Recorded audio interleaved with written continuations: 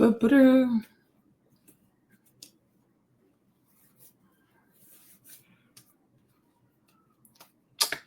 Good morning, my peoples. Good morning. Get in here, child. Get in here.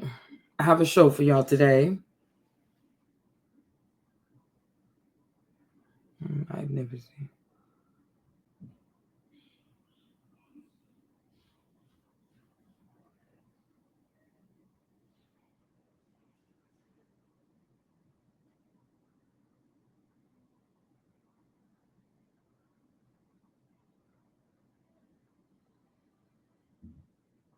Hi, T. What's up? Good morning. He's a lesbian. Hey, Mark. Hey, wait. What's up, people? Good morning. Oh, thank you, Mark. Merci beaucoup. Good morning, you guys. I have a show for y'all. Hey, Val. What's up, my love? Val's like, yes, I'm not working today. What is chicken harvesting? What is that? Because you live out in the country, right? Like farm life. Hey, guys. What's up? We missed you. What's I gonna say? Brett Cooper.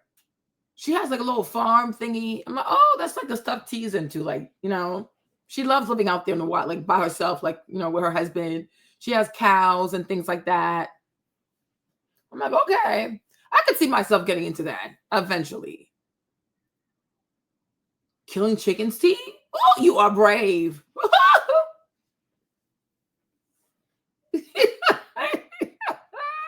Hey, Queen. Yes. You are brave. Oh, you guys, listen. We have a show today because I was seeing. Yes. I saw Brett Cooper. I saw her life. Now, hey, Janet. I was like, oh, this is what T is into. Hold on. Let me see. Let me show you what I saw. I thought about you. Hold on.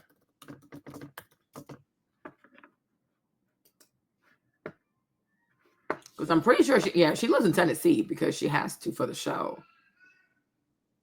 Let me see. Yeah, see, like little farm life, whatever. She has like a bunch of animals. I'm like, oh, this is T. This is the life of T. T lives like this. Hold on. No, that's not that one. Hold on. She has a cute little farm life. You see this? That's so cute.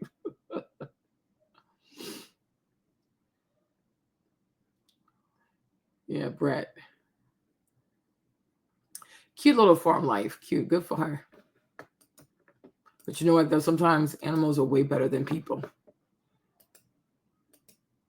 Yeah, super cute. Yeah, she likes living outside. I'm like, good for you. That's super cute. Maybe one day I'll get into it.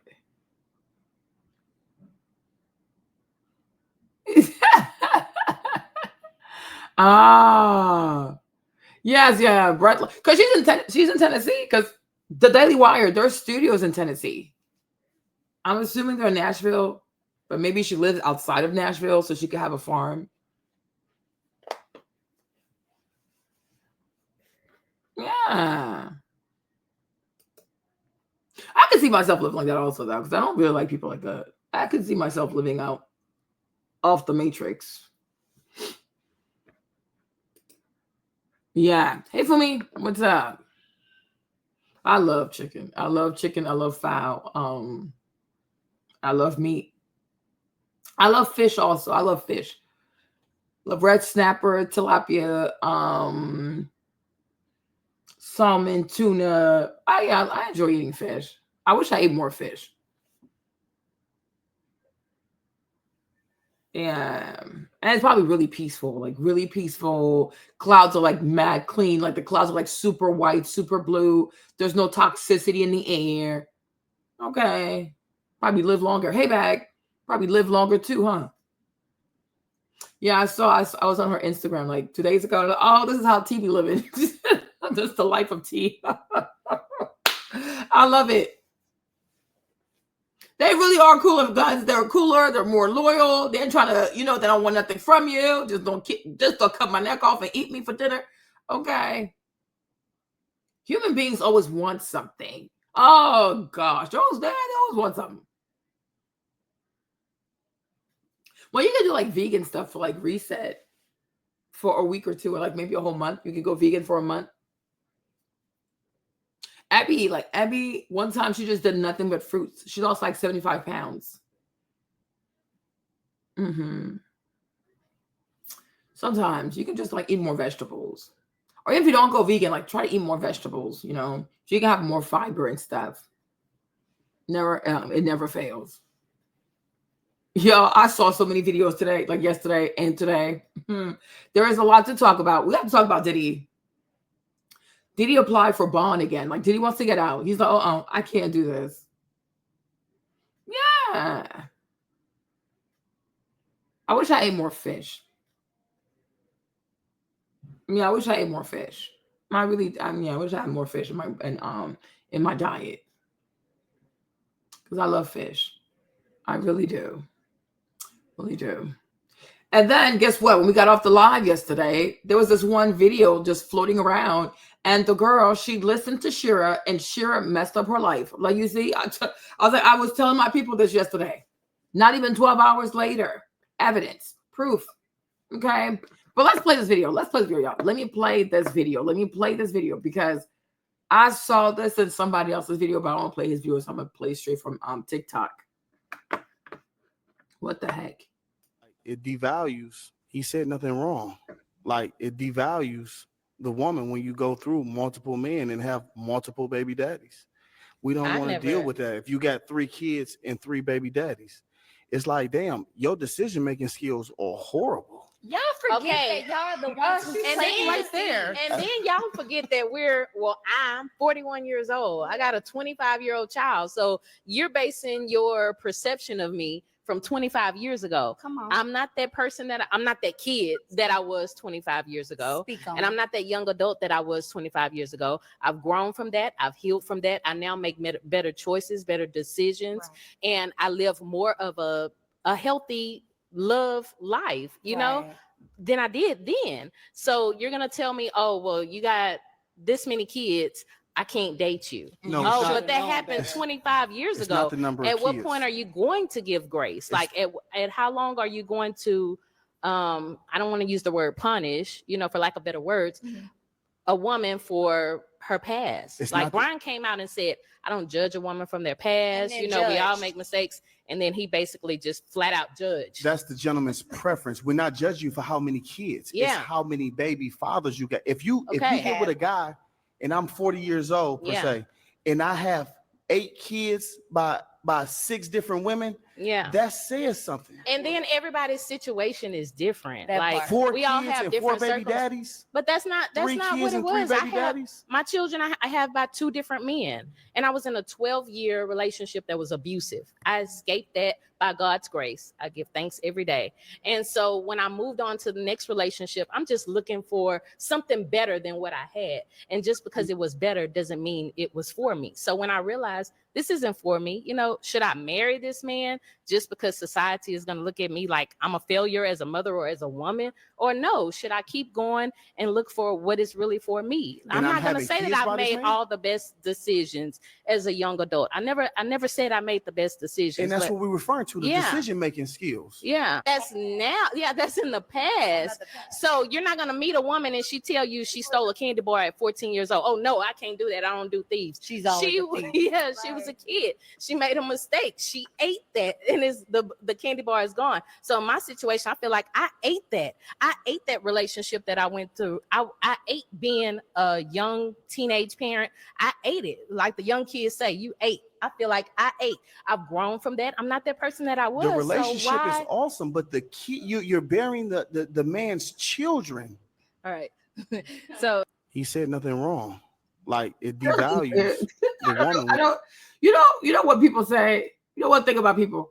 When people say things like, oh, I've healed from this, I've moved on from this, and they're still arguing with you about it, they haven't healed from it. They haven't moved on from it. They don't have self-awareness, okay?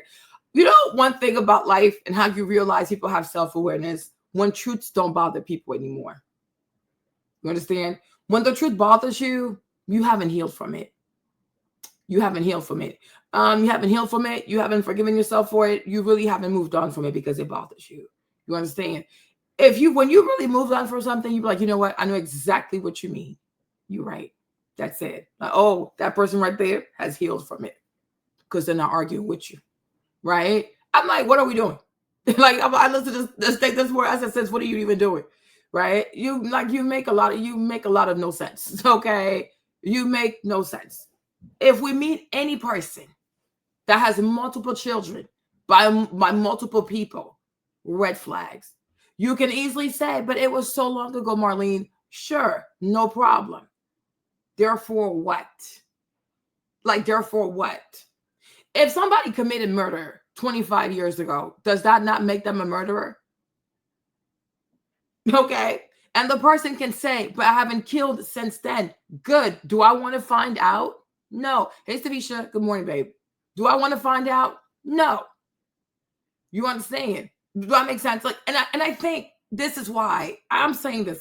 This is why so many women, unfortunately, date liars and they date losers and they date con artists and scammers, all that kind of stuff. Because women have a hard time with the facts. Women have a hard time with things that they feel, oh, but if I agree to this, or if I'm okay with this, and it devalues me to some extent, you lose points. Yes. These are demerit points. You lose them. Yes. Be okay with that. And then make up in other ways. Why are we wasting time talking like this? Seriously. Right? You had 3 kids by 2 different men. Why did it not work out? It is bizarre. It is very bizarre. Then you hit us with I was young then. It was 25 years ago. At 25, you're a grown-ass woman. You're not a child. There is a problem. It could be a you problem, most definitely, but it's also your family problem. How were you raised, or how were you not raised? That's also questionable. Where was your supervision? Where was your mom? Where was your dad? Where were your peoples? How come you were not supervised? How did this happen to you? These are real questions people have. You understand? Then you hit us with I wasn't a domestic abuse. Okay, yeah, there you go. There you go. Right? We hear that often. We want to say, okay, but I stayed for 12 years. Okay. Even that also is questionable. You understand? So first, you get pregnant by 2 different people with your horrible decisions. Then you're in a bad, abusive relationship for 12 years. How do you stay in there for over a decade? Says you don't make good decisions, right? And I even feel like this whole domestic abuse thing, I've come to recognize that sometimes even domestic abuse is a way not to be held accountable. Because you're going to ask her, what kind of abuse it was? She's going to tell you it was emotional. There you go. There you go. Right? Because that's the hardest form of abuse to prove. It was emotional. What does that even mean? Emotional abuse. What does that even mean? Right? If it was physical, did you ever call the police on this man? Did you have any police report on this man? Because at this point, you could be saying anything to just get that pressure off of you. Because what you want people to feel sorry for you. No, you a grown woman, right? Nobody is going to feel sorry for you. And I think it's also extremely pathetic for grown people to want people to feel sorry for them. It is pathetic and it's incredibly manipulative. Stop looking to manipulate people. Nobody should feel sorry for you. These are self-inflicted wounds. Now, if you recovered from them, good for you. Nobody has to find out for themselves. You understand? Another thing I'm going to say too, right? Oh, but it was 25 years ago. No problem. So, but my thing is, so the oldest, it could be 25. Your youngest is how old? How old is the youngest? Well, let's figure that out. Another thing is also, right? You can never say to someone, you owe me to take a chance with your life, with your finances, because that's what we're saying. Even in love, we're just a single person. It's the risk to say to a person, oh, yeah, I have kids, but you know what? You should marry me anyways because I've changed. I'm a better person now. How do we know you really changed? We don't really know you. You could be saying things because you're tired of being by yourself and you are tired of paying bills by yourself. You have motivation to want someone to believe that you changed because you don't like the outcome of your choices. So you're looking for a punk, right? You understand? Because even the man that you quote unquote want that man to marry you. If you didn't have no kids, would you even be into this man? Most likely not. Most likely not. Because there's deception in relationships, right? And there's deception from people that stand to gain the most. The most you stand to gain, the more likely you are to be deceitful. Because you honestly have nothing to offer but baggage. The less you stand to gain in a relationship, hey Diana, the less you stand to gain in a relationship, you have no reason to lie because you don't have to, there's nothing much for you over here. Like there's not much to gain. But the more a person stands to gain, the more a person is going to lie. And the more a person is going to be deceitful. And the more a person is less likely to be who they truly are. They're going to show you something they think you want to see because they're desperate. And therefore, you have to be very careful. But it's a liability. I don't know why. I had a girl I was talking to, but she's so damn stupid. I had to block her. I don't have time for this. Okay? I don't have time for this. Right? Because she said she met this man. She has kids. The man asked her how many kids she has. She also has 3. She has 3 boys. And he asked her how much she made. And so he told her when he does the math, she's a liability. He can't date her. And I was like, well, she was upset. I'm like, why are you upset? No, I really don't get why you're upset. He's actually being honest. Would you rather he lie to you, bamboozle you, make it seem like there is a possibility, right? Have sex with you and then tell you, you know what? Never mind. No, he told you up front. He told you up front. You should actually be grateful he told you up front, right? Because you have 3 kids. So if he marries you, he can't just marry you. He marries you and your kids. Financially, he has to take that on. You can't just expect people to do that just because you think you have a good heart. That's extremely selfish. That's extremely selfish. And also maybe you are selfish because why do people keep bringing children, innocent children, into broken environments? Why have a baby with someone and then say, well, should I really marry him? Because I don't think that just because society said so. No, because your child needs a 2-parent household. Don't worry about society. But that's selfish. You have the baby. Then you try to find ways to evade being a parent and raising your child with the father of your child. Then you try to blame society. No, ma'am, don't do that. Right? So I'm like, he's being honest with you because he can't just love you. He has to love you and your kids. He has to provide for you and your kids on top of the fact that he also has kids. So when he does the math, he cannot afford this. Why are you upset? She's like, oh, Marlene, you think like a man. I'm like, maybe you should.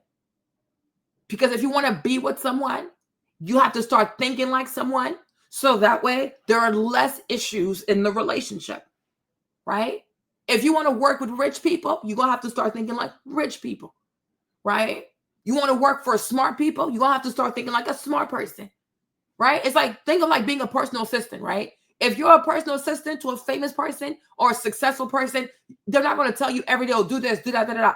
After a while, you're going to have to start thinking like them. Okay, if I'm this person, what do I need at 6 o'clock in the morning? What do I need by 8 o'clock in the morning? What do they need? Da, da, da, da. You have to look at their schedule, look at the way they live their life, and you got to start anticipating what that person actually needs. This is how you have successful relationships, is that you can anticipate what the other person needs. You prove yourself useful.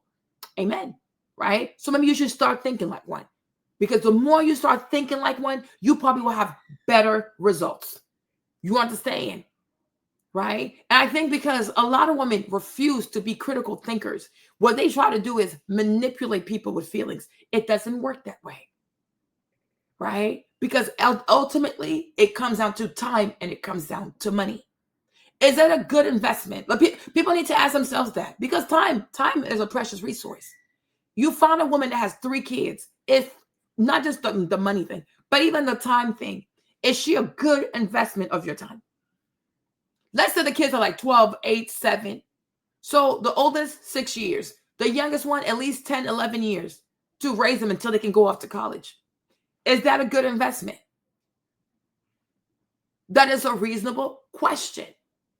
It's a reasonable question. Is that a good investment of my time? Right? You understand? Because reality of it is also what you have to understand. People don't, I don't know why people do this, but I guess people are dishonest. But my thing is, when you ask anybody to consider being a step parent, you also got to understand what you're asking another person to do. You're saying, help me raise my kid. But there's a great chance that once my child is grown, my child will not honor you. They will honor the parent that was never there.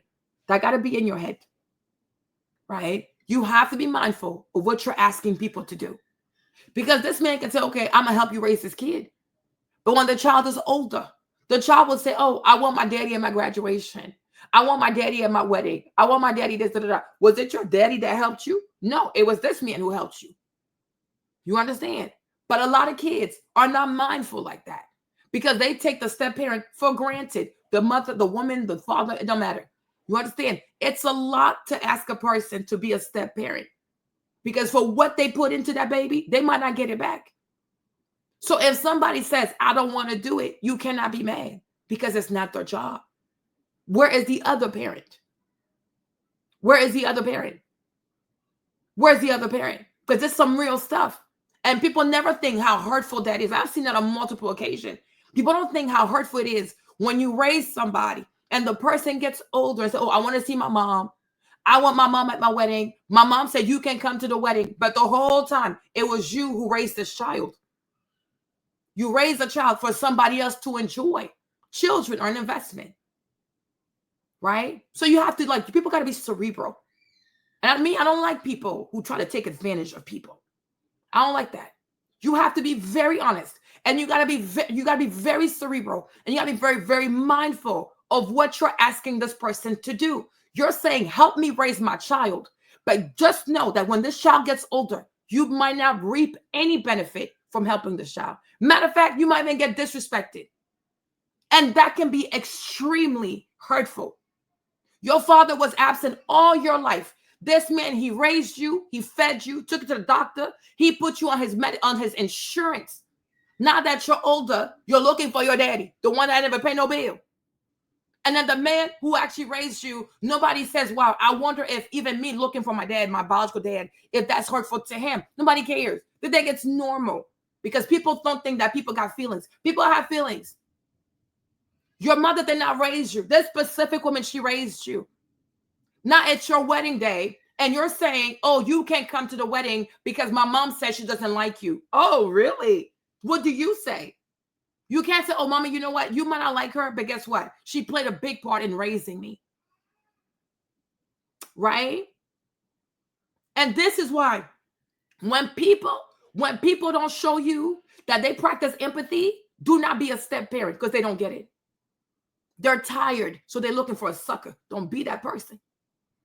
You understand? Because a serious person that has empathy, a serious person that truly fears God, really will understand what they're asking you to sign. Just like any contract. When you sign a contract, they tell you everything, even the clauses, even the fine prints. They let you know. Now, it might be tiny font, but it's still there. Right? When someone does not have enough wherewithal to say, what I'm asking you to do is big, because these are not your kids. That's somebody else's kids. These are my kids. I made selfish decisions, and now I'm asking you to help me clean the stuff up because I'm tired, I'm overworked, I'm overspent, and honestly, I'm ashamed. So I need a man or I need a woman to help me cope with my shame, to make it seem like you can always have redemption at the expense of who? At the expense of who? So no. You know what I'm saying? No. Being a step parent is it's an extremely thankless job, and you got to be mindful what you ask people. Just like people call people and they ask people for money. Oh, can I get this? Can I get that? Yo, be mindful of what you're asking people to give you, because they could have used that money for something else. That's why you should say, hey, do you mind? Not can I have? No, not can you have. You put something in here. You put something over here. Okay. So you don't say, can I have? You say, hey, do you mind? Is it feasible? Are you, like, can you afford to lend me X, Y, and Z? Because nobody owes you anything. And that needs to, and people, I need this people to get this to their head. So this girl, you want to be hurt? I don't care. You're too grown to be hurt. You're a big woman. Stop with all these stuff. My feelings are hurt. Who do you think you're manipulating with this foolishness? Oh, you think I'm going to apologize to you? I'm not going to apologize for nothing. I didn't insult you. She's like, my feelings, you people, your feelings are always hurt. Like, nobody cares at this point. It's like the boy who cries wolf. When are you not hurt? When are you not hurt? When are you not offended? When do you not feel forsaken? When do you not feel rejected? You wake up to be offended. You don't wake up to get smarter. You wake up to be offended. So be offended. Nobody cares. Like, seriously, nobody cares. Because you're talking with grown people. And if somebody hurt your feelings properly a long time ago, you would have made better decisions. People coddle girls way too much. Oh, my princess. No, she ain't no princess. She's a girl. She's a human being. Stop calling her a princess. Stop this foolishness. Stop coddling people. Okay? Oh, we want to be feminist. You want to be equal to men. Then raise your daughter to be a critical thinker. Okay? Raise your daughter to know that nobody owes her anything, no matter how pretty she is. We don't care, because being pretty also does not pay the bill. It's nice to look at, but that's about it. People want to be around intelligent people who don't cause harm, who don't bring liabilities. Okay? People want to be around people who help them to go up, not people who bankrupt them, take their money, do all that. It's too much. It really is way too much. It's way too much. So I'm listening to her. I'm like, no, first and foremost, you haven't changed because you're extremely emotional. Because if you really had changed, you'd be like, you know what? You're right. You're right. I didn't make good decisions. But how long are you going to hold this against me? It does not matter. He doesn't, like, you live your life. Doesn't matter. He's not the judge of your life. He doesn't care. He said it's not for him. Right? Nobody has to give you any second chance. Like, no, live your life. But the same way you've lived your life, and your life, the way you've lived your life has led to this moment in time, you have to understand that other people also have the right to live their life. And in their life equation, this is not part of it. This ain't it. They don't want it. And be like, oh my gosh, yeah, people don't want it. And you could have beautiful kids. God bless your babies. But people do not want to be financially responsible for your kids. People don't want to take their time to help you raise your kids. They have a father, right? They have fathers. Go find a way to make it work. Even if you don't date these people or marry these people, you have to find a healthy co-parenting situation with the fathers, because that is their kids and they have to provide for their kids. But you can't ask somebody to do what the father himself didn't want to do. That's crazy. That is crazy. Like, to have more smoke for a random stranger than you actually have for yourself and the father of your child, to me, is crazy. It's really, really crazy.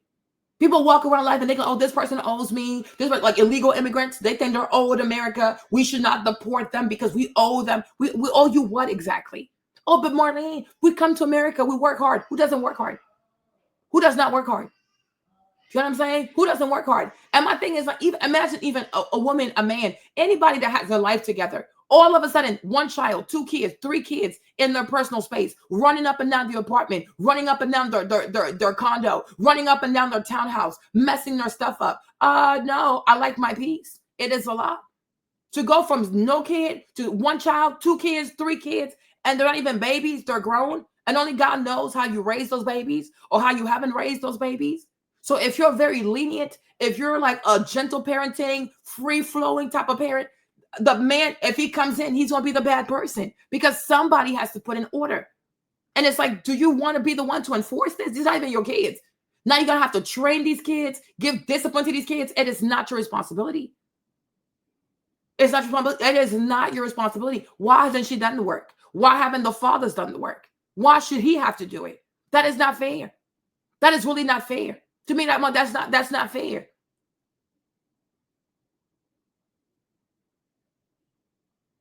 Yeah, you see, that's because it never fails. It never, and people don't want to talk about this because people don't want to hurt these girls' feelings. Hurt her feelings. She's hurting her kids' feelings by not having a stable home for her kids. Who is she? She can't be hurt. Hurt her feelings. She's gonna be all right. Stop trying to not hurt people's feelings. These people they're not gods. They're people. Tell people facts plus tax. They're gonna be just fine because of it. Because there are too many women who lie to other women. Foolishness. And yes, people will judge you. Now, some people judge you. It doesn't really matter because it has no bearing on your life. People can judge you. That's fine. It's their natural right. It's a natural thing to judge. Now, condemning, that's the part. Okay, like, people can do better. But my thing is, even if you have done better, people can still say, no, I don't want it. And you have to understand why. Because if the shoe was on the other foot, most likely you would have said no. Okay, that's it. And learn not to take, like, oh my God, but that's so, no, stop. You're being manipulative. The tears, the excuses, you are being manipulative. The person said no, it's a no. Move on. Somebody says no, they said no. It's over. But me, Marlene, what I have seen with people being step-parents, stepmoms, stepdads, I would not recommend it. Because I think it's extremely thankless. I think it's extremely hard. And I think people just don't care. People are not mindful. Even if you want to go look for your dad, there's a way to do it. There's a way to do it. Okay? There's a way to do it.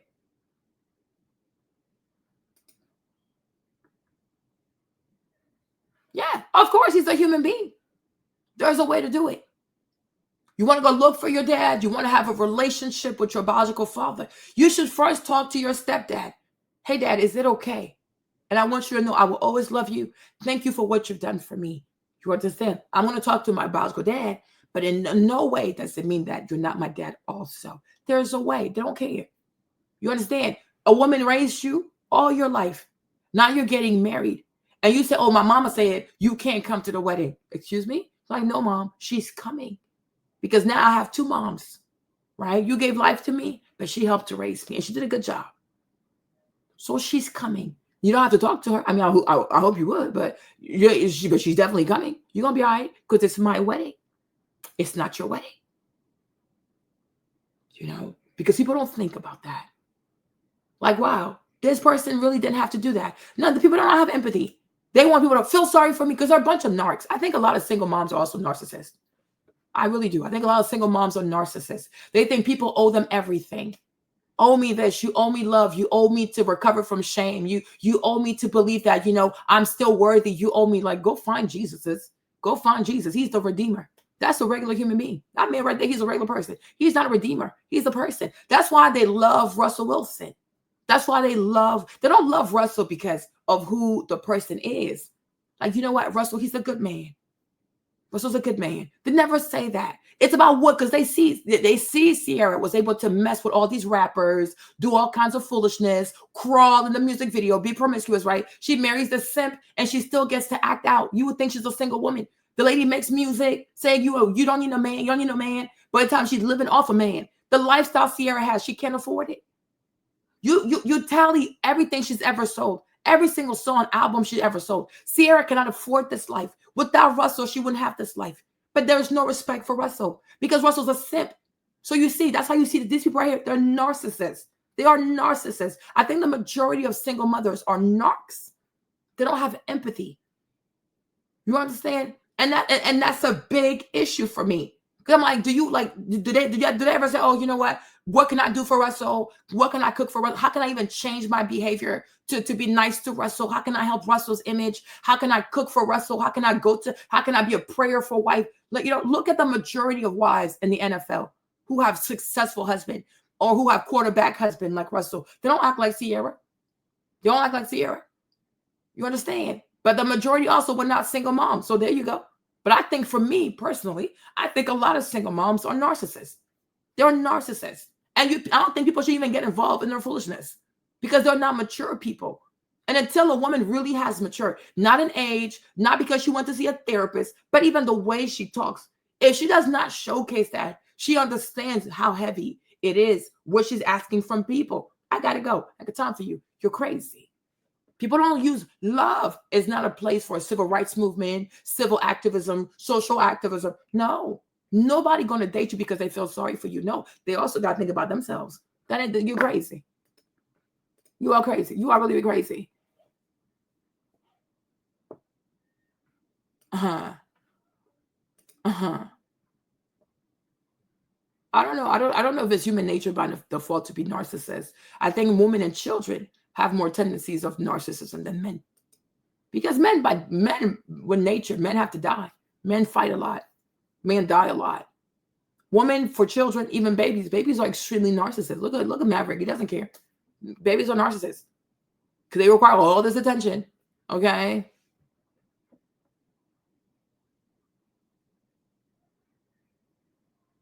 Oh yeah, they did pretty good.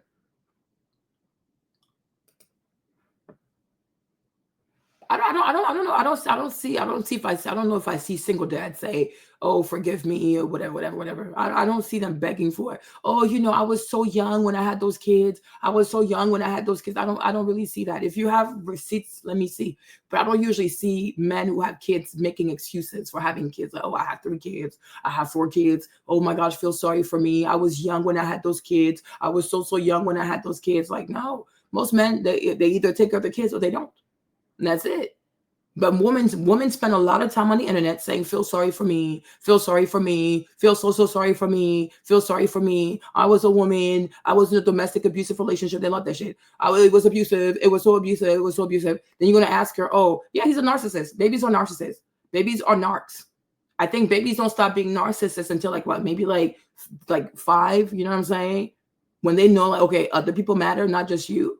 But I think at this age, Maverick is an incredible narcissist. Yes, he's a narc. That's narcissism. Like to me, like babies are narcissists, but you get it. They have to live. So they can't do anything. They're extremely dependent on you. So they have to make sure that your entire life, you know, is just evolved. Like it just revolves around the baby. Right. But I feel like the weaker the gender, the more narcissism you observe. Because people are not the less you are self-sufficient, right? The less physically strong you are, the more dependable you are, the weaker you are more of a narcissist because you don't have the physical strength to defend yourself. You can't fight for yourself. So you got to use emotions, tears, manipulations, narratives, wump, because you really can't fight like that.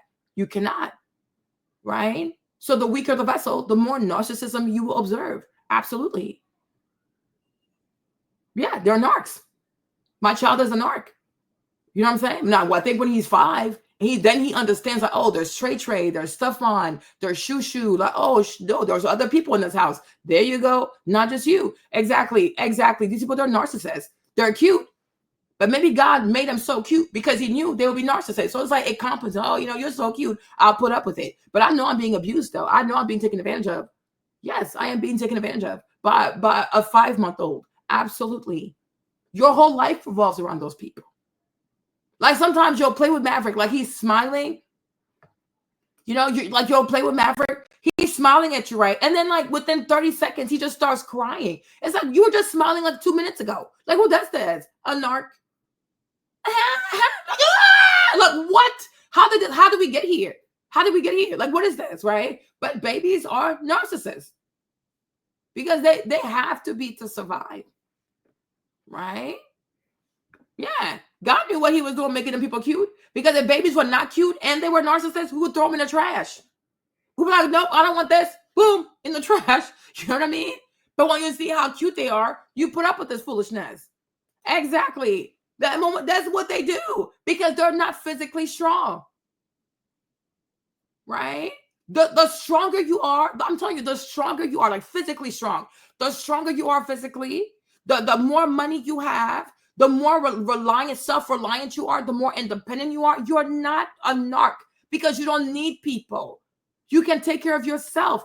It is not the case for women and children. That's why when there's war, who always suffers the most? Who's always running first? Who's always like lagging behind walking? Women and children. There you go. So it makes sense. It's okay. We don't have to sit here and like do all this like, you know what I'm saying? We ain't got to see a lot of people. You know what I'm saying? It's okay. I like, my gosh, I don't know why people don't want to live in objective reality. It's okay. It's cool. Yes, yeah, because they're not physically strong. When you know, if I know I can beat your ass, I don't have to manipulate you. I can just beat your ass and get what I want. What the freak? What you gonna do? I'm gonna beat your ass. I mean, it's not the slander, but you defend your nephew. But ultimately, Val, the baby is a narcissist. Okay? He'll see me go live. Like the more I talk, the more he wants to talk. That is incredibly inconsiderate. Who does this? A narcissist? He's cute though. So because he's cute, I put up with it. But imagine these babies, if they were not so cute with these pretty eyes and the pretty lashes and their pretty hair and their pretty lips and the little tiny, tiny hands, we would pick these people up, put them in the trash. This is too much. Okay? And it's too much. But they're so cute. So like, oh gosh, I guess I'm gonna do it. Okay? Because they're cute. You see, God is really smart. That's how you know God is really, really smart. God is really smart. Because if the babies were not cute, if babies had like, I don't know, like claws, if they had like fur, they look weird, if they had like hoofs, like if they had like, you know what I mean? Like fangs coming out, they had hoofs, you guys, we're gonna pick up them people. Trash. Don't want you. Okay? No. You are just way too ugly. You're just way too hideous. Exactly. You see this? You see this? He competes with me. So Jimmy was like, you know what? I think it's funny because the louder you get, the louder he wants to get. You see this? Who does this? Because he's not mindful. And he's not, I'm telling you, and he's not going to be mindful for the next like 5 years. Babies are narcissists. You know what I'm saying? Like everything has to revolve around the babies because they need help. They can't live by themselves. You see this? But then you see his face and you're like, oh, Maverick. Manipulation. You understand? And you could also make the argument, that maybe that's why God also made women beautiful.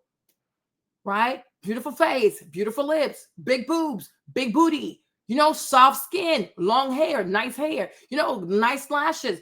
You could also make the argument because God knew that he was going to make the woman a weaker vessel. He made her attractive to the eye.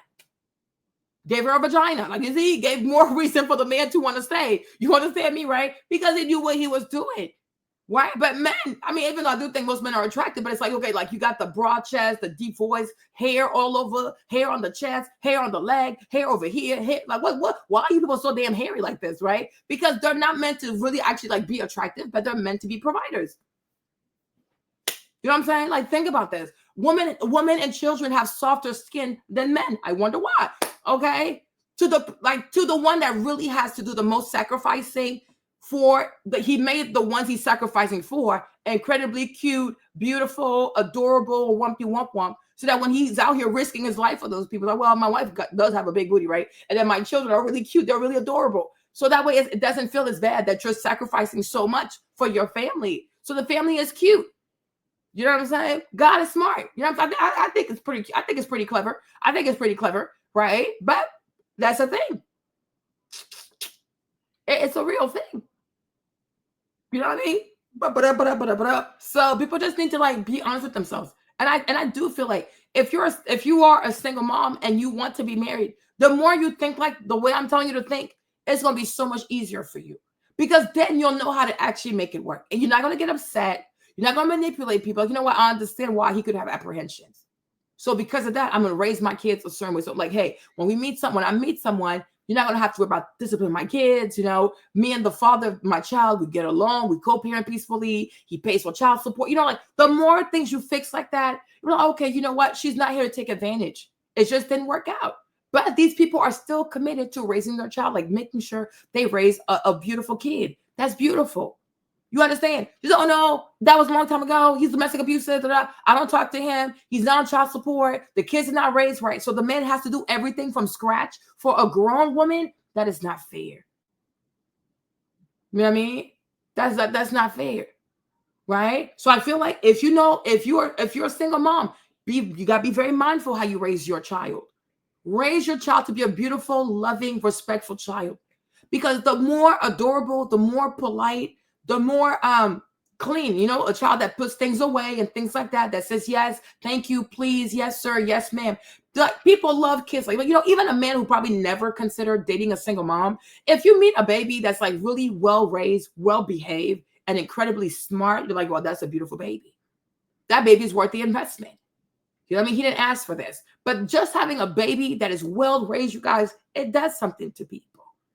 Oh, wow, that baby is raised well. Then to know that you are on good terms with the father of the child and that people are co-parenting like adults. You guys are not fighting over the phone. You're mature. You're respectful. It's like, okay, you know what? It didn't work out, but he probably is a good dude. She's a good dude. So even if it didn't work out, the fact that he knows that you pick somebody solid, like even though y'all not together, but he does right by the child. So, okay, that's cool.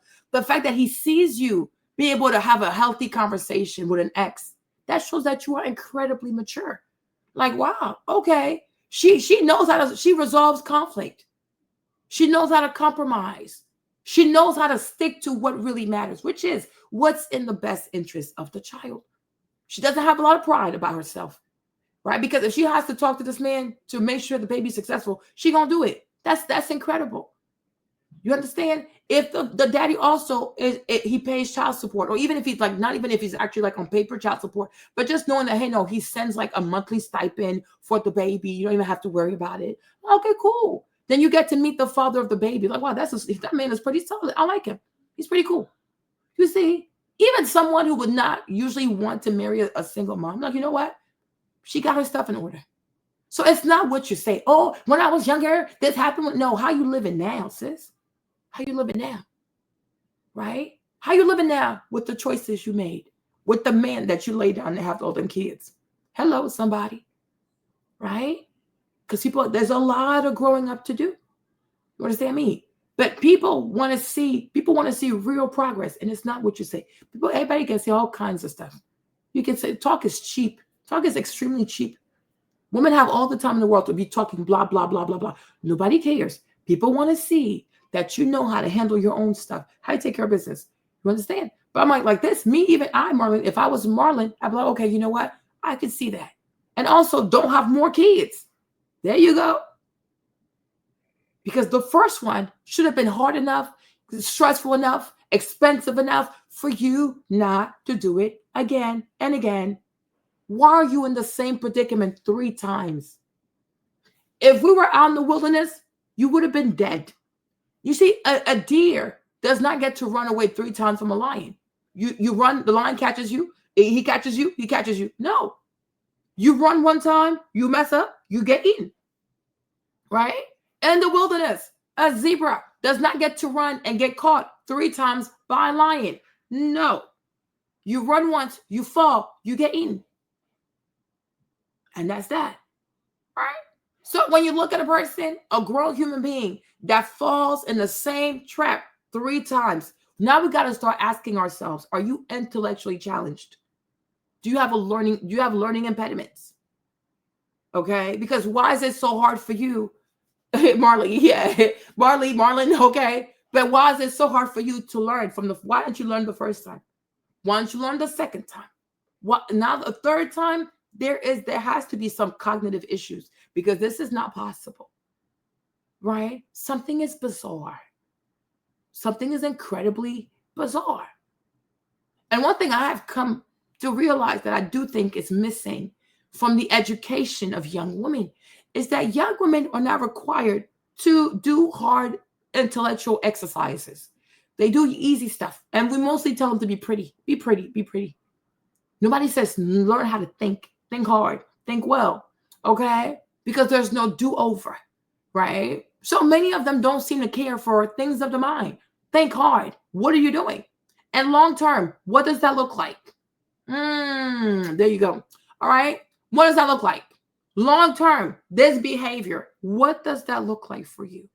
Don't think long term. Women live in the moment. And that right there is concerning. Okay? It's extremely concerning. And that's why a lot of them, especially modern women, have a hedonistic lifestyle. That's why many of them are promiscuous because they live in the moment. Therefore, they're extremely promiscuous. Because when you think long term and you think according to a vision, you're like, just because I can doesn't mean I should. Everything is not necessary.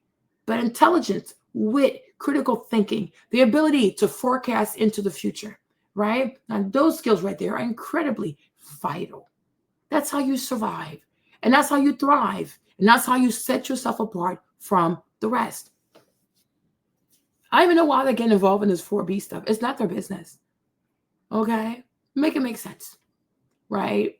Make it make sense. So I'm going to play. Some of y'all came in a little bit late, so I'm going to play the video again. But I'm actually saying all kinds of foolishness.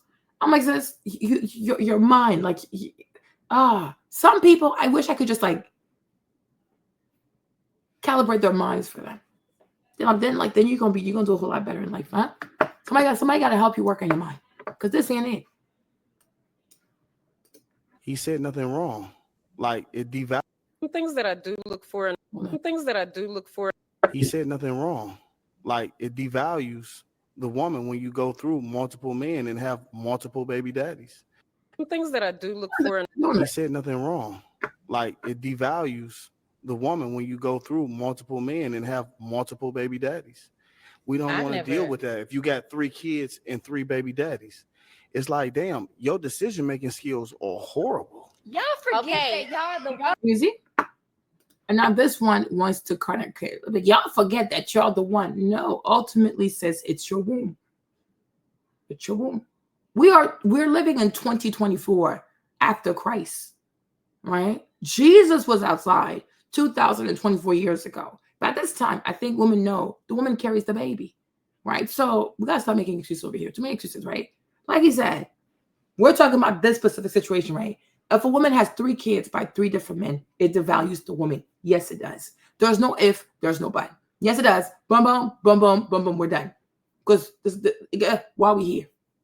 Why are we here? Okay. What? When you have self-awareness, you understand what he's saying? We don't need to argue. Next topic. You're right. That's it. Right?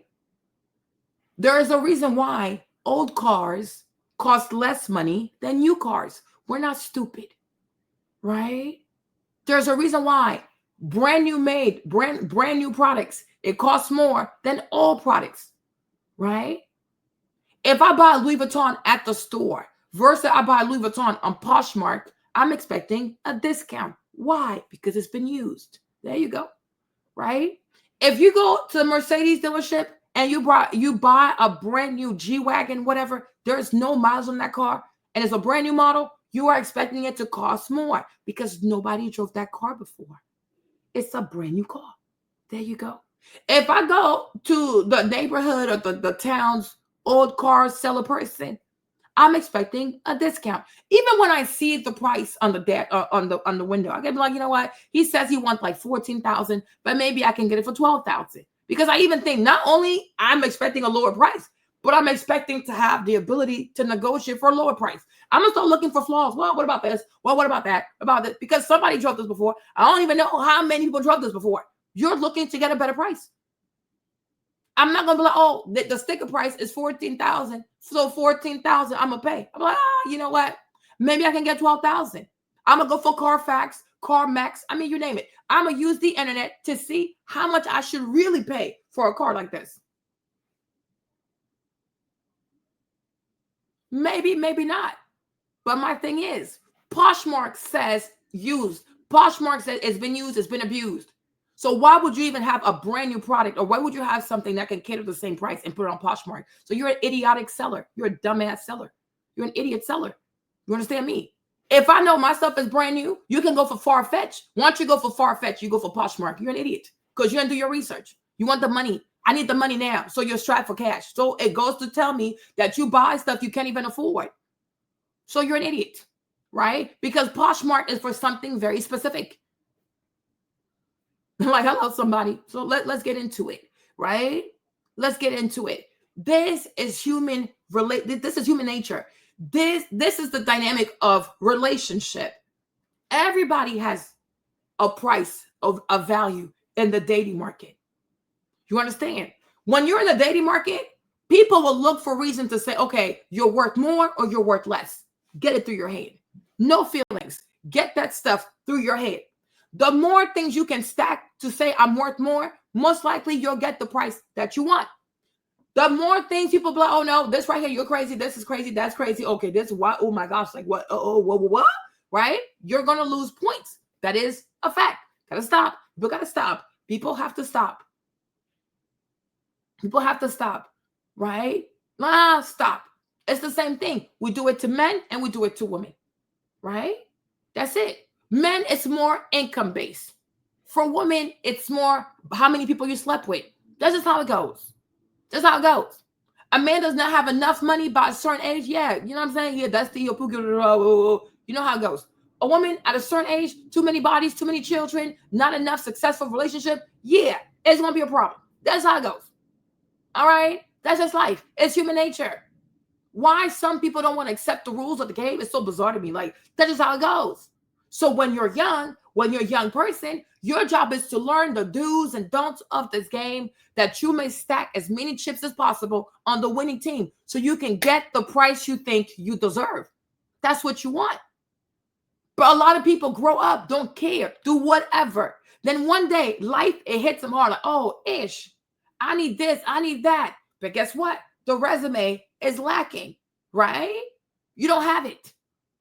So you say, oh, some people will say, okay, I don't have it. How do I get it? Through hard work. Some people will say, I don't have it. How do I manipulate my way into getting it? There you go. The children of God versus the witches. There you go. Right? That's it. That's just how life works. Why do people struggle with this? I don't understand this part. You understand? That's life. When you're a man, by a certain age, people are going to expect you to have a certain amount of money. You don't have it, get out. Just go somewhere. Nobody cares. But Marlene, no. Nobody cares. No one cares. No one cares. And I wish people would understand that. But the problem is we have so many people now who have a progressive mindset, a liberal mindset. They vote Democrat. So these are people who usually struggle with reality. They still don't understand why Kamala Harris lost the election. You see this? They just struggle with reality. Too many people struggle with dealing and coping with reality. And this is why ultimately they'll go through life as a bunch of losers because they don't get it. They just don't get it. You see, when I was looking at the whole like Mike Tyson versus Jake Paul, I remember like years ago, I wasn't really into it. I'm like, oh, Mike is the GOAT. Like, why would you fight a clown like Jake Paul? Like, what the heck? But I had to change the heart because Jake Paul, it seems as though he has been taking boxing extremely seriously. Because once upon a time, he was a goofy YouTuber. I guess now he takes boxing really seriously. And whatever he got going on with them boxing games seems to be working because he got paid $40 million. My God. Mike Tyson got paid $20 million. You understand? Mike Tyson, he was mad famous, super famous, heavyweight championship, but Mike also lost a whole lot of money. He was born poor, extremely poor, trained really hard, extremely hard, becomes incredibly wealthy. When I was a kid, I was like, does he live in a castle? Like, because his house was so freaking huge. Prison, whatever, loses everything. And now Mike is back with the opportunity of making $20 million. He's like, you know what? After this legacy, I'm going to take it. Even me, I need the $20 million. You understand? And I looked at him yesterday. And I think, you know, one thing that makes Mike Tyson a man, Mike Tyson is a warrior. I don't know what Evander Holyfield is doing, but Uncle Evander, he needs to get up and go find himself a fight and make some money. Do you think he needs to get up? Because he lost a lot of money too. He lost a lot of money. He's out there somewhere in Alabama living in the struggle land. Uncle Evander, you better get up. Because you're a fighter. You better go fight one of these little white boys and get you a bag. But you see, Mike Tyson, to me, he's a warrior because he doesn't live a life of excuses. You understand? And yesterday, the man made $20 million because he understands what matters in the life of a man. You better be a man that you know how to fix your problems and you know how to make money. And like Donald Trump, you need to know how to get back on top. How these people, him and Jake Paul, how they were able to fill up that arena, the whole stadium. I'm like, all these people, this is crazy. This is really crazy, right? Gotta know how to fight. People don't get, oh, I've been through this. Listen, Mike Tyson, he's been through a whole lot. A lot of people would have deleted themselves. Oh, you know what? My life is over. My life is ruined. My reputation. Let me go pew myself. No. Gotta be a fighter. He's 58 years old. He went in the ring with a 27-year-old, did what he had to do. Now, did he throw the game? I don't know, but I don't really care. It's entertainment. Okay? But nonetheless, starting today, he did it for himself. He didn't go ask a man, oh, Jay-Z, give me money. Oh, this person, give me some money. Oh, Donald Trump, give me money. Oh, can you give me some money? You know I lost all my money. No, you build yourself up from scratch because everything you need to be successful, it's already in you. Everything you need to be successful, it's already in you. Get gully, get busy, get active. Go fight these people. And he fought that little boy. I don't know how to play that. I think people say people are upset, but ultimately they got paid. Jake Paul, $40 million. I said, how this little boy making $40 million like this? $40 million in one night. Jesus. Okay. Mike Tyson, $20 million in one night. Oh my Lord. So I thought, Uncle Evander Holyfield, you need to wake up. You need to wake up, be shameless, go find a fight, go find you a fighter, Uncle Evander, and make you some money. Don't die poor because it's not your destiny. Okay? You can always reinvent yourself. Stop making excuses. Stop making excuses. Right? But this to me is what differentiates a man from a woman. This is why we also say that woman cannot be leader because by that time she's still crying about the things that what happened, what could have happened, what more. She's still sobbing, crying somewhere. You understand? Another reason too, also we say what I say. This is what separates men from women. Number two, this is why men lead. Women cannot be leaders. Maybe lead their children, lead their little choir group, whatever. Sure, but lead entire society, they ain't got it in them. Because like that savage, they don't have it in them. Kamala Harris, she lost the election. Nobody even touched this lady. She couldn't even come outside. A man had to come outside for her because she couldn't do it. You understand? A man, he loses everything. He will go out here and find a way to a real man, not the no soft whatever. You know what I'm saying? He gonna build himself. He gonna rebuild himself over and over and over. He's not looking for excuses. The average woman, excuses. They go from TikTok to YouTube to Instagram looking for content where women are making excuses for them. That's why they love that lady, the alleged whatever she is, Cheyenne Bryant. They love her, right? So tell him he did me wrong. Tell him he did this to me. Yes. Girl, shut up. You knew he wasn't shit, but you still laid out with him also. Go sit down somewhere with that. Okay? Go somewhere with that.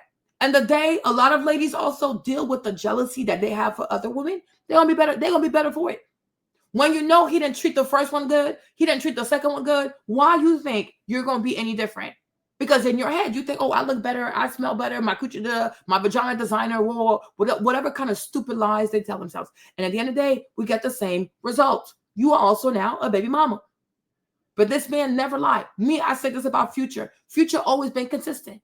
Now, how these girls keep jumping in that pool of baby motherhood with this man, that's on them.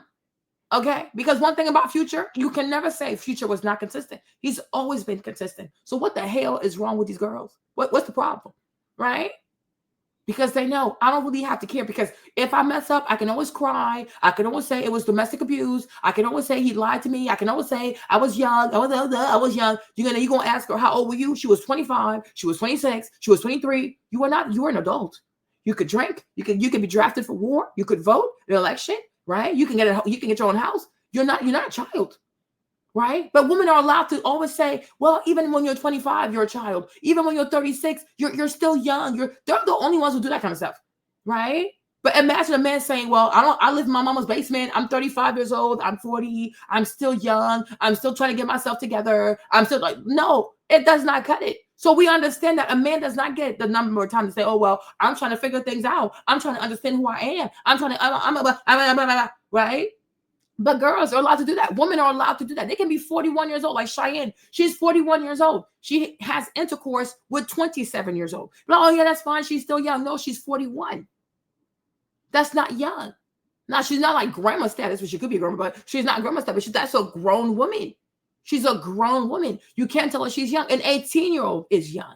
41, you're a grown woman, and you should act accordingly. And your life should somewhat be a testament for the young ladies coming behind you. Okay, this is how you conduct yourself when you're 41. Today, the 18-year-old, the 41, they wear the same outfit, they speak the same way, they wear the same clothes, go to the same club, and they're pursuing the same man. She's 18, she wants a 27-year-old. She's 41, she also wants to sleep with the same 27-year-old. Who does this? Who does that? Right? This is crazy. This is really, really crazy. So it's like, no, we have to stop the madness. Yeah, you really, really have to stop the madness, because it's crazy. You're not a child. You are a grown person. You're not a child. But if it was a man, nobody would put up with this. And if anything, people would actually be disgusted. At 40, this is how your mind is at 40. At 35 years old, that is your mind at 35. He's back. He's back. Why is he back? What happened? Because he wants to sleep, but he doesn't want to sleep. So therefore, I think he wants you. You see, there goes. You see, my favorite little narc. I told you. He looks like he's about to mess up my stream. Yes, this is about to be all about me. Yes, you see this? You see? There you go. There you go. I already know. Okay, so welcome back, Mav. Okay, he's about to start in a few minutes, right? So it's like, no. People will be utterly disgusted. Like, what? You're 40? Your life is not in order? Your thing is not in order? Okay? Like, no. Mm-mm. Not doing this. We're not doing this. We're not doing this. Right there. And then y'all forget that I'm 41 years old. I got a 25-year-old child. So you're basing your perception of me from 25 years ago. Come on. I'm not that person I'm not that kid that I was 25 years ago. Speak on. And I'm going to stop it right here too, because there's people that don't get this, but don't get this. Even if it happens, because she says she's 41, it happens 25 years ago. So her first pregnancy, she was 16 years old. We still have a cultural problem. So you'll say, people are, child, maybe I need to write a book one day, huh? You'll say, I'm not the same person I was 25 years ago. Sure. People have a tendency to overinflate their sense of self-evolvement or whatever. Nonetheless, your family dynamic led to an environment where a 16-year-old young lady was not supervised and she got pregnant.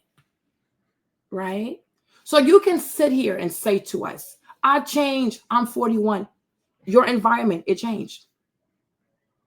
Hello, somebody. If you have a mom or a dad, or you didn't have him, whatever, that family structure or the lack thereof, that made it possible for a 16-year-old to get pregnant. Why are you pregnant at 16? Why are you not in school? Why isn't your mom supervising you? Why didn't your mom know you were sexually active? Why didn't your mom put you on birth control? That family that led to this environment that made it possible for you to think you could get pregnant. It was okay to get pregnant. It was okay to run behind boys at 16. That family structure is still your family, is it not? You are still amongst those people, are you not? And most likely that's why you have 2 more babies, right? So you can say what you want to say. But my thing is, there is a culture problem. And when a man marries a woman, and when you decide I'm going to marry this woman, you also got to look at her family. Because that's an indication of who she is. That's why she is the way that she is. That's why she looks at life the way that she looks at life. And most likely it'll tell you how far she can go or how far she's not going to go. Because we get our set of limiting beliefs from our families. Do y'all get me? Right? Do you get me? People think change is, I think sometimes people talk about change and they think like change means, oh, as long as I change myself. You can change yourself. But if you continue to be planted in a structure that leads you to make horrible decisions, you are going to give me the same product. And that's why baby number 2 showed up. Baby number 3 showed up. Because I'm sure if I look at your mom, she thinks like you. I look at your sisters, they think like you. Your aunties, they think like you. Your grandma, they think like you. It's not just about you. We're not uniquely looking at you. We are looking at the family structure that gave rise to a young lady like you. And I'm pretty sure you are still planted in the same soil that gave rise to this fuckery. There you go. So even if I marry you, you tell me you changed, you're going to be there. If I have a daughter with you, my daughter will be exposed to your mindset, your mother's mindset, your sister's mindset, your auntie's mindset. And I don't want my daughter exposed to losers. Point blank motherfucking period. People need to start telling people the truth. Okay? I don't like your family. Your family has horrible culture. Your family does not supervise young ladies. And obviously, if you're pregnant at 16, your family does not put huge emphasis on education. That's why your behind had time to get pregnant. Y'all gotta stop. You don't marry. When you marry people, you don't just marry the person. You marry the person and the entire family, because she's gonna be on the phone with her mama, and that's gonna predicate how she resolves conflict. She will be on the phone with her sisters, and that's gonna predicate how she resolves conflict in her marriage. She's gonna be on the phone with her aunties, and that is gonna predicate how she solves conflict with you. Oh hell no! Oh hell to the no! No, we are not stupid. We are really not stupid. We are not stupid. You understand? So you can say it was 25 years ago, but you got the same family. Y'all got the same mindset. Y'all got the same attitude.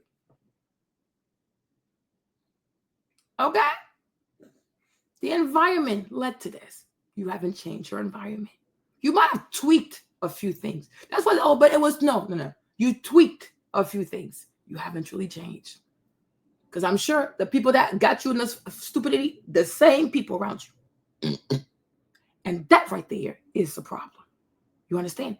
And this is why I say sometimes, the reason why a lot of young ladies are not successful with relationships with men, their mothers. They have horrible mothers when it comes to her giving you advice. Because a lot of mothers are bitter. Some mothers are stupid. Some mothers are incredibly unintelligent. Don't be mad. Some women, some mothers are just, they just have no wisdom. I told you, I said, go look at LaToya Luckett. Every bad decision LaToya has made, it's her mom. Leaving Destiny Child, her mama. dating Jagged Edge, her mama, leaving Slim Thug, her mama. It's always her mama. Even marrying Tomicus, her mama said she likes Tomicus. There you go. So she went and she married Tomicus because her mama said she likes the midget. You see this? I'm like, look, LaToya, it's every bad decision, it's her mother. And you know, part of getting older, part of being not even just getting older in age, but like really getting older is in wisdom. You got to look at your mother as a woman, not oh, she's my mom. Nah, move that stuff to the side. Take your mother, place her right here. Look at your mother as an actual woman and judge her actions. Yes, go ahead and judge her. You understand? And you must be honest. Is my mom actually intelligent? Is my mom the type to gossip about people? No, y'all. Because sometimes, because you know, if you always look at your mama, oh, that's my mama, you're going to keep believing that everything that comes out of her mouth, you need to apply to your life. No.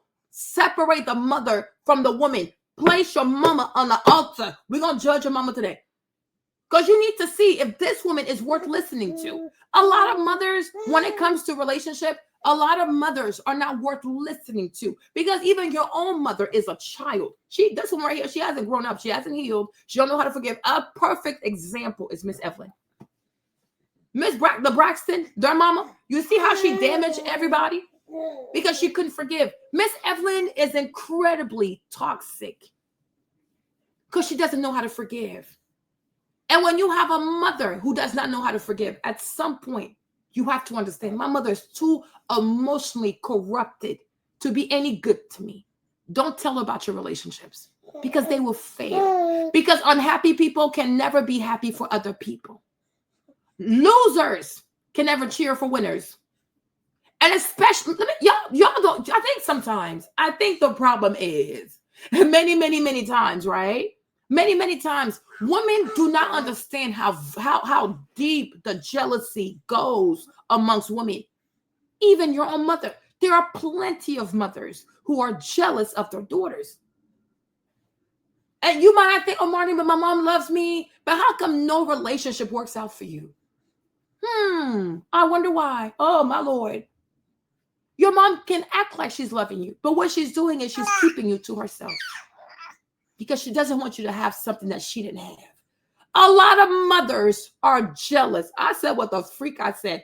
You're going to have to grow up, boss up, and be brave enough to admit to yourself that your mother, she might love you, but there's certain things she doesn't want to see for you.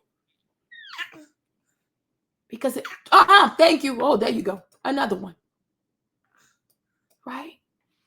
Oh, let him go. Oh, yeah, just leave. Oh, just everything with her is always leave. Don't talk to him. Bang the door. Turn your back on him. Girl, your mama a hater. What kind of woman don't say, daughter, you know what? I get it. But sometimes people got to go through it. You know what I'm saying? As soon as you have an issue with the man, leave, go, divorce, leave, go. Whoa, baby. At some point, like, nah, this lady, she wants me just like her. Girl. Okay. A lot of mothers compete with their daughters.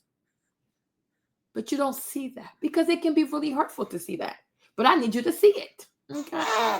Don't be mad about it. Don't fight her. Just accept her for who she is. And understand that there's just certain things you just can't talk to her about because she's not there. And she might never be there. After all, she's way older than you. So if she ain't there, she probably never gonna be there. Some people you ain't gonna change them. You little narc. And on top of that, you're a Gemini, so you're definitely a narc. I know. What's up with it?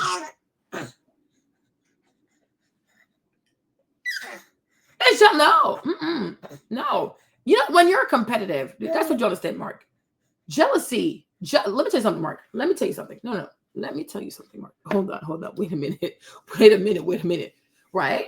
Jealousy involves an element of sabotage. Where there's jealousy, there is sabotage. Where there is competition, real competitors don't need to sabotage people. Real competitors are like, you know what? I want you to win. They'll actually make sure that you have everything to win because they want to get things fairly. Like, I really want you. I want to compete with you. They're not going to sabotage you. They're actually happy for you. And many times real competitors, like they clap for you. They're happy for you. They even celebrate with you. They're not going to make it easy for you, but they're not going to sabotage you. Right? But jealousy has an element of sabotage. right? When you give advice that you know is not even realistic, why are you doing that? Why are you doing that? When you know it's not even that deep, but your daughter tells you something and you over implode the problem. Like you make the problem way bigger than what it is. Why? It's sabotage. Right? When you don't tell your daughter, first seek resolution. But like make sure you really can solve it. If you really can't solve it, then we can do the other thing, right? No. The first thing is leave, go, bye, the boy, I won't, yeah, sure, whatever. We are not stupid. Yeah. Mwah. Mwah.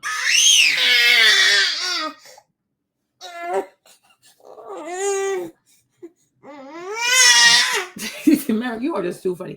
But why did your dad bring you back? He didn't bring you. Maverick, you do too much. You see, I told the people. I knew. I'm going to be and just mess up my show. Is this too heavy, maybe? What's the problem? Okay. Y'all, that's Maverick for y'all. I apologize. You know, you gotta be careful. You gotta be careful. And you know, if you're not sure, you can always ask the Holy Spirit to open your eyes. Okay? Ask the Holy Spirit to open your eyes, and guess what? He's gonna show you. He will show you because you need to know. Okay, let's keep going. I'm not that young adult that I was 25 years ago. I've grown from that. I've healed from that. I now make better choices, better decisions. Right. But so why are you still single? People are funny. People are so funny. You heal from, you're not the person you used to be. You've grown from that. You healed from that. But you're on a dating show looking for love at 41. The math is not mathing. Right? Because people recognize healed people. People recognize people that have their stuff in order. People recognize the people who are good for partnership. Why are you still single? Why are you still single? Hello, somebody. I mean, like these people, I think people think, you know, some people think they're better scammers than what they truly are. Like, okay, then why are you still by yourself?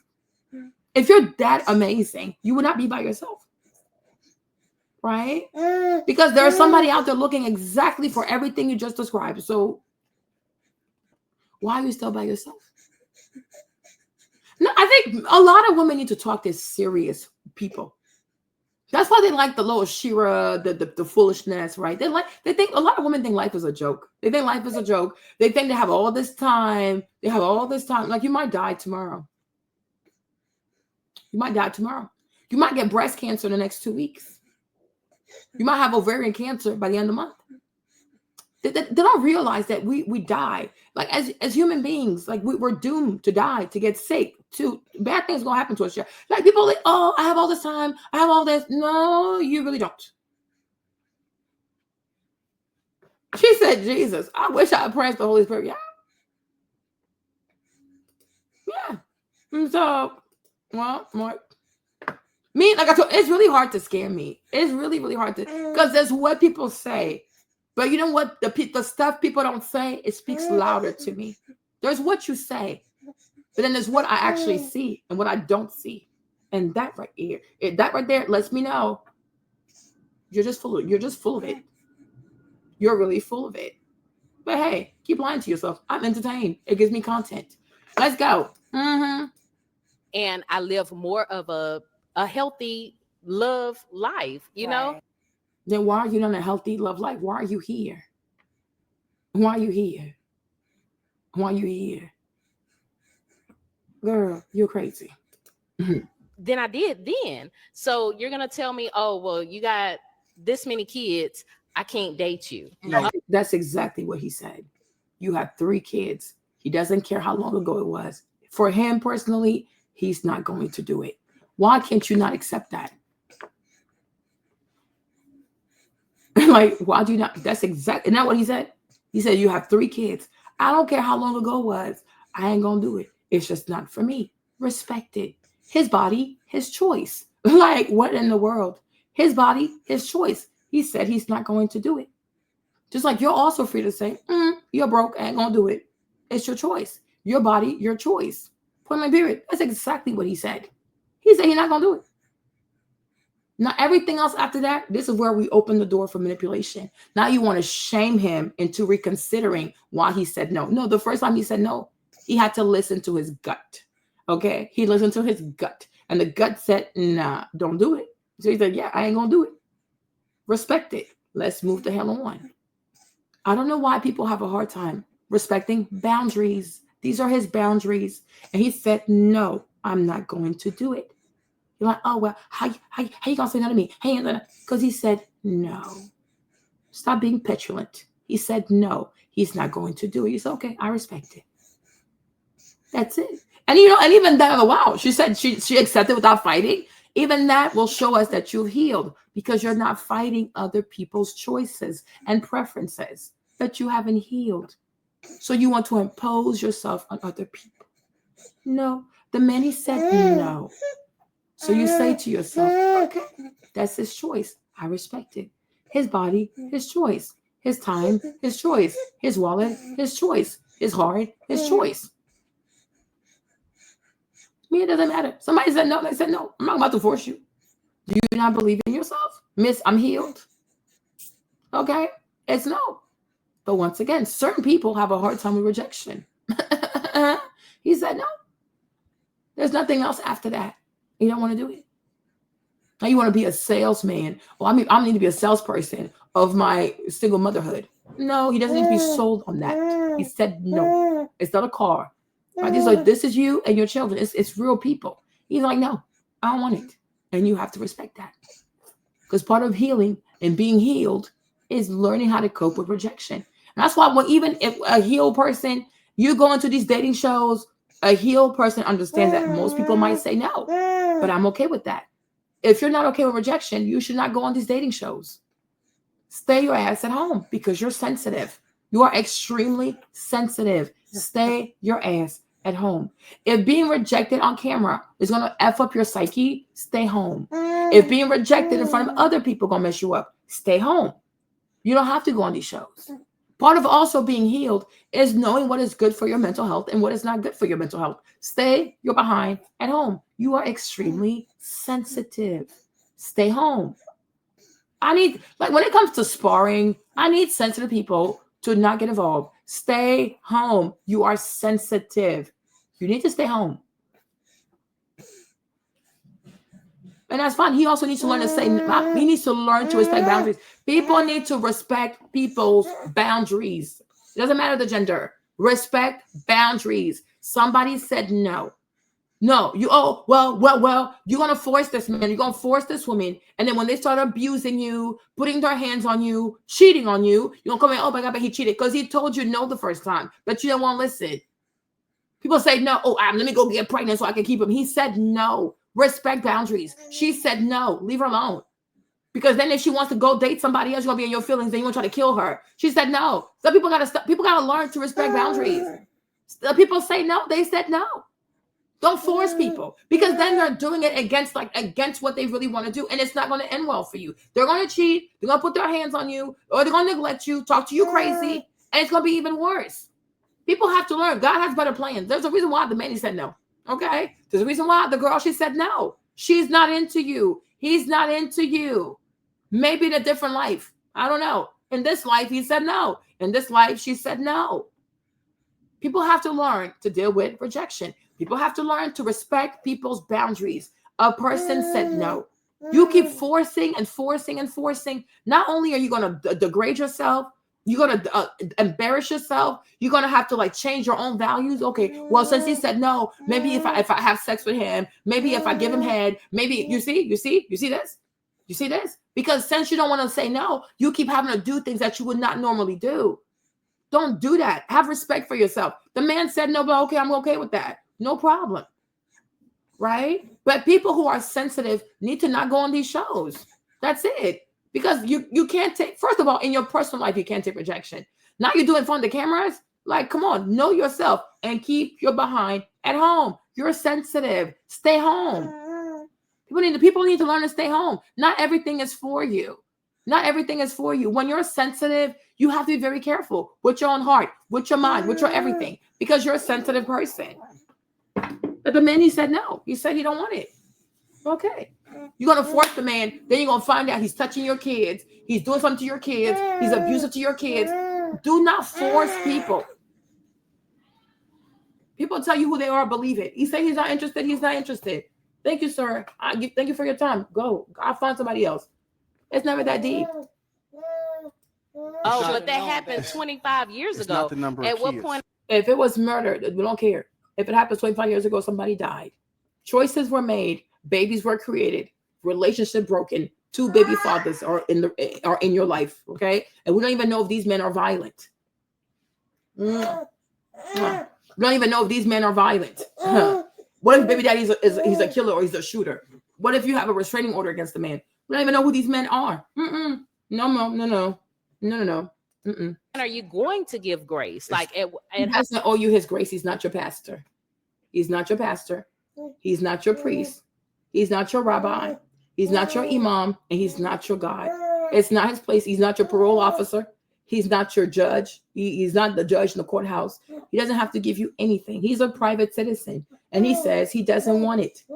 He doesn't want it. He doesn't want it. It's not his place to give me grace. Give me grace. He's not your parent. He's not an authority over your life. He's not an authority over your life. He's a random person that you met on a goofy dating show. And the man said, it's not for me. Okay, cool. That's it. Nobody owes you anything. And they need to stop. Nobody's forcing them. If they make exceptions because they have a losing hand, when you're winning, you don't make exceptions. When you're losing, you make exceptions, right? When you're defeated, you make exceptions. When you have low self-esteem, you make exceptions, right? You understand? You don't have to be here, man. You want to leave? You want to leave? There you go. Play with me if you want to. You people think I'm get to the board crazy. You understand? That's just how it goes. Understand? Because women who are not losing don't make exceptions. Women who are not losing don't lower their standards. Nobody's forcing anybody to do anything. Nobody forces anybody to do anything. If you do a thing because you chose to do it, you looked at your situation, your pros, your cons, your whatever, and he's like, you know what? I'll lower my standards. I'll do this and that. Okay. But then you don't get to spin the block and say, oh, but feel sorry for me, but I did it for this person. Well, you see, that's life. Just because you do it for people does not mean that people are going to turn around and do it for you. That's not human nature. People take advantage.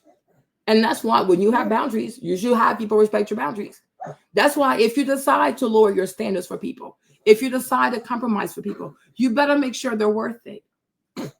And that you're not doing it because you're insecure. You're not doing it because you're scared. You're not doing it because make sure that you're doing it. I haven't even monetized my videos in a while. Right? Make sure that the person that you're doing all these compromising for is worth it. Because just because you treat people well, do not expect people to treat you well in return. Don't do that. That don't work like that. Okay? You get just because you give somebody money, don't expect them to give you money when you need money. Just because you were friendly or you prove yourself to be a good friend to people, don't expect that when you're at your bottom, they're going to be good friends to you. They might not even care. So when you do something, most of the time, when you do something, do things that you can afford to lose. So if you give money to someone, somebody says, oh, can I borrow this amount of money? Can I borrow this amount of money? You understand, right? You also got to say to yourself, let me give to a person what I can afford to lose. Don't let people borrow things from you that you cannot afford to lose because they might not pay you back. If you say to yourself, oh, I want to be friends with these people, I want to help these people, and you want to give all your time or your attention, you want to help them fix their lives, be very careful. Because are these new friends of yours, are they worth the investment? Because all that time you want to give them to help themselves, fix themselves, you could use that time on yourself. I believe in some type of selfishness because you don't really know these people. But the problem is, a lot of people have this savior complex. I need to save people. I need to save people. I need to know, save yourself. That's why I said yesterday about Sky Jackson. It's like some people have remorse for being a survivor, remorse for being successful, remorse for being, oh, I'm beautiful. I have money. I grew up in Beverly Hills. Oh, let me find a way to go ruin my life so that way I can be relatable. No, not everybody should be relatable. Some people should be aspirational. because you're doing this for all these people. You're at the top. You want to bring yourself down to be relatable. Meanwhile, the majority of human beings are trying to be at the top. You think these other girls, when they get to the top, they're going to do what you did? No, they're going to laugh at you on their way to the top. So you got to be very mindful. That's why I said yesterday, it takes a long time to get to know people. People, oh, I got to go say this one. You see, even Mark, because Mark is Haitian, Mark is an immigrant. Mark felt like it was his duty to feel bad for all the people who are immigrants getting deported. I'm like, Mark, you're being foolish. Okay. You don't know all these people? You don't know all these people. You can't, just because you're an immigrant, does that mean you got to have a heart for every single immigrant? Oh, yeah, right. No. I don't know all these people. Like, who are all these people? And then sometimes I might choose to have a heart for a child of the country versus an immigrant. Right? I'm gonna be like, no, I care for Val. Val is African American, and I like Val, so I want Val to win. So deport the immigrant.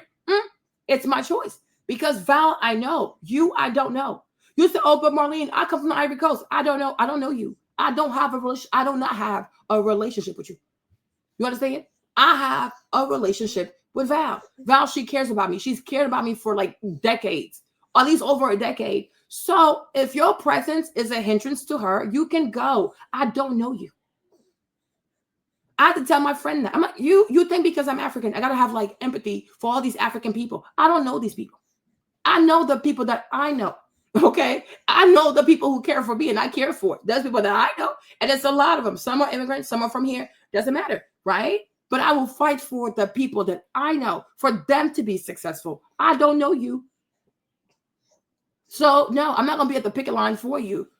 Yeah, exactly. I don't know you like that. I don't know you. So I'm not gonna feel bad. Why? I don't care. You're crazy. You can come from my country and try to kill me too. Okay. My friend is Ivorian. Did he not kill his wife? Was she also not from the Ivory Coast? Was she not also an immigrant? Why did he not feel sorry for her? Why did he not feel sorry for her? He took his hands and he choked her. She was foaming at the mouth. He did not stop. He kept choking her while the baby was on the bed. Did he feel sorry for her? Did he say to himself, oh, she's an immigrant. I'm an immigrant. She came here for me. She left everything in the Ivory Coast. She came here for me. No, he did not. He sure did choke her. And then when the paramedics came, they said he was more concerned about finding his iPhone than he was concerned about her own life. But yes, she's Ivorian, right? Why did he not care for her? It goes to show you, no, I don't care. I do not care. I really don't care. I don't care. Hello? His cousin told me to put all my information on JPEG. I said no, because one day I might run for senator. I don't want my information in JPEG. No, not doing it. If you call him, then maybe I'll talk to him that way, right? Maybe I can write to you and then you can send it to me. You can send the letters to him. But I'm not putting my information in the JPEG system. No. Because what about one day if I run for senator? What, and then, oh, Marlene had her information with the JPEG, and she was talking to a man who killed his wife. That is bad for my brand. I am not doing this. I didn't ask him to do it. And why did he do it? You know what I mean? Like, people are insane. People are really, really crazy. No. You got to be very careful how much of yourself you give to other people. Because when people are desperate, desolate, dejected, whatever, people will say anything for you to feel sorry for them. And then once they get up, they get stronger, they have what they want, they wipe their hands, they clean their mouth, and then like they clean, like they do a whole like wipe of their memory, whatever. They act as if they'd never known you. You'd be like, what the heck? Wow. Even I had to learn that. So I said, oh, if you help somebody because you want to help somebody. Expect nothing in return, because the majority of people will not pay it forward. You know what I mean? The majority of people won't return the favor. I had to learn that. You understand? Y'all think I just woke up on. I used to be in this whole blackity black business. I used to be in this whole blackity black movement, this whole black woman movement. It was nothing but debits and debits and debits, disrespect, losses and losses and losses. I said, no, this thing right here is a freaking scam. These heifers are crazy, right? Because you keep thinking, oh, she's black. No, she's poorly raised. She's not raised right. This right here, bad investment. No. You got to think hard. You got to take your time, because not everybody is not a good investment. But when people are sad, when people are broke, when people are dejected, when people are hopeless, they're so polite, they're so sweet, they're so this, they're so that, because they need a helping hand. Once you help them out, very seldom do people say, you know what? Marlene was there for me. Marlene opened that door for me. Marlene connected me to this person and it changed my life. Marlene gave my husband a job. Marlene did that. No, au contraire, as we say in French, au contraire. On the contrary, you become their enemy. Because they need to distance themselves from people who know how they really got to the top. So they have to distance themselves from you. Because they have to remake it like, oh, I was always successful. I always had this. I always had this. Okay, no problem. No problem. If you say so. If you say so, no problem. Hey, Callie, if you say so, it's not a problem. But the good thing is God sees all things, right? And in due time, God repays everybody, right? So you have to be very mindful of that. Very mindful of that. Don't give to people what you cannot afford to lose. Okay? Exactly. Don't give to people what you cannot afford to lose. An opportunity, don't give it if you can afford to lose it. Your money, don't do it if you can afford to lose it. Your heart, don't do it if you can afford to lose it. Your time, don't do it if you can afford to lose it. Be very careful. Because when people are at the bottom, they will say everything to get rescued. And like Gunn said, you will know who they truly are once they no longer need favors from you. It's a lot of people who are around you. You don't really know who they are. Because right now they need your help. So you don't know who they truly are. Be very careful. Be very, very, very careful. You know what I'm saying? Exactly. Be polite, be respectful. But should you overextend yourself, carry people on your back, carry people on your head, wumpty wump wump? I don't know. Save certain things for your wife, for your husband, for your children. Don't give everything to people like that. Be very mindful. Be very mindful. And these are things you learn. And the sooner you learn this, it's going to save you from crying, from becoming bitter, having regrets about your money. It's going to save you so much. Like, damn. Like, Marlene, I wish somebody would have told me that years ago. I'm like, you know what? Thank you. Be very mindful. And with everything, pray about all people. Put everybody in a spiritual scanner. Put everybody in a spiritual scanner, right? That God might reveal to you why these people are coming to you. What do they want? Ask God, what does this person want from me? God gonna tell you. Now, you might accept what he says. You might not accept what he says. But at least the Holy Spirit will warn you. Then you decide how you want to move, right? You understand? That's it. But when people want something and they want it bad enough, they'll say everything and anything. Yeah, so you gotta be very careful. You gotta be very, very careful. Oh, I want to save people. I want to be a social justice warrior. I want to be a social activist. I want to be that. No, be careful. You're a human being, not a cat. You don't have 7 lives, but you're a human being. You have 1 life. And people can really hurt you. People can truly, truly hurt you. People can really damage you. And it's hard sometimes to recover, right? So you got to be very careful. Be very, very careful. Do not let yourself be scammed. Don't be scammed. No. I don't think so. How long are you going to, I don't want to use the word punish, for lack of better words, a woman for her past? It's like Bryant came out and said, I don't judge a woman from their past. We all make mistakes. And then he basically just flat out judged. That's the No, he said he doesn't want that. He doesn't judge. Live your life. Hey, Lena, what's up? He doesn't live your life. Do what you want. But for him, it's not for him. He has the right to his personal preference. Well, if you're not judging it, then why don't we be together? No. Live your best life, but you're just not for me. Once again, he has boundaries. But people want to use the shame. But you said not to judge. And they do the same thing with Christians, right? But the Bible says do not judge. The Bible does not say that. Keep going. The Bible says do not judge unless ye be judged. For in the same manner you judge, so shall you be judged. So that's fine. As long as you're okay with being judged, you're right to judge. You have to judge. But hopefully your judgment is fair, right? Hopefully, your judgment is fair. And even when, and also not just fair, when you judge people too, and you judge them fairly, right? You also can provide ways of doing better. What is the problem? You can also provide ways of doing better, right? Like I'll tell you, I don't think you should have 3 kids by 2-3 different men. That is a lot, right? However, there are ways you can fix it, but you also have to understand that just because you fix it, not everybody wants to take that on, right? Because there's a financial side to this, and you have to understand that money is not infinite, right? Now, there's certain things that someone like Russell can do. Russell is a multi-millionaire. Russell's worth 300 plus million, 300 plus million. So let's say you're a woman and you have like 5 kids, even 10 kids. Russell can say, you know what? I love them all, no problem. Because what Russell can actually afford this. And he can actually even afford to be wrong. Because if you take half his money, he's still left with 150. Even if you take 200 million, he's still left with 100 million.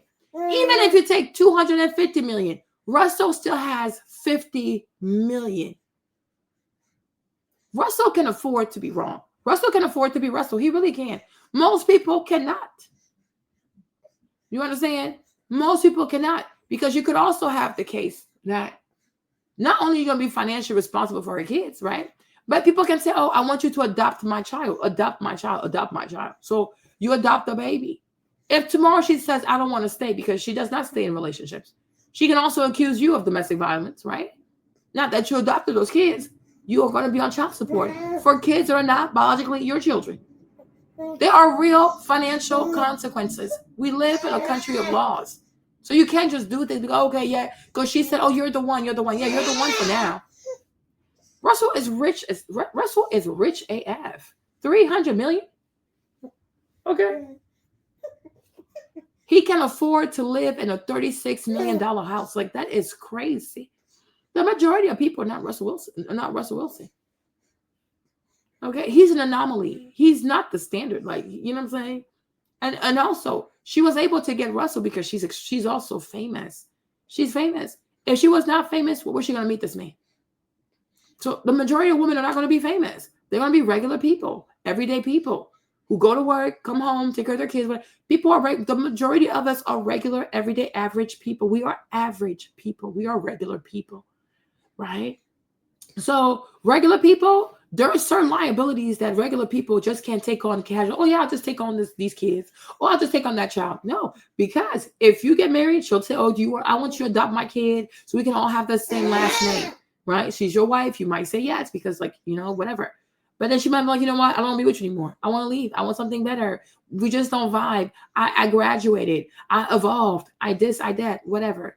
But you are on the hook for this baby. Not the father anymore, because when you adopt the child, you take the child from the biological father and he becomes your financial problem. Now you're going to go to court. You're going to be on child support for a baby that is not your baby. And you will have to do it for the next 18 until the child is 18, on top of you paying alimony. So no, thank you. No, this is bizarre. This is extremely bizarre. No, don't do it.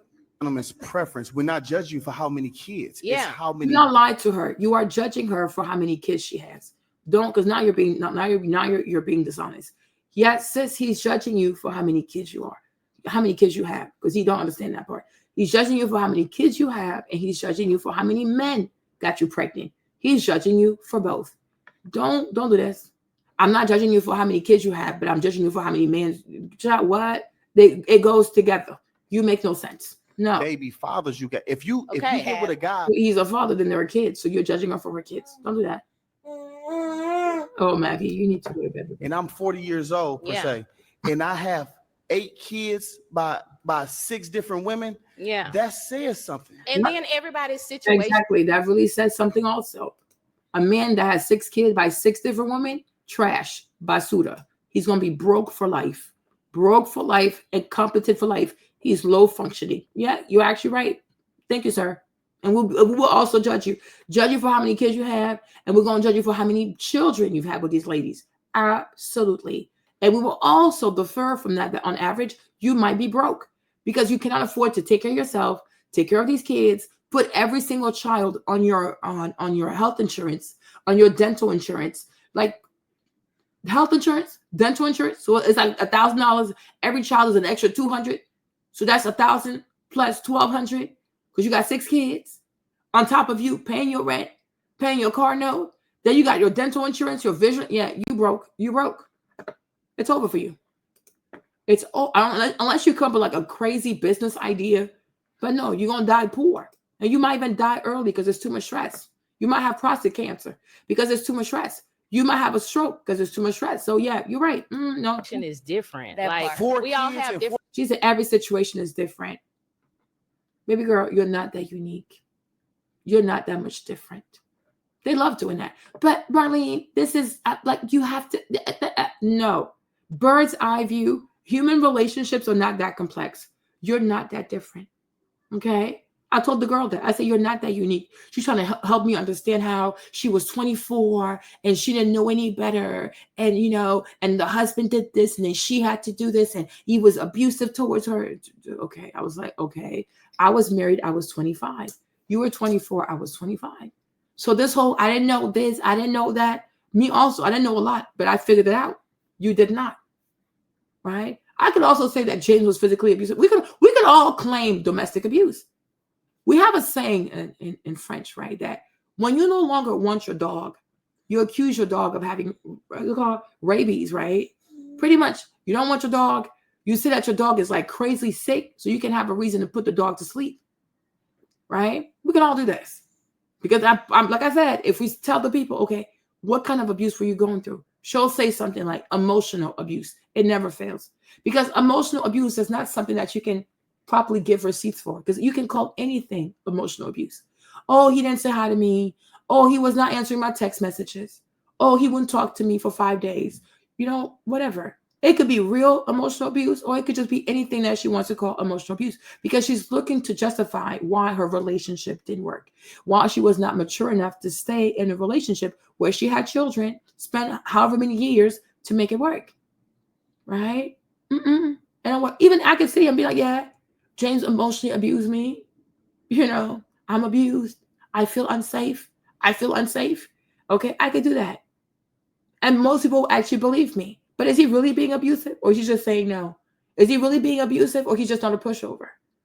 Is he really being abusive or he refuses to be a doormat? We'll never know because we're not going to hear his side. So you can just sit here and say whatever you want. It's between you and God. I don't know her. I don't know. But I've come to recognize that this domestic abuse usually means emotional abuse. And when it comes to emotional abuse, it can mean so many things to so many people, especially when people don't want to be honest with, I just didn't want to stay anymore. Just say that. But people don't do that. You know, people don't have enough integrity for that. So there you go. 4 baby daddies. But that's not what it was. I have my children. I have by 2 different men, and you think that makes it better? You think that makes it better? I have 3. So her thing is give her like she wants you to give her credit because she could have had 3 kids by 3 different men, but you know she did 3 kids with 2 men. Girl, sis, what? Girl math. This is girl math all over. Like, what is this? That makes it better? You're crazy. I was in a 12-year relationship that was abusive. Oh, there you go. 12 years that was abusive. So 12 years you stayed in something that was toxic for you for 12 years. So are you also toxic? 12 years? Okay. You are in a domestically abusive relationship. You stayed in there for 12 years. So are you also toxic? Do you like toxicity? Do you like violent men? Does that make you feel loved? They were not married. That's the point. She said no. The math is like the people, they say things. I don't know. If 12 years, this is me, especially if it's physical. The first time a man puts his hand upside your head, you need to run for your life. 12 years of having your head knocked between the dryer and the washer. Hold up, wait a minute. Do you actually like this? Do you like it? Because some people like abusive relationships. Like this is really crazy to me. No, I mean, it's serious. 12 years of abuse. Why? If we're in Africa, if we're in an African country, I can kind of concede to that. Because in Africa, it's a lot harder, you know? Women don't have jobs like that. We don't have homeless shelters like that. We don't have credit cards. Like there are a lot of safety net for women that exist here that you don't have in Africa. So there I can understand. In America, though, I don't understand. Right? America, women can get educated. They can have education. They can have jobs. They can have grants. They can have homeless shelters. They can have credit cards. They can have 2-3 jobs. Like in America, you have way more opportunities to not be dependent on a man. You know, West African countries, it's not that easy. You know, most women also, up to a certain generation, most women didn't even go to school, or they were forced to drop out of school. So you have illiteracy. You know what I'm saying? So that plays a part. But in this nation right here, I have a hard time understanding this. 12 years, if it was physical, you stayed there for 12 years. Do you like abusive relationships? Do you like toxicity? Because some women like that. You have some women, they like peace, like they like quiet things. You have other women, they like the thugs, the guy who's violent. There are girls who are, don't ask me to explain it. But for some women, the more you put your hands on her, the more you yell at her, the more you do all kinds of stuff like that, you know, they love it. They say, oh, he loves me. That's why he hits me. We saw Drea. Drea said, I wish a man would love me so much that he wants to shoot me in my foot to keep me from leaving. I'm not making this stuff up. Right? So you do have some ladies who definitely love violence in the relationship. I guess it keeps it hot. I don't know. He hits me, you hit him. Me, I can't. This is a lot for me. It's overwhelming. You have other ladies who love peace. The moment, not even put your hands, you start yelling, she's out. This right here, this is not how I operate. Right? I don't do things like that. But you put your hands on her, you will never see her again. Because in her, the way she was raised, this is a hell to the no. Her dad did not hit her mom. Her granddad didn't hit his wife. Her other granddad did not hit her grandma. So it's like in her life, men doing this, it's a no. So then my question is, do you like violent men? Are you also toxic? Because who stays 12 years in something that is this toxic? Okay. So it's like, it's me. I'm like, it's a lot. But I'm like, in America, women have way too many ways of leaving. You know what I'm saying? Because Drea was like, oh, yes, I wish somebody loved me enough to shoot me in my foot to keep me from leaving. We're like, what? Good girl, what? You're insane. You know, but Drea likes toxicity.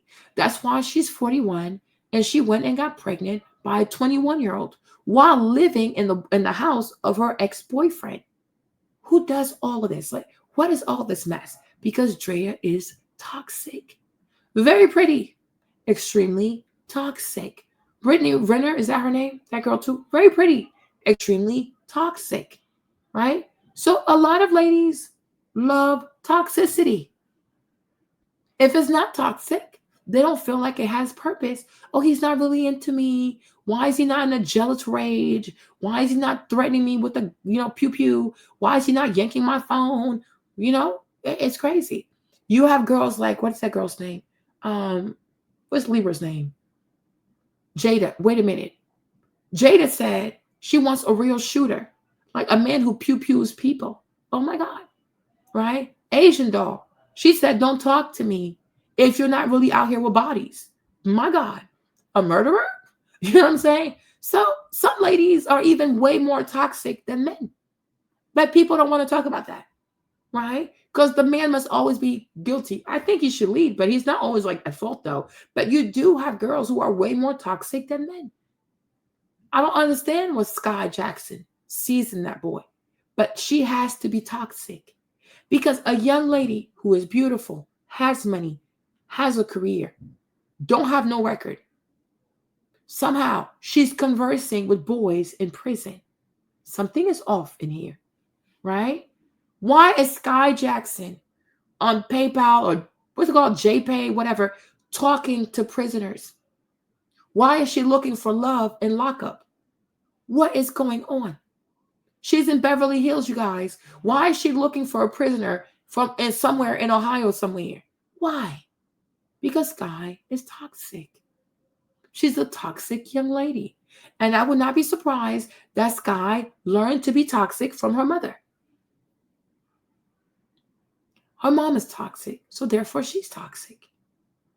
Because why would such a young lady look for a man who's in prison? You could have a man in Hollywood. You could have a doctor, an engineer. Like I said yesterday, you could engage with young people from Stanford, Pepperdine, Berkeley, USC Davis, USC. California is full of rich people. No, she wants to go to Akron, Ohio, look for an inmate, okay, in prison. A young man with gang affiliation, a young man who he doesn't even call himself a young man. He does not identify as a young black man. He identifies as a YN. Huh? So he's letting you know, I'm not a man, I'm an animal. He identifies as a young ninja. You're like, yeah, sign me up for this. Girl, you're crazy. Right? You are really crazy. Where did you learn to be this toxic? She had to learn this from her mother. Haley Bailey, even though I don't think DDG is toxic to some extent, right? But he ain't that type of toxic. A boy named Yerky. Even DDG, I'm not a fan of DDG, but at least for D, I can say he has a job. He has a career. He's on YouTube. Some people might not take it as serious, whatever, but the kind of money he makes on YouTube, you can't say it's not serious, okay? He has his own house. He has millions of followers. He works. Now, the work might be toxic. He might use the work to troll, no problem. But I would not be surprised that DDG might be he might at least have 1 million. He might have 1 million, right? He has a job. He has a career. He has fans. He has super fans. The majority of his friends, like Kai Cenat and these other young people who stream, they're also millionaires. So if something ever happened to DDG, he can borrow money from his friends because his friends, they got money to give. They have money to lose. Sky, she goes for a straight up convict, gang member, no money, no job, no platform, no career, no nothing. See, Haley, she can take DDG to court and put him on child support. She could get something. She would get something. And from the way I see DDG, I don't think he will ever have a problem taking care of Halo physically, financially. I don't think he's the type. I really don't think he's the type. He has his own level of toxicity, but even him, I will pick DDG over Yerky. I'm not trying to be funny. And I also think if I compare the both, I think DDG also is a lot cuter. I'm trying to be funny, but Yerky, I am really confused, okay? This dude has nothing to give you. Even child support, she can't get it out of him. Why are you conversing with people in prison? Why? Why are you conversing with a young man who's in prison for murder? Look at how he got arrested in the streets. It is so embarrassing. Why? Why are you doing this? Like, why? You understand? Why? Pepperdine, Stanford, USC Davis, USC. I mean, there are so many great schools in California. You understand? Yerky. Oh, yesterday I was so heartbroken. It was with me all night. I was like, what is wrong? What is wrong? But somewhere, he said someone had to do it. No, it's really, but it didn't have to be her, right? But Sky is toxic. So I'm like, I know her mother is toxic. Because every time Sky does foolishness, her mom runs behind her to defend her foolishness. Because the mother's also toxic. Mother is toxic. She raised the child alone. And now you raise your daughter to be the type of woman who's also going to raise a child alone. This is the kind of jealousy I'm talking about. You're like, oh, my mama loves me. Does she really love you? If your mother loved you, she would do everything in her power for you to not have the life that she had. Especially when it comes to motherhood. Right? The boy goes on his Facebook saying, I regret getting this dumb Disney bee pregnant. Sky said, oh, he never said that he was hacked. The mama said, yeah, he never said that he was hacked. Lady, what? And the young woman said, nobody knows him to even hack him. Like, who is he? Nobody knows this man to hack him. Nobody knows this man. But you see, because you're so famous by getting pregnant by him, now you've made him famous. You've given him an audience. Right? You've put eyes on him. Nobody knew this man. And now he's going to be able to monetize that attention because positive, negative, All attention is attention. Views is views, child. Money is money. The more views you have, the more money you make, right? But Sky is also toxic. And I will make a wild guess that she learned to be toxic from her mother. Her mother. I blame her mother. Right? And also, when you don't encourage your daughter to some extent to get to know her dad, forgive her dad, and her dad is done in her life, and she has no patriarchy, this is where we end up. This is where we end up. Because a young lady who wants to have successful relationships or have at least one successful relationship with a man, her father has to be involved to some extent, right? Patriarchy matters for young ladies.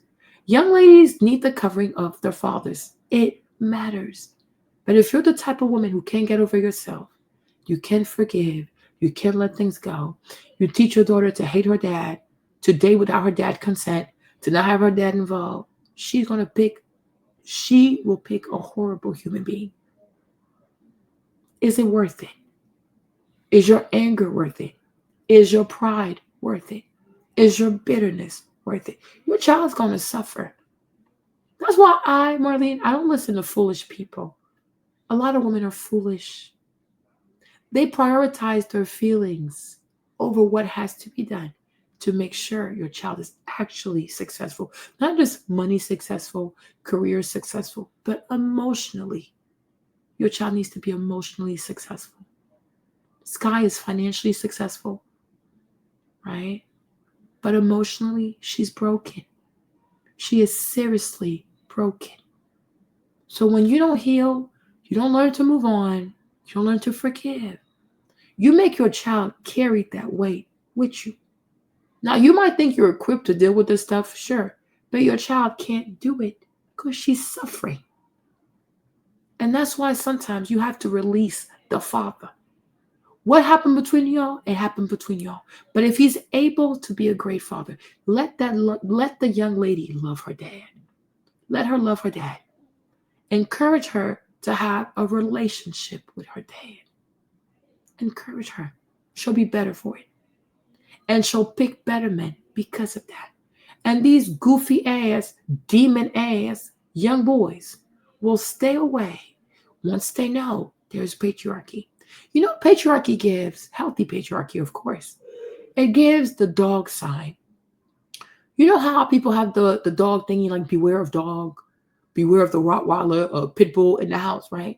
It usually makes people not want to go in that house. It usually makes people not want to go rob in that house because they know there is a ferocious dog in that house. Walk in that house, do something stupid. You ain't gonna come out alive because that dog gonna chew your ass out.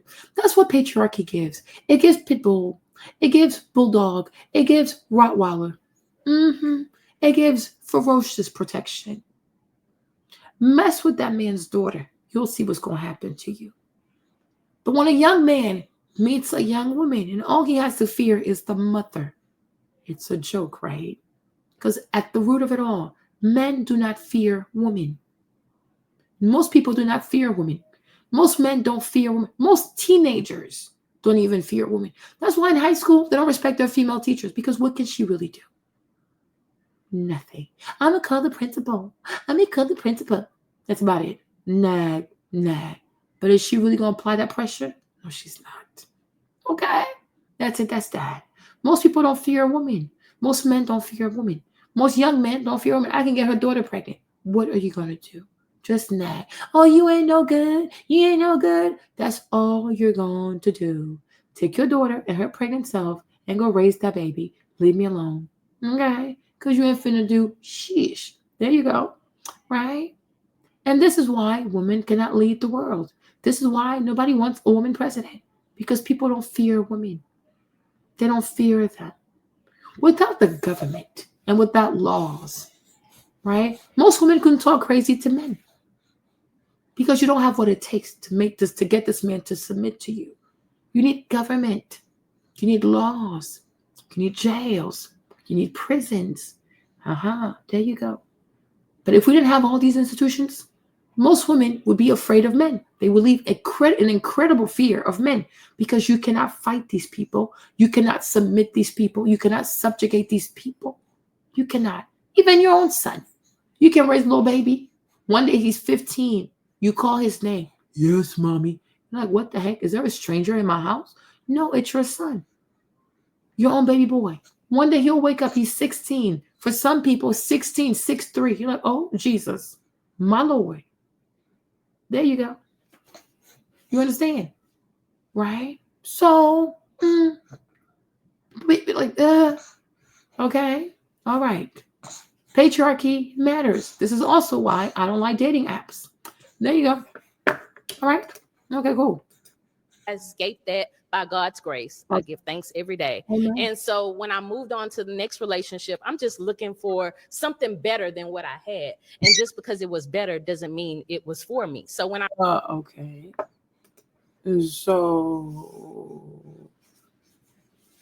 So you moved on to something better, but then you got into it and you said it wasn't for you. You couldn't realize it wasn't for you before you got into it? No. You know what I mean? It just wasn't for me, so I left. Okay, and now what? You expect somebody else to give you a chance, and you can say, well, that's also not for me? No. You know, and that's the same. I felt the same way. I feel the same way about Tia Mowry. Even the other lady, what's her name? The one who was dating, she was engaged to Coach Prime. She was married to Eddie Murphy. She was married to Tracy, what's her name? Tracy Edmonds. Right? So Tracy Edmonds, she was married to Babyface, divorced. She was married to Eddie Murphy, divorced. She was engaged to Coach Prime, right?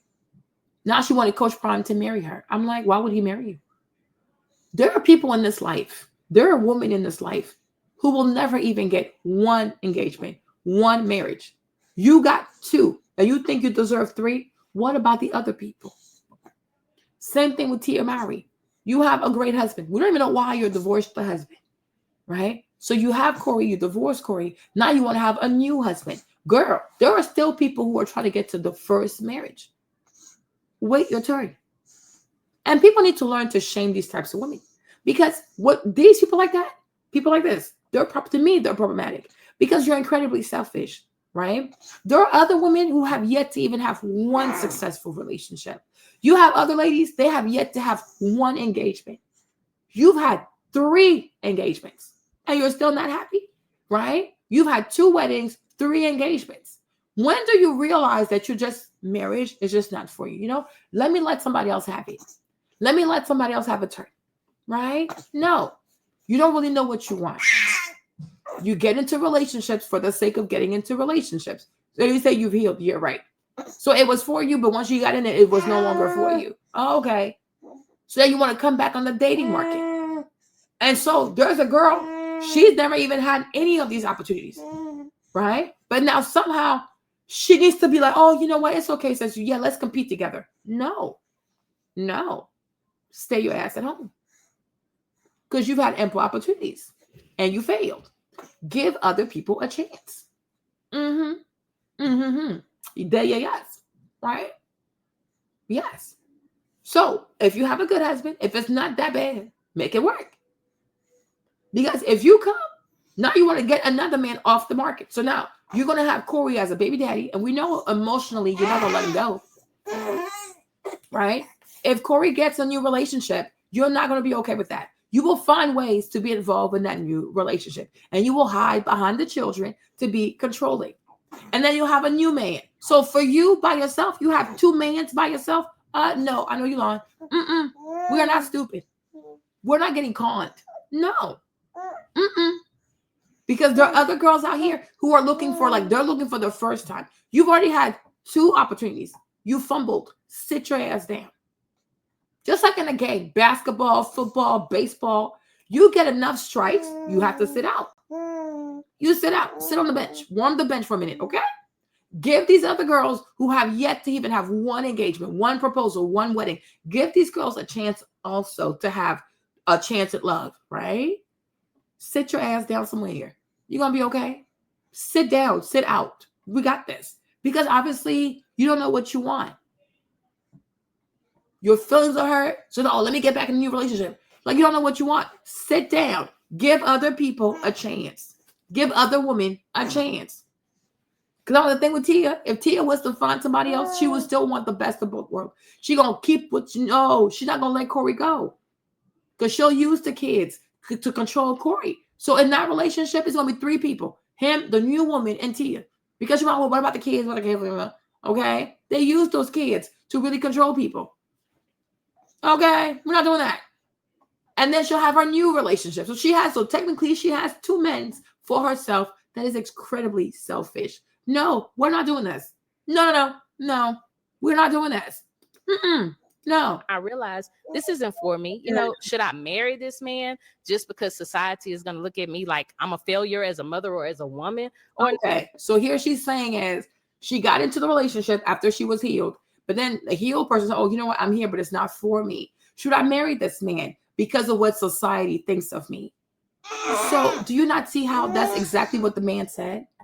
Right? He says he don't want to be with the woman that has children.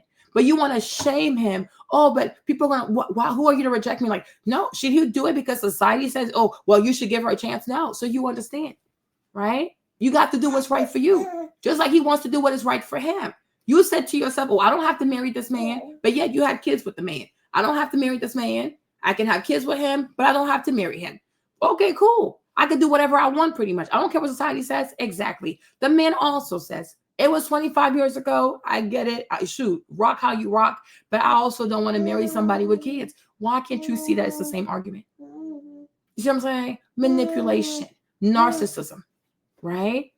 I want to be free to do what I want to do, but I need to control what other people do because they have to make it seem, because I need people to validate that I'm not a failure. Well, whatever. Okay? No, y'all got to stop doing it. It's the same thing with immigration.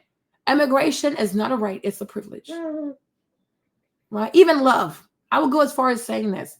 To be loved is not a right. It's a privilege. Nobody owes you to love you. Because most people are not even easy to love, myself included. Okay? Most people are not easy to love because people have a lot of baggage. Okay? Not even just kids. Emotional baggage, trauma baggage, bad credit baggage, unpaid loan baggage, right? Exactly. But my thing is, you could have changed. You might be a cool person, but do I want to bring you home? I don't know. Like, I'm scared. But if somebody said, I killed somebody, even if it was 20 years ago, 30 years ago, the fact is you're a killer. I don't want to try my chances. But I'm not going to compare babies to like homicide. You know what I'm saying? But because these are kids are better, but the argument. But my thing is, it's like, even love, I will go as far as saying like to be loved, right? It's not a right. It's not from your parents. One can say my parents brought me here, so they owe me to love me. I could agree with that. But unfortunately, some parents even will fall short of that. But you have parents who take that very seriously. Like, you know what? This child didn't ask to be born, so I have my duty to love my child, right? Now, loving a child does not mean you give them everything, but you know what I'm saying?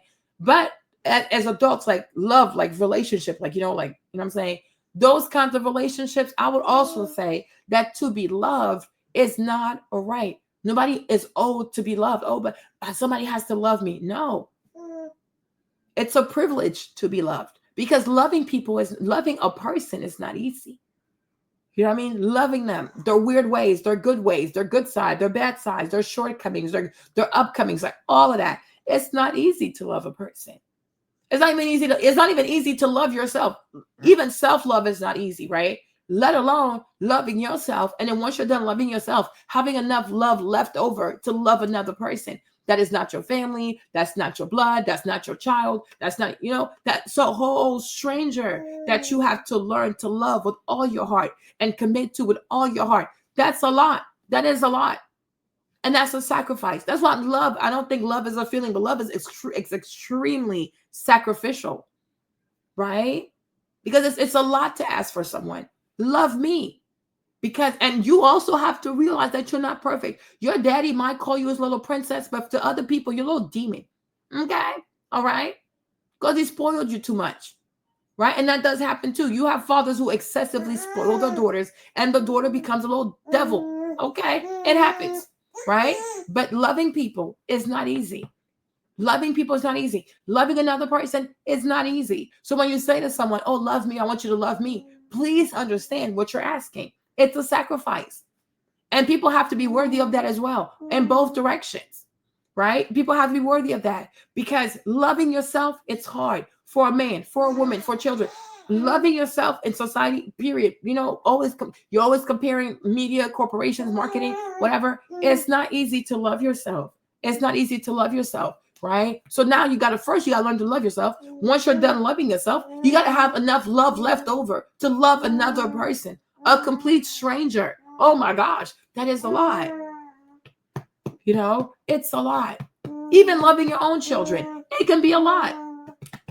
Because just because you're this way does not mean that your child is also going to be like you. Sometimes your child could be so different than you. Like, what the heck? Why is this baby so different? That's how it goes.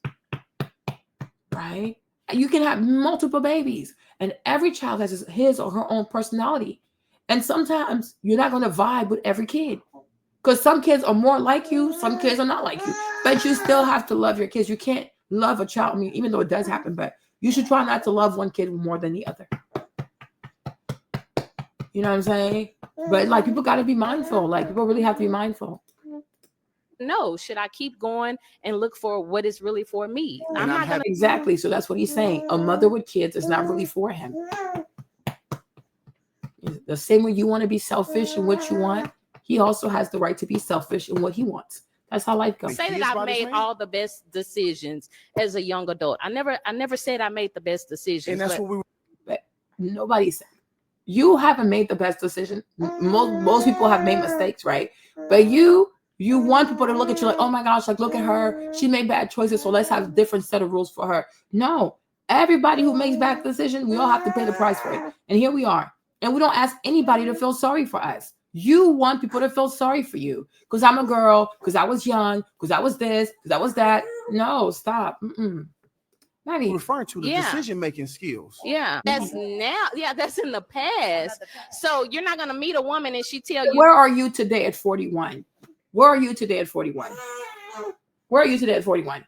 You're on a freaking dating show arguing your worth with people.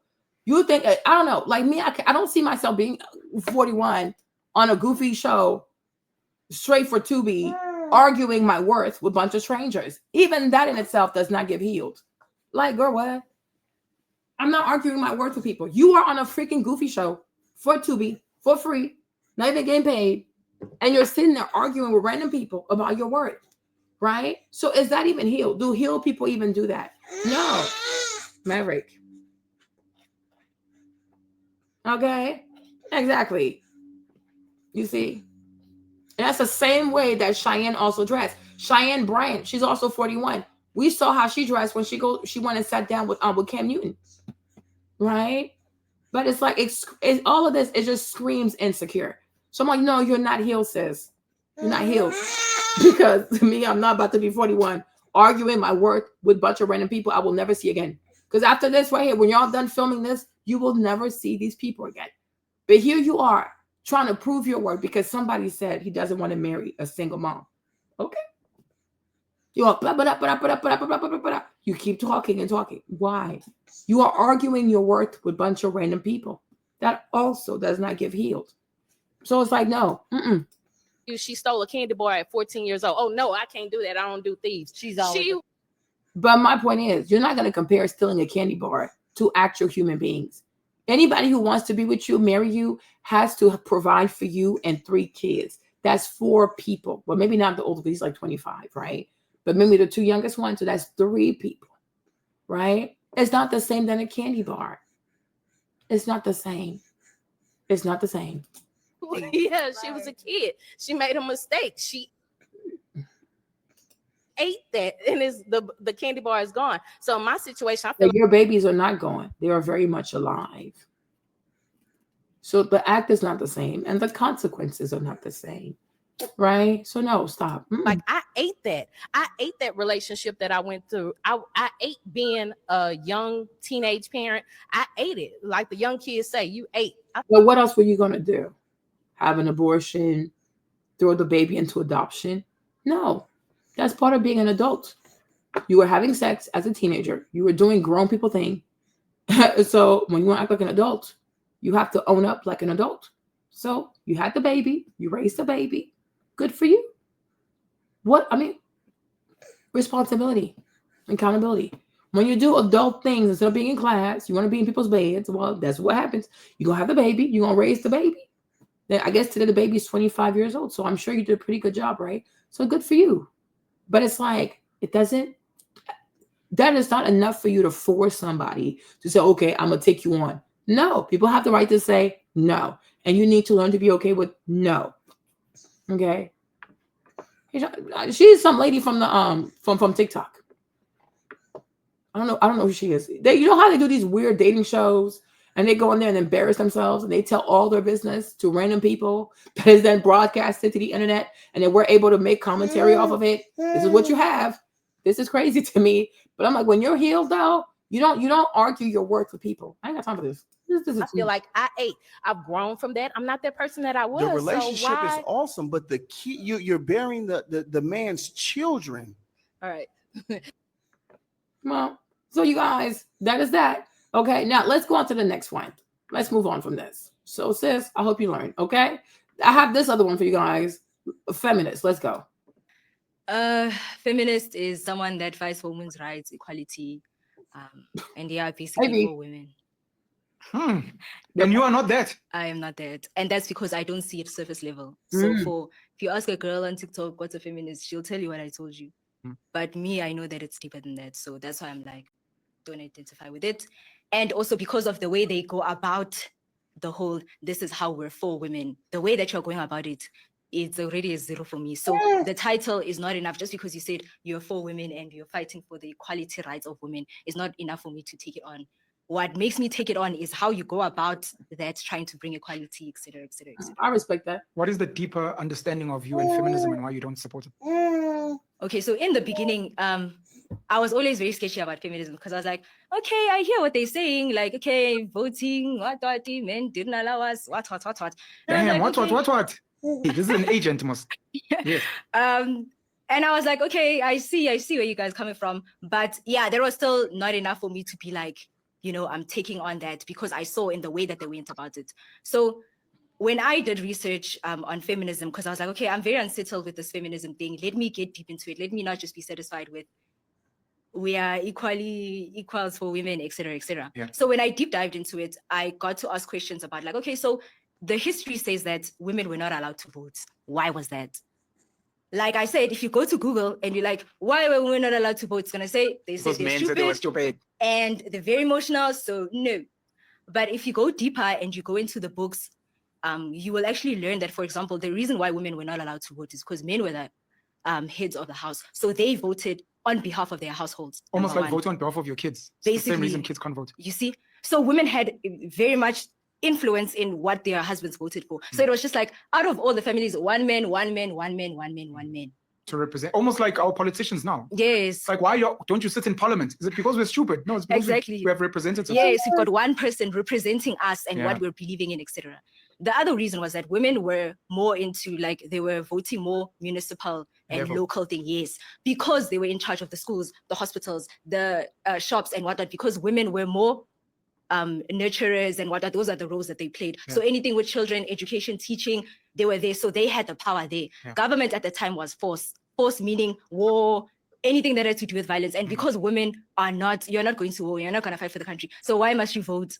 Do you understand? So it was like, you still have influence in other areas, just not this one, because it's like saying someone in the receptionist must have a say in the finance department in a company. Why? You're not even here. Like, you're not even participating in the things why that must the receptionist be a woman? But please continue. Sorry, I'm just making an example. Sure. No, I hear exactly what you're saying. Yeah, so even if it was a man, let's say whoever in that department, you can't have a say in finance because you don't know anything about finance. You're not in that department, you see.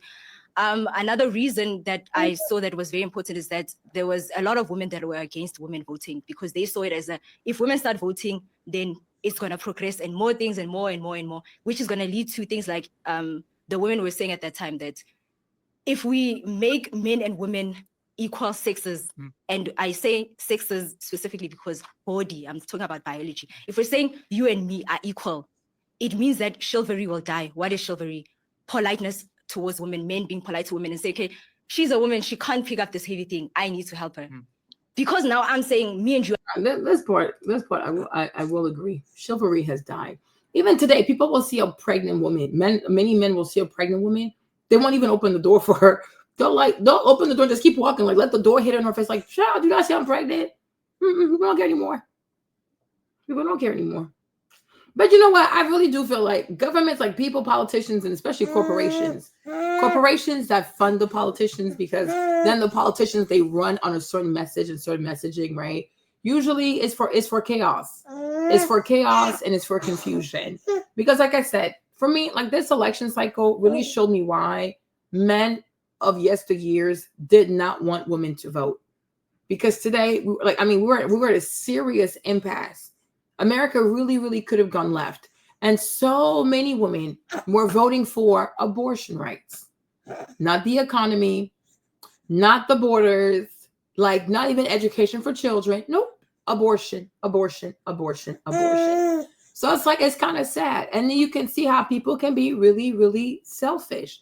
And I will also agree about the fact of going to war, right? Why should women have the right to vote? Especially when it can affect our ability to go to war or not go to war. When for the most part, they're not the ones to go to war. They're not the ones to really die in battle. Even when they're in the military, they're still protected. Okay, most prisoners of wars are not women. Okay, right? Even when they come back from war, people who usually get the medal, like they have the purple medal, whatever, all these medals they have, it's usually not women who get them. I wonder why. You understand, right? I'm like, okay. So you can vote in something that could lead to a lot of young men dying when you yourself will never have to see what death looks like. You know what I'm saying? So I'm like, you really start thinking like, yeah, the more, and I see it with the Democrats, the more people start talking about rights, the more the government wants to give more people rights, certain people rights, is usually for more chaos. It's for more division, it's for more chaos. Like Michelle Obama even said, that women should go vote and lie to their husband about how they're voting. Can you imagine? Can you imagine? So people should, like, marriages should be messed up. Women should lie to their husband over Kamala Harris. Like, seriously? You see? So I'm like, these people, they act like we care about you and we want girls to vote. We want, even the Democrats, right? These liberals, these progressives, right? They even want illegals to vote. And illegals do vote in our federal election. Especially in California, right? What's wrong with that? Right? Illegals have in many states, California, Oregon, Washington, all the states that she won, pretty much. Like all the states that she won are states that have no voter ID. Right? But now we're looking at a political party that even wants illegal immigrants to vote. They want them to vote for the president. So the more rights they want to give is because they want to create more chaos. They want to create more division. So I'm like, after having been through what we've been through, I really have to agree with her with many, many things she's saying. Because it's true. Because then you're dividing a household. Because then you'll market to a man this way. You'll market to a woman that way. We're even seeing people who are killing their parents over a vote. A 30-year-old lady in Washington State murdered her dad over Trump. You are dividing families. Right? So you give more rights because you want to bring more confusion. Even saying that, when you're 18, you're an adult. But yet the parents still have to give you health insurance until you're 26. All of that is to create more confusion in the household. Right? You're 18, you're an adult, but your parents are still paying for you to go to school. They're paying for your medical stuff. So are you really an adult? How can you be an adult and a dependent at the same time? Make it make sense. Right? But even that too is to create more confusion in the household. Divide these families up. Right? And even what Yanni was saying yesterday, when she said, if you notice, like white women on average tend to vote in the same manner as their husbands. Black women don't. And you see who files for more divorces, who has more broken homes. Okay.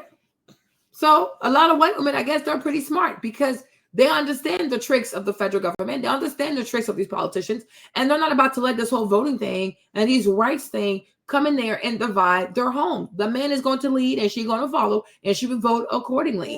And you're really silly for being upset that she follows her husband. She's not going to break up her house. She does not want to be like you. She does not want to be in your predicament. She does not.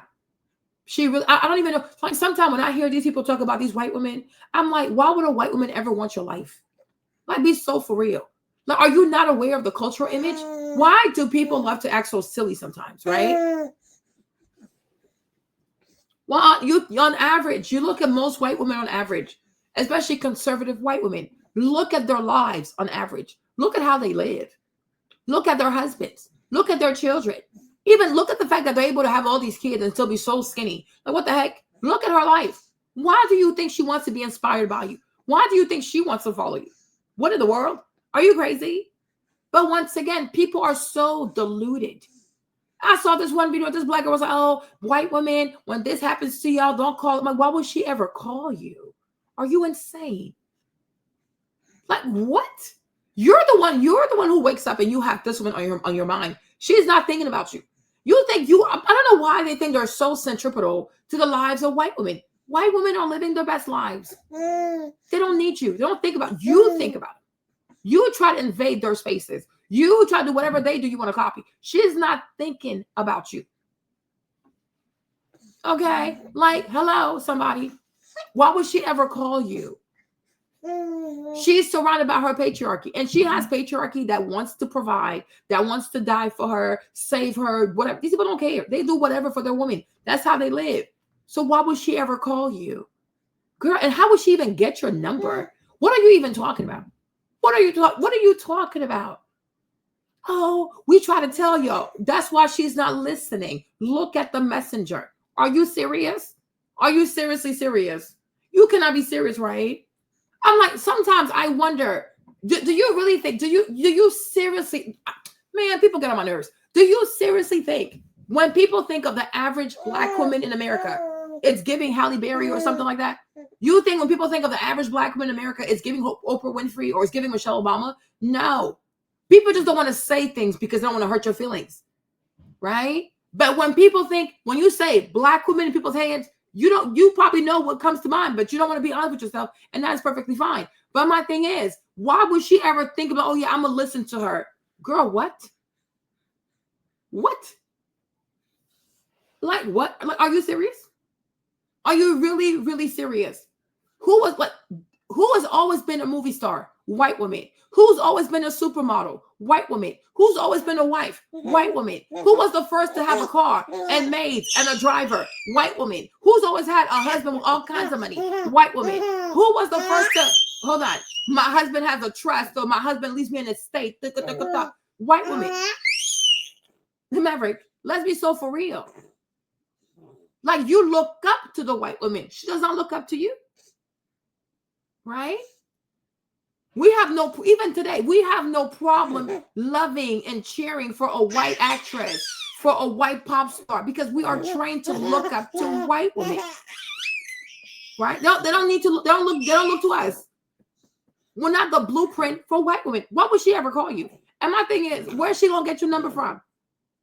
Why do people love to lie? Yeah, and in all times, Mark, they want to go to the Cannes Film Festival. It's made for white people. You want to go there. The Aspen Film Festival. You want to go there. Pilates. You want to go there. Megaformer. You want to go there. Like, what? Hello? The only time a white girl looks to black girls is when she's from the trailer. She's white trash. She's a poor white girl. You know what I'm saying? And she's also not smart. She's not intelligent. So she wants to date a black boy. Right? So therefore, she'll look up to the black girl because she wants to have a black boy. That's it. But come on. We've grown up. We bought Vogue magazine. We bought Cosmo magazine. We watched all kinds of movies. The Young and the Restless. Dynasty. I mean, you name it. Dallas. You name it. Bunch of rich white people. Right? Even when they get divorced, white women get the bag. So to be like, oh, we try to tell y'all, you try to tell me what again? Like, success never lived in your neighborhood. Make it make sense. She doesn't need your help. Whatever she can't get from that man, she can afford to get a lawyer. If she can't get the lawyer, she'll just tell the judge to make her husband pay for it. And he will pay for it. But people got to stop being delusional. Oh, we try to tell white women, we try to help the white women. No, help yourself. Because there's things that you're just figuring out today. She's had that figured out for over 200 years. Hello. There are struggles that you're currently facing today. She has conquered those struggles about 100 years ago. So why does she need you again? Like, what are we even talking about? People just sit here and just love to lie to themselves. It's like believing that a rich person needs you. For what? For what? Maybe sometimes like you say funny things or like you crack a joke, whatever, but like imagine that. Oh, well, I try to tell you how to invest your money. What? You're silly, right? You're funny. You are really, really funny. Right? Mm-hmm.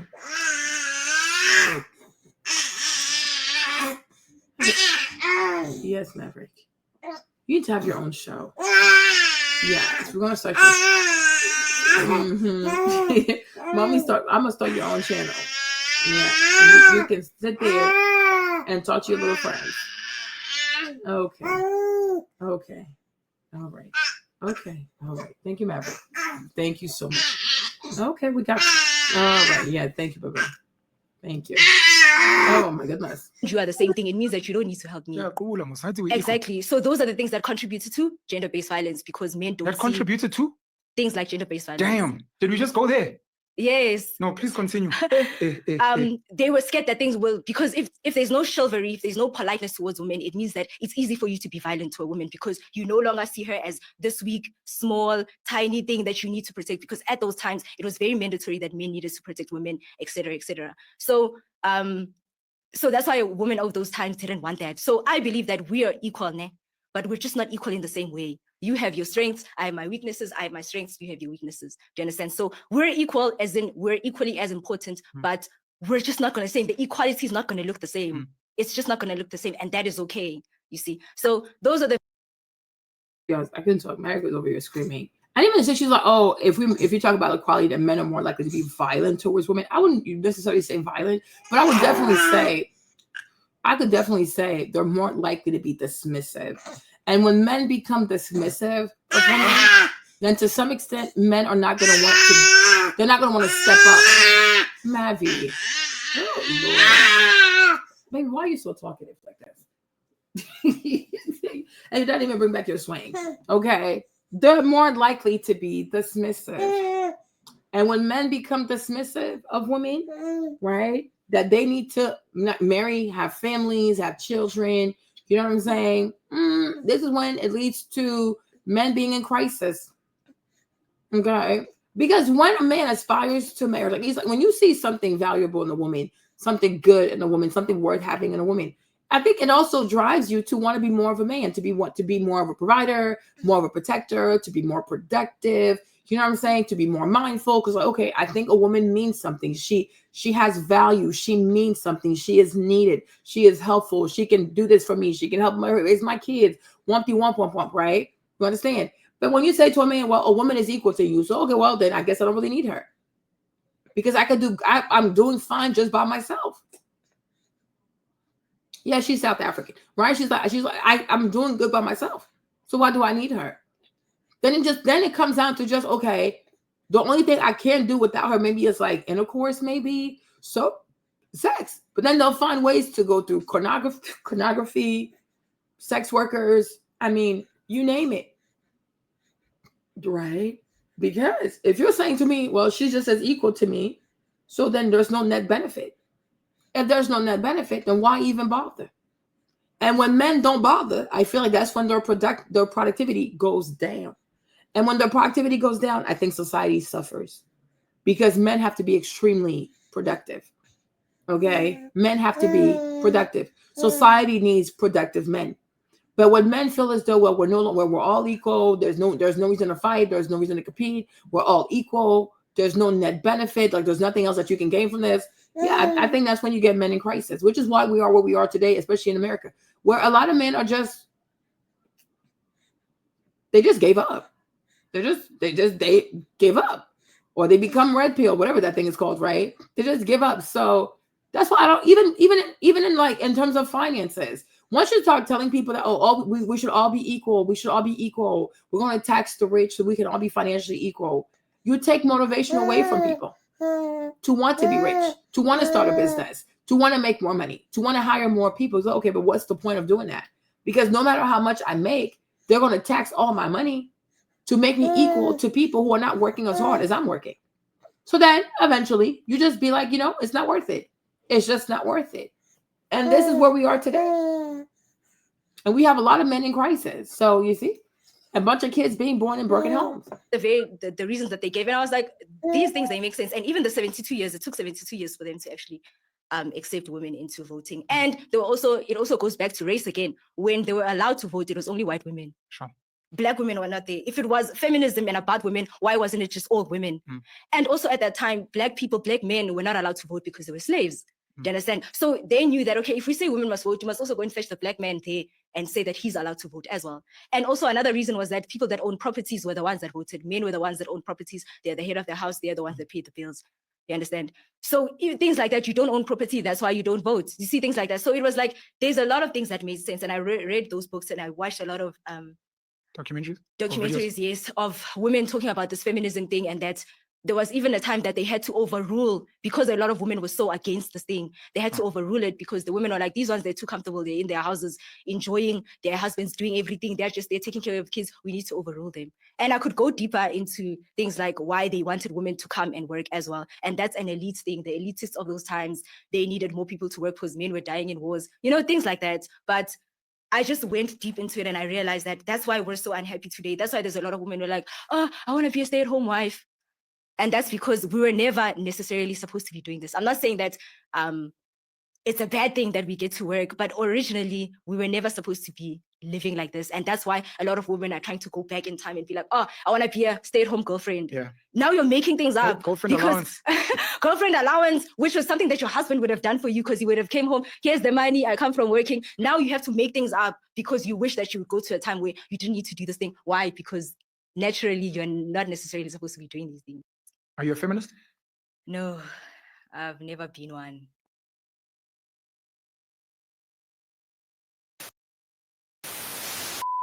Asking Russian women, are you a feminist? Я не феминистка. Но вот эти истории, вот, мужчины козлы, я не буду брить подмышки. Нет. Не совсем. Я больше за равноправие. То есть для меня вот именно феминизм, он отвечает чисто за права женщин, не учитывая как-то права мужчин. Нет. Вообще ни в коем разе. As someone who grew up in a place where the women weren't feminists,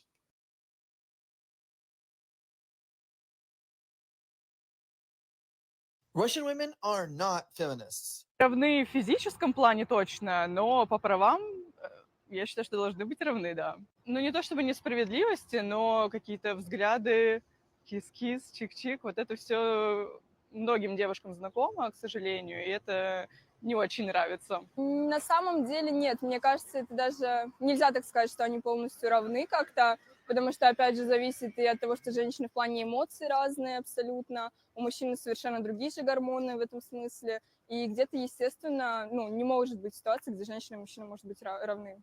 Например, с карьерной точки. Да, могут. Я считаю, очень же много женщин, руководителей, и я считаю, да, они могут быть равны. На данный момент не совсем считаю. Несправедливость, да, сталкивалась, да. Да нет, в принципе, как-то вот все об этом говорят, но я не сталкивалась лично с такой с неравноправием. На моем жизненном пути такого, слава богу, не было. Russian women are not feminists. Равны в физическом плане точно, но по правам. This is why it's good to also look at different cultures, right? But I'm like, it seems like women in Russia, they don't believe in feminism, and it seems like they look a bit more feminine. Over here in America, people are extremely radicalized. People have gotten so radicalized, it's actually scary. It's actually frightening. It really, really is frightening. They're like, niet. Are you a feminist? Niet. I was like, well, you know what? Good for you girls. Don't be a feminist, Shera. It's a freaking scam.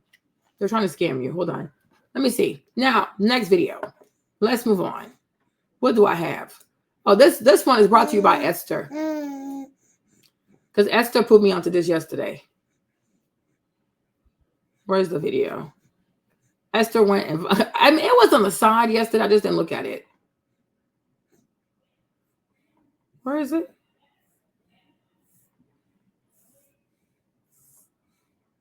Oh, here it is. Okay. We're going to watch this one. I Married a Monster. But before, we're going to start with this one because we got to start with the genesis. We can get to like how we got there. Okay. So let's start with this one. Hey, lady. So this lady, I think her name is Isis, right? She is a pupil. She is a student of Shera 7. If you see, you can even see her husband up here. Okay. So she kind of married the man that kind of looks like Shera's husband. Okay. So let's listen to what Shera did to this young lady. Let's go. Ladies, welcome back to the new trophy wife. Today, I'm going to be sharing my story with you guys about how I went from being a single mom to a spoiled housewife in less than 1 year. And you can too. So I have my Hey ladies, welcome back to the new trophy wife. Today I'm going to be sharing my story with you guys about how I went from being a single mom to a spoiled housewife in less than 1 year. And you can too. So I had my first child when I was 17 years old.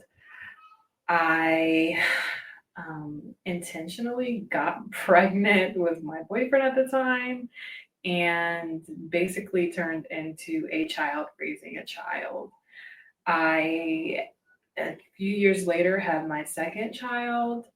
So after having 2 children and being a single mom, I think that my self-esteem was definitely low. I didn't know that at the time, but if I think back about the kind of men that I was choosing, it definitely was a reflection of my lower self-esteem. I think that growing up, I was not taught the kind of men that I should be looking to attract and be in a relationship with. My mom drilled into me, oh, go with the man that's going to be the best breeder. And I think society drilled into me to go after the thug, the street dude, the swag type dude, or whatever you want to call it. So she's saying her mom told her to go for the best breeder. What does that mean, a breeder?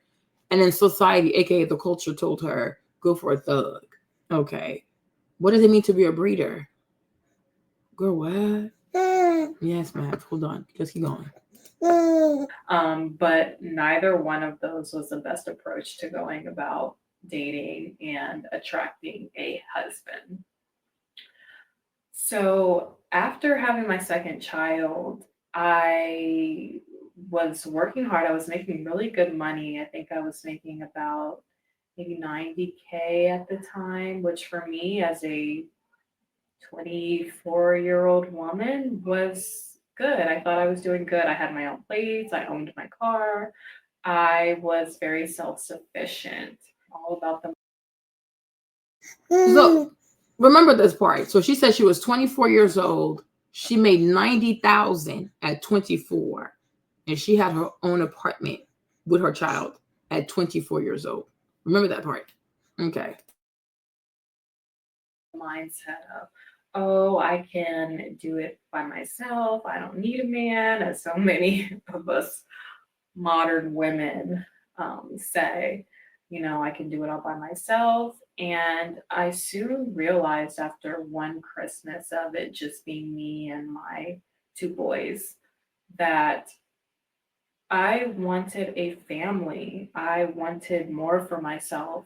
It felt so lonely and it was sad. It was really sad. And it was, I'd say, one of the lowest points in my life. And I realized that I don't want to do this on my own. I don't want to raise these boys on my own. I want a family. I want someone that I can love, someone that loves me and my children.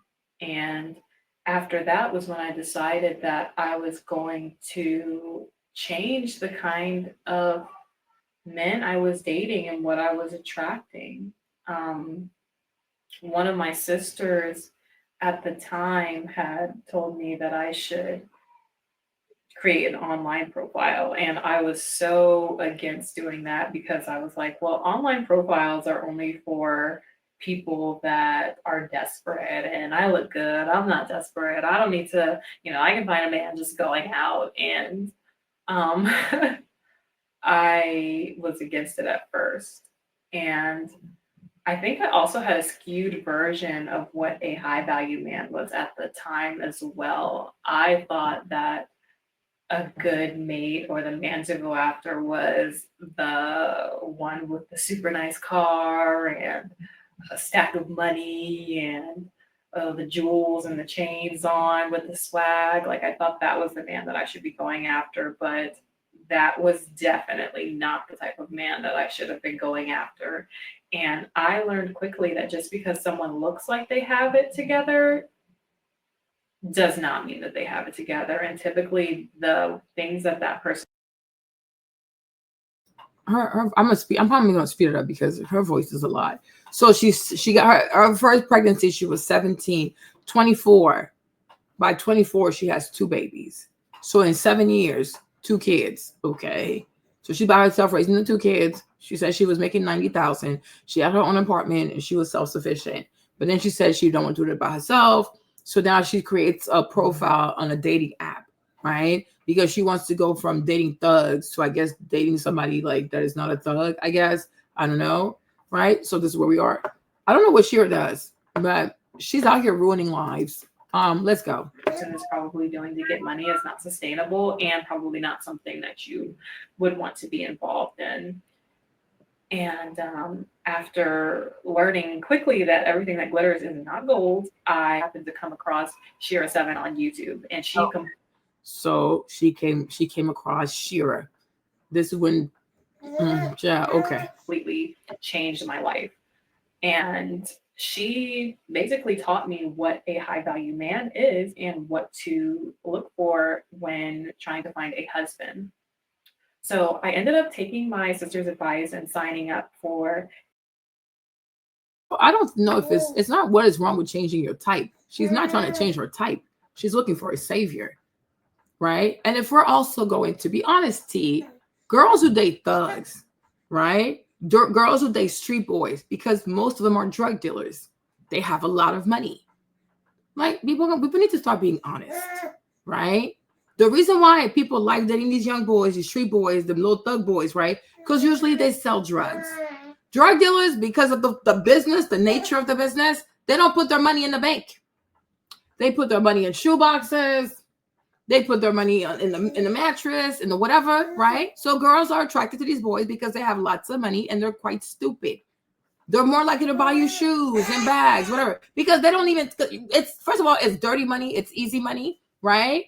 And it's fat. Exactly. These girls are not in it. We're not doing this today. These girls right here, they're predators. These are predators. Because if you really love a young man, and even if he sells the drugs, you would tell him to stop doing it. Because this right here is not going to end well. You're either going to go to prison, you're going to get killed. It never fails. Because a lot of drug dealers get robbed. And when they get robbed, they can't call the police. What you going to say? Oh, I was selling drugs and he came and took my money. You cannot say that. Right? Many drug dealers get robbed. Like when we watched The Wire, Omar, that's what Omar did. Omar was a robber. He was a robber of drug dealers. He used to rob drug dealers. He don't sell drugs, but he sure will rob you. Omar, where's Omar? Okay.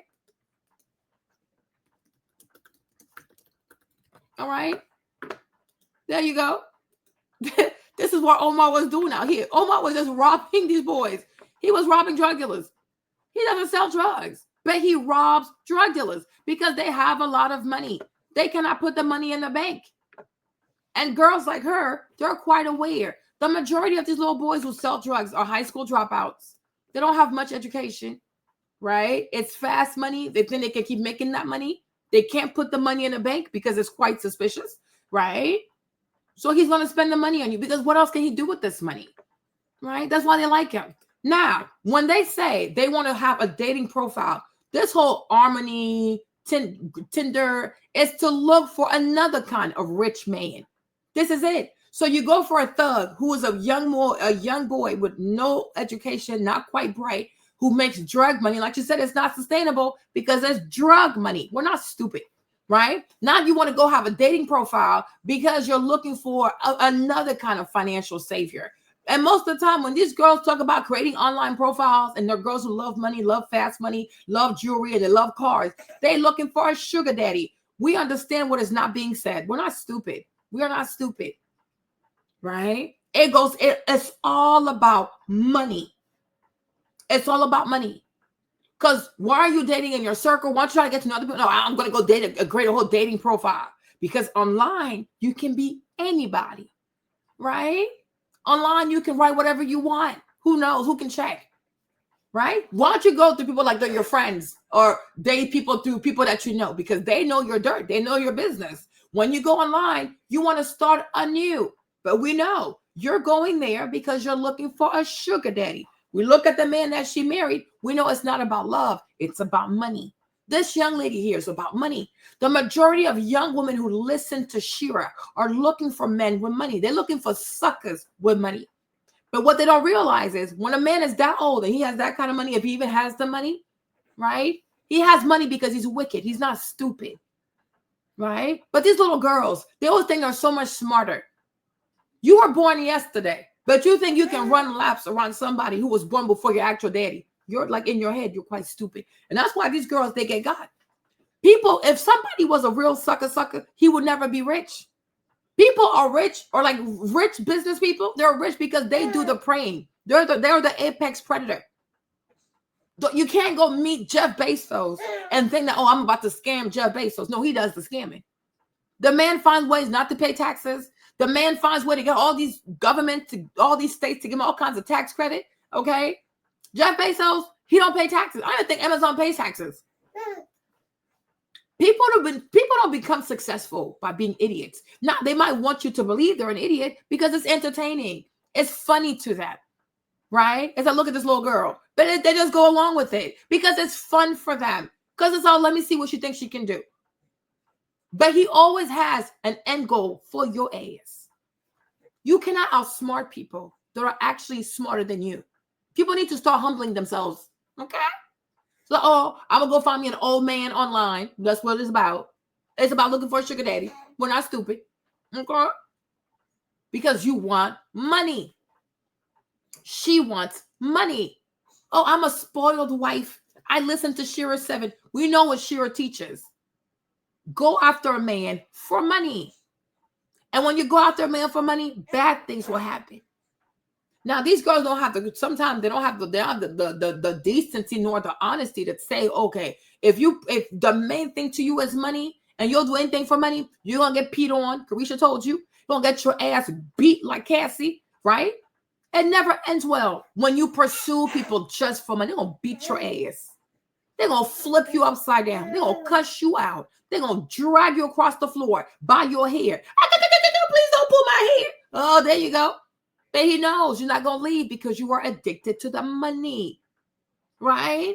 Cassie stayed, did all of that because he had money. If Diddy didn't have money, she wouldn't have left. She left Ryan Leslie for Diddy because she realized Diddy had more money.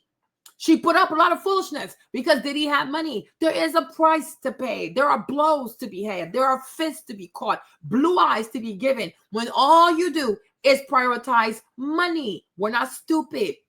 They're not looking for love. They're looking for a financial savior by any means possible, right? So there we are. And this is what we're going to get from this video to the next video. Because when you prioritize money, this is what happens, right? You are 25 years old. You meet a man who's 50 years old. And he has money, but he's not married. You're not scared. Why is he alone? Why is he not married? Why is he by himself? Because there's something that his money can't buy. There are women who don't want to put up with this foolishness. Why don't women his age want to date him? Because they know what he's about. But you see, you're greedy. Your eyes are bigger than your stomach. So you don't know, I'm going to do something different. I'm going to call him whatever. No problem. But we're going to get to the next video. Right? So, we're not stupid. It's the things people don't say that speak louder than the words people actually use. So that's it. You don't date a drug dealer. You don't date a street boy because, oh, I just love a thug so much. No, he has a lot of money. He'll take you to the mall. You can buy whatever you want. He doesn't understand money. He's a freaking high school dropout. What do you know about money? And if he was smart, he would save some of this money, go retain an attorney because one day he will be locked up. But they don't think like that, these boys, because they're not smart. You understand? Because if you're a smart young man and you sell drugs, you only have two ways out: prison or the cemetery. So if I was you, I would get me a lawyer. Take some money, go retain an attorney. The day you get locked up, you don't want to have a public defender. You want to have an attorney. Get your criminal attorney. Treat your drug business like a real business. Get you some representation while you still have the money. Because when the people come on you, they freeze all your money. They take all your money. And that girl that you buying all these bags for, these shoes for, she's not going to go pawn that stuff to get you a good lawyer. She's not going to do it. She's going to go find a new man. Okay? So that's what Shera teaches. That's why her life is the way that it is. Shera, to me, she's a loser. I already told you this. She's a loser. So I don't even know how she can help you to get a high-value man. A man who cheats on his wife and he marries his mistress, that's a high-value man. The jokes they write themselves. This is ridiculous. Me, Marlene, I'm going to sit here and listen to Shera 7. You people are crazy. She's a bum. She's a failure. And I even think real key, low key, she hates her life. That's why she encourages other girls to make the same mistakes that she made. I think she hates her life. I think she's miserable. But because she's amusing, I guess, because she's entertaining, the young girls, they fall for that. Right? But her herself, how is her husband a high-value man when he was cheating on his wife? That's what you want. You want somebody who married somebody else's leftover to tell you how to be in her position? Man, these girls are silly as hell. They are silly. Some people you really don't see it for yourself. You don't see it for yourself. Like, you don't see nice things, good things for yourself. You just want mediocrity. Okay? Of course. Because it's part of the game. It's just like any good pastor. All these good pimps, right? Sometimes they do preach the word. And the rest of it is foolishness. Right? But the thing is also is consistency. It's not about how often you preach about loving yourself. You can't say, oh, self-love, but then go sleep with a married man. How is that self-love? Make it make sense. Make it make sense. Okay? Like Jesus said, you can't serve two masters. Because if you believe in self-love, then you cannot tell these young women that they have to prioritize money. That is not self-love. That's prostitution. That is prostitution. So go ahead with that. But this is what people do to lie to them. Oh, I'm not that bad. Or, well, she's not that bad because people want to justify foolishness. People want to justify foolishness. Foolishness. Because when you tap into Shera's movement, you're going to be a side chick. You're going to be a mistress. You're going to be a sugar baby, right? You're going to get ran through by an old man with a dirty peen for money. You understand? And he going to D you down until his wife gets tired enough to leave. And by the time you even get to him, he might be like, 6 months away from having erectile dysfunction. This is not a catch. This ain't it. Why would you waste the good years of your life chasing behind a man that has 1 foot in the coffin? He got 1 foot in the cemetery. Like he about to die tomorrow. The good years of your life chasing behind a cadaver? Are you kidding me? Behind the cadaver? Oh, no, ma'am. Thank you. Thank you so much. This woman, she has nothing to offer people. And I think because she built such a following online, she got to keep going. But it's up to people to be smart, to be like, do I really want this woman's life? Do I really want this woman's life? I don't want your life. You're not going to pour into me. You are crazy. I rebuke you. So we're going to get where we get to. But I'm like, yeah. Like, come on. No, foolishness. Let's keep watching this. eHarmony. Yeah, she recommended Match, but in my spirit, I felt eHarmony. I don't know why. It's just something told me to do that one. So I ended up signing up for eHarmony. I created a profile, and I think the second person that I matched with was the man that I'm married to now, my husband. And it was very different. My husband and I have a 20-year age gap. Is he? And he was not the... Is he? When two people have a 20-year age gap, there's going to be domestic violence. And you see it with Diddy. 20 years. There's 2 generations between y'all. 20 years. And sure, she sits there and she has these demonic, diabolical arguments, right? To make foolishness like this appetizing to these young women. 20 years. This is going to lead to some kind of abuse. You understand? This is not going to end well. And of course, he didn't end well.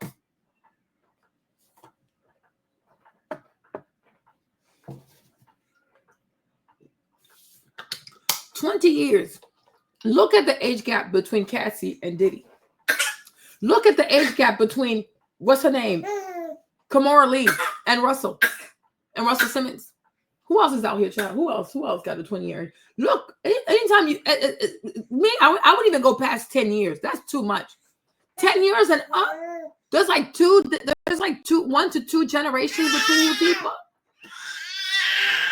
What? Why he couldn't find a woman his age to marry him? What is wrong? What is the problem? Because you see, I think the part of getting older as a woman also is recognizing that there's just certain things that money can't buy.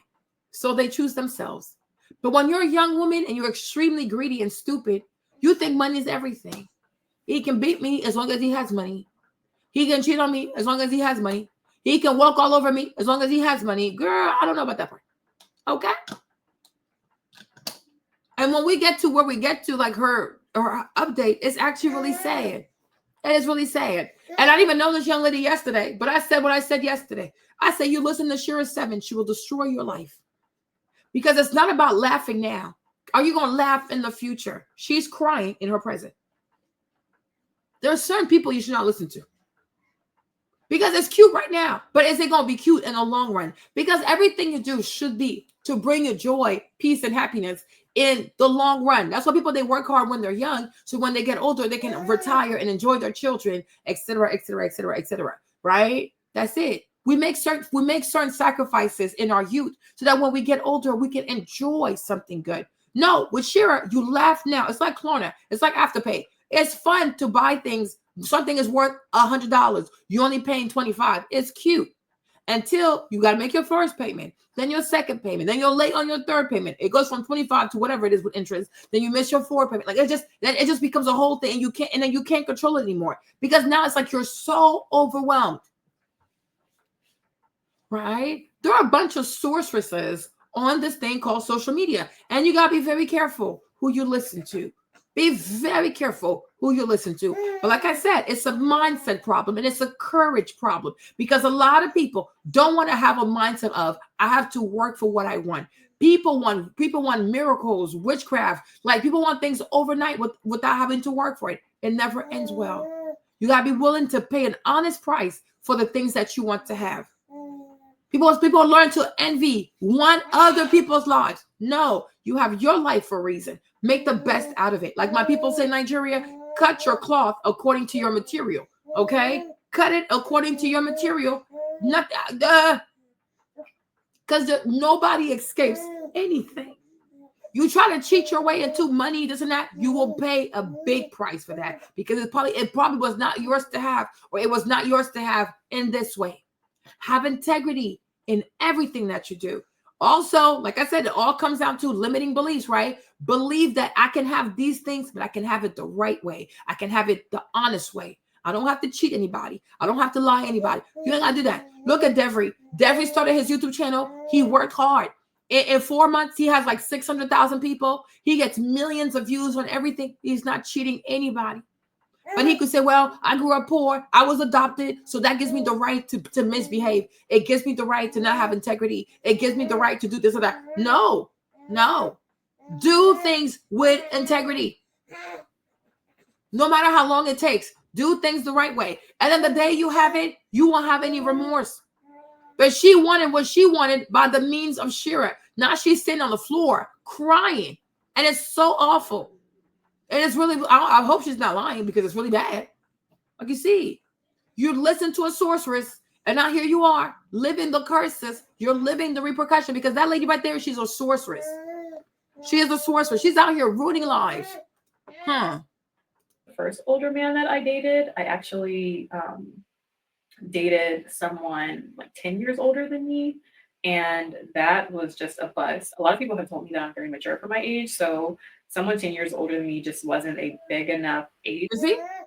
So she never did this before. But once she listened to Shera and she kept listening to the sorceress, somehow a 28-year gap was not that bad. You see this? There are things she never would have done before.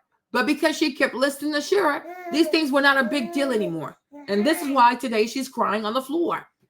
Okay? But in like 20 years, that is a whole lot. That is a whole lot. And my thing is, imagine, even when he's 80, you'll be 60? That is a lot. That is a lot. You gonna be a nanny? No. Age gap for me to vibe with. It just wasn't. Yeah. And so when I met my husband, I knew right away almost, and people say that, but it was definitely true. I know it sounds cliche. Just from our first date, it just felt natural. I felt like I just had known this person already. It was so comfortable. So we went to a really nice seafood restaurant, and it's a bunch of BS. Anybody who says, when I first met him, I knew. When I first met her, I knew, run. You're done with a narcissist. Okay? Run. I showed you on my Dear Future Wifey podcast, the son of the pastor, the son of the bishop. He met his wife at a Diddy party. Oh, that's her. That's my wife. God is telling me that's my wife. Call his friends. I think I met the one. I think I met the one. Right? Oppress this lady. Force this lady into Bible study. Force this lady to become a Christian. All kinds of foolishness. He finally marries the girl. She starts having kids. And he was like, well, I don't want you no more. I'm not in love with you anymore. I want to get out this marriage. I want out this marriage. Be very careful. If somebody loves you that quickly, they will also fall out of love with you even quicker. Don't say I didn't warn you. It is not cute. You understand? But when you're someone who's insecure, like she said, she's insecure, you have low self-esteem, maybe you feel like by being a single mom, you're worthless, whatever you tell yourself, whatever. You have self-esteem issues, right? So when a man says, especially you want on a dating app, you think he's a millionaire. He invites you to this nice restaurant. Of course it feels natural because you want a fairy tale. Everything I've prayed for. Yes, godmother. Yes, fairy godmother. Right? So of course. Then this man says, wow, I've never met somebody as beautiful as you. Wow, I think I love you. You're like, yes. Is he saying that to me? Impossible. Impossible. Is he saying it to me? Fairy godmother, I think I met the one. Is he saying it to me? I think he is. He loves me so. Oh, so. He promised me the world and the rings and the this. Oh, I think I'm in love. Stop the foolishness. This is real life. This is bizarre. Sir, you just met me. Okay? You don't know how I sleep at night. You don't know if I drool. You don't even know if I fart in my sleep. Like, what are you even talking about? What are you even talking about? You love me how? We've never even had an argument. Okay? I've never cussed you out. You don't know me. You don't know me. So what do you love? No, this is what you call the love bombing. Okay? You're insane. But when you're a woman like her who wants, she wants fairy tales, right? That's what these girls do. All the girls who follow Shera, they want fairy tales. Bunch of losers. They want fairy tales. Yeah, he's going to come out of the sky, so mighty and so rich. He's going to save my life. Take me into a castle. I'll be great. I'll be his wife. I'll be the mother of his kids. And we'll love forever. Who is my Prince Charming? The one I met on eHarmony. He loves me so. He tells me so. And I just choose to believe it. No, stop. You are insane. This is not some Broadway musical. Like what the heck? Like what is wrong with people? Seriously, what is wrong with people? Like you have to learn to leave things online. Y'all going crazy. These people, they're crazy. They are really crazy. This is crazy. Because you see, it's the same thing. Yeah, I'm telling you, bunch of losers. It's the same thing as people who are in Africa daydreaming. Oh, there's no way I can make it in Nigeria. There is no way I can make it in Ivory Coast. There is no way I can make it in Tanzania. There is no way I can make it in South Africa. I must go to Paris. Oh, yes, Paris. Everything will be solved once I get to Paris. I will get a job. I will get a career, a car. There will be money. There will be gold in the streets. I will grab. Oh, there's so much money to be made in Paris. You're an idiot. You don't go to Paris. You want to clean dog poop. Okay? Like, these people are insane. These people are just insane. Bunch of losers. Can you imagine? You can make it anywhere. It's your mindset. Like, how are these people making it? Like, you swear, like you would swear there's nobody rich in Nigeria. You would swear there's nobody that is middle class in Nigeria. You would swear in South Africa nobody has any kind of success. Lies you tell. Johannesburg, successful people. Cape Town, successful people. The whatever. There's successful people all over. But losers daydream. Winners are doers. Hello, somebody, get into it. Make it make sense. It makes no sense. All right. I mean, I could do Broadway. I think I'll do really well, actually. I really do. Okay. Like this. This is ridiculous. This is so ridiculous. There is no Prince Charming. It doesn't exist. Stop letting people lie to you. There is no Prince Charming. They're just people. Good people, bad people. Bam, bam. And maybe some that are in between, but you know it is that it is to be human. Okay? You're gonna marry a person. There is no Prince Charming. Even a good man with good money who's not trying to hurt people. He has flaws. He has flaws.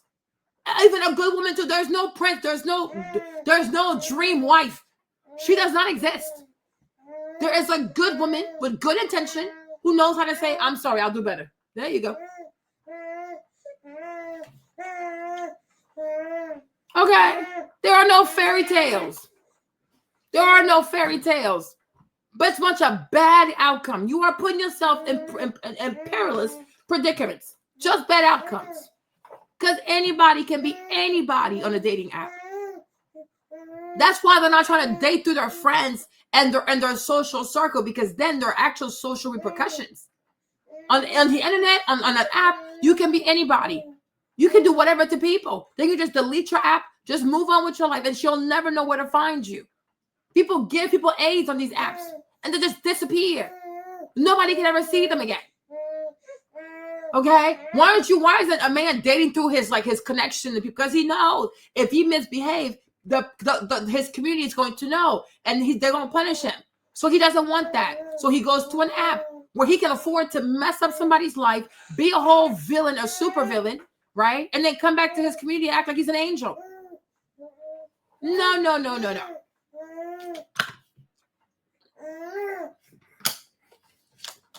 I'll be his wife. I'll be his friend. I'll be his Bible study partner. We'll read the book of Genesis. I'll call him Adam. He will call me Eve. And together, we'll have the most beautiful story ever. No, stop. You're insane. This is crazy. Oh, I met Diddy. He's the CEO. He's so rich. And he'll make me famous. Mommy, famous. Like who? Like J-Lo, like Beyonce. I want to be like Rihanna. He says he can do it, you know. Yes. I just have to love him. Yes. I just have to be patient. Yes. I just have to put up with, a little bit of cheating, but it's not that bad. Yes. I can see myself on a private jet. Ooh, I can see myself on a world stage like Beyonce. All my single ladies. I can see myself on a shopping spree. Limitless amounts of money. So much money. All this money. I can see. Oh, I can see it so bad. I want it now. I gotta have it now. Oh, Father God. Tell me he's the one. Yes, he's the one, my daughter. the one. Oh, Father God, he's the one. He's the one. He's the one. Oh, mother, I must marry him by tomorrow. Okay. Like, what is going on with these people? Like, what is going on with these people, y'all? What is going on with these people? Oh, of course. Okay. Okay. Like, what the heck? What the world? What is the world? Y'all, we need to write a play for this. I need to write a play. It's going to be so funny. Like, girl, you are insane. You are truly insane. You are really, really crazy. There are no Prince Charming, you guys. There are no Prince Charming. It's like even on YouTube, like these weird commercials. There was this guy here. What was his name? He had this infomercial. He looks Latino, but his skin is white. Y'all remember him? He used to have all the Lambos in the back. What was his name? He used to run so many ads. Ty Lopez. There you go. Do y'all remember Ty Lopez? Do you remember Ty Lopez on the YouTube? You guys, Ty Lopez used to spam everybody's video with his goofy ads. Like, Ty, F you, man. Do y'all remember Ty Lopez? Who remember Ty Lopez, y'all? Ty used to have these ads. How he gonna make you rich? Huh? All the Lambos. You see? There you go. There you go. There goes the Lambo. Right? I'm like, Ty, shut up. Shut up. And you know how many, 71 million views. You know how he scammed people with this? Huh? And people fell for this goofy. I'm a lot more proud of these 7 new bookshelves that I had to get installed to hold 2,000 new books that I bought. Oh my God. It's like the billionaire Warren Buffett said. Oh, Jesus. Shut up, Ty. Shut up. Warren. You make time for this. Be quiet. Okay? But a lot of people got finessed. The Lambo, the one. I said, this man, Ty used to have ads on everybody's videos. Wow. Or what about the dream of drop shipping? Oh, if you start drop shipping, you'll be a millionaire in 2 days. If you start doing drop shipping. You guys, there is no overnight success. There is no fairy tale. There is no Prince Charming. There is no fantasy wife. There is no, like, you know, business that can make you rich overnight. You're going to get scammed. Everything worth having requires consistency, patience, sacrifice, right? The best type of success that you can secure is the one that's incremental. You know what I mean? Like you work daily on it, right? Yes, baby. This is crazy. This is crazy.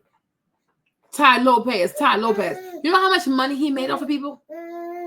Like I'm sure that's my personal opinion. Don't come for me, Ty. But I'm sure he started off with the lie, right? But by repeating the lie over and over, he made believers out of his lie. That ultimately, Ty actually got the Lambo for real. That Lambo could have gotten leased. But you keep repeating a lie over and over and over, people start to believe it. Because instead of people turning like, I'm not listening to this, and tell me more. Tell me more. The person is lying to you. Turn it off. No, tell me more. Tell me more. Because lies are so seductive. Because, the lies make you believe that things that are not normal are normal. Things that take 10 years can happen in 10 seconds. Okay? And because most people are lazy. And it goes back again. When you are weaker vessels, you want shortcuts.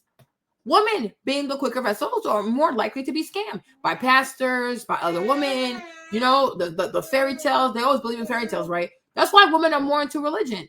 Because religion always have this like fairy tale component to it. Hey, fact, Jesus walked on water. You know what I'm saying? Like Jesus. He's like Jesus. All them little fairy tales, right? They love Jesus, right? Because he walked on water. Okay? Most religion had this little fairy tale component to it. So it attracts women more than men. You tell a man that Jesus walked on water. How does that help him? Make it make sense, right? Because most men have to do. They don't have the luxury of dreaming about being successful. Some men, the one who are feminine, they probably do that stuff. But you know what I'm saying? That's that. But there's no Prince Charming. But they are predators. They are predators who are looking for pretty girls like that, who are very naive, very greedy, very money-centric, to just take advantage and ransack your life. There are a lot of predators. You have way more predators than you actually have good people. That's why I say the content that Shera makes, there are men, evil men, who also listen to that content, and they will position themselves accordingly, trying to get her ass and get her ass and get that ass and get that ass. Because you show people that you're foolish enough and you're greedy enough to believe in BS, they're going to do just that for you. Okay? I wish most women would understand you're a prey. Be very careful. There are a lot of predators out here seeking who to devour. And there's nothing easier to catch than a young, greedy, okay, young woman. All right? Don't be a loser. Be a winner. Be a doer. Work hard. Be patient. Okay? This is crazy. This is crazy. It was great. It was an amazing first date. And mind you, I think we both. And the sad part is, you know, the sad part is with these young ladies also, they're just, they don't understand that all of this, like the first date being super, super wow, is part of the scam. They don't get that. They don't get that. That's why I say, but you know, but you got to have humility of the heart. Mm-hmm. You have to have humility of the heart. You can't be so egocentric, right? When you have humility of the heart, you will say, no, let's go have coffee.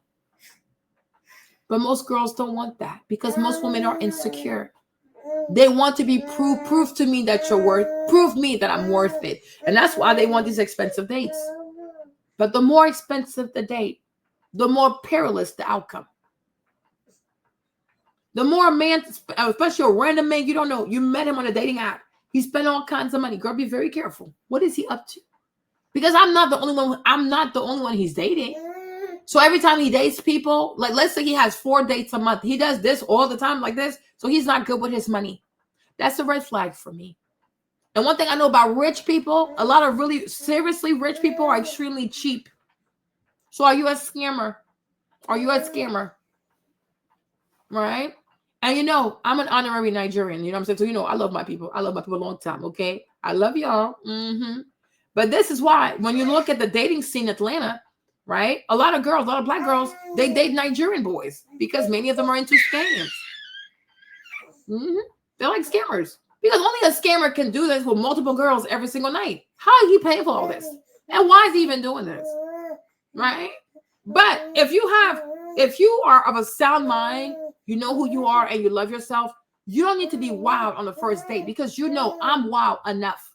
Take me to the coffee shop. Let's have a proper conversation. I don't need you to wow me. But this whole like this wild thing, you're going to pick the most expensive restaurant in the city. He's going to spend all this money on wine. Girl, is part of the scam. Yes. It's part of the, exactly. So if you're dating more than one person and you're doing this every single night, something is bizarre. Rich people don't act like this. You understand? It's just like when you look at Mark Zuckerberg and you look at most rappers, you would think Mark was regular and you would think these rappers were so rich, but the rappers are so broke. Many of them, they buy jewelry on their advance. It's their advance money. They haven't even delivered the album yet. They're paying you in advance. That advance is for the album, is for your producers, for your sound engineers, for your music videos, for your manager. It's for all of that. The people that take the advance, they go straight to the jewelry store. You're about to be a slave. Because what happened when the album actually flops? How you going to pay them back? You look at Mark Zuckerberg, he looks regular. But yet he owns islands. When are we going to learn? That is not investing in you. Spending $1,000 on food to poop later, T, is not an investment. That is food. Food is not an investment, T. It is food. It's procurement. It's not investment, right? A man giving you $5,000, $10,000, $20,000 to start a business, now that's an investment. Food that you're gonna poop or alcohol he's gonna give you to make you tipsy, so he's more likely to sleep with you. If anything, he's investing in his ability to have sex with you this very night. But he's not investing in you. He is feeding you. That is not an investment. You're going to wake up tomorrow. You're going to poop, right? It would have been better for him to even take you to Taco Bell and then give you the money. Like, you know what? I was going to spend $2,000 on this date, but let's eat Taco Bell and you can keep $1,950. Go pay off your credit cards. There you go, right? You understand? He's investing in himself, if I would say that, because he needs you to see him a certain way because he's about to scam you. He's about to hurt you real bad. Okay. But if he really wants to help you, make the date cheaper, give me the money, let me go pay off my credit cards. But he's not going to do that. Because if he gives you the money and you go pay off your credit card, you might not come back. Hey, Bridget, it's the same thing with your employer. Your employer pays you just enough for the next 2 weeks that you're broke. You'll go come right back to work, right? If your employer paid you as much as he paid himself, you might not come back after Friday because once the money hit, like, you know what, do I really need this job, right? Your job will pay you just enough to make sure you come back tomorrow. People get paid on Friday, but they come back to work on Monday because for most people, they get paid Friday, the money gone by Friday. So you need a job. It's the same thing with a date. You understand? If the man makes the date more affordable and gives you the money, that's financial freedom. Money is freedom. You can say, you know what? I pay my bills. I don't really want to go back and get to know this man. There you go. And this is why in most of these relationships with older men with money, they never give you enough money to be financially independent.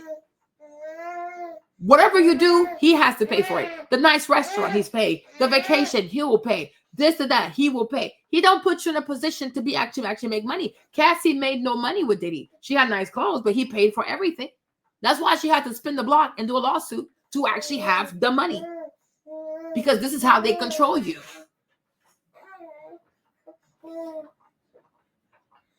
Okay? But it's all part of the wow effect. It is a scam. It's the same thing. Like when my people that I knew when I lived in London, that used to like scam these rich people. That's what they would do. They go to these expensive hotels on Knightsbridge. They order the craziest champagne. They smoke the most expensive Cubans ever because they have to wow these people. But yet they're broke. You have to see it. It's quite impressive, actually. But how rich people get scammed by poor people. Make it make sense. Then they take you, they wash the money, they finesse you. You know, oh, wow, can you wash more money? They got your black ass because greed is a thing. And if you don't check your own greed, you're going to stay getting scammed. You're going to keep getting scammed. You're going to keep scamming your ass because you're greedy. And greedy people are the easiest people to scam. Just like people who play poker, just like people who gamble, they don't know when to stop. That's when people get in trouble. You don't say, you know what? Like the song said, you got to know when to fold them, know when to walk away. Greedy people don't know how to fold it. Greedy people don't know how to walk away. And this is how greedy people stay in bad relationship, abusive relationship. They knock your head upside down relationship because you're greedy. Exactly. You have to tame your greed. And women are incredibly greedy. And instead of listening to people who going to tell you, tame that greed right there. Tame it. No. They want to be around people who say, be more greedy. You deserve it all. You can have it all. You see this? You see this? You have to tame your greed. Why do you want to have it all? And a mature person will say, is it even necessary to have it all? There you go. Are you sure you'll be happier if you have it all? Or would you be actually more miserable if you had it all? Right? That's why growing up, we learned the story of King Midas. King Midas thought that if he had the golden touch, if he could have all the gold in the world, he would be so happy. Until one day he forgot. He touched his daughter, his only daughter. Statue of gold. Now the man starts crying. Oh my gosh, oh my gosh, oh my gosh, what? You should be happy. You have more gold. He's like, no, I want my daughter back. So more is not always better, is it? It is not. Right? But you have, this is what social media is. It's a lot of immature women out here, hey, Ms. V, giving young women stupid advice. More is not always better. Having it all is not necessary. Do you really think that if you had it all, you'll be happy? Maybe you might be more stressed. Like, you know what? Who's going to rob me? Who wants to come steal from me? Right? Everything in moderation is actually a form of freedom. Somebody can say, oh, you can buy all the Chanel bags. At first, you'll be excited. But after a while, you might be exhausted. Like, oh my gosh, do I have to keep buying these bags? I want to do something else. There you go. More is not always better. You don't need to have it all. Right? But you need to have the right things. What are the right things? What are the right things that you need for your soul, for your peace, for your enjoyment, for your fate. There you go. You don't need to have it all. You don't need to have it all. A lot of people chasing, I want to have more and more and more. Some end up dead. Some end up addicted. Some end up becoming sex workers. Some end up in prison. Some end up like deleting themselves. Because more is not always better. More is not always better. You know what I mean? There's actually beauty and simplicity. That's why we call things classic, the classic look. And usually the classic look is the mirror is very simple. It's not excessive. Because more is not always better. It's not always better.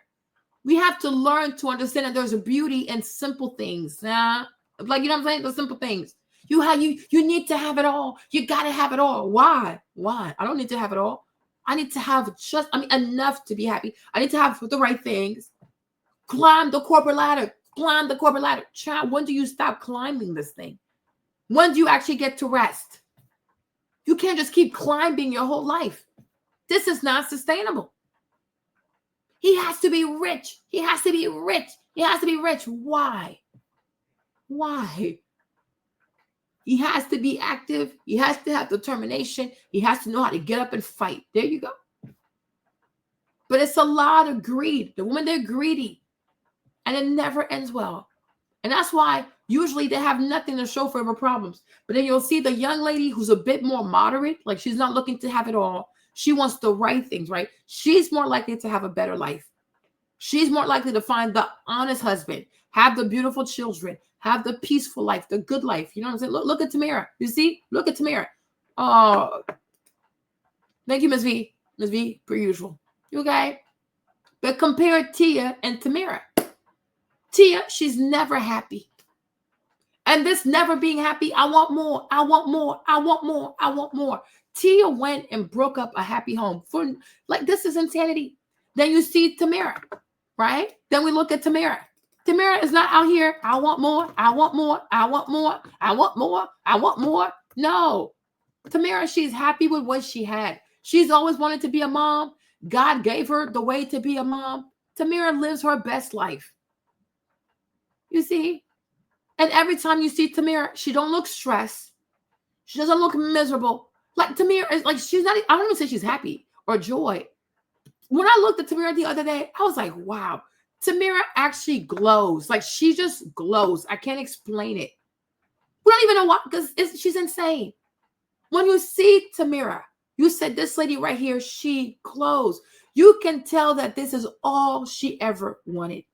Married, children, beautiful house, a garden, family activities, family vacation. Like you have given her the world. That right there, she's happy. She's happy. And you can only see that. Like, I was like, wow. It was the video that River did, right? And I was looking at her and I was like, wow. Hold on, no, Tamara, right? And I was like, Tamara actually glows. She's really happy. Like, it's not a fake smile. It's not, no. The girl, she loves her life. She loves her life. You know what I'm saying? She loves her life. And you look at Tia. Tia, it's like you can tell she's always crying. She's always miserable. I'm like, girl, why are you crying so much? Right? I want more. I want a better husband. I want a better house. I want a better career. I want more movie roles. I want more of this. Girl, it's too much. It is too much. She glows. She's sincerely happy. And that to me, like, that is, like, I don't know, that to me, that's really beautiful. Because Tia, she's free. She's free. She defined what success was for her. She defined what, as a woman, this is what I want. She made that happen in this world. She found a way to make her joy, whatever. And she just enjoys it. She loves it. Tia is miserable. That TV show, every time I see Reva do a review on her, she's always crying. And I'm like, Tia, what is this? Every time you see Tia's in tears. Every time you see Tia, look, she's crying. She's always crying. She cries. She's always in tears. Right? Always in tears. Hold on, you guys. Sorry. Hold on. Stop the screen. Bring back the screen. Okay. She is always crying. She's crying. She cries. She cries. She cries some more. Then she cries again. Then she cries again. Then she cries some more. I'm like, Tia, what is going on? But this is what happened when you don't know how to be happy for yourself, right? You have to learn to do what is right for you. It doesn't mean you got to have it all. No, you need to have what is right for you. And for that, you have to learn to quiet the noise of the world, but not even just the world. These women, these goofy women that you listen to, and you have to find your own voice as a woman. What truly makes you happy? If you're the kind of person you enjoy baking cakes, right? Maybe when you look for the man that you want, either he's also somebody who enjoys making cakes, or he's somebody who enjoys eating the cake, right? Like if you know that you love to bake, like baking for you, it's like that's your thing. Like I don't like to bake, so what do I know? But there are some people who enjoy baking. Like, oh, I just love to bake, right? That is your thing. That thing makes you happy. It's not shopping. Like some people might want to go buy for shop clothes. You like shopping for like baking accessories. Like that just makes you happy. You go to Michael's on Saturday to buy more baking supplies. You're that person. You are that girl. You understand? And that you should be okay with that. You understand? Don't let these goofy girls tell you that you got to be a 5-star restaurant type of girl. You're not that girl. You could care less. You don't like champagne. You don't like caviar, and it's just fine. You enjoy baking. So you might be the type of girl, maybe your first date should be a picnic where you actually get to bring your cake because you like to bake. And you can see if he appreciates your cake. There you go. Because that's who you are. Be who you are. Not who these girls want you to be. These girls are confused. Okay? They're confused. Many of them are confused. And many of them outside are miserable. They're extremely confused. You like to bake. That's your thing. Somebody else you might enjoy like knitting and stuff. That is your thing. That is your thing. Honor that. Love that. You know what I mean? What you love. You might be a girl, you enjoy reading. You love books. You love nonfiction. You love fiction. I don't know. A good first date for you might be at the bookstore. You want to see if he enjoys reading as much as you do. Is he naturally curious the way that you're curious, right? Does he enjoy good fiction? Does he enjoy good nonfiction? You don't need a 5-star restaurant. How does that help you to find your person? Broken people play these kinds of games. Nobody got time for that, right? But I tell you this. You meet an older man, 20 years older, on a dating app. His first date is to wow you. He's up to no good. This is all part of love bombing. Listen to me. Don't listen to me. But when the consequences happen, you cannot say, Marlene did not warn me. People have to be very careful of love bombing because this is how you attract extremely dangerous narcissists. You understand? Same thing. I want to say Mercy Gono, it's the same situation. Oh, you got to be tall, strong, muscular, an investor, real estate investor, womp. She went and messed with Gerard. She ruined her brand. Her views, her videos can't recover. You see this? And Gerard also, he went out. He bought her a $15,000 ring. I'm like, there you go. There you go. Foolishness. Because he was trying to bamboozle her. And then what happened? Mercy went out of her way to buy his house out of foreclosure or something, 170 something crazy, like almost $200,000. It was all part of the game. I'm gonna buy her a ring for 15 grand, but I'm gonna get her to come out of pocket $200,000. Be very careful. It never ends well. Don't chase fairy tale. Chase honest people. Show me your reality. What that look like? Okay? Because this is how we're gonna like keep evil people away. Because I watch a lot of videos, I consume a lot of content, and I'm starting to recognize. Okay, I've come to recognize what love bombing looks like. It's like everything goes super fast. It's full of compliments, right? It's full of compliments. The person telling you everything you want to hear is these beautiful dates. Everything goes really fast. because they have to wrap you up in this thing so quickly, and you completely lose your bearings. You become wrapped in who he is. Your identity becomes his identity. You start liking what he likes, like you don't even recognize yourself, and you think that's what I want. That's what I want, because you're telling yourself, this is how I'm going to have Prince Charming. Be very careful. There was a movie, I've told y'all to watch the movie, right? With what's her name? Billy Bobby Brown, right? That movie she did on Netflix, right? She also thought she was gonna marry Prince Charming. She married a monster. She was used as a sacrifice. Okay? So be very careful. Be very, very careful. Okay? That's it. First date is amazing. Now you fast forward, you're sitting here, you're crying because something horrible has happened. Now, can you call Shera and hold her accountable? Is Shera going to come help you? Is Shera going to help fix the problem? No, she's not. No, she's not. She's going to sit there and keep ruining more lives. I don't think so. We're kind of just dating different people at the time. And that's definitely something that I recommend if you're looking to, you know, find a husband. It's not just dating one person at a time. It's not good to put all your eggs in one basket. But we had a great first date, and I think he ended up asking me to be his girlfriend on the first date, and I said I would think about it. I know that the universe guru talks about how you shouldn't fall into the girlfriend trap, and it was kind of something that I just intuitively knew, like, I'm not just going to agree to be your girlfriend just after meeting you, because I know that you just want me to be your girlfriend so that you can get in my pants. So I didn't agree. And you'll see, and also think about this. That's not me. I was like, I don't think this man is rich at all. I don't believe it. A high value man who has lots of money goes on a date with a woman he's never met, and right then and there he says, be my girlfriend. So he's not sought after by other people.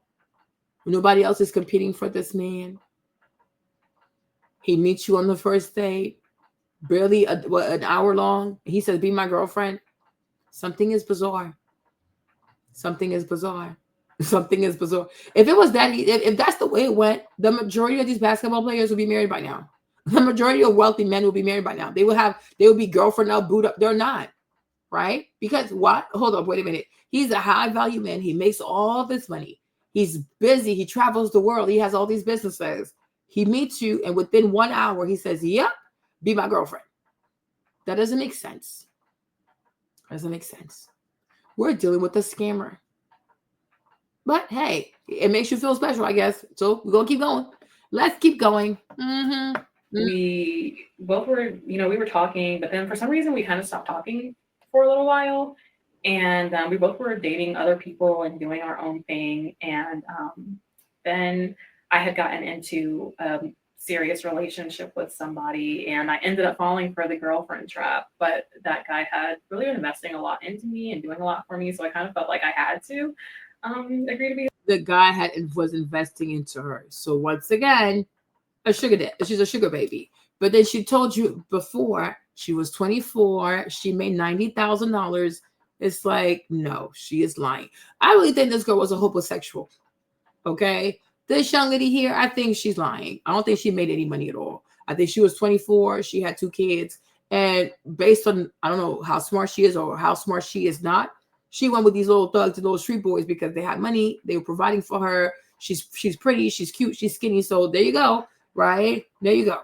Once she met that man, with the man she thought had way more money, she's like, well, do I really have to stay here? Do I have to stay in this relationship? Because she had nothing better yet. You understand? And that's just how it goes for a lot of people. Men do it, women do it. They'll be in a relationship with someone because right now, financially, they cannot afford to take care of themselves, right? So it's like this one branch they're holding on. If they find a better branch, they'll swing that way, right? So once she went on that date, the man said, like, she saw the venue. She probably saw the bill. She's like, oh, he probably does have it. He said he wants her to be his girlfriend. It's stuck in her head. It's stuck in her head. So now she goes back to her other man. Like she said, she was dating other people because she's in a relationship, but she's dating other people while she's living with the man with her children, right? They know other people. Now she's like, I could have something better. So now she couldn't have peace. She has to find a way to leave this thugger. She got to leave the YN to go be with her, I guess, like the man that Shera says that's goals for you, right? That's what this is. I'm like, girl, you're full of it. Okay. You make 90,000, you're self-sufficient, but you're taking money from random man. Why is that? That makes no sense. You're making no sense. You make no sense. This story makes no sense. You're self-sufficient. You have enough money. 90,000 for like 2-3 people, but you're listening to Shera 7 to tell you how to find a richer man. Yeah, sure. Of course. Yeah. His girlfriend, because he asked me multiple times and I finally agreed. Yeah. So after me and him broke up, well, let me rewind. So me and him ended up breaking up because he just didn't really vibe with my oldest son, who was 5 at the time. I could tell that he was really just putting up with my kids. He didn't really embrace them. Sometimes, you know, we as mothers can tell like someone's just being nice to our kids for the purpose of being with you, and they're not necessarily invested in your kids themselves. And that's what I felt like from him. So it just didn't feel good. It didn't feel like a family, the kind of family that I was wanting. So I ended up breaking up with him. And we were living together. We were living together, and I just like packed all my stuff and left. And it was crazy because. So whose apartment you think it was? Whose apartment? She said we were living together. I packed my stuff and I left. So, and this is the problem with telling lies. I don't even know what people lie. Okay, because she sat here with her cute self, right, wanting to convince us that she was making. She got pregnant at 17. By 24, she has 2 kids. So when did you have time to study? Did you even finish high school? When did you have time to even go to college with 2 kids? When did you have time to study? When did you have time to graduate? When did you even have time to apply for these jobs? But somehow, y'all, we're supposed to believe that at 24 with 2 children, she's making $90,000. Okay, sure, whatever, right? Then she has, I live in my own apartment. But now she's telling us her child is 5.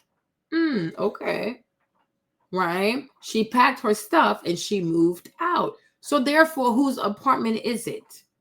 Because I'm assuming if it was your apartment, he would have packed his stuff and he would have left. No. Make it make sense. Doesn't make any sense. Why are you packing your stuff? Why is he not packing his stuff? Because you were living with that man. That was his apartment. He was paying the bills.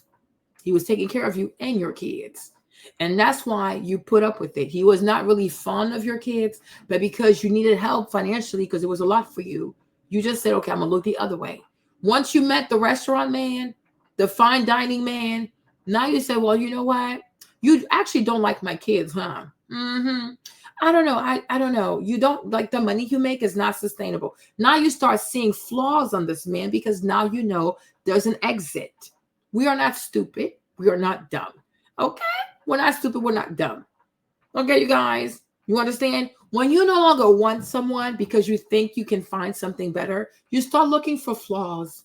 Oh, you know, I've always noticed that you didn't really vibe with my kids. You know, I've always noticed that, you know, we don't really have the whole family chemistry down to that. Had you never met Mr. Restaurant, Mr. Crab Legs or Lobster Tail, whatever, you would have been just fine. Right? Right? But now that you know there's allegedly somebody wealthier who's open to making you his girlfriend, you think he has more money, you think he's more established, you think he's older. So like, you know what? It's just not working out. Let me pack my bags and go. Okay. So you packed your bags. Okay. Now you're homeless. Okay. Let's continue. She's full of it. Let's continue. The next day, my husband, my now husband, reached out to me and was like, hey, how are you doing? And I told him, you know, I just got out of a relationship, and I kind of told him a little bit about why. And he was telling me like, oh, you know, those are my boys. And he had genuinely really connected with my kids. And he was not the kind of man that was just be nice to them to get to me. Like, it was very genuine. And that was okay. So we are supposed to believe she went on a date with this man. Does that mean, you see this? She had a boyfriend. People are crazy. She had a boyfriend. When she goes on the date with Mr. Lobster Tail, she has a boyfriend. She lives with the boyfriend. Her and her kids live with that man. The man paying the bills. She's on a date with this new man, right? Because that's why she said, I couldn't say yes to him because there was currently someone in her life. Now she goes home. She needs to activate how she going to get away from this guy right there. So I'm sure you start all kinds of argument. You look for flaws. It's just like when a man has an affair. He all of a sudden, he doesn't like his wife cooking. There's too much salt. She used too much chicken. She put too much like spaghetti in the spaghetti thing. This everything now is a problem because he found somebody else. He has to have reasons to be upset. He needs a reason to not come to the house. He needs a reason to leave the house, right? So he's looking for ways to complain. Things that never bothered this man. Now he's extremely bothered because he met somebody else. Okay? He met somebody else. Yeah, we're not stupid. We're not stupid. Okay? A man that used to eat your chicken, even if you're a bad cook, you used to eat your badly cooked food, he never complained. Had diarrhea, was constipated, he never complained. All of a sudden, it's like, well, you could do this better, change this. No one want. Girl, he found somebody else. So now everything about you just triggers him because he needs a reason to leave. He does not want to be in this relationship anymore. But he's too cowardly to tell you, I think I found somebody else. He wants you to leave. Make it easy for me, right? Same thing with her. She's dating a man who's taking care of her. Most likely he's a thug, like he's a young, okay? He's a YN. There you go, right? So she's like, okay, I think I have a way out. I have a more respectable man, older man, and But you can see the whole time she's still talking to the man. So she said, no, I can't be your girlfriend because she's already somebody's girlfriend. But she's still entertaining him. Because how convenient. You pack your bags, you leave the man, and the very next day, Mr. Lobster Tail is calling you. You were always talking to Lobster Tail.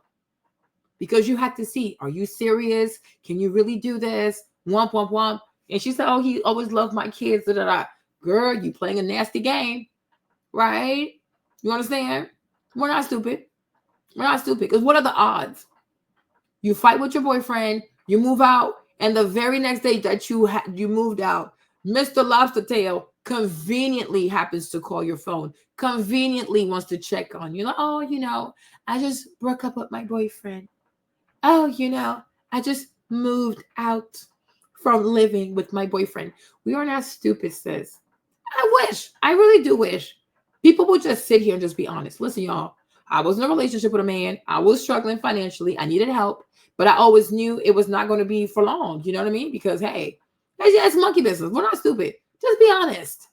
I was 24. It was hard financially. I couldn't do it by myself. So that was the best man I could get. But I always felt like I could find a better man. So when I met Shera, I was, okay, maybe she can tell me how to find the man I really want. So when I was still with this man, I would go on dates with other men. I met this one man. Once he told me, do you want to be my girlfriend? I ain't going to lie to you. It did something to me. And I was like, you know what? Maybe I should be his girlfriend because he can give me a better life than my little thug. Be honest with people. You ain't got to lie. You ain't got to lie. Don't try to embellish your stuff. Because, girl, you sound crazy. That don't make no sense. Because nobody believes this foolishness. I mean, I don't believe this foolishness. Mark doesn't believe it. We don't believe you. Because I'm like, you fight. You fight with your boyfriend. You pack your stuff. You move out. You go probably live with your sister. And the very next day, Mr. Lobster Tail just happened to think of you. He just happened to call you. He just happened to like, girl, I was in the neighborhood. I was just thinking about you. You were always talking to him. You were always talking to him. Okay? And you had to come up with some drama to exit the relationship and then go into a new one. The same way most men do. Exactly. And I'm sure Cassie started to, but you promised me you would do this for me and you haven't done yet. But, Diddy said, this is what people do. When people think they found something better, they start drama with you. They gaslight you. They make you think you're the problem. No, but you're not the problem. He just wants to leave. She wants to leave. But people don't have enough integrity to say, hey, you know what? I kind of was using you. So, I think I found something better. So I think I found me another sucker. I think I finally had my Sierra prayer answered. That's it. That's all you got to say. Don't do this. It's very dishonest. And that's why she's attracted to Shera. The spirits, they be connecting. You're crazy. one of the things that I really loved about him. That was something that stood out about him versus other men that I had dated, was he really embraced the fact that I had children because he wanted children. And so, you know, he was talking, my lease was going to be ending very soon, which is why I went ahead and moved in with my person that had became my ex. We started living together, and I told my husband, I was like, hey, it was so embarrassing to admit, but I was like, I need a place to stay because my lease is ending and I just broke up with my boyfriend, and maybe even if it's just like for a couple weeks, you know, it's okay. Okay. So she's a homosexual. Okay. She's the homosexual. Very pretty, but she's a bum. So you have 2 babies. You're in your 20s. You have 2 babies, right? Look at how she moves the babies from one house to another house, from one boyfriend to another boyfriend. How is that healthy for these boys? Right? And she says to him, even if I stay there for 3 weeks, is that okay for the kids? Is that okay for the kids? You don't even know this man. How you know he's not a... People think people don't want to grape the boys. How do you know he don't touch little boys? He's always wanted kids. He's 40-something. Why don't you have kids yet? Is that not bizarre to you? So you drag your babies into your boyfriend's house, who's we can safely assume is a thug, because like you said, society told me I want a thug. Okay, so a thug he was, right? So who knows if he's selling drugs? Who knows if he has guns? Whatever. On top of that, he does not like kids. But you put your kids through that. Now you break up with him. You pack your stuff. You say, hey, is it okay if I move into your house, even if it's just 3 weeks? It's not just you, sis. You're moving in there with the babies. What if he's crazy? What if he's an abuser? What if he touches boys? What if he watches boy pornography? You have no idea who he is. But then you see tomorrow, when her boys grow up and don't like her, oh, these black boys, they hate black women. There you go. Okay. Oh my gosh, I don't know why these black men don't trust black women. Look at the mother. Look at the mother. Look at the mom. Like, how is this okay? When children see their mom do stuff like this, are they supposed to grow up and have respect for women? Are they supposed to? No, Mark, this is really serious because she's raising 2 boys. Look at what she's doing. So far, the boys have seen her live with a thug, and now the boys about to go see their mama sleep with a grandpa. Because the kid's not stupid. Oh, he look old. His head is full of gray hairs. So you take your babies from living with a thug, and now you take your babies to living with the man looking like the black Santa Claus. Girl, what the freak is you doing? Okay? You understand? Then on top of that, the kids, they know what their mama doing. Tomorrow, when these young men look at women and feel as though women are conniving, women don't tell the truth. Women put themselves first. They don't think about money. They don't think about their kids, right? When her son starts seeing women a certain way because of her behavior, people gonna sit here, act all brand new. Oh, I don't know why these black men are like this. I don't know why these black boys are like this. I don't know why black men don't trust black women. What kind of black mother he had? There's no integrity over here. But tomorrow, because the kids people think kids don't see this. Black men, the black boys, they always see this. This is not okay behavior. And now they're going to get older, because you're going to see the part 2 of this. You're going to see the part 2 of this. This does not end well. This does not end well. Right? This does not end well. All of this is really bizarre. Oh, is it okay if I stay there for just 3 weeks? It's not just you. You have children. You don't know this man? He took you to a nice restaurant. So now you think it's safe to live under his roof with your baby is 5. The oldest is 5 years old. So how old is the youngest?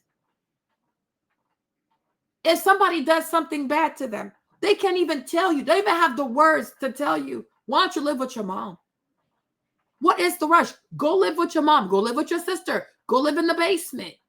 Take your time and get to know people before you expose your children to these people. Because you just never know. You just never know. You don't know this man. You met this man on a dating app because he took you to a seafood restaurant and he said he'd be my girlfriend because he drives a nice car. You gonna bring your children to his house? People are insane. People are seriously insane. And this is why I feel like a lot of people, they truly resent being a mother. It doesn't matter. It doesn't matter, Chi. You always have excuses for foolishness. It does not matter. When you're a mother, you have to be careful what kind of example you set for your children. Because you're the first thing, just like when you're a father, you got to be very careful. When you are a mother, you teach your sons how to look at women. When you are a man, you teach your daughter how to look at men. You have a responsibility to your kids. Stop excusing bum behavior. Yeah, because you like to excuse bum behavior based on gender. This is bum behavior. Because you imagine if you were a child, imagine if you were a child and your mama dragged you from boyfriend house to boyfriend house to boyfriend house to boyfriend house. You would hate her guts. You would hate her guts because anything could happen to you. And you would say, girl, you couldn't wait until I was like 13 or 16 where I can speak up for myself. No, this is crazy. These kids, the oldest is 5 years old. How old is the youngest? How do we know that this man does not rape children? How do we know? We know nothing about this man. And then when somebody touches your baby, you can't take it back. Because that's what's going to happen. Her daughters are going to get touched. That's what's going to happen. So that what you do, you sit here, you cry. Yeah, it's easy for you to cry, but you were not touched. Your daughter, she was touched. And allegedly, according to her, he touched the two daughters. He touched them. It does not take much to harm children. Money, money, money. What about your kids? I'm like, oh my gosh. We don't know these people. You date a thug. What if he leaves a gun right there and your baby picks up? Even Lil Wayne. When Lil Wayne was like 5 years old, he shot himself in the head. He could have died. There are people like this one girl. I remember her on TikTok. I had to get her ass also. She ran for her life. Like, you're goofy ass. You date a man there's a thug in the streets. He has guns all over, and you let your little toddler around all these guns. Are you insane? Are you insane? If you hate being a mother, just say that. But there's a lot of people who despise being a mother because you got child. Oh, wait a minute. Because what if you touch children? What if you grape my boys? What if you play with their penises? How will you ever apologize to your kids because you did this? You expose your children to a man that's a predator. You don't even know this man because he took you to a restaurant. Oh, is it okay if I live with you, girl? How you know that at night he's not the type to get up? Hey, Destiny. How you know he's not the type to get up and go sleep and go touch the babies? How you know not the type? You barely know this man. A 5-year-old? A 5-year-old? Like there are sacrifices that have to be made with your mother. There is. There's no other way around it. But if somebody touches your kid, how will you ever forgive yourself? How will you ever forgive yourself? Your daughter, your son. Like now she's sitting there, she's crying. Okay, it's easy for you to cry. But you were not touched. You were like, now the daughter got touched. The other daughter got touched. Can you imagine?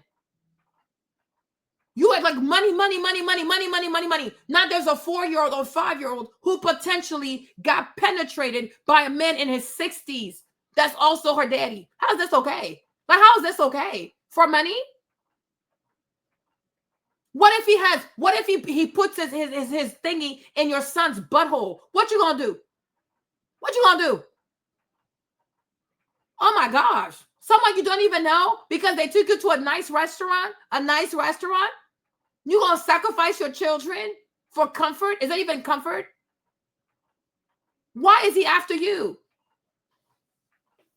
I'm like, this is insanity to me. No, I'm like, protect the kids. Protect the kids. You want to throw your life away? Go throw your life away. But don't bring kids with you in this mess because you don't know this man.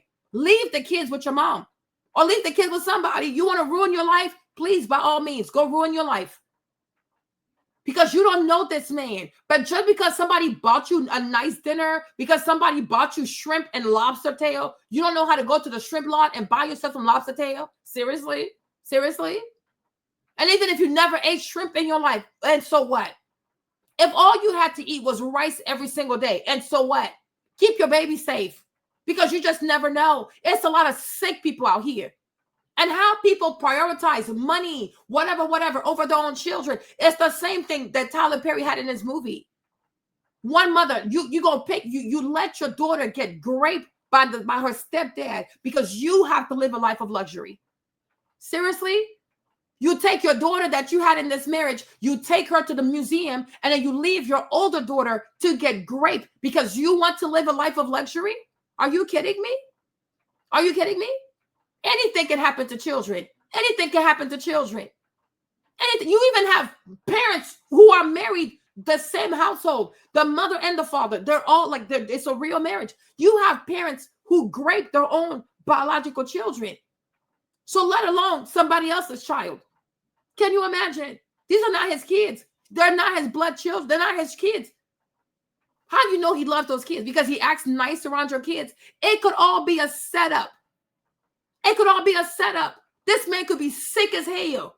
And this is why he's probably so old and nobody wants to marry him, because most likely he's a pervert. Did you even run a background check on this man? Did you ask anybody to run his place? Do you even know his real name? Do you even know his real name? Have you ran a background check on this man before you decide to move your babies in there? A 5-year-old? Oh my gosh. Even I have a boy. Even if James was to leave me, I'm not getting married to nobody. You're not about to touch Maverick. I'll F you up.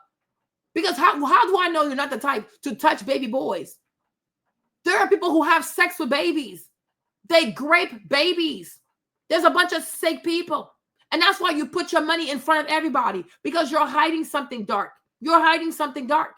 But I'm like, oh my goodness, you barely know this man. And you say, oh, is that okay if I stay with you for 3 weeks? Girl, do you know how long it takes to grape somebody? You have children. You cannot think like this, because anything can happen. If they're like 15, 16, even 13, 16, where they can speak up for themselves, they can defend themselves, they can talk to you, then that's a little bit different. But when you're dealing with toddlers, babies, people who can't even speak up for themselves, people that are easy to scare. Oh, if you tell your mom, I'm going to kill you. If you tell your mom, I'm going to burn you. It's easy to scare children.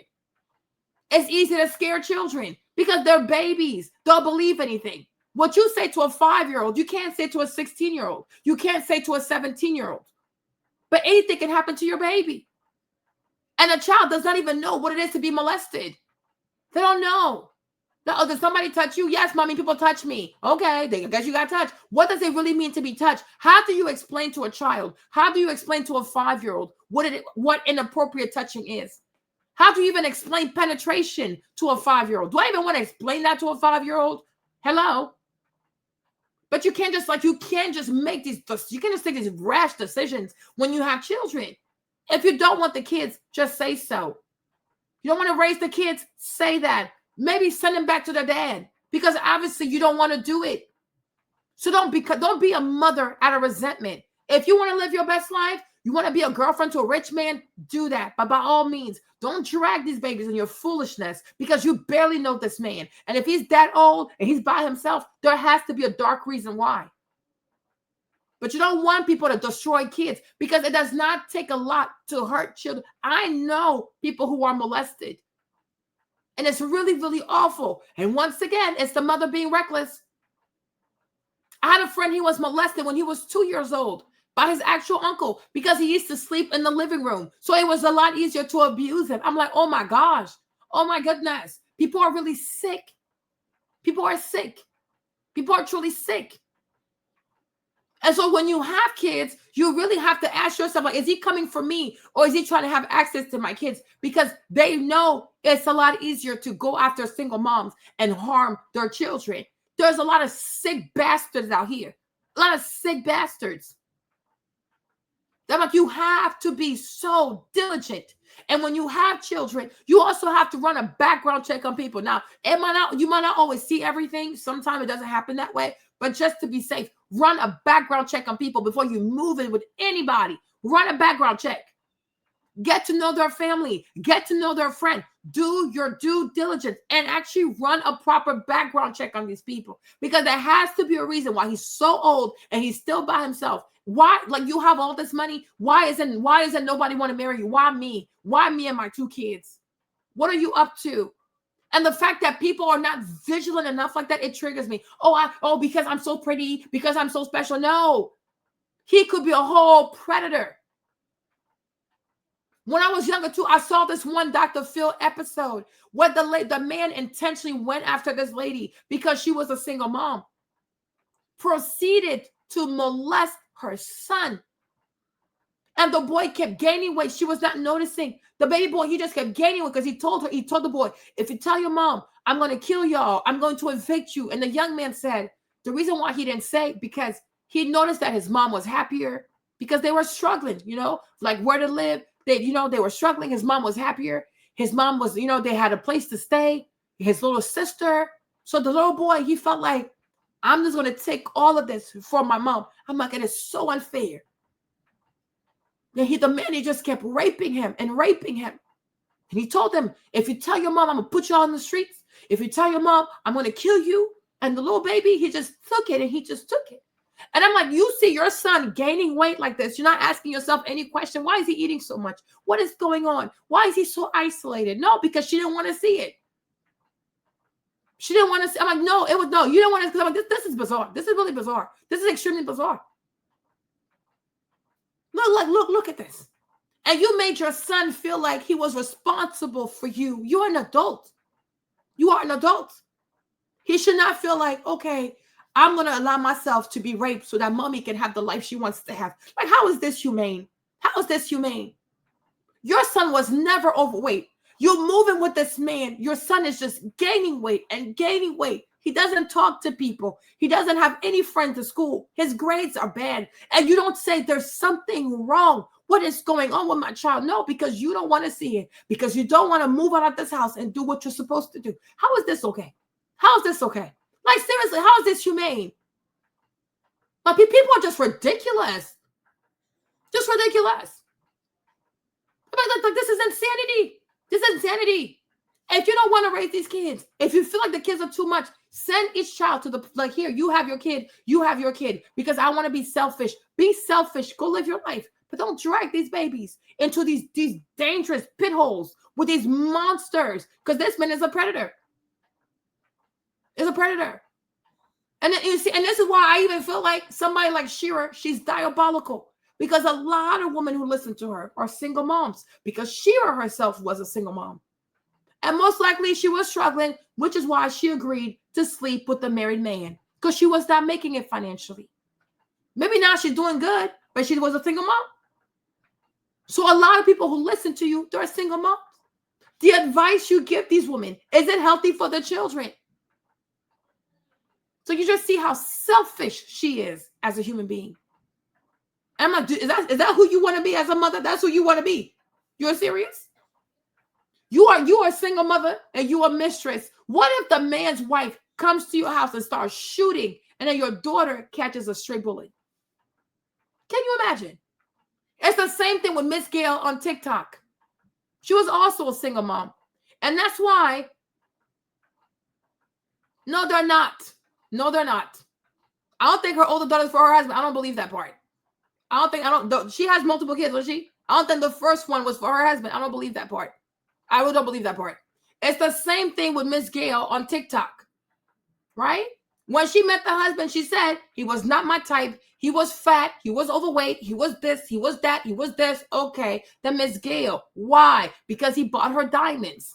And then he took her on a trip to New Orleans, right? And she's okay. Even though he's not my type, I'm going to close my eyes because he can give me a lifestyle.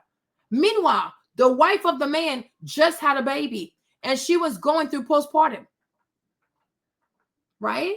But you agreed to be a mistress. You agreed. She's like, when they were in New Orleans, the wife called the hotel room and she was talking to the wife. She's like, but I thought you said, girl, did you ask for the receipt? No, because you didn't want to know. Because if you really wanted to know that he had divorced his wife, you would have said, okay, because when you go file for the divorce, they give you a receipt. Where is the receipt that you dropped the lawsuit at the courthouse, right? You didn't want to know. You wanted to be lied to because it's very convenient to be lied to. But once he gave you diamonds, once he bought you a trip to New Orleans for Essence Fest, you're like, okay, he has money. He's not my type. He has money, which is why when you fast forward, Miss Gail does not want to check the credit card statement because she knows who she married to. You know why you didn't check the credit card statement? Because you know what you didn't want to see, right? But then one day you wake up, now you want to go pick him up at the airport because somebody told you something you could no longer deny, right? But we're not stupid. You knew he was cheated, which is why you didn't want to check the credit card statement. It's your American Express. You're married for 28 years. You've never opened a single statement from American Express. Are you crazy? And the more he uses the card, the more like the envelope gets thicker. The statement gets thicker and thicker and thicker. You didn't notice that your credit card statement was getting thicker? You didn't notice that the envelope from MX were getting thicker and thicker and thicker. Who do you take us for? Your credit card, your American Express. You put this man on your MX, and you want me to believe that you never opened your credit card statement in 28 years of marriage. Lady, you knew exactly what you didn't want to see, because you know how you get him is how you lose him. But as long as you keep lying to yourself, you can pretend that he was your little pumpkin, whatever. The day you decided to go get him at the airport because somebody in your circle told you something you could no longer deny, right? Because that girl, what's that girl's name again? I forgot her name. What's that girl's name who looked just like her? She was coming around her. He was bringing her around her. They had one event. He brought the girl. She looks just like you. You didn't find that bizarre. You didn't find that bizarre. Okay? So somebody in her circle, Miss Gail, there was somebody in her circle who told her something. Hey, babe. Oh, maybe that's the case. You know what I mean? Maybe that's the case. Maybe I'm wrong. Maybe you're right. But somebody in her circle told her something she could no longer deny.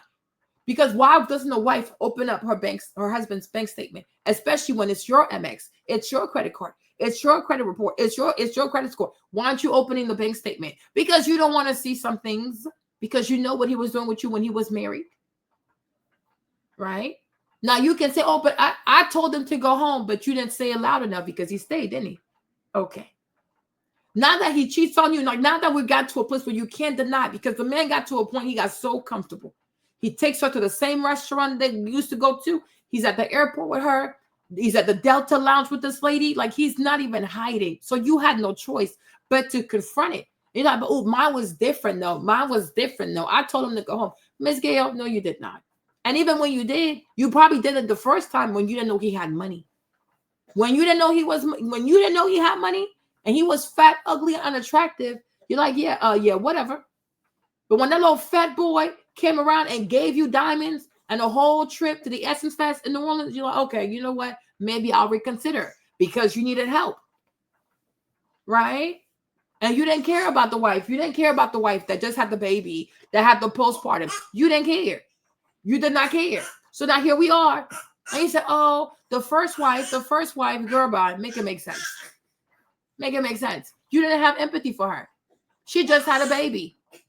She's going through postpartum, right? And you were taking diamonds, you were taking trips from a married man with a woman at home that was going through postpartum. You didn't know. You didn't say go. You didn't say to this man, go home hard enough. You probably whispered it. Yes, man. This boy is so funny. Okay. Well, I'm supposed to believe that you have an American Express and you don't check anything. You never checked a single statement because there's something you didn't want to see.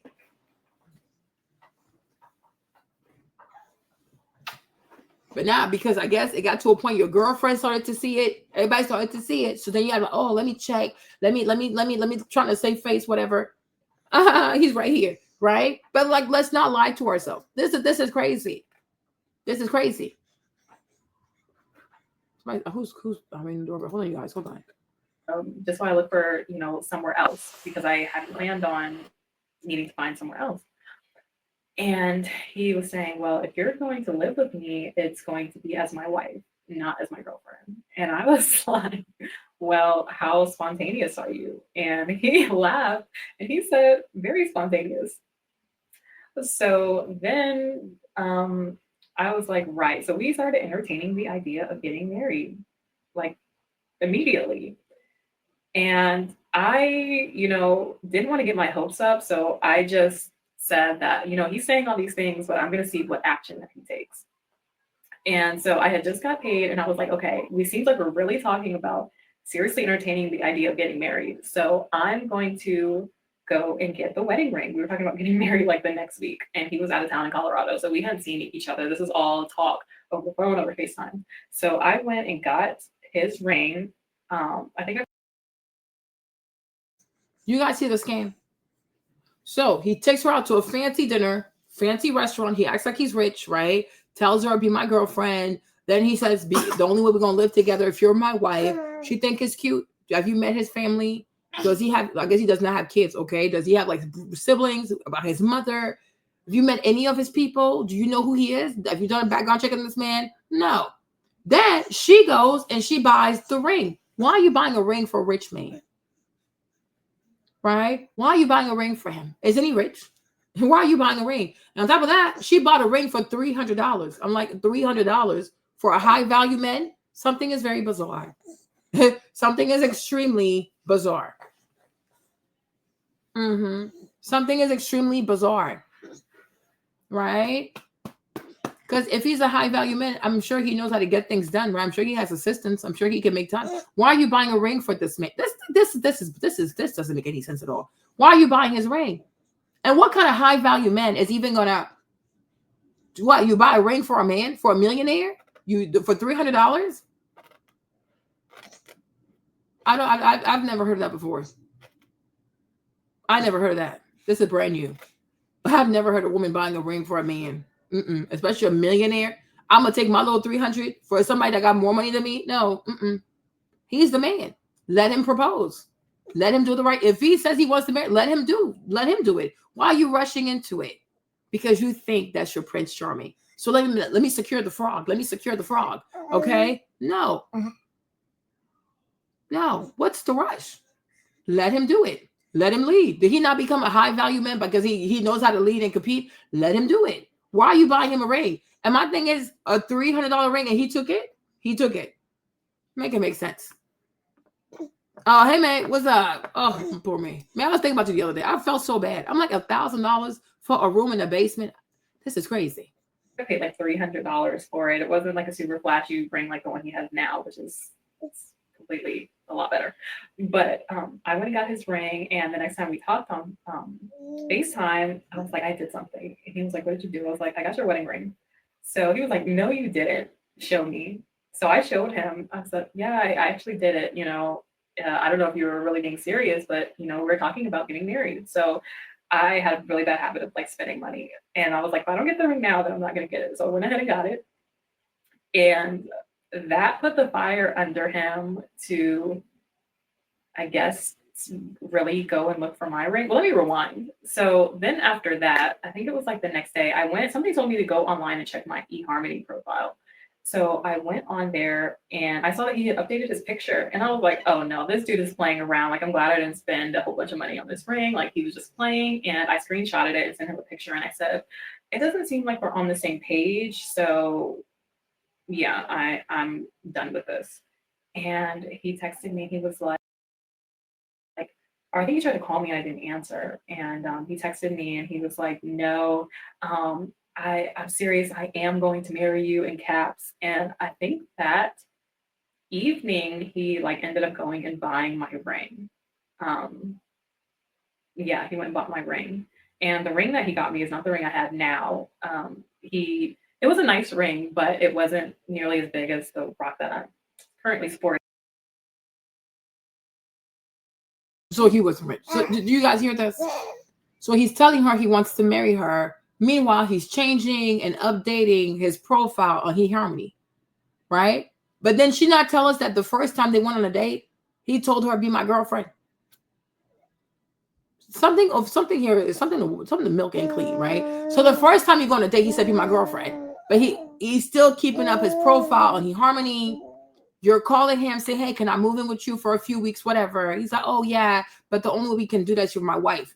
But the whole time, he's having new profile pictures on his eHarmony profile on the internet to look for more people to date. Okay, he says he wants to marry you, but you're the first one to go buy him a ring because you had to put fire under his butt. Why? I'm so confused. How is he not a high value man? Does he not know what he wants? You as a young lady, you're 20 years younger than him. You had to put the flame behind his butt to get him to do what he said he's going to do. Right? And you know one thing I have realized about these scammers, these love bomber people, them scammer people, is that they know as long as you promise a woman marriage, you can pretty much get away with anything. Okay? Because people want marriage. A lot of ladies want marriage so bad. They're like child, or maybe it's both, right? But the fact that he put marriage in her head, it's like, oh my gosh, marriage, like it's the end or be all. Listen, it's one thing to be married. It's another thing to marry a good person. And then it's another thing to also stay married. Okay. The marriage is one thing. Anybody can get married, to be honest. Now, staying married is a whole different topic, right? That's a whole different topic. But I'm like, something is bizarre. Something is extremely bizarre. But he bought me another ring, but it's not the ring. So he bought you like a small ring. So he didn't have it. So he had to wait years to upgrade your ring. So he's not a high value man. Like, we're confused. Like, what is going on? Right? What is going on? And this is what these girls do. They sit on social media. She's really cute. She's really cute. She's very pretty, really cute, right? But my thing is, they sit on social media and they try to convince other people, like, hey, girl, look at me. I'm a trophy wife. Hey, girl, look at me. I'm married to a millionaire. Hey, girl, look at me. I'm married to a high value man. Girl, she also wants to scam you. Then she's going to start selling you classes, courses, notebooks, Bible study groups, the wump. Girl, she wants you to envy her life.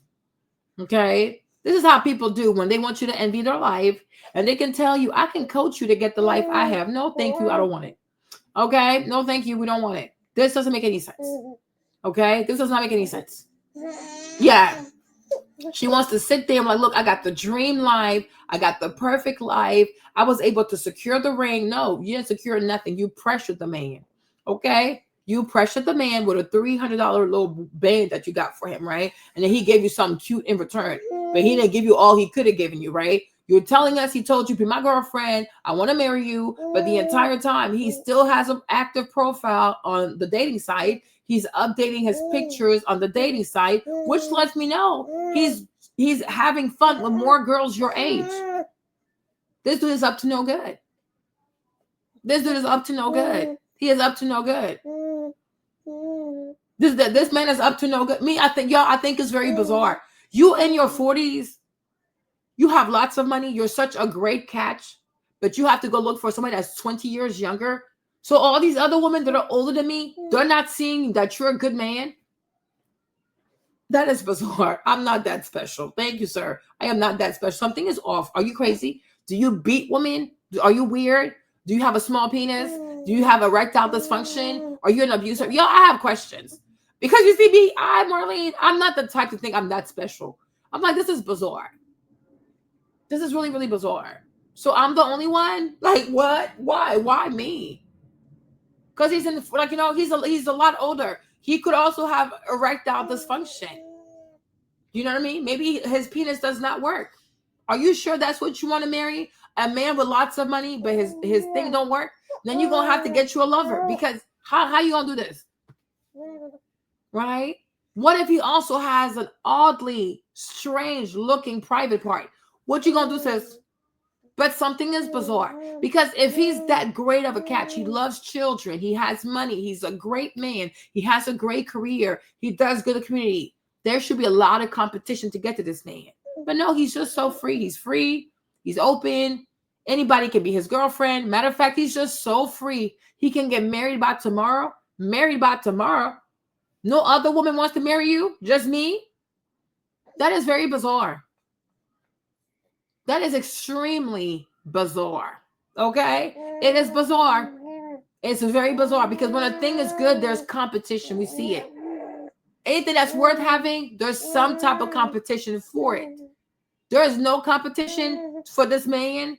Something is off. Something is really, really off. No, I'm scared. But when you showed it to me, in my head, I said, it's not about the ring, it's about the marriage. And I definitely think that that's something that you ladies should keep in mind, is that if a man is going to propose to you, don't make it about the ring. Because so you went on eHarmony to look for a millionaire.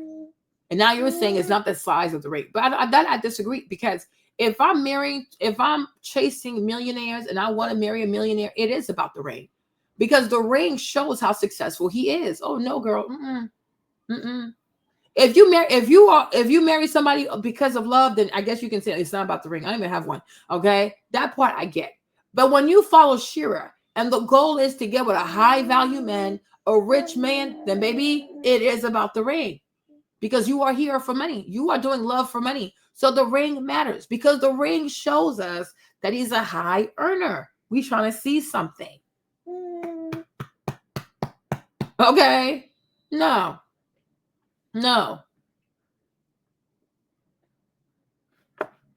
Yeah, he's up to something diabolical. He's up to something diabolical, right? Just like Cassie. If you see J-Lo is older than you, she's more successful than you. J-Lo ran for her life and never looked back. You are way younger than J-Lo. You don't have the success. There is so much you don't know. Why do you think you can do for Diddy what J-Lo could not do for Diddy? Right? There was a whole shooting in a club. Somebody got shot in the eye. He could have gone to prison. Somebody else went to prison for him. J-Lo ran. She never looked back. But somehow you think you understand him more. You can relate to him more. He is so much, just like Carisha. Carisha said, I don't even understand why. Carisha, shut up. Right? But these younger women, like these young girls, they think there's something, I'm special. I understand him more. I vibe with him more. No, you're a child. It's easy for him to manipulate you. He can do to you what he can't do to J-Lo. Because she's not going to stand for that. But you will, because you're a little girl. You have a lot of growing up to do. J-Lo ran. She never spun the block for that man. She spun the block for Ben Affleck, but she didn't spin the block for Diddy. I wonder why. Diddy has a lot of money. He has lots of houses. He has a lot of success. J-Lo never, ever, ever looked back. Right? But you, Cassie, somehow you think you can do something that J-Lo couldn't do. Okay, sure. Carisha, you see Cassie. You see J-Lo. Like, no, I don't know. I mean, it's not my experience. It's not my experience. It's not my, well, guess what? It's about to be your experience. No, so cancel. She got. Okay? Right along with the diddler. She also got canceled. All right? Make it make sense. Something is off with this man. Something is seriously off with this man. And while you're dating him, Carisha, whatever you're doing with him, Carisha, okay, the freak offs, whatever, he ends up getting the little Vietnamese girl pregnant. Something is bizarre with this man. Something is really bizarre. And there's no way in your little tiny itty bitty brain that you think, oh, I look better than J-Lo. I look better than Cassie. Girl. I know that's not it. Okay? So what could ever have you so pumped on steroids that you can think, you know what? I'm going to have a better outcome. He's going to treat me better.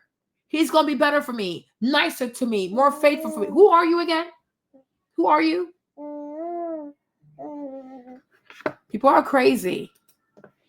That can really turn a man off and make him think that that's all that you care about is having a big ring, when it's more important to have the marriage. And I knew that in my heart. I was like, all right, I'm not going to say anything about the size of the ring. You know, it's still a nice ring. I'm going to take it and we're going to get married.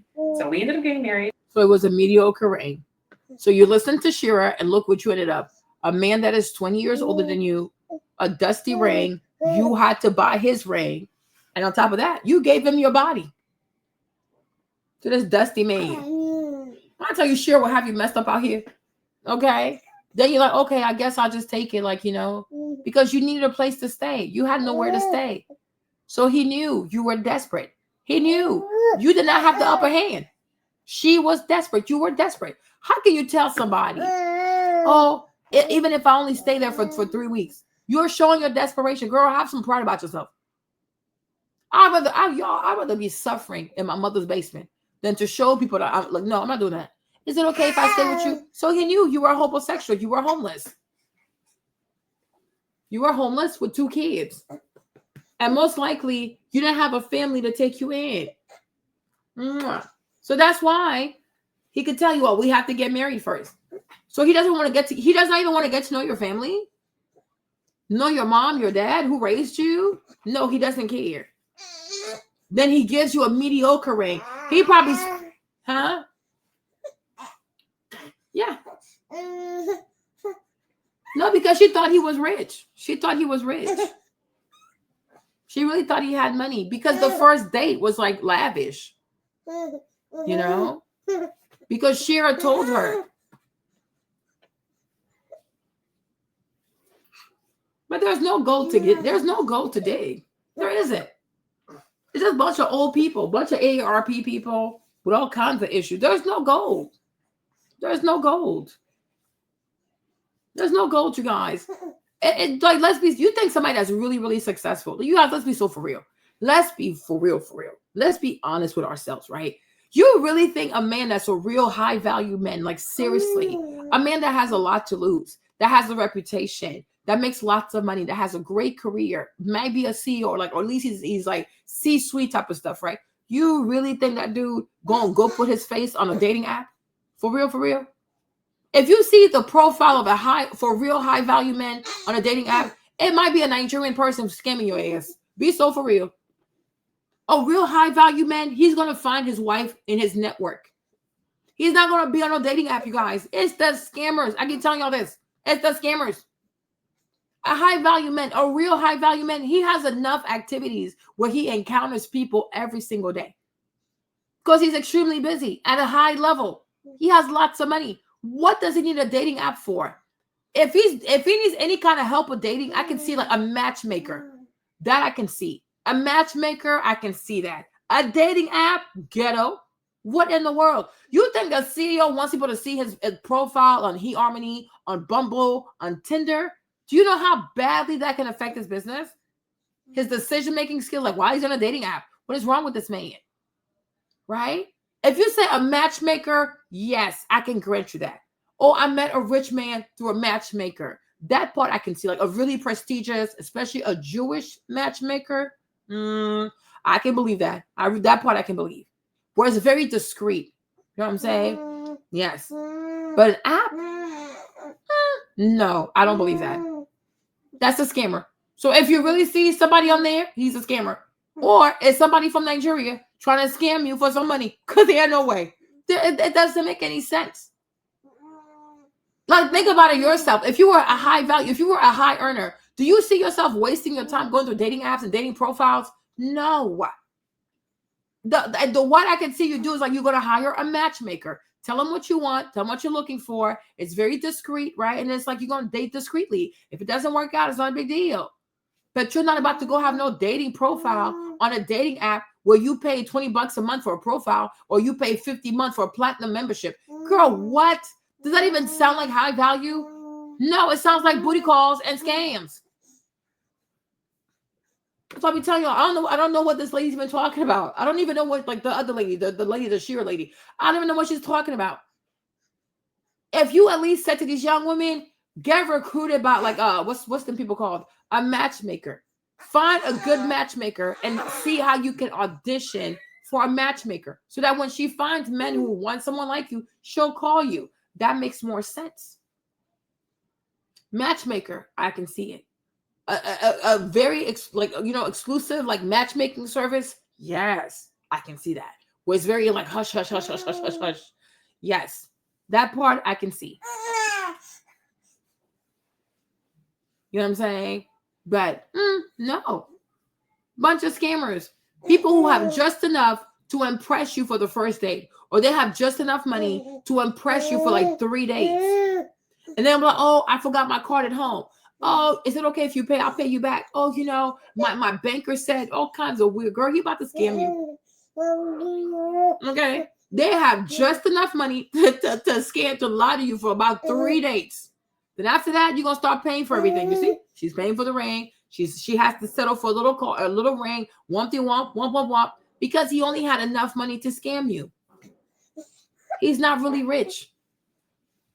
A rich man who wants to marry a woman where she could divorce him and take half his money, but he does not want to meet her family? What if you're crazy? What if you're schizophrenic? What if you're bipolar?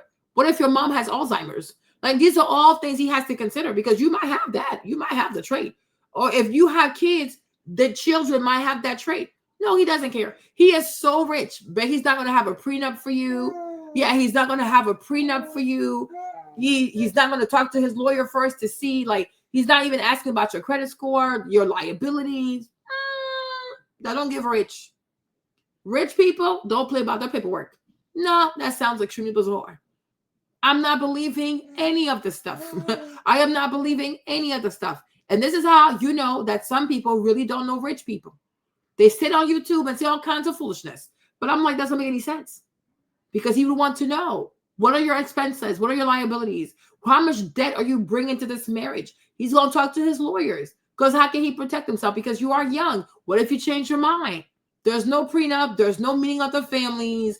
He doesn't want to get to know your dad. He wants to just marry you like this after he bought you lobster? Okay. Go ahead and believe that stuff. Hurt yourself. Get yourself hurt.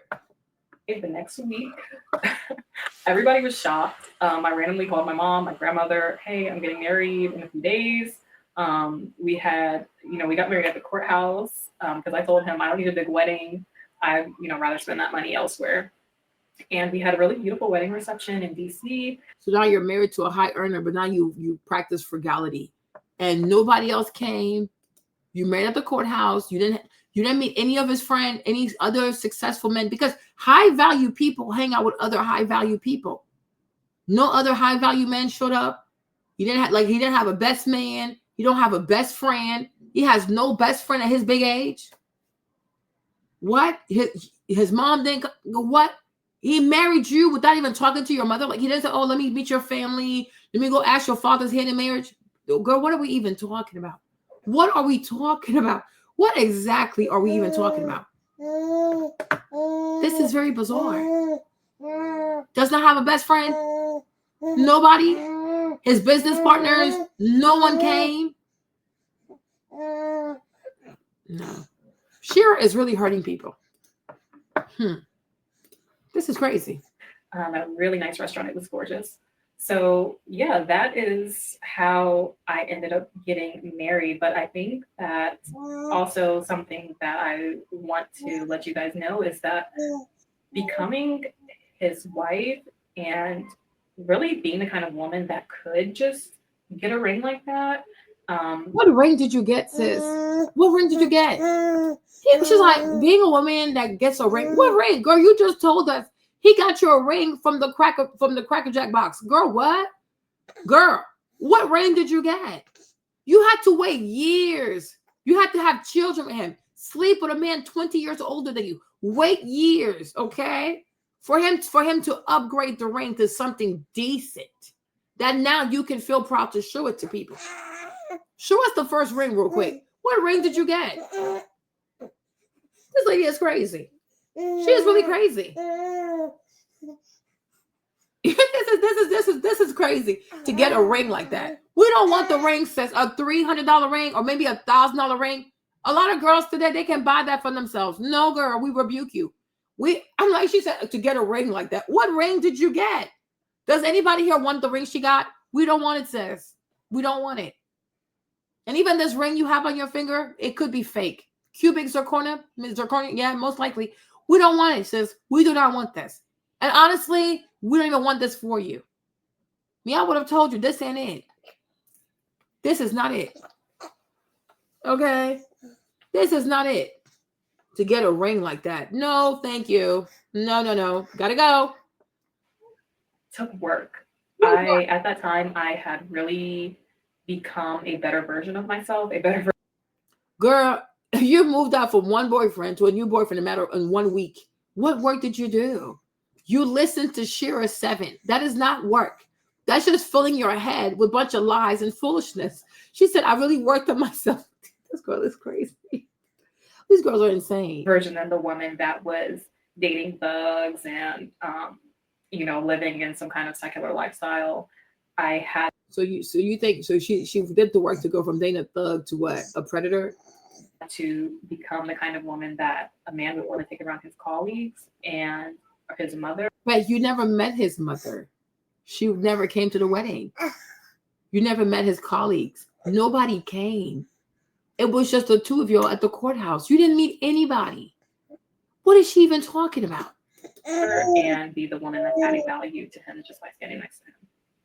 But yeah, I know it's kind of a interesting story, but I also helped 2 of my sisters to get married. They both got married in less than a year as well. So I'm really good at knowing how to get women the ring and to get the kind of men that you would be proud of. So if you ladies are interested in learning more about how to become a trophy wife, then please click subscribe. I would love to have you here. Stay tuned. We are going to be giving all the tips, all of the information that you need to become the best version of yourself, to level up and become the woman not only of your dreams, but of his. So I will see you ladies. Oh my Lord. So now you guys, fast forward to this. Here it is. You see this? And that's the most viewed video ever. Let's go. Hi, ladies. Oh, Hi, trophies. Welcome back to my channel, or welcome if you're new here.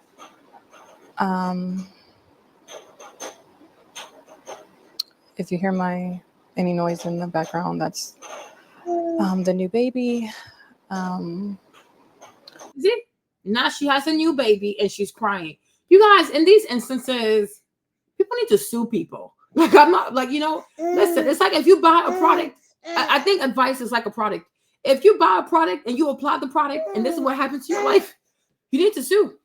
You need to sue. Because this product has brought harm to your life. You've been harmed. You have been harmed.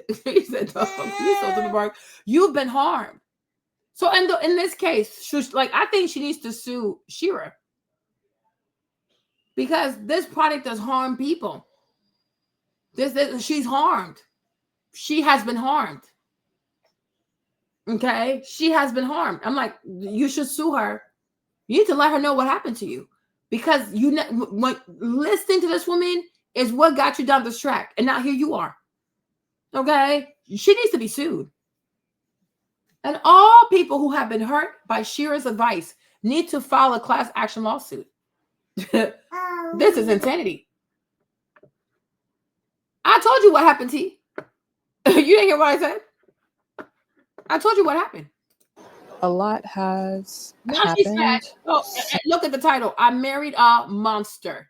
Oh, so now it went from I'm a trophy wife. He's a high value man. Hey, Anna Kuku. He's a high value whatever man. I'm a trophy wife. I can help you to get a husband. I help my sister. I hope her sisters don't have the same fate she had.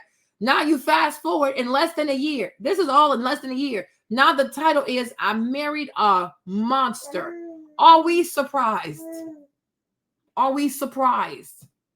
A rich man allegedly who wants to marry you overnight doesn't want to meet your parents. Doesn't want to meet even the father of the kids who got you. No, doesn't. He does not interest you. You don't meet his family. You don't meet his colleagues, his partners, his best friend. No. Are we sitting here? Are we truly surprised? Are we surprised? No, we're not surprised. But I will commend her on at least making this video and being honest, because now people can see the before and after and they can decide for themselves, is it worth it to listen to Shera? Is it really worth it? So for that part, I will commend her for that. Because she could have hid and never came and told us. So for at least for telling her, for coming back and telling us what happened, I will give her credit for that. Because I will say it takes a lot of courage when you promoted foolishness. Now that it's bad, you sit here and you tell people, hey, you know what? Here's my life. I was wrong. He's not a high value anything. He is a low frequency monster. He is diabolical. So for that part, I commend her for that. It takes lots of courage. And I'm grateful that she's also being honest so that other people can see this is not good. This is not good.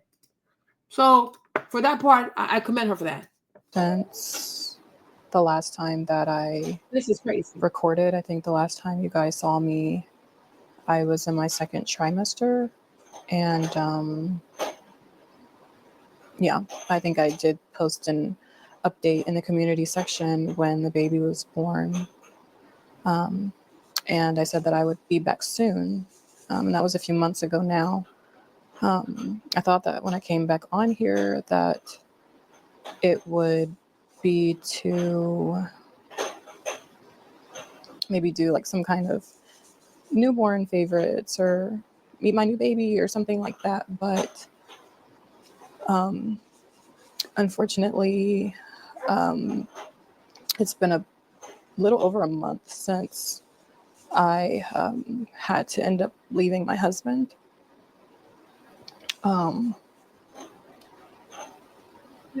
And y'all, this is so sad. This is so sad. All of this, and she just had a baby, so she's going through postpartum. She has to deal with this, deal with this, deal with that. Where is Shera? Where is Shera? Is Shera going to share her AdSense revenue with this young lady? Like, you know what, little sis, I gave you bad advice. It's on me. What do you need for the kids? No, she's not. No, she's not. You listen to goofy people. When bad things happen in your life, they're nowhere to be found. They're on to destroy more lives. And that's why I say, When you have a platform and you speak to people, you have to be really responsible with your platform. You got to be responsible with your voice because these are people's children. These are real human beings. You say things, you want to be funny, outlandish, you want to stick it to the man, you want to be adversarial with men, but these are young, impressionable women who are listening to you. And you make it sound so fun, and you make it sound so easy, so doable. Now look at what we got. This young lady has like nothing like now she has like 5 kids. She had 2 before. She goes in there with this man because she thinks, oh, the rich man, the whatever. She has 3 more babies. No, she has 5 kids. Right? I think she has 5. From her Esther, how many should she have? From her Instagram. Or she has like 4 or 5. You know? They know it's not if it's not 4, it's either 4 or 5. 4 or 5. You see this? Share. I told y'all this yesterday, and this has to be God because not even 12 hours later, we are back here. Not even 24 hours later, we are back. And look, God gave us. Oh, you see, she is 29 with 5 kids. 29. She met Shera. She was 24 years old. You know, sometimes people think I'm mean or whatever. I'm judgy. No, this is why I judge. Because the more you judge, the more you evade foolishness. You evade these weird traps, okay? That's why I'm extremely strict. Like, I'm like, no, you're not about to bamboozle me. You're not going to bamboozle me. She met Shera 5 years ago. In 5 years, look at what Shera did to her life. Look at what Shera's advice has done to her life. Do y'all think this is serious? You think this is serious? Because people have these platforms, don't say anything for views. Don't say anything to go viral. Say anything. Give all kinds of goofy advice. These are young women you're playing with. And these young women can get pregnant. And then when something bad happens, where are you? She needs to call Shera because she needs to help her out. She needs to help her out. She needs to send her some money. Because like this young lady never encountered you. Has she never encountered your content? Has she never listened to your content? She would not be here. No, T. She had 2 boys. You didn't listen. The first boy, she was 17. By the time she's 24, she has 2, right? When she meets the man, she has 2 boys, right? When she marries the man, she adds 3 babies. The new baby is just born. That's why she's going through postpartum. So she has 5 babies. She's 29. She has 5 babies. My point is, had this young lady never listened to Shera, she would not be here. And Shera needs to be held accountable. I'm going to make a thumbnail and put her face on there. She needs to be held accountable. Because the lady, this young woman, she met you, she was 25. She was 24 years old. She encountered your content. She was 24 years old. In 5 years, look at her life. You see, meanwhile, I might be judgmental, whatever, Christian, I don't care. A Trump supporter, concerned, I don't care. The people who follow me, nobody got pregnant. Esther follows me. A lot of women, they follow me. Nobody got pregnant out of wedlock because I don't preach foolishness. Esther talks to me. Her sister talks to me. Many of y'all, you'd message me in the DMs, right? When you bring foolishness in my DMs, I check your mind real quick. Because I don't play with people. You say some foolish things to me, I will calibrate your mind real quick because it's not on my watch.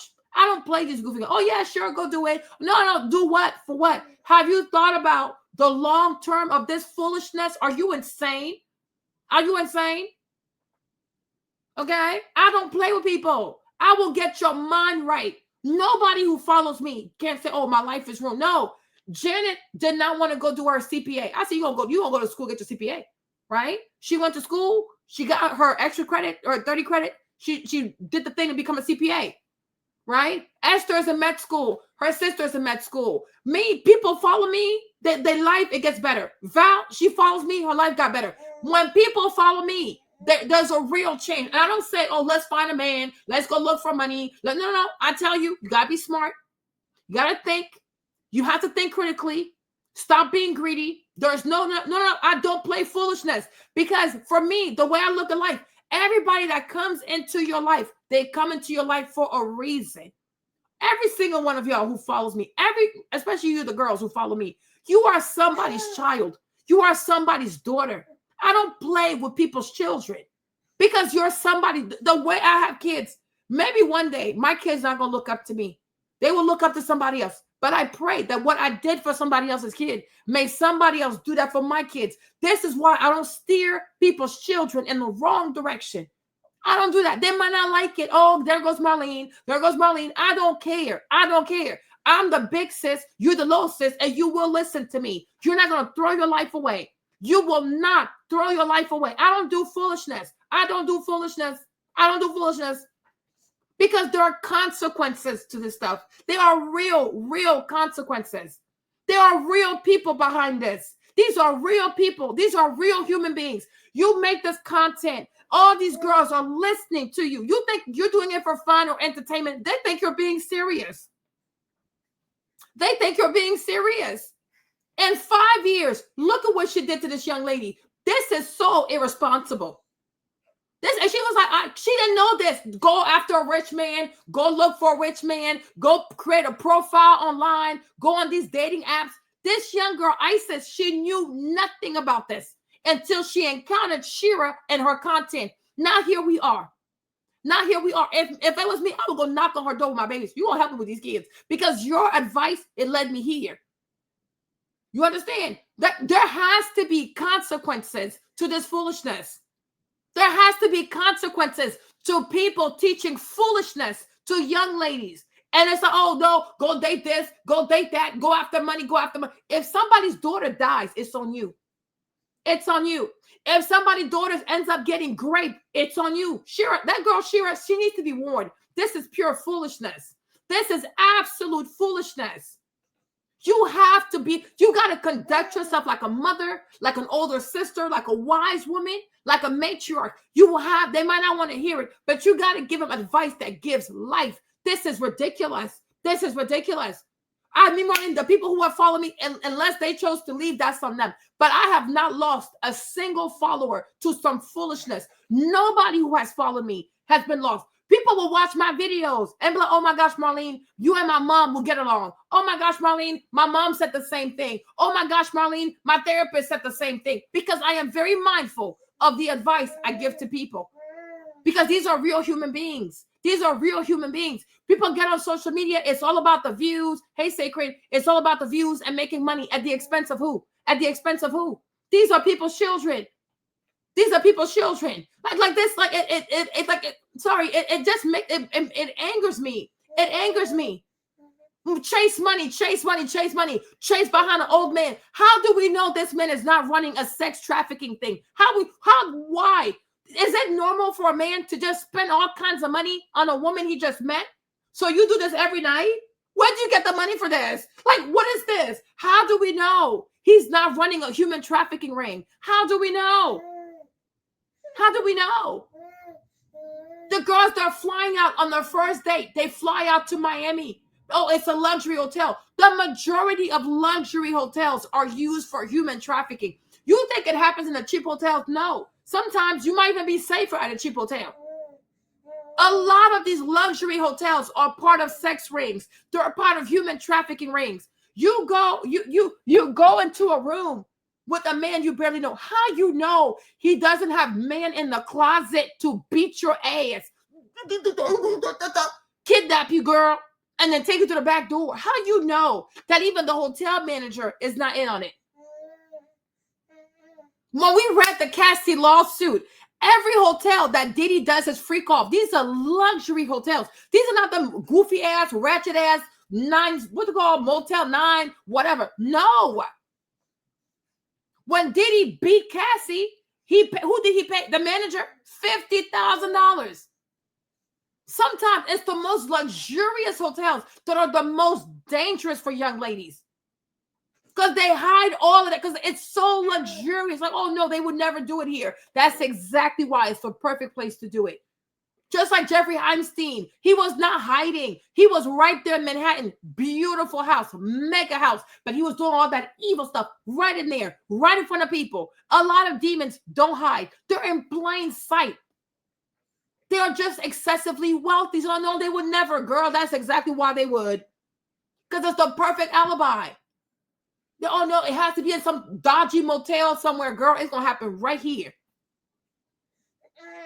Because a lot of these bougie hotels, 5-star hotels, they're all in on it. You gonna go in the room with this man, people gonna come out the closet, snatch you up, put something to you, get you to pass out, bind your ass, and have you leave to the back door. Next thing you know, you're in Tijuana somewhere. Next thing you know, you're in Medellin somewhere being sold for human trafficking. You better be careful. You better be careful. Be very, very careful. Sometimes I even wonder if these so-called dating coaches don't work with the cartels. I really do wonder. Because what kind of advice is this? What kind of advice is this? You can go to a restaurant thinking, oh my gosh, it's so beautiful the whole time. This is what he does. He knows the waiters. They're going to put something in your drink. Girl, be careful. Be very careful. There are a lot of sex trafficking rings out here. Be very, very careful. You're a woman. Be very careful. Be seriously careful. It does not take much to kidnap somebody. It does not take much to kill someone. It doesn't take much to grape a person. It doesn't take much. Be very, very careful. Be very, very careful. A lot of people behind all this money, whatever, there's something dark. There is something nebulous. You have to be very careful. You understand, right? Because you just never know. It's not saying that we don't want you to be happy or have good things. I'm saying don't be greedy. If it's too good to be true, it probably is. Be safe. Protect yourself. Because these goofy ass influencers, when something bad happens, they're not going to show up for you. Your mom is going to cry for you. Your daddy's going to cry for you. Everybody's going to cry for you. They don't even know that you exist. You take their advice. Nobody knows that you exist. And then when something bad happens, they're nowhere to be found. When that little girl died, I was like, the little girl who got chopped up by the white boy, I said, this right here, that's TikTok. All this lobster and pasta. You know, this is getting ridiculous. Is every single white boy a good person? Is every white boy a good person? If you're going to tell her to go after a white boy, tell her what kind of white boy to go after. Be very careful. Be very careful. Like, even these Airbnbs, some Airbnbs are for human trafficking. You sleep at night and they come snatch you up. Hey, OG, you have to be very careful. People are really crazy. But the majority of girls who follow her are desperate. She knows this. She knows this. She knows this. You have to be mindful. These young ladies, you have to be mindful when you're talking to young ladies. You have to be mindful. And now look. Oh, the stuff eventually came. That's so nice.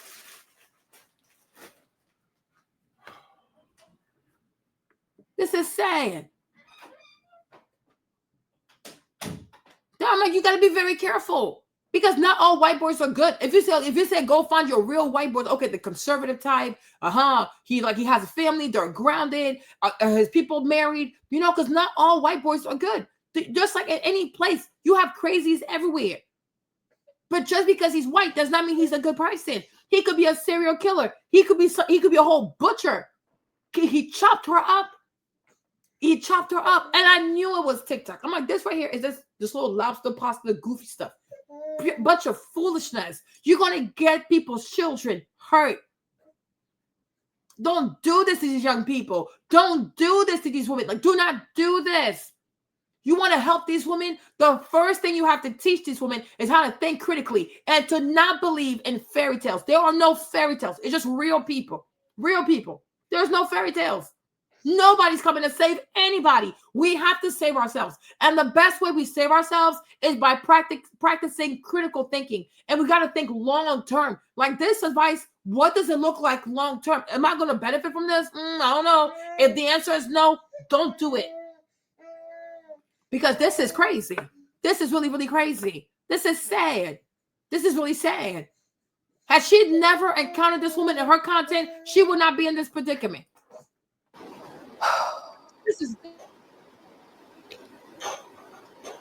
I honestly don't even really know where to start with this, just because it's just such a hard topic. And I honestly thought that by the time I got on here that I wouldn't have any tears left because I've just cried so much.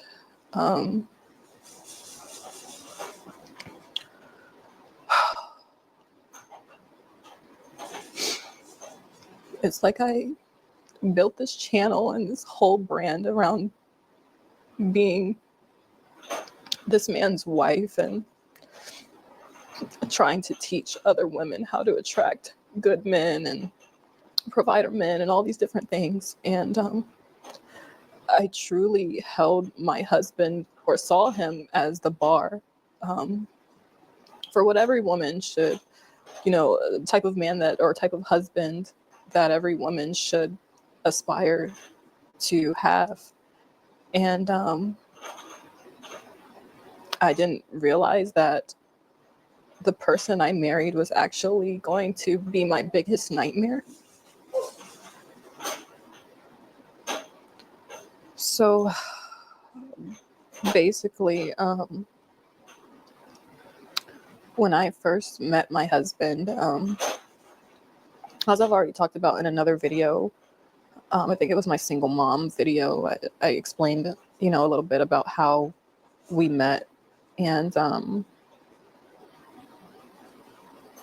I really thought that man was my Prince Charming. So when You guys, sorry, I'm eating. You guys, I hate this thing about the Prince Charming. Hey, Riri, what's up? There are no Prince Charming. This is not real. This is not real. Let me cover my mouth. Hold on. Let me cover my mouth. There's something here for me to cover my mouth with. Okay. There are no Prince Charming. It does not exist. There are no Prince Charming. Nobody's coming to save anybody. These are not real. We are adults. There are no Prince Charming. Does not exist. What you want to do is find a good man, a human being. Prince Charmings is in the movies. We're not living a movie. We are living real life. We're real people. But when I see adults, like women in their, like, especially like past the age of 25, use words like fairy tale, Prince Charming. Oh, Lord, Lord, Lord, Lord. This is how you're going to get scammed. This is how you're going to get hurt. It does not exist. Oh my gosh. Even my husband. I love Jimmy, but Jimmy also is not Prince Charming. Okay, no, he's not. Okay, he's a human being. He's handsome, but he's a human being. It doesn't exist. He's a human being. Sometimes he just gets grumpy for no reason, but he's a Gemini, so whatever. Okay, I gotta stay out his way. Okay, I gotta stay out his way. But it does not exist like Prince Charming. No, he's a good person. Yeah, he's a great person. I'm proud of him. I'm happy to be married to him. But Prince Charming, that does not exist. You guys, I'm eating. No. When I first met my husband, I thought that he was my Prince Charming. I thought that he was my knight in shining armor, and he portrayed himself to be this amazing, upright, righteous Christian man. And I believed him. I think shortly after we got married, and this is something that I haven't talked about, I started noticing like certain things changed with him. And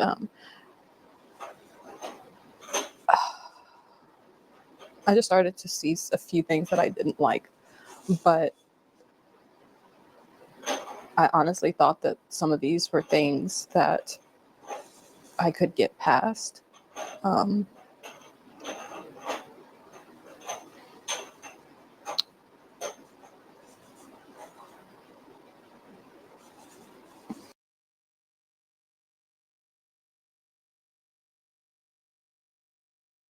Yeah, my mouth is so full. Oh my God. You guys, please read the screen, y'all. Read the screen. Oh my God. Hold on, you guys. Oh my God. Hold on. Let me swallow. Hold on.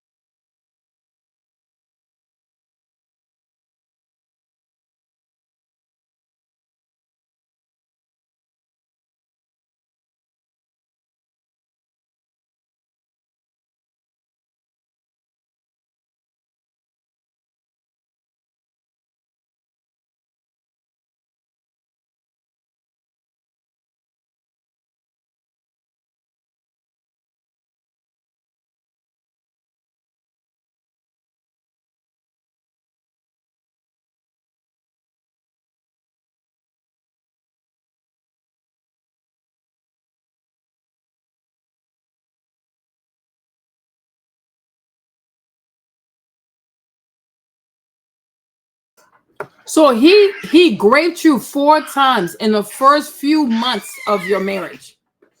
First few months.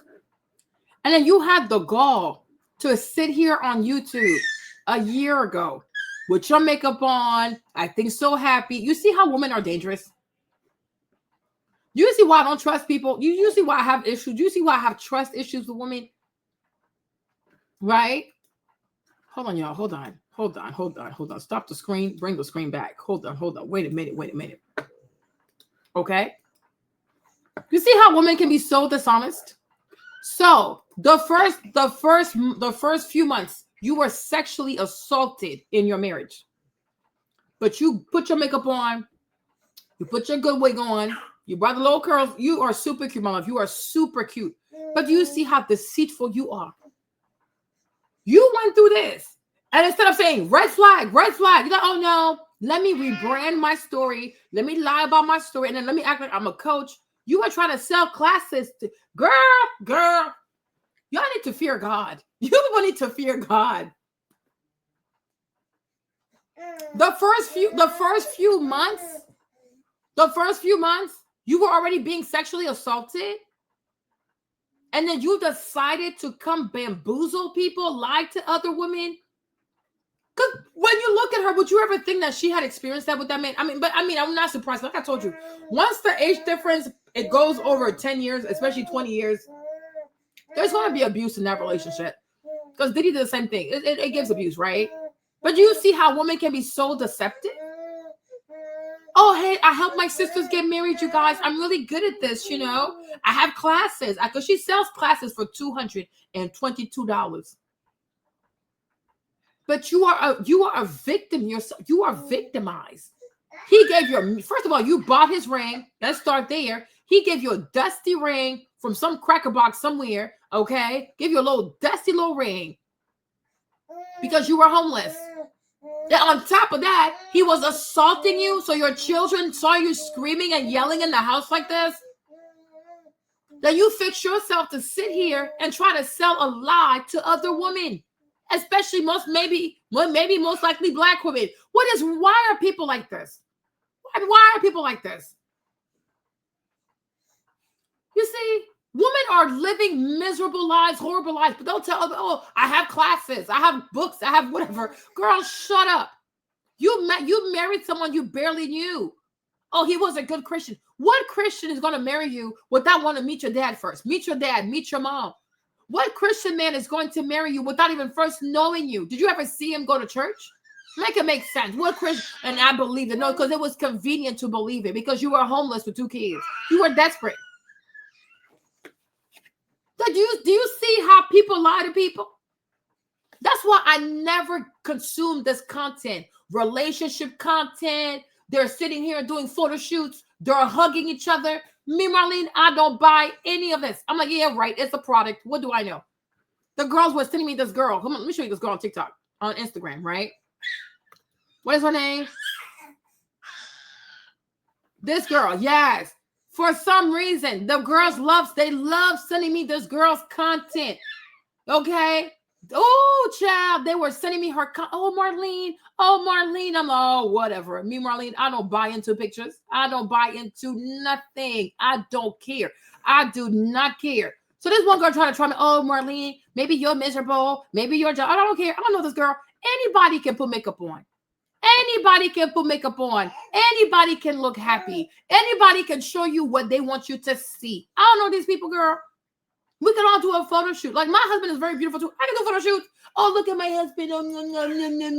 But one thing I do know is that people who are happy in their relationship, they actually live their relationship. They're not turning their relationship to a product. Look at me. I have all the answers. Look at me. My relationship, girl, bye. Okay? Get married. Have the kids. Raise the kids. When you make it to 10 years, let us know. Then maybe we'll buy your book. Okay? When you're in a long distance relationship, of course, you talk to him when you want to talk to him. You see him when you want to see him. You don't have to share a bathroom. You don't have to share water. You don't have to share bills. You don't have to put your money in the same bank account. Like, it's very, very easy. Okay? But to me, all this right here, it is nothing more than content.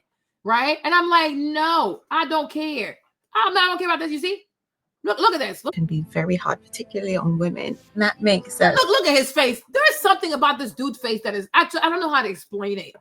Yo, when I tell you, this girl trying to be mad at me. I said, girl, I got married when I was 25. People do a lot. People, they talk a lot. People talk a lot. I'm 39. Okay, right? I've been married for like 14 years, together 15 years, 3 kids. You've never seen me make marriage content. You ain't never seen me talk about, oh, here's my husband. Let me post pictures. So ladies, let me tell you the success. Let me tell you the secrets to a great relationship. Let me tell you what I did so that I could be the wife that Jimmy needed. Have you ever seen me talk this foolishness? Oh, you are insane. You are really crazy. Okay? Never, ever, ever, ever. And I probably will never even do that. If you ask me for advice, I might give it to you. But to sit here and to position myself as like this oracle of relationship. So you guys, marriage is not easy, but it's about putting forth the effort. You know, when I met James, he told me I was the right one for him. Yeah, girl, shut up. No. Okay? Like Jimmy and I, we sit here and we complete each other's sentences. No, sometimes we roast each other and it's actually really funny. Okay? Like, no. Okay? These people, they're crazy. They are really, really crazy. And like, we see how he's looking at her. That's how you know he up to no good. Okay? I'm like, girl, bye. Get married. If y'all are so in love, if you have all the right answers, get married.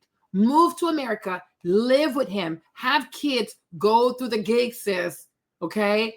Everybody wants to be a professor, okay? Go actually in the workplace and start working. You know so much theory. You've read all these books. You know all this theory. We want to see you apply the theory, okay? We are tired of professors. Oh, let me tell you how. Let me tell you how. Girl, we want to see you do, okay?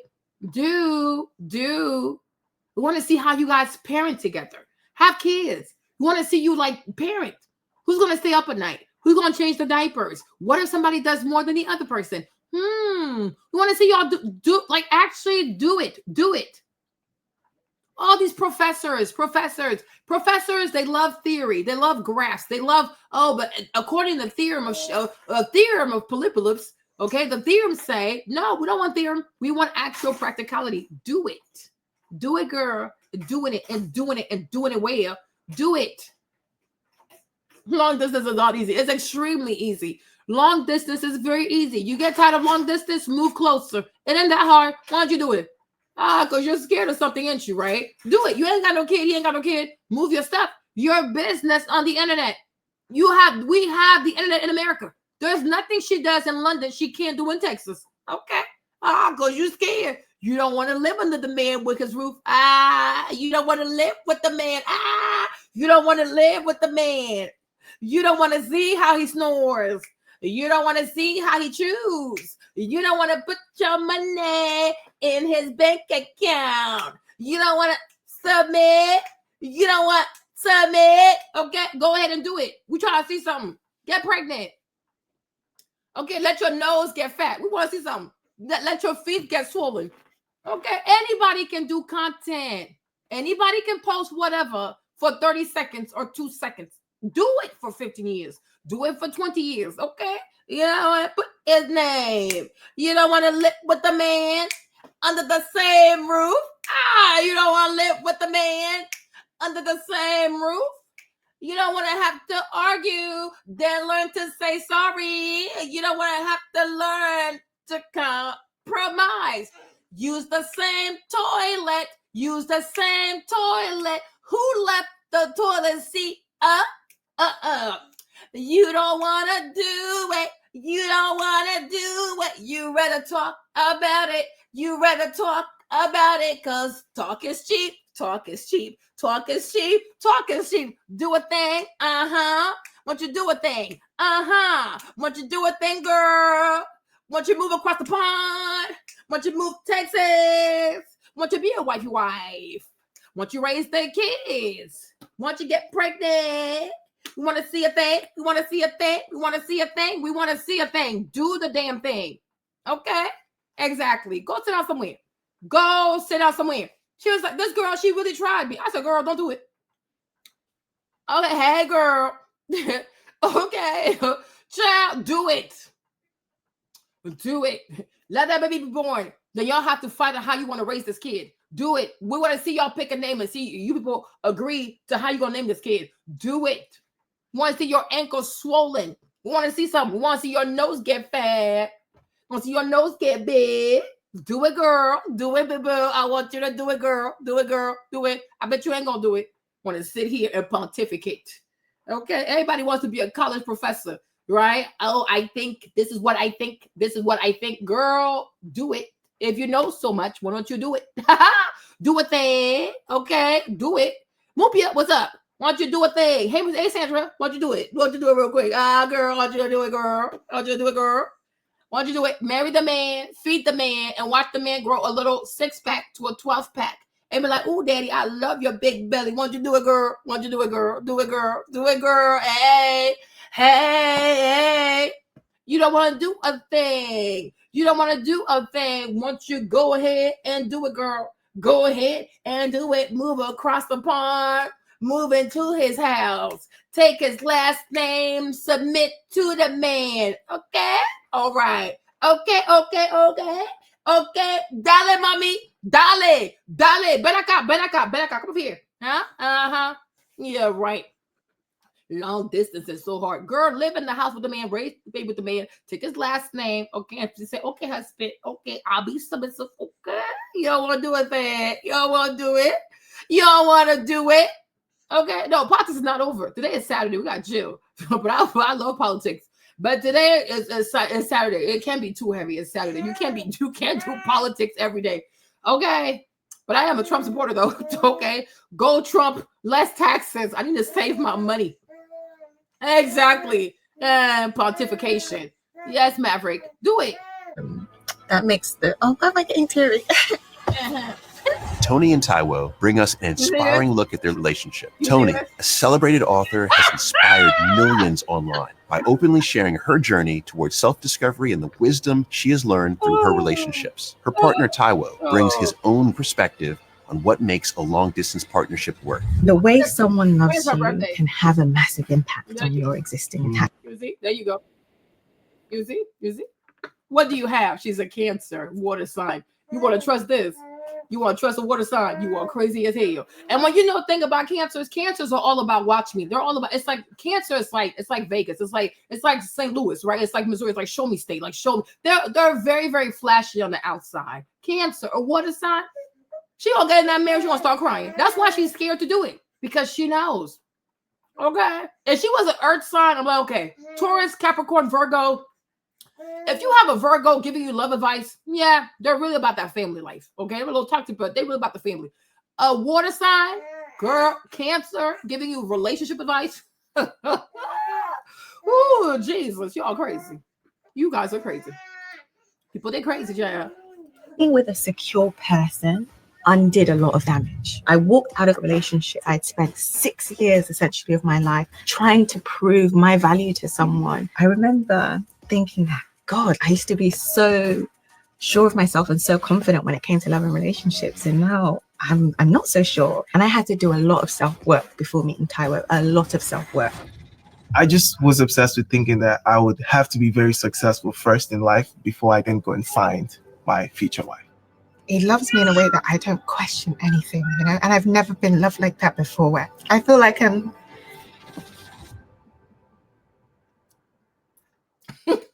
long day. Oh my God. Y'all, the air sign in me. I could never take love advice from a Cancer. You are crazy. You know who's a Cancer? You know who's a Cancer? Portia's a Cancer. Portia is a Cancer. Little Kim is a Cancer. Missy Elliott is a Cancer. Okay. No, thank you. Gotta go. Thank you. The air sign in me could never. She's a water sign. She gonna cry and cry and cry. But then by Cancers are really about like what's like on the outside. They're very flashy people. If it comes to family, I would definitely say Virgo. Virgo people, they're more family minded. Yeah. Virgos. I would definitely say Virgo. For family, Virgo. No. Thank you. Gotta go. Gots to go. Yes, fashion. It's a very fashionable people.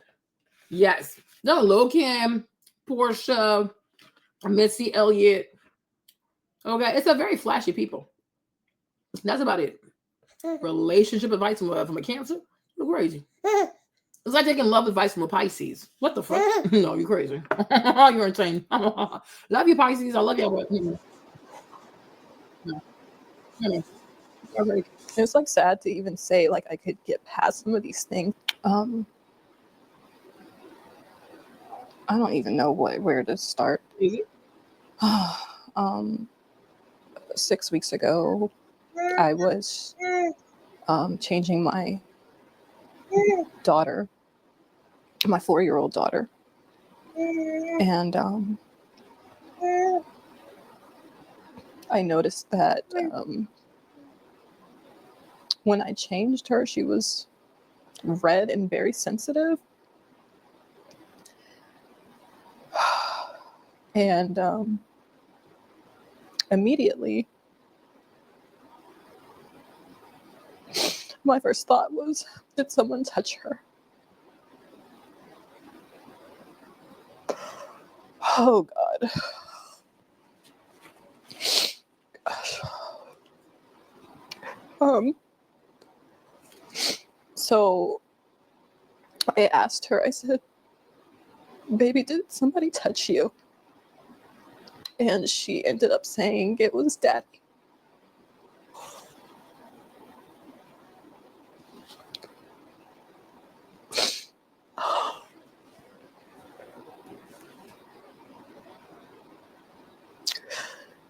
I felt like my world ended on that day.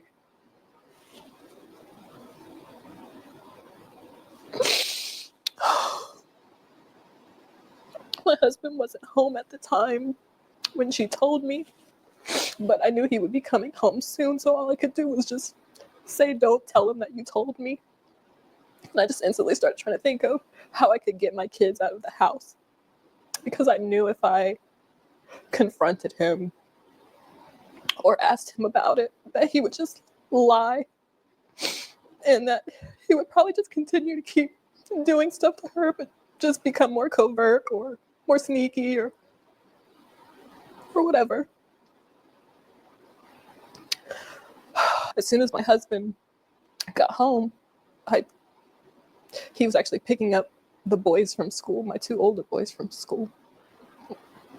As soon as he got home, I told him that I was gonna go Halloween shopping with my sister because I just needed an excuse to get out of the house with all the kids. And I knew if I said something like, oh, I'm going to the grocery store, that it would be suspicious. Like, why am I bringing all the kids and like packing things, like things that we would need and things like that. So going Halloween shopping was the best thing I could think of to just hurry up and get the kids out of the house.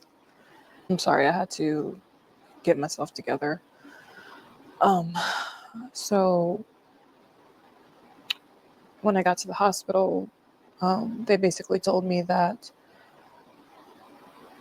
we had to go to another hospital because they didn't do physical exams, like that kind of physical exam there. So a police officer escorted the kids and I to another hospital where they were able to evaluate my daughters. It ended up coming out that he had actually been touching both of my daughters, who are only 2 and 4 years old.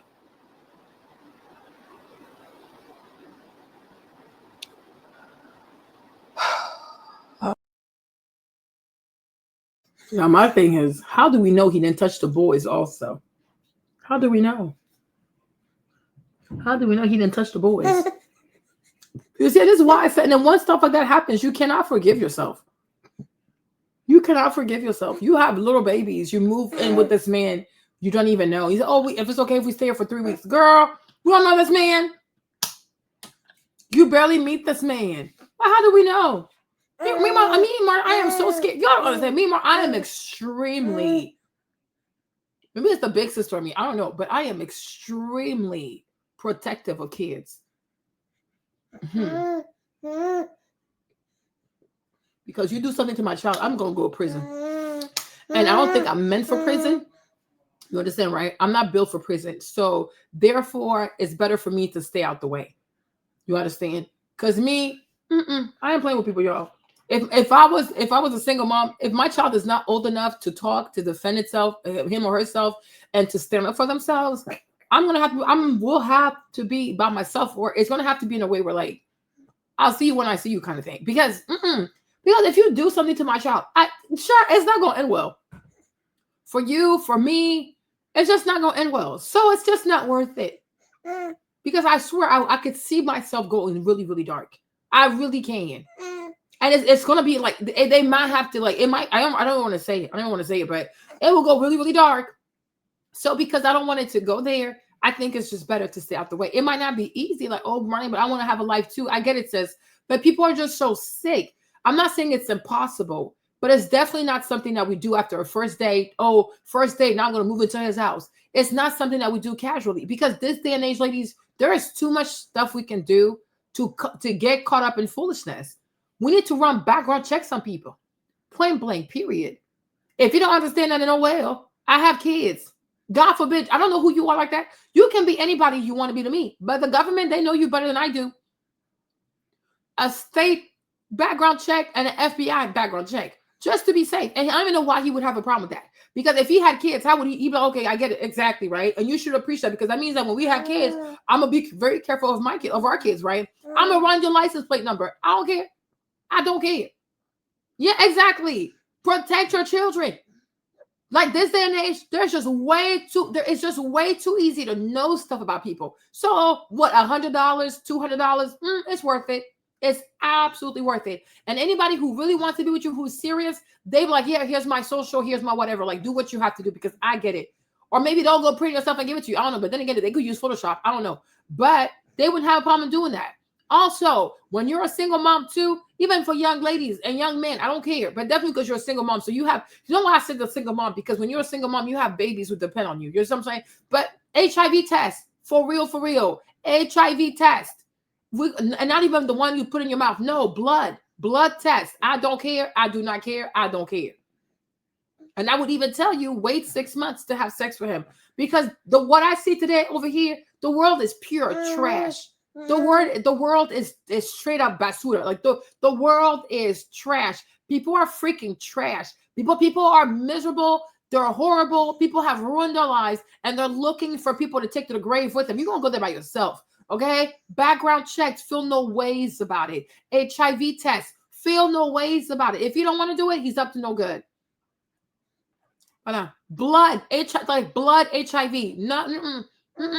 Ask about their credit. Don't feel no ways before it gets real. Not the first date, but when you see like somebody wants to really make it serious, even before you sleep with somebody, ask their credit. If we can't talk about credit score, why are we having sex for? Hello, somebody. And feel no ways. Feel no ways because you have to protect your life. The more tough questions you ask in the beginning, it'll make it even harder for you to fall in love. Like, you know what? I don't love you no more. Thank you. You're cute though, but I gotta go. Because people are really dangerous. People really ain't shit. Like people really ain't shit. People ain't shit. And if something happens to your child, how you gonna forgive yourself? Or if somebody gives you AIDS, or if somebody gives you HIV, how you gonna forgive yourself? How you gonna forgive yourself? No, I would rather make you uncomfortable before I make myself uncomfortable. People are sick as hell. People are really sick. This new generation, this new world we living in, people are sick. People are really sick. I can see why God let Trump be president. People are just sick. People are sick.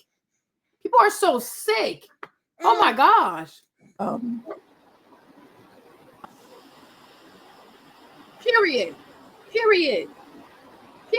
Because anybody can claim to make any kind of money. Show me the paperwork. Oh, I make $1 million. Oh, I make 200,000. Yeah, right. If you're really making it, show the paperwork. You can cover up your social. I gotta see your social. show me the paperwork. So I agree with that. I completely agree. There's just way too many liars. There are too many scammers. I will make you uncomfortable before I make myself uncomfortable. Feel no ways. Feel no ways. Because tomorrow if something happens, you will eat yourself alive. Like, I should have asked. I should have asked. I should have asked. Yes. And this is part of learning to stand up for yourself. Because she wants to know how much he really makes. She wants to know how much he really makes. She wants to know how much he really makes. Also, if he has children, if he's paying for child support, if he has garnishments, it's all gonna be on there. We're gonna see everything. Because anybody can say, "Oh, I make 200,000." I mean, shut up. Show us the paperwork. Otherwise, shut up.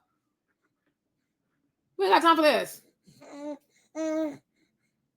We do not have time for this. Do not feel any ways about this.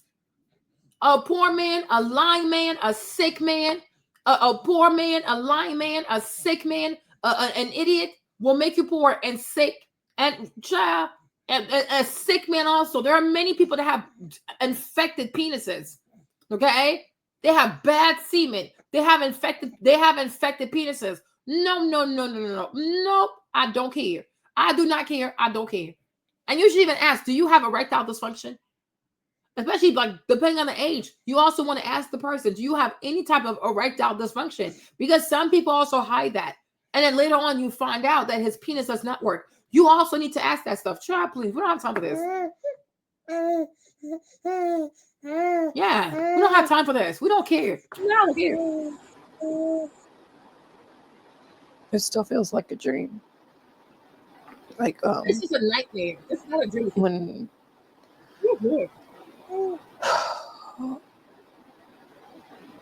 when this first happened, I just kept waking up every day and just hoping that this was a dream. Because it's literally my worst nightmare. It's my worst nightmare. I myself am a product of RAPE. That's how I came to be. And was also, abused as a child by a neighbor. So this explains why she was like sexually active at 17 or even earlier than that.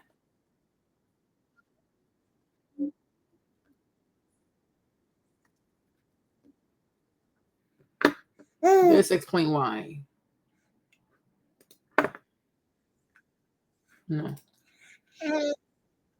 Why do people like to put music on everything?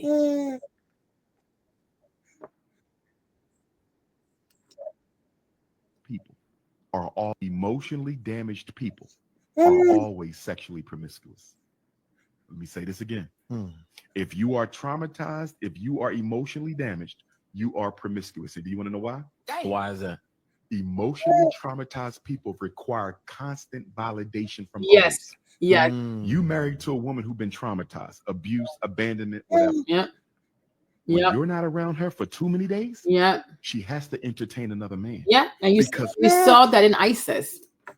We saw that in ISIS. She was dating the thug, but she was still entertaining other men. That's how she met the demonic husband. And after she met the demonic husband, she was still talking to the demonic. She was still talking to the demonic husband. When she left her thug, when she packed her stuff and moved out, she was still entertaining the demonic man. Liking thugs, liking these so-called rich men because they can buy me stuff. ISIS requires a lot of validation. Prince Charming, fairy tale, take me out to nice restaurants, buy me a ring, tell me you love me, tell me I'm beautiful. Yes. Now we even have to ask ourselves, even if Shera herself was not abused as a child, because who needs this much validation? Because her trauma dictates constant validation. Yeah. And constant validation means I must have a man in my personal space. Yep. Yep. And that's what she said. I centered my life around being his wife. Yep. Date a woman who was crazy about you. She absolutely loved you, so you thought. It was really addiction. Yeah. When you finally let her go, when you finally got her to stop stalking you, She ended up with another man like that. Yeah, that's what happened. And your ego took a hit. You said, wait a minute. Yep. I know that woman was crazy about me. Climbed in my window, came to my... You understand? She was... You saw that what Ice says. She was crazy about the first thug, and then she became overly crazy. But she's like, "Oh, let me buy the ring right now. Let me go buy the ring right now." You see, stalking behavior. The man said marriage. She's like, "Okay, I'm gonna go buy the ring right away." He wasn't on a work trip somewhere. She ran and bought the ring herself with the little bit of money she had left. He has to make me his wife. He has to make me his wife. It's sad. We're gonna pray for her, y'all. We gotta pray for her. God did not bring us to her content for us to be entertained or whatever. God wants us to pray for her. So we have to pray for her because what Dr. Umar is saying, that's exactly what I see in her. This is crazy. Hold on. She was crazy about your presence in her life. And the minute you distance yourself from her life, she found a replacement without a problem.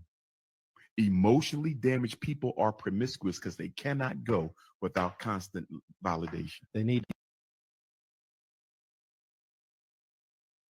emotionally damaged people are always sexually promiscuous.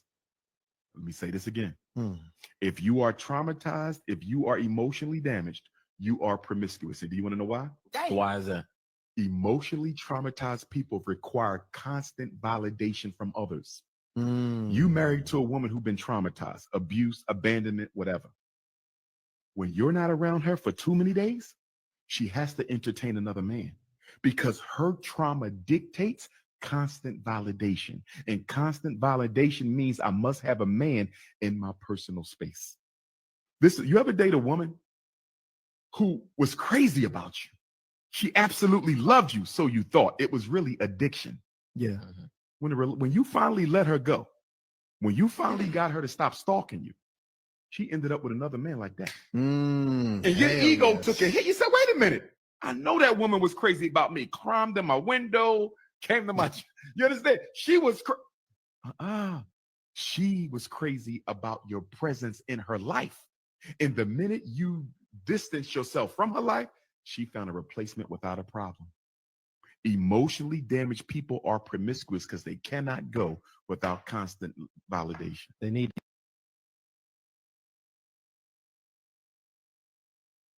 Emotionally damaged people are always sexually promiscuous. Let me say this again. If you are traumatized, if you are emotionally damaged, you are promiscuous. And do you want to know why? Why is that? Emotionally traumatized husband. And I specifically prayed to God that my children would never, ever, ever have to go through this. And I'm just... Sorry, y'all. I'm doing multiple things at once, right? But if you say you prayed to God that you were conceived from grape, so we have to say like congrats to your mother for being brave enough to let you live. But if you were conceived through grape and you say I prayed to God that my children would never go through this, but it's not. No, I don't think that's a curse. No, I don't think this is a curse. But ISIS, the behavior that you engaged in, did the behavior match the prayer? Because I don't think this is a curse. I just feel like this is what just not being... I don't think she's cursed. I think she's just not being careful. Because if you pray a certain way... No, hold on, you guys. People love to blame God. Wait a minute. If I pray to God and say, God, my mama was great. I'm grateful that she saw fit to let me live. But this is not ideal. Like, I don't want this for my kids. I don't want this again. I don't want it for myself. I don't want this for my kids. If you make that prayer to God, are you not then also responsible for walking in a way that matches the prayer? Should you also not live your life in a way that matches your prayer? Because you can't tell us that you prayed to God that none of your children will never encounter this. But ISIS, you just move in with men overnight. You barely know people, and then you move in there with your children. So is this really God, or is this you? Because I'm like, yo, this don't make no sense. You can't. It's like I said, oh God, God, I pray that I don't die underage. Let me live long to see my grandkids. But you do alcohol, you do drugs, you out here acting crazy, you play with guns. You're not serious. Because the prayer, the walk, your walk in life has to match the prayer. We heard Isis say with her own mouth, oh, I have nowhere to stay. Is it okay if I stay with you for, even if it's just 3 weeks? She told us she barely knew the man. She calls the man and she has a 5-year-old and another baby. And she says to the man who's 40, 20 years older than her, oh, he's nice to my kids. The girl, shut up. You decide to move in with a man you barely know. I said, you can't, just because you pray a thing, oh, I pray this over. It is not juju. It's not a wish upon a star. If you pray for something, your behavior has to match your prayer. Your actions have to match your prayer. God, I prayed for God to make sure my kids don't get sexually assaulted.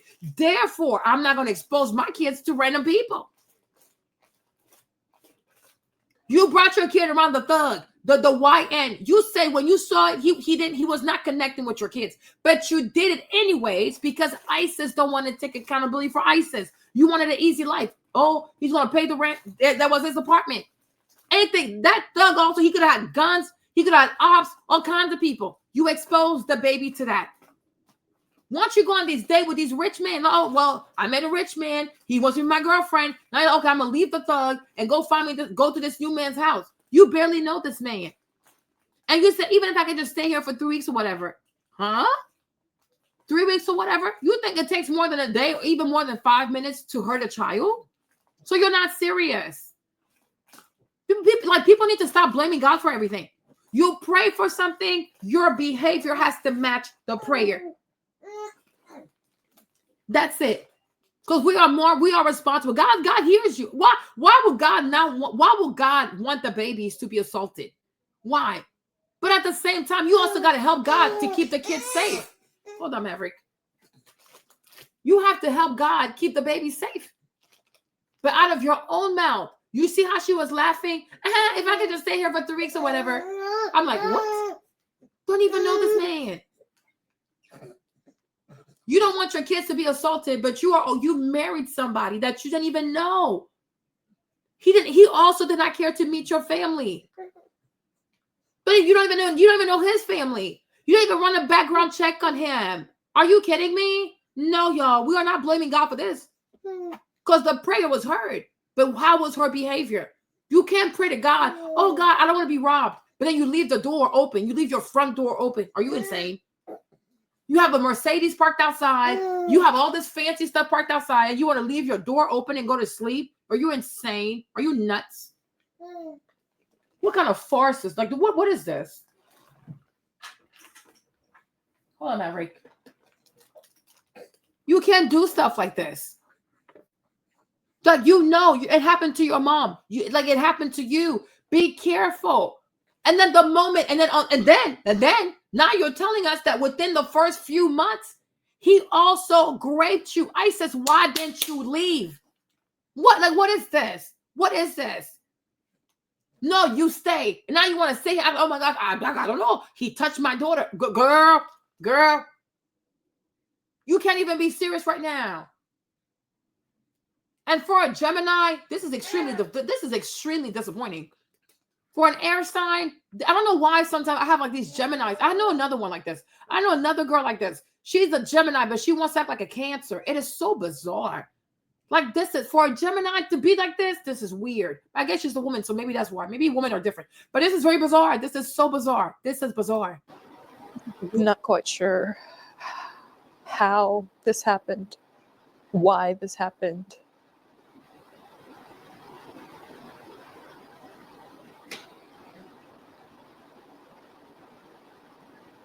I just don't know how he was able to get away with it and so sneaky, because with my own trauma, I watch my kids like a hawk. Like, I don't like them sitting on people's laps. None of that. And he knows how much I cannot stand men like him. And to think Dad said no because you married him. You're full of it. I said, you got my nerves. How can he know? You married him and you stayed.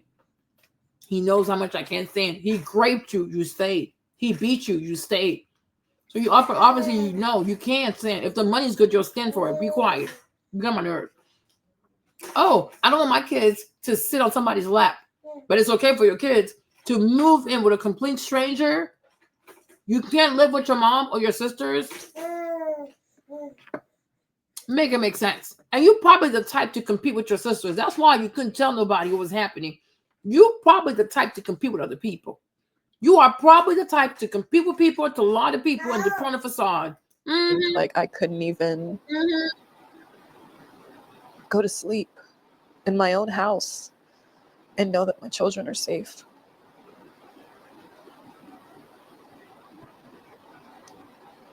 Just by me going to sleep, my children were left unprotected.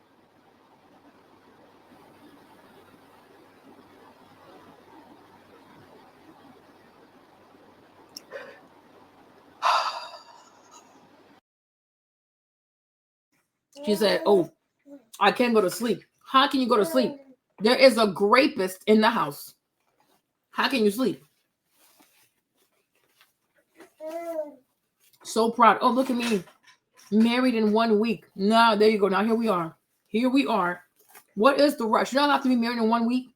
What is the rush? What is going on? Does he have HIV?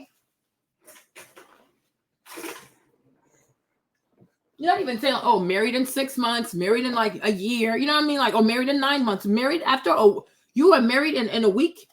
In a week.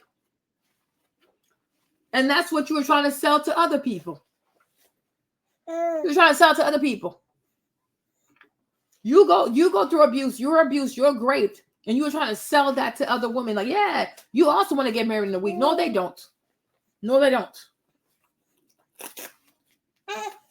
There's no rush like that. Take your time and get to know people.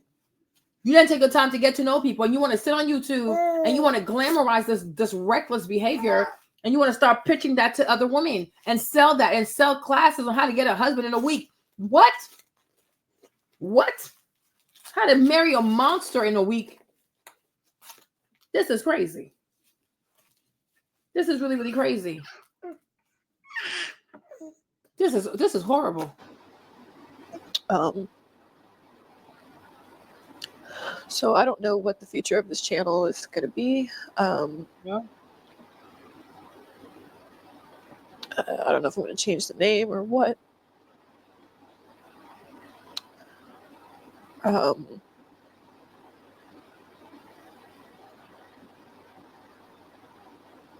Yeah. Girl, this is a lot. And look at her channel, y'all. Big brain, little brain. Know when to walk away. Set boundaries. Well, your thoughts and emotions are controlling you. The 3 B's of a trophy wife. What you need to succeed. Foolishness. Let's go. What I wish I knew before dating rich men. She didn't even date a rich man. What is she talking about? Who is rich? These people, man. Trophy wife secrets. The art of staying spoiled. These women are crazy. You see, they're being abused. They're being assaulted. And they want to tell you they're being their trophy. How to look your best every day. 98.3961% of women are in imaginary relationships, including yourself.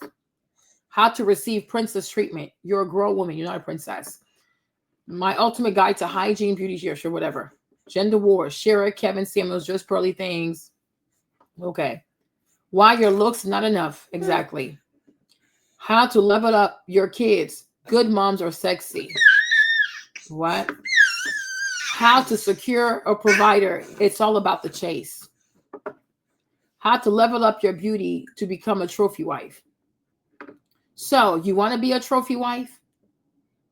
This is insanity. This is insanity. This is really it. This is a lot. This is really crazy.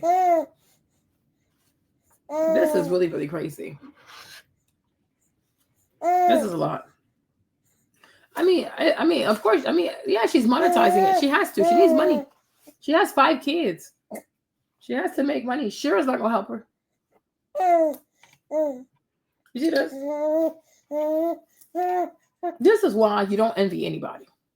Okay, trophy this, trophy that. Yeah, yeah, sure, whatever. Okay, no, there's no fairy tale. There's no this. Just regular people do regular things. Okay, let's normalize that because you don't need to go attract a whole demon because this is crazy. Yeah, it's really, really crazy. And when you have a lot of trauma like this, when you know that you were conceived from grape and things like that, you really, really need to work on yourself. You got to have therapy. You know, and her mom should have put her in therapy. Like her mom should have had her talk to someone. You know, because maybe knowing that she was conceived that way, maybe that also did something to her. Maybe that did something to her. And the last person you shouldn't have listened to was Shera. You should have got on YouTube and found the therapy section of YouTube. Like seriously, this is a lot. This is really, really a lot. This is sad. I don't think there's what's wrong, man? What is wrong? Is there anything else? Oh, quickly. Jonathan, what's the man's name?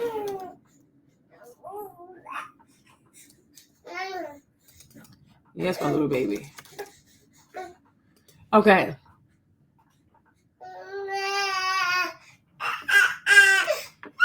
So if you guys didn't know this, Jonathan Majors and Megan Good, they broke up. So like maybe the contract expired. I don't know.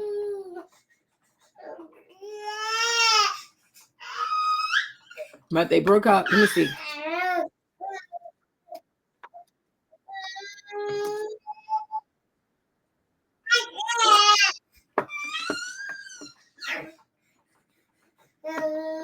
Yeah, let's see it here. Oh my God, y'all got to get in here and check this out.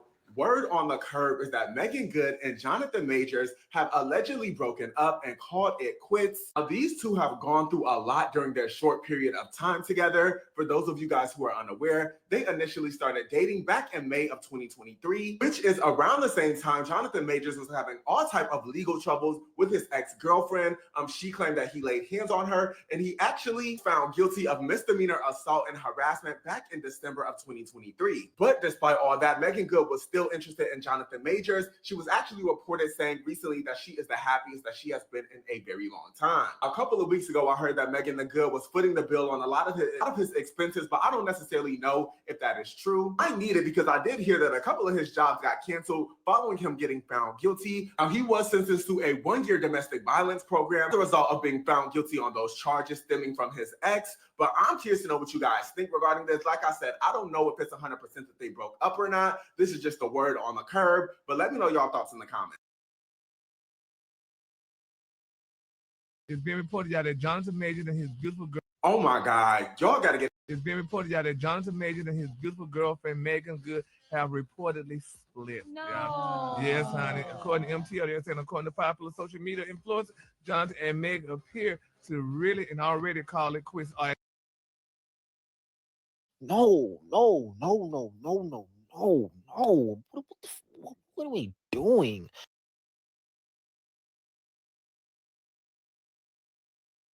Wow. Tell me why I low-key saw this coming, though. We don't know for sure why they broke up, but allegedly it's because insufficient funds. He ain't got no money. Apparently she's paying for everything, like his lawyer bills, his child support bills, things for his dog. He's paying for everything. I don't know if he has another job lined up. I don't know if he's filming anything right now. I have no clue what his financial situation is as of this moment. But yeah, you know, like we all know, he lost that whole major Marvel deal, which he played King Kang or Kong or whatever that character was in Marvel. I would have broken up with him too. I can't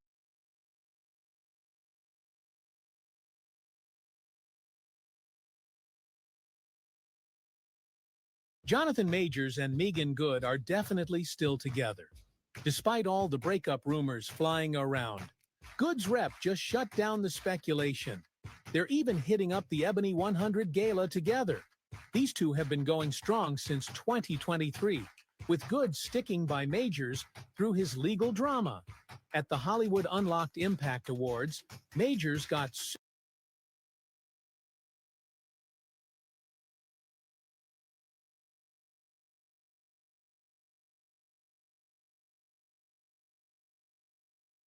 So if you don't hear me, because Maverick is screaming, so I have to spare you guys.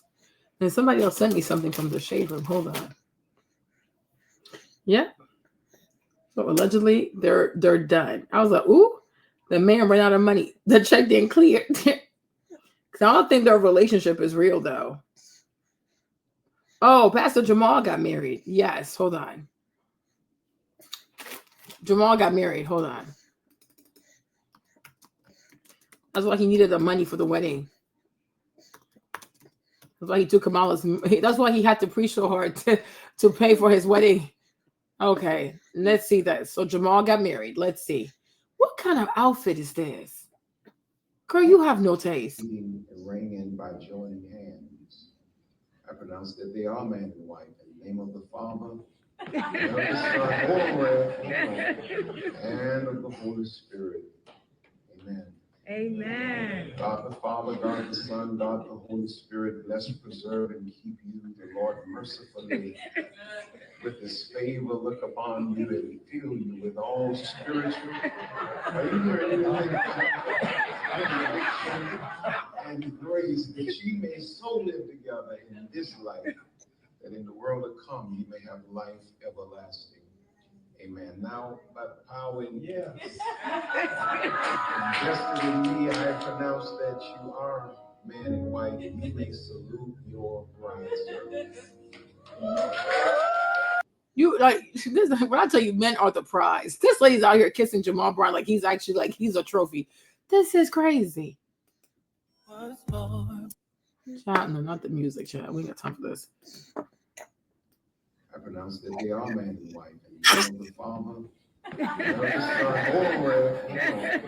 Son, and of the Holy Spirit. Amen. Amen. God the Father, God the Son, God the Holy Spirit, bless, preserve, and keep you. The Lord mercy. This is where Kamala's campaign money went into. That's why Jamal was preaching so hard. Probably needed some money for this wedding. There you go. With his favor, look upon you and fill you with all spiritual. Are you hearing anything? And grace, that ye may so live together in this life, that in the world to come you may have life everlasting. Amen. Now, by the power and invested in me, I pronounce that you are man and wife. You may salute. I've already seen this. This is insanity. This is crazy. What kind of outfit? What is she wearing? What is this?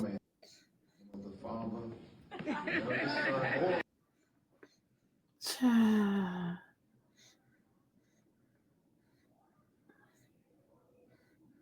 Jamal, you are a mess.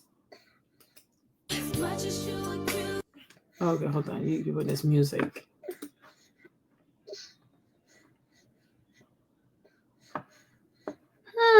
Jamal, how many lives have you ruined?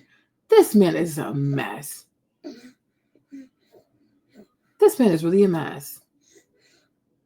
Wow. She favors Giselle. She favors Giselle a whole lot. She favors Giselle a whole lot. Jamal is crazy. I'm like, how many women have you ruined? Huh? How many lives has he destroyed? This man is crazy. That's even for the little flower girls. It's a lot. This is a lot. Yeah. This is really a lot.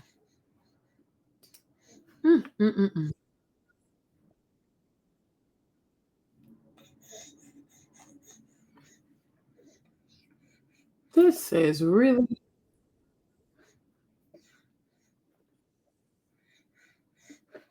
This is a lot.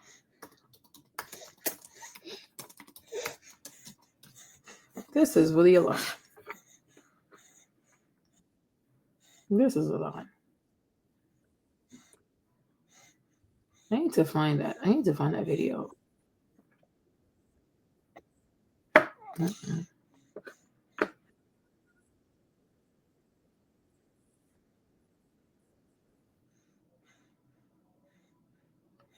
Jamal is crazy.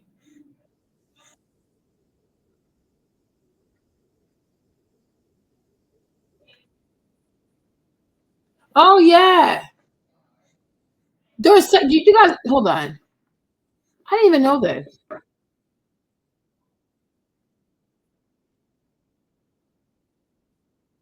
Another Trauma Chats video podcast edition. So by the title, we're going to be talking about baby mamas again. I just did a video last night about Sky Jackson, and I don't even have to go down every reason why it's really not the best idea to procreate with anybody without some. Why is Flo Millie pregnant?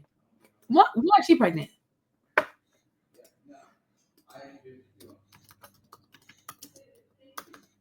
What is wrong with these people?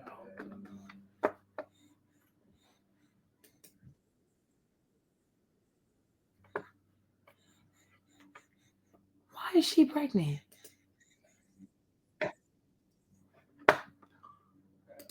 Why is she pregnant? Wow. Jeez.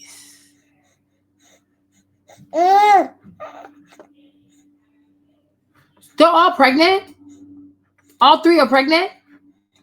Beautiful black women, why we keep doing this to ourselves? Why do we care before we marry? I understand this is y'all choice, y'all millionaires, but it's not, it's the principle. You're not supposed to let no man, especially you, Sky. I'm very disappointed in you. You could have had Kai. It could have been Sky Kai. Like, Oh my gosh. you got you a Pookie. If you don't know what a Pookie is, it's just your regular random fake hood gangster nigga in and out of jail. Yep. It's not good for the look. As far as Kylie, girl, I would have stayed with Duke. Yeah, you got an NFL basketball player, athlete, shit. Kudos to you, but I would have stuck with Duke. And Flo, girl, you ain't fooling nobody. I see that nose. You pregnant, girly. And you know, congratulations to all of y'all. I hope y'all get stable relationships. But it's like, it hurts my soul seeing this. Y'all deserve better. But y'all not my kids. I ain't got no kids. Y'all not my siblings, so. I don't look up to these girls because how y'all talking about scamming, taking niggas' money and stuff, but you're pregnant. My beautiful black woman, why we keep doing this? Wow. Why are they all pregnant like that? I have really got to stop saying when a certain celebrity has a baby, I'll have a baby. Oh no. We got Sky Jackson. What? Apparently Flo Millie. Callie. We knew about Keke Palmer. We were sad about Rihanna. And there's probably some other ones. I don't know why these young black girls are not learning what they're supposed to be learning. There is more information out now more than ever. The veil has been lifted when it comes to men, relationships, how marriages, women are doing all the work, how when you have a kid, the man change up. There's so much stuff that these young girls should be paying attention to and learning from so they don't make the same mistakes that the women before them made. But yet these successful, these pretty, nice bodies, yes. nice looks, yes, career-driven women, black girls are falling for the okie doke. And there's literally no reason for them to fall for it. There's literally no reason why they should be pregnant before the age of 30.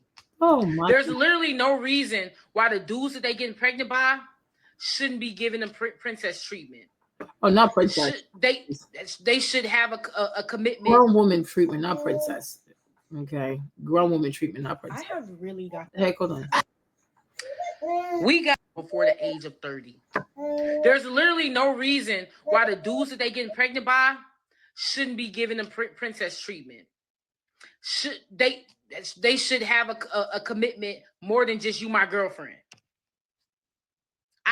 I don't understand why these young Black girls are not learning what they're supposed to be learning. They're falling for the okie doke. They have too many examples before them to not see. Oh, the other person was Holly. That's who it was. Holly Bailey, right? Y'all over here getting pregnant by the most bummiest dudes. In my opinion, I'm gonna throw in Nicki Minaj too. Yes. You got the pick of the litter. You young, Black, Yep. look good, Yes. career driven, successful, you got money. Yes. And they always look in the trash. Yep. There needs to be a study on why successful Black women look in the trash when it comes to their mate and who they choose to have a baby with. They always look in the because they want to be relatable. They want to be relatable. They want to identify with the culture. Instead of being aspirational, they want to be relatable. I need to be a real one. You're real what? Be a real success. Get out of here with that. They want to be relatable. Oh my gosh, this is crazy. The lowest part of hell to find a person. Why? It will never escape me. Yeah, please, if you are a young Black girl, please look at all the examples you have before you. Don't do it. At least find somebody on your level that would at least do something. Like if you find somebody, you got money, they got money. You got these morals, they got these morals. And even if you do it like that, that would be a better system to choose. But y'all going in the trash can in hell to find these dudes and to procreate with. Y'all gonna forever be embarrassed. Y'all gonna forever be hurt. Y'all gonna forever be abused. Y'all gonna forever be talked about and manipulated. You're gonna forever be that way because of y'all poor decisions. That y'all got too many examples. No, but the culture is bad. The culture says that's what you want. This is not okay. I could talk about it because my mama said, who? We got music. Flo Milli announced her pregnancy, and y'all have immediately started doing the weird ass shit that y'all do anytime one of these younger entertainers, particularly the younger Black entertainers, get pregnant. Y'all start being like, oh my God, I'm grieving for you. How could you do this? Oh yeah, because it's bad. This bitch can never. 16.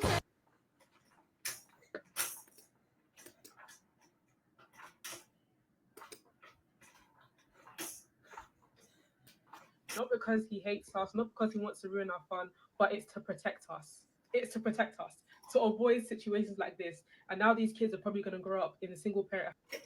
And this is why God tells us to wait until marriage, not because he hates us, not because he wants to ruin our fun, but it's to protect us. It's to protect us, to avoid situations like this. And now these kids are probably going to grow up in a single parent households and a generation.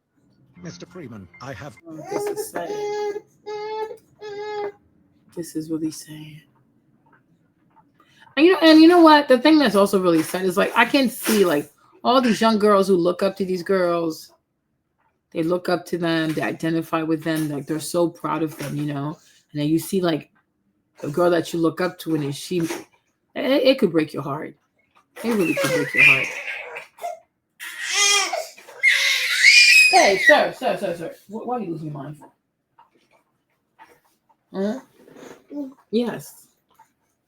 Why are you losing your mind for? Especially Flo Milli. I think Flo is so pretty. To me, how can you do this to me? I'll tell you, we gotta reset this culture. Y'all think it's a joke.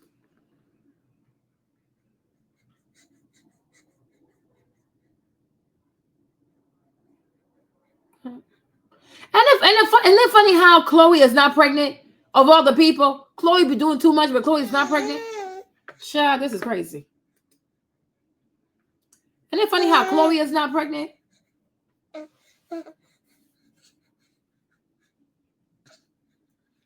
This is sad. Yeah, Flo is very pretty.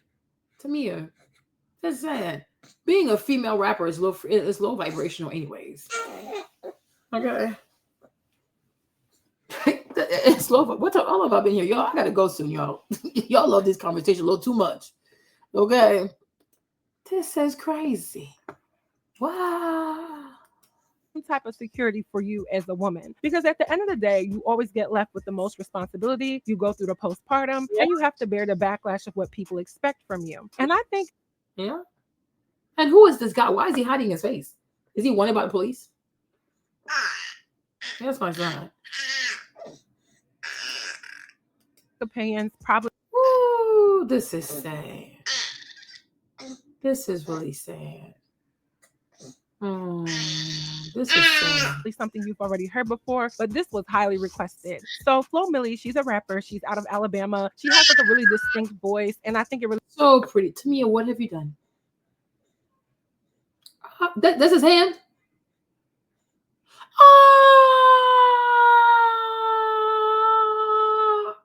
Tamia. What? Never. You think it's funny? You know, it's not funny. Yeah, your big cousin. She did something stupid. I know. This is who got her pregnant? Back to I'm a Cancer. That's why you love bags and shoes. Keep telling on yourself. Okay. Bag lover Lux. Exactly. A real Cancer. Keep telling on yourself. This is who got her pregnant?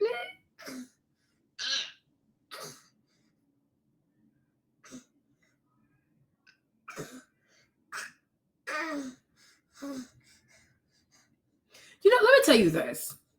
This is how I feel. I'm Marlene. Okay? I'm Marlene. I'm going to give it to your daddy, sir. You know, go find your Gemini twin over there. Messing up my show. Messing up my show. We'll give it to your daddy. Okay? Geminis need to hang out together anyways. What is this? But this is how I feel.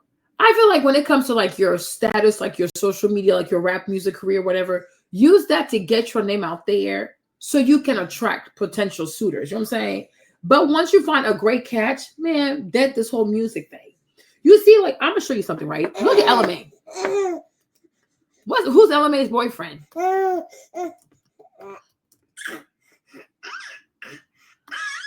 is it? Jason? What's his name? Maggie, hold on. What's that boy's name? Jason? You see, you're supposed to do what Ella May did. Okay?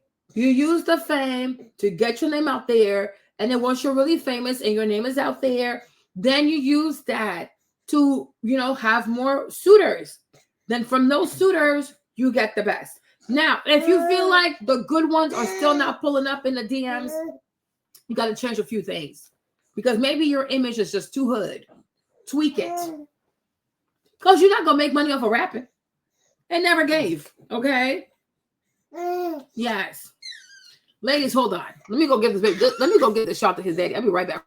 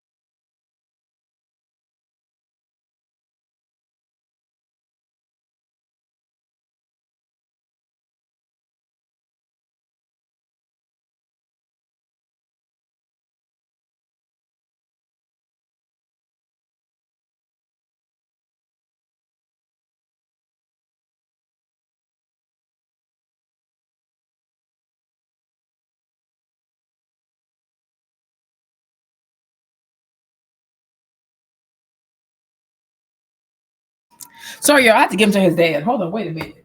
This little boy is too much. I told you he was a narcissist. Typical Gemini stuff. Anyways. Sorry, y'all. Sorry. Okay, no, I'm back. Yeah, I told you he's a Gemini. They're narcissists. I told you he was a narc. I love him, but they're narcissists. You want to see how much Trump loves himself? Trump merchandise, Trump. Like, these people are Gemini's so crazy. They're a bunch of narcs. Anyway, I like them though, but they're narcs. Okay. Okay. So you need to do what LMA did. You understand? This whole, because the honesty is, listen, honesty is there is no money in music, right? There is no money in music. No money.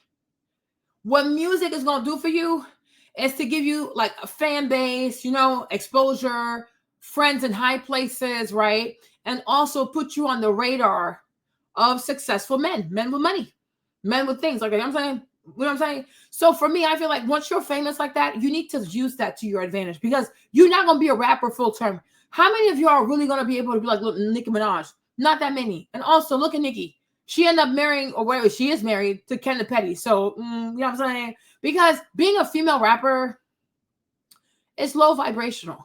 Okay? There's a reason why Eve stopped doing it. It's cute for a season, then you have to know how to get out. Because you're either going to finish like Nicki Minaj, you're going to finish like Little Kim. You know what I mean? It never ends well. Even, what's her name? Queen Latifah. Queen Latifah was not even a degenerate female rapper. But you see, even Queen Latifah, she got out. Became an actress, a TV host, and things like that. Like, she's extremely classy, right? So you use that, you use the whole like music thing to get your name out there to be seen. Now, once you're famous, if you notice that you don't have a certain caliber of men sliding in your DMs, change the brand. Okay? Because you're not here to be famous. Like, you're not here to make money off of music. You're here to find, I'm not trying to be funny, you guys, but you're here to find a husband. Okay? Because if you cannot just get here, be this famous, and get pregnant by random people. You see LMA, she's not even from here. She came from England, sang a little boot up, boot up, boot up. I guess it's manifestation. Next thing you know, she boot up with Jason Tatum. Then she got pregnant. She stopped making music. Okay? This is how you want to hustle. All right? What is her name? Yeah, she's a smart woman. Now, she's not married, though, which is like, is she really smart? You know what I'm saying? But at least she's not pregnant by a Pookie. Because why didn't she secure the ring? Okay? Because LMA, hold on. What's her birthday? What are we dealing with? Okay. What is she again? November 3rd. Okay. She a Scorpio. So yeah, you go. Water sign. There you go. So it makes sense. Okay. Yeah. Execution with these people, it's kind of hard. Water signs have a hard time with execution. They're not quite strategic. Okay. Scorpio, vindictive. But being vindictive, is that strategy? I don't know. Okay. But there you go. All right. She was an air sign. If she was an earth sign, she would have executed flawlessly, especially a Virgo. Virgo would got a ring. These people are crazy, but they know how to do it.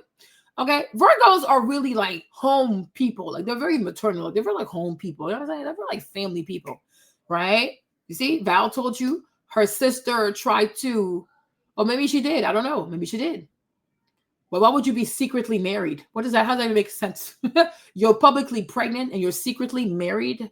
Yeah, go peddle that crap to somebody else. But you see, Val told you, as a Virgo, her sister said she was going to go delete the babies. Val cried for the babies. Her sister listened. And then Val raised her nephews. Today, they're 18 years old. This is what Virgos do. Virgos are family people. They're meant to be mommies. Okay? It suits them very, very well. They're like bees. They're meant to be mommies. All right? So, okay. But that is what you do. Okay? Same thing with Jordan Wood. Once upon a time, Jordan Wood was a little booger. Okay? Little Jordy. Okay? Once upon a time, she was a hot-ass mess. Okay? Once upon a time, she was a hot mess. But then she leveraged everything that was given to her, the fame, access, whatever. She fixed the brand, fixed the face, fixed the body, fixed the teeth, fixed the hair. She fixed all of that. Okay? Now, she got herself a very successful boyfriend, but she's not pregnant. Jordan used to be a mess. Girl, this girl was a mess. My mama. She really, oh Lord, this girl used to be a mess. But as the people say, you're not ugly, you're just broke. Okay, you might be broke and overweight, but with money, you can fix all that. Money and the right mindset, you can fix all of that. Jordan also got herself a basketball player. What's his name? Who's the little boyfriend child? Carl. There you go. Carl Anthony. There you go. Come through. Okay. She got it over here. All right, ladies. So everything is about changing the brand. Okay. Got to change the way you look. Got to change the way you talk. You have to change the way you talk to your the talk. You pronounce things. You know what I'm saying? You got to fix that. Right. Got to work on that. Okay. But there is no money in music. There's no money in music. Now, Flo Milli to me, extremely beautiful. However, since you're a female rapper, you might have to change certain things so that you don't come off like a female Pookie, like, you know what I'm saying, like a female ninja. You know what I mean? Because we got to be a little softer. Got to be soft. But now you went and got this baby, so girl, it is hard. It is really, really hard. Because once you get pregnant by a YN, you get pregnant by a Pookie, it brings your worth down. Okay? You want to date up. Even if you get pregnant up. Don't date down. Don't get pregnant down. Because nobody wants to come after that. Right? Unless you're Russell Wilson. But most people don't want to come after that. Okay? Don't do that. That's not good for business. That is not good for business. Because Flo Milli is really pretty. But unfortunately, it's just sad. Maverick is crazy. I'm just saying. You know?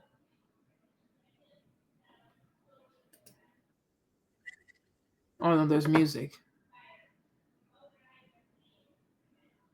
Look at how she holds him. She's so afraid to lose money. money does a thing to women. She's like, "Ooh, child, the bag. Where is the bag? Where is the money?" Okay, she wants the money. She wants the money. The one thing that the one thing that stresses me about Jason has low self-esteem. He doubts himself a lot.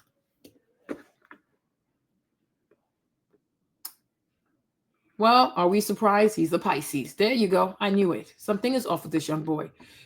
He's a Pisces, right?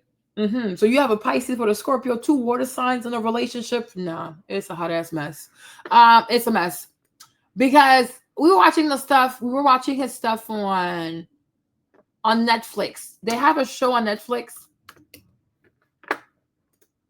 The Starting Five. Okay, they have the show on Netflix, right? And I was watching the show, and I was like, this young man, he's a great player, but he doubts himself. He doubts himself a lot. He second guesses himself a lot. But now it makes sense. He's a Pisces. Oh, well, there you go. So, but you can watch it though. It's on Netflix, and you'll see. So a relationship with him, a water sign, a Pisces with a Scorpio. Shit. That is a lot. That is a lot. That's a lot. That's a lot of emotions. But it's gonna make great content for an R&B album if she wants to do that, right? But he doubts himself a lot.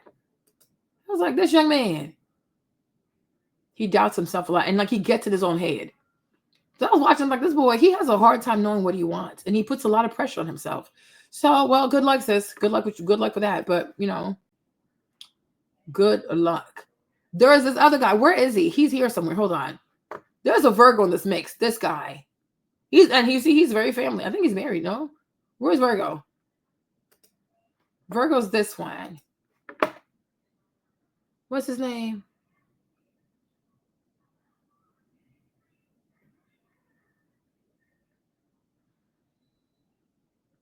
Why didn't he put his name up?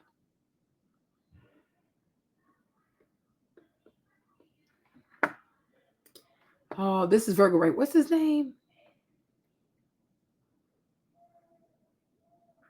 Why did they only put his name?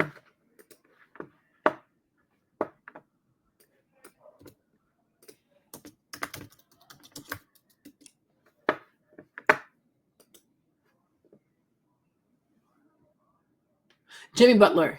Yeah, I think he's the Virgo. Let me see.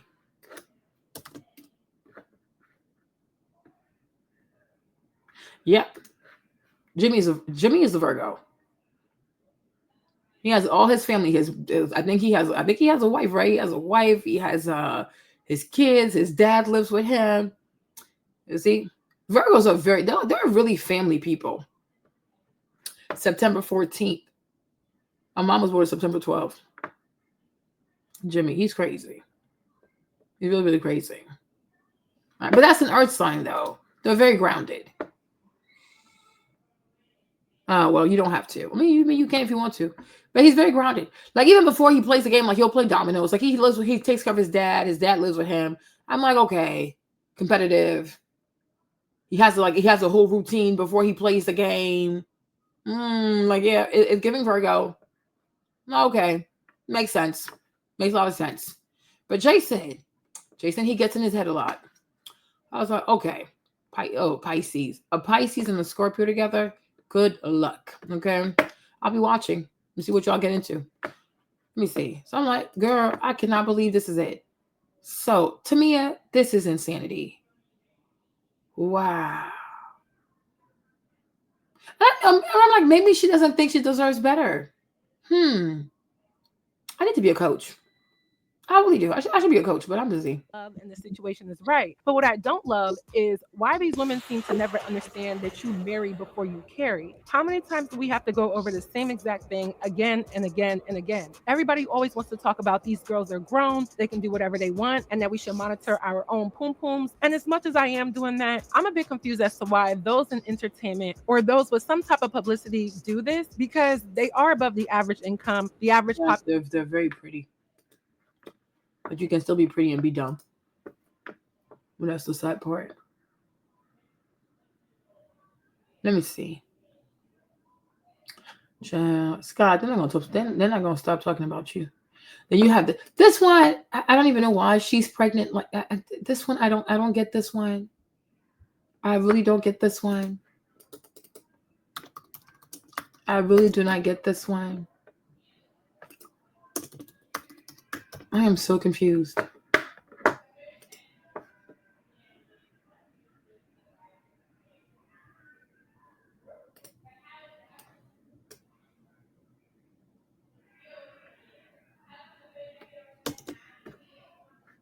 She's an Aries.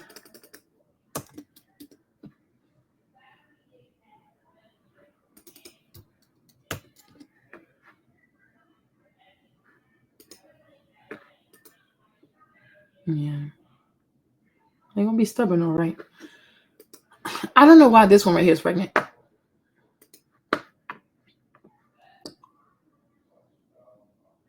Yeah, I don't get why she's pregnant.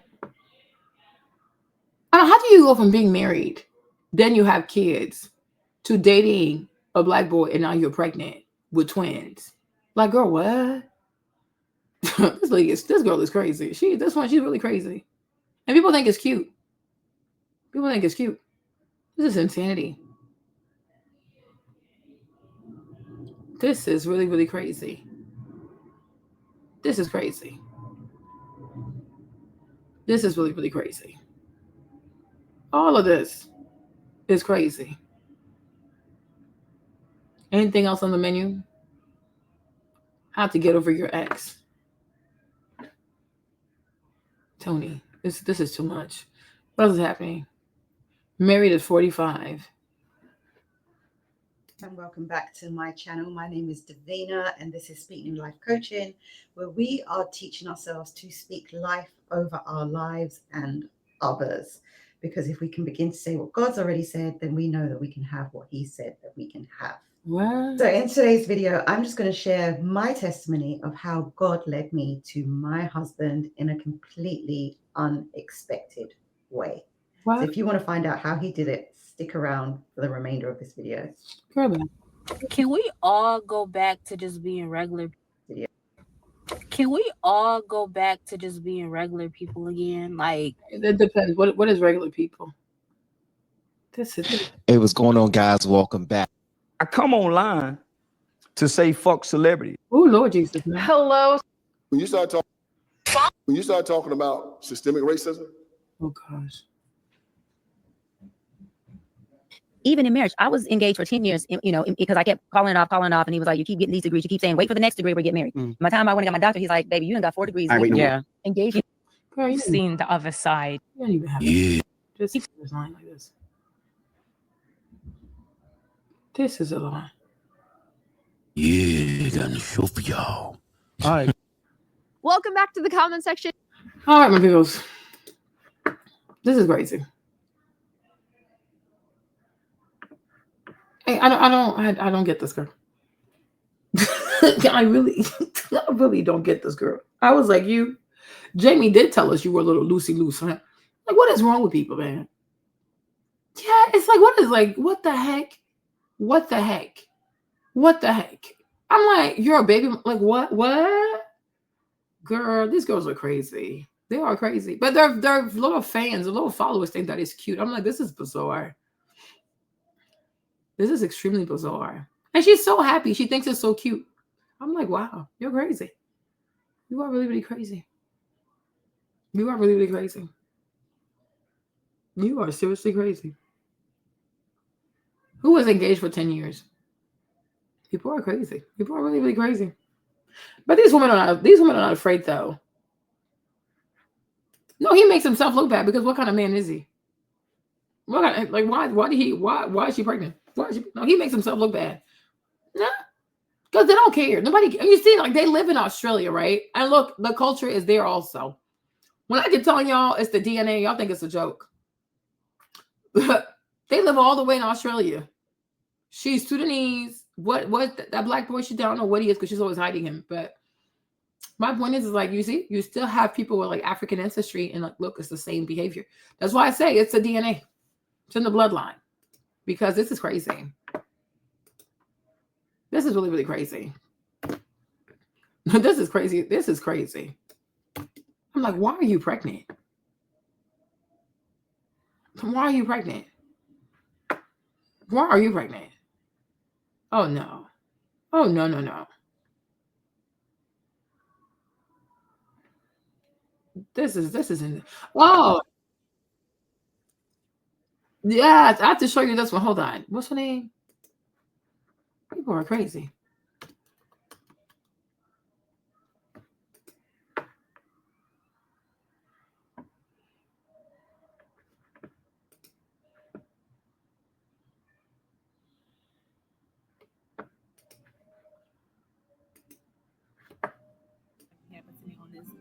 Date. I'm gonna have to call y'all. Okay, so I'm back in the crib. Y'all would not believe what just happened. Like, I literally went on a date with a guy, and let's just say, mind you, he's sitting right next to me. I ordered what I want. He didn't want to order anything because he ate, so he just ordered a drink. I ordered what I wanted, and he hears it clearly because he's right next to me. The food comes. He started making all these comments.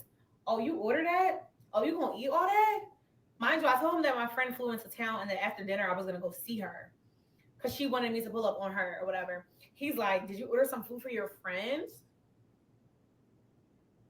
He was like, if I wasn't here, would you order all that? Baby, you think I can't afford a meal? I said, honestly, if you wasn't here, I would have still ordered like this. This is how I eat with my friends. This is how I eat when I'm by myself. Crazy. But the kicker is, this man said, oh, I'm gonna go. I said, okay. He lays down $100, walks off. Mind you, he called us a black truck to dinner. So I rode with him in an Uber.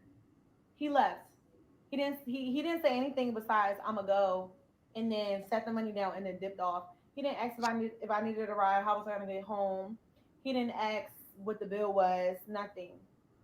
Mind you, this is a 45-year-old man, grown ass Nigerian man.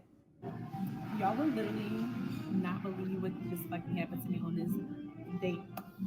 I'm gonna have to call y'all when I get in the This girl is a little crazy, isn't she?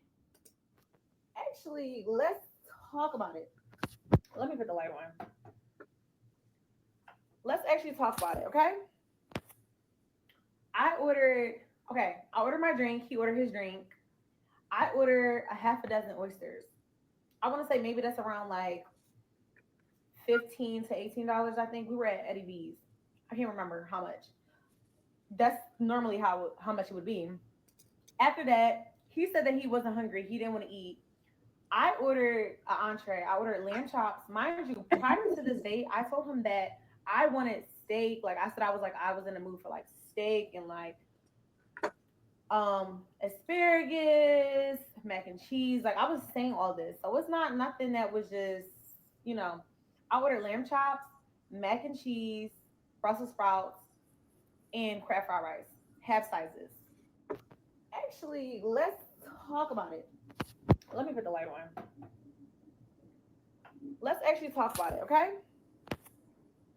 I ordered my drink. He ordered his drink.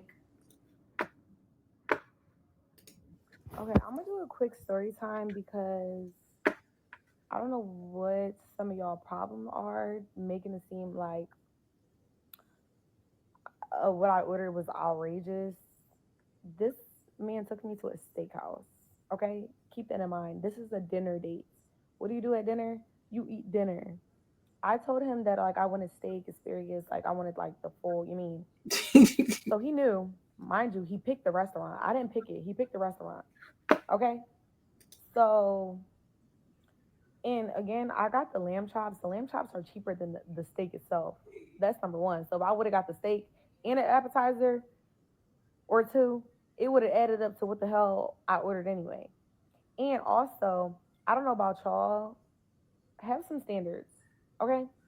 If you're taking me to a steakhouse, I'm gonna order what I want.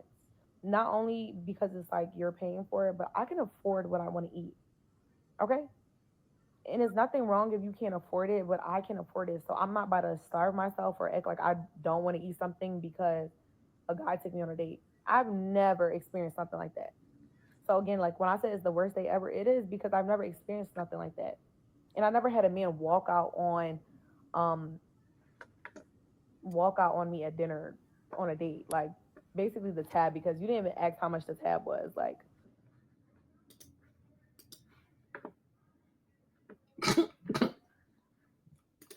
So here's the menu from that restaurant. So if she went with the lamb chop, it's $64. That's $64, right? What else she ordered? 10-ounce center cut filet mignon and pounds roasted African lobster beurre blanc. $85. Oh, yes, my love. Of course, T. Because we're not going to be bamboozled, T. We're not going to be bamboozled. Because we need to know how much this stuff costs. Because how much did she order? How much food did she order again by herself? So her lamb chops already is $64. If we're doing the math, okay, we're not going to play with me. These people are not going to bamboozle me. Because I'm like, let me look at the menu. This is ridiculous. Okay. So $64. And that's just at $64. Okay. Cocktails with attitude. One cocktail, $21. So how much we at now, Rayo? 65? 85. Okay. We're not done yet. What else did you order? What? I'm like, this girl ordered, she almost ordered like $150, $200 worth of food. We're like, what is this? And because somebody says I'm taking you out to eat, does that mean you don't have manners? You've never been places?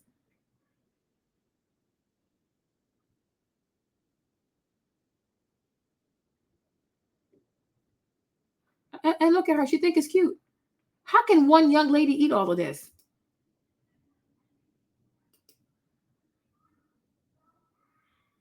Listen to me in the back telling him this is really how I order food. It wasn't because he was really paying. Girl, you might order food like that in certain places, but you can't do that in all places. So this is okay. So she's see, look at that. All of it. Oh, she's gonna eat all of this. Ah, Jesus Christ! What? You guys, does she have worms in her belly? Like, what is going on? She ate all this food in front of people, in front of a man she doesn't even know. Oh my gosh, these girls are outrageous. What is wrong with these people? Oh my gosh, how did she eat all of this?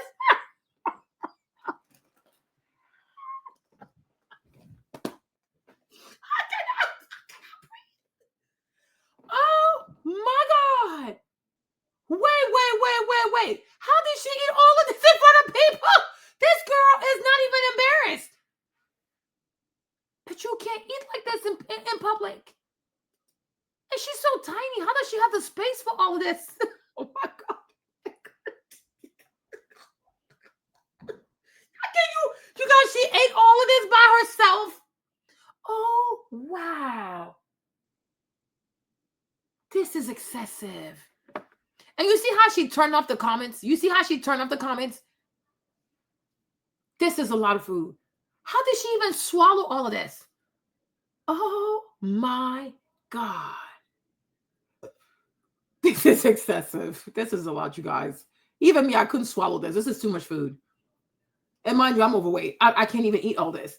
I would need a break. I would need a break in between. This is too much food. She's so tiny.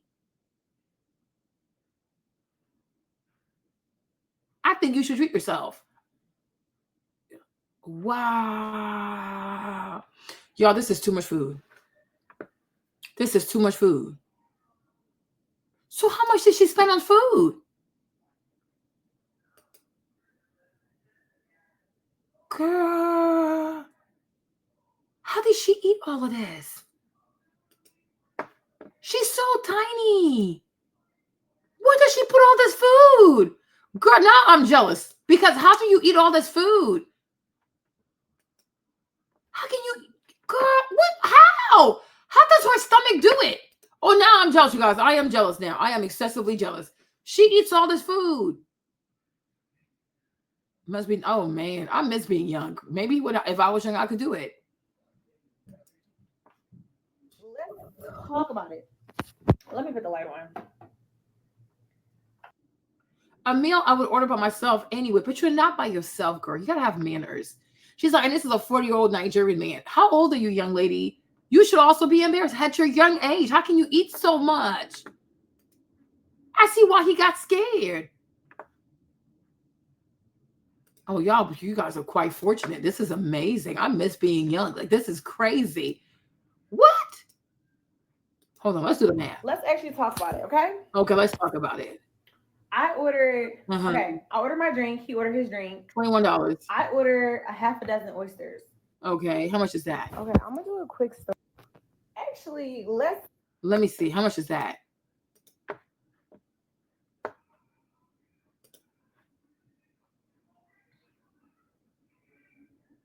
That is dining only, so they're not gonna tell us how much it costs.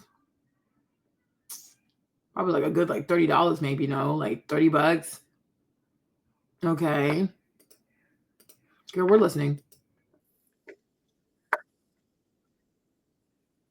Wow. Yes. That's $21. Maybe 30. $20. Okay. That's so we're $40. Okay.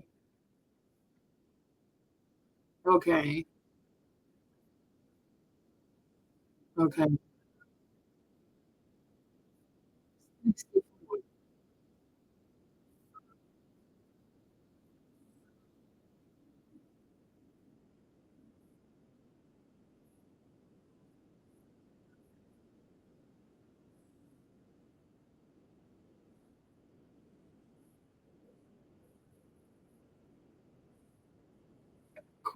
The crab. Okay, let's see how much the crab is.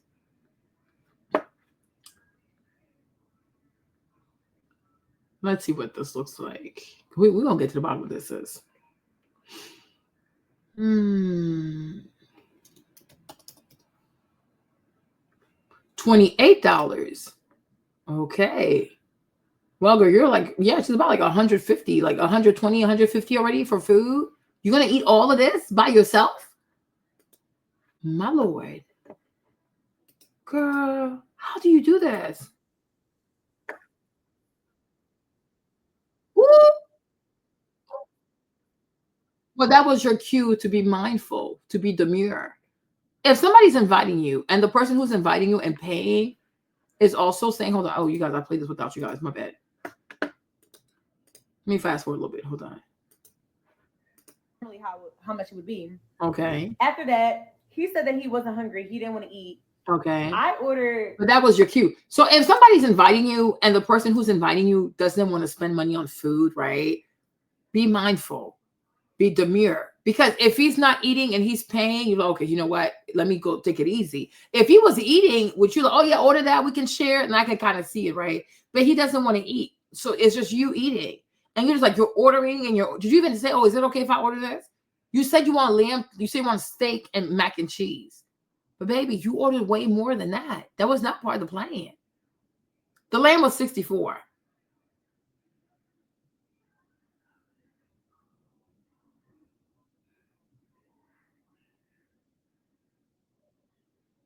Like, this is a lot.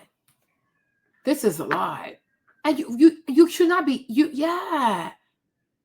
You cannot eat like this in front of people you barely know.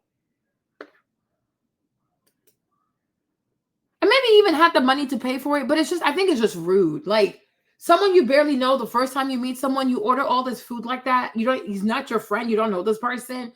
I think you should be mindful. Yeah, that's a lot of food, you guys. That's a lot. I'm like, I told you, I said even Lori Harvey don't eat like this. I told you, I said even Lori Harvey don't eat like this. Girl, what are you doing? Where's Lori and how she eats food? You see, I'm like, even Lori doesn't eat this much. What are you doing? I showed you Lori's plate before, right? Where's her plate? Lori does not eat a lot. How can you eat all this food in front of people you barely know? Lori, where your plate at? Because she likes to go out and eat. Let me see. What? Yeah, I didn't go back to the gym. Hold on. Let me show you. This is too much. You see? Hold on. Where can I find a good picture? She doesn't eat a lot. Look at this. They barely have food on their plates. They don't eat a lot. Like, when you really go out on a first date, also, let's also say this. Like, when you go on a first date, you know what I mean? It's really to get to know the person. Of course, you want a few bites of this and that and that. But it's not meant for you to eat like you don't lost your mind. You see this? Let me see if I can find a thumbnail for y'all. Hold on.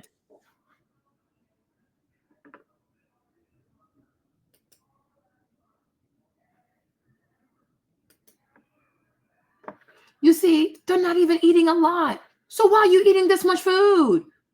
Why are you eating this much food? This is frightening.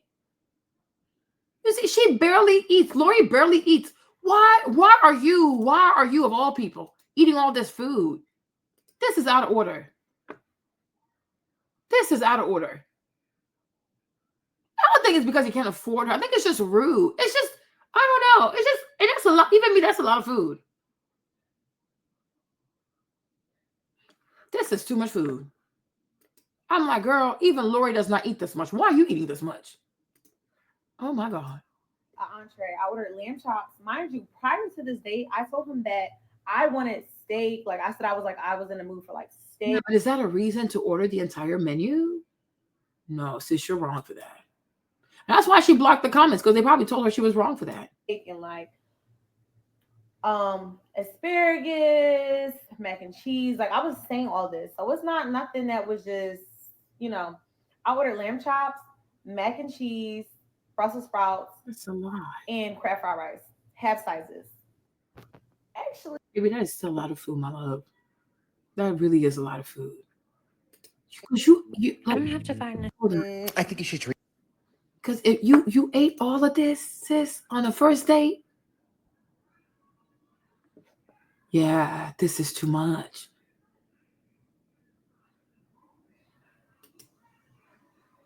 This is a lot. She ate all of this by herself. Oh, Sis. From what you saying, you want to eat some steak, mac and cheese, and Brussels sprout. Girl, look how much food is on the table. She swallowed all this food.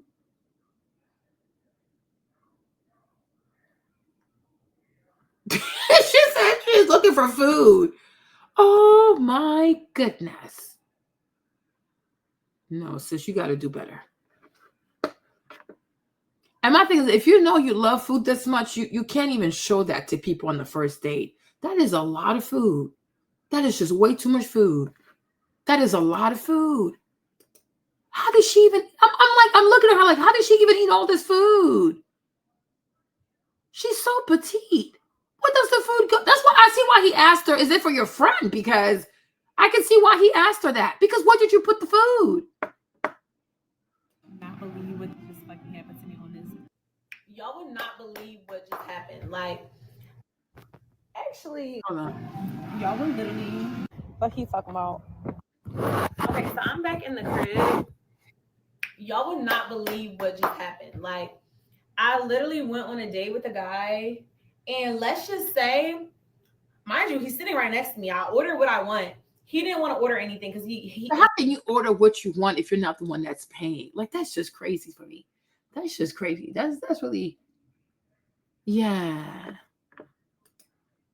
This is a lot, babe.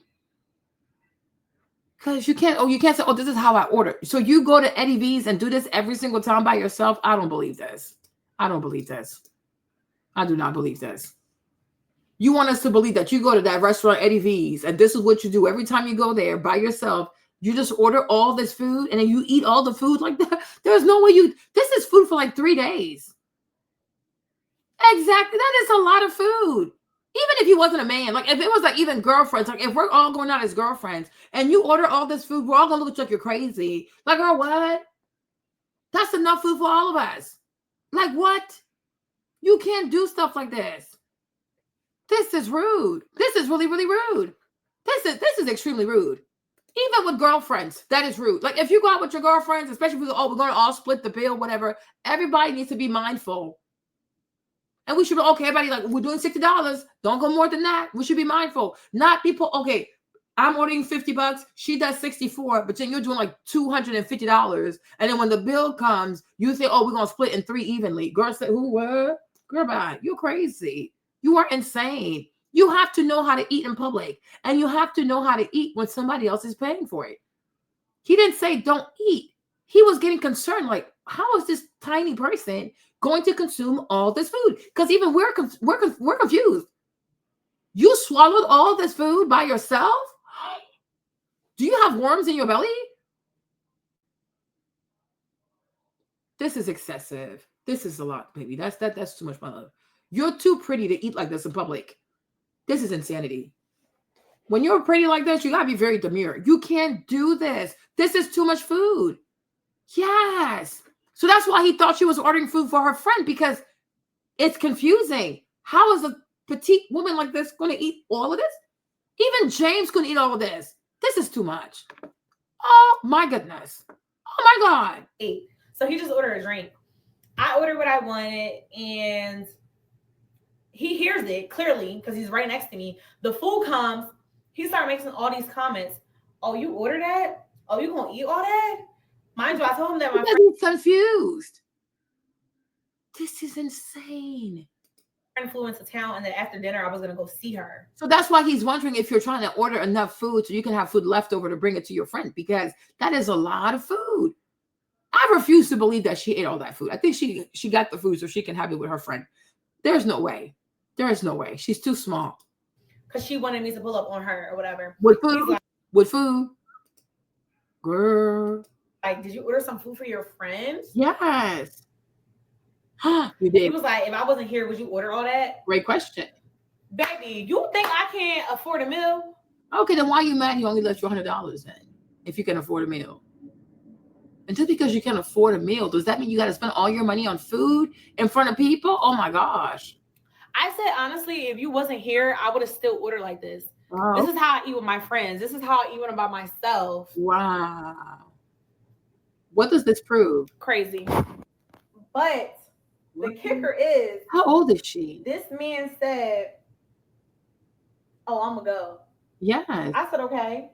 He lays down $100, walks off. Mind you, he called us a black truck to dinner, so I rode with him in an Uber. Okay. He left. Okay. He didn't say anything besides, "I'm gonna go." But were you mindful when you were ordering the food? No. So he left. You're not mindful. But then you want other people to be mindful towards you? No, it doesn't work like that. And then set the money down and then dipped off. He didn't ask if I needed a ride. How was I gonna get home? You're a big girl, you can take care of yourself. Right? Because if you wanted him to stay and take you home, you would know how to conduct yourself. This is crazy. He didn't ask what the bill was. You said you do this by yourself anyway, so you got this. You're a big girl. Mm-mm. Mind you, this is a 45-year-old. And how old are you that you don't have table manners at your big age? We're not age shaming people today, okay? How old are you? 45-year-old man. Oh my. Grown ass Nigerian man. And you're a grown ass what? Girl, you are insane. This girl is crazy. You guys, I saw this thanks to Reva. Reva put me on. I saw this on Reva's channel. Yeah, the girl, she blocked the comments. The man said he paid $100 to never see you again.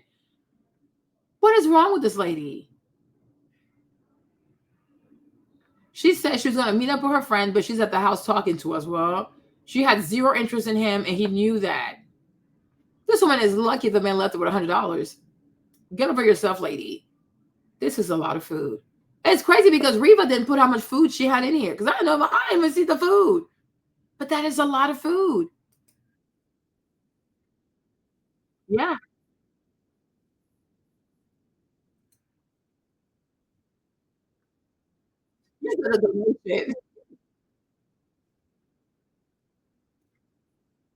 Hold on, y'all. Did I lose my thing? Hold on. I think I lost my stuff. Hold on. This is madness. How do you eat all this food? Let me fast forward so y'all can hear Reva a little bit. Hold on. The thing is that I think this is the problem with what a lot of women do, right? They get a little bit delusional in these situations. You know, when you are not in a relationship with a man, you are not his responsibility. I just have to be honest with you. That $100 was supposed to be enough to cover whatever situation he asked you. Yeah, I promise you, like me, Marlene, even though I am overweight right now because of my pregnancy stuff, but I'm the type of person, when I see a lot of food, I get overwhelmed. I don't know how to explain it to you. I can eat, maybe I can eat a lot, but I think me, it's more like I eat a lot of carbs and sugar, so I can confess to that. But to see a lot of food like that at once, it overwhelms me. I get overwhelmed. That's number one. Number two, even if I want to eat a lot of food, I have to eat like in like little sections, you know what I mean? Like little plates. I take a break and then I go back for more. But if you put like loads of food in front of me, I truly get overwhelmed. Like I'm like, just seeing the food alone, I'm already full. Like this is too much food. So I just don't know how people can see like all this food. Like even when we go like to Fogo de Cow, like stuff like that, like these Brazilian steakhouse. And they keep coming with the meat and the meat and the meat. Eventually I start to feel like, oh my gosh, this is a lot. This is just way too much. This is a lot. This is a lot. This is a lot. Yeah, maybe he should have. Because it seems like that's more like her lane. But I don't believe that she goes to what's it called, Eddie V's, and she spends this kind of money on food because look at their menu. I mean, look at the menu. Look at this. Royal Ossatera Petrosian Caviar, $90. The Big Eddie, our iconic show-stopping shellfish shower featuring wild jumbo Gulf shrimp, blue point oysters, jumbo lump crab, fresh Hawaii tuna poke, Alaskan king crab, Maine lobster on ice, accompanied with champagne mignonette, atomic horseradish, and house-made stone mustard sauce, $145. Like, girl, what?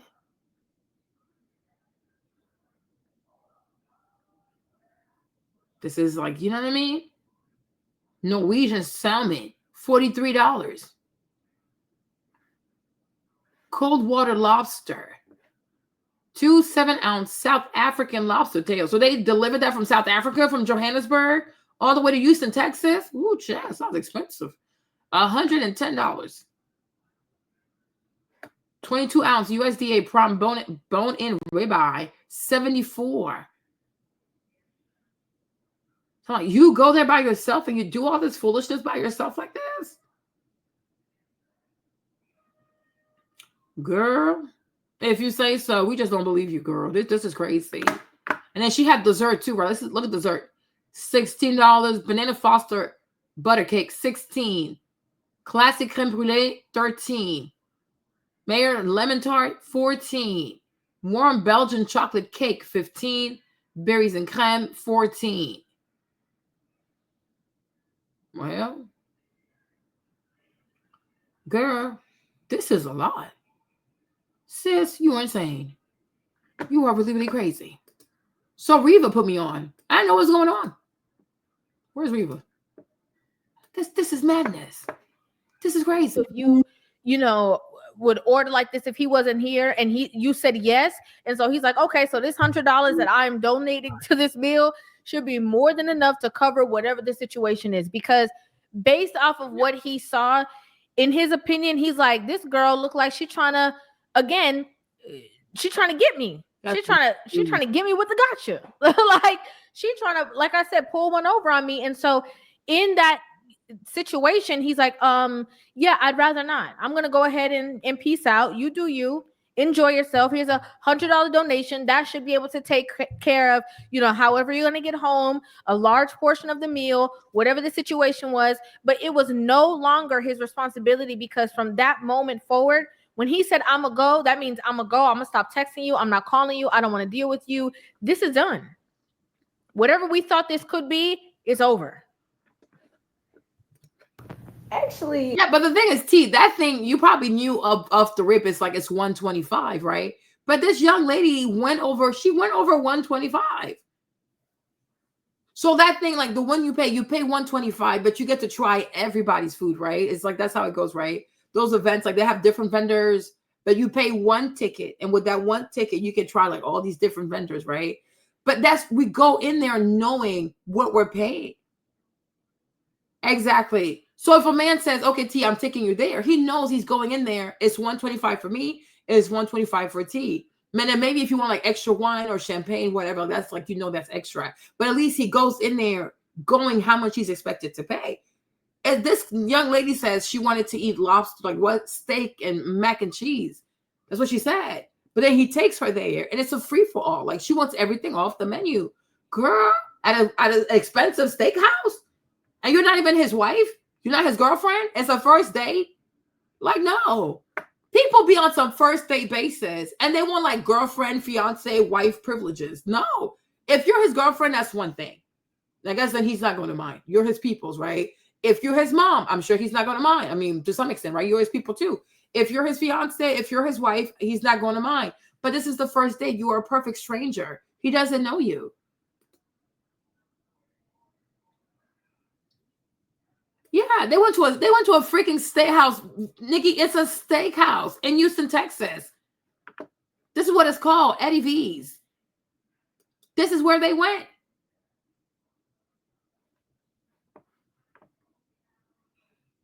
Yeah, they went to a steakhouse. You see that?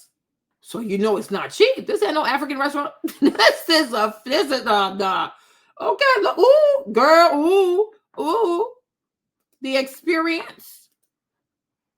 Okay, it's a steakhouse. Oh, ooh. I'm like, this is a lot. Okay, y'all, look how they feed the people. Oh, okay. This ain't no African restaurant. This is a whole American European steakhouse. They fly their lobster in from Africa, from South Africa. The lobsters from South Africa. Girl. This is extremely fancy. Okay, Fata, it smells like money up in there.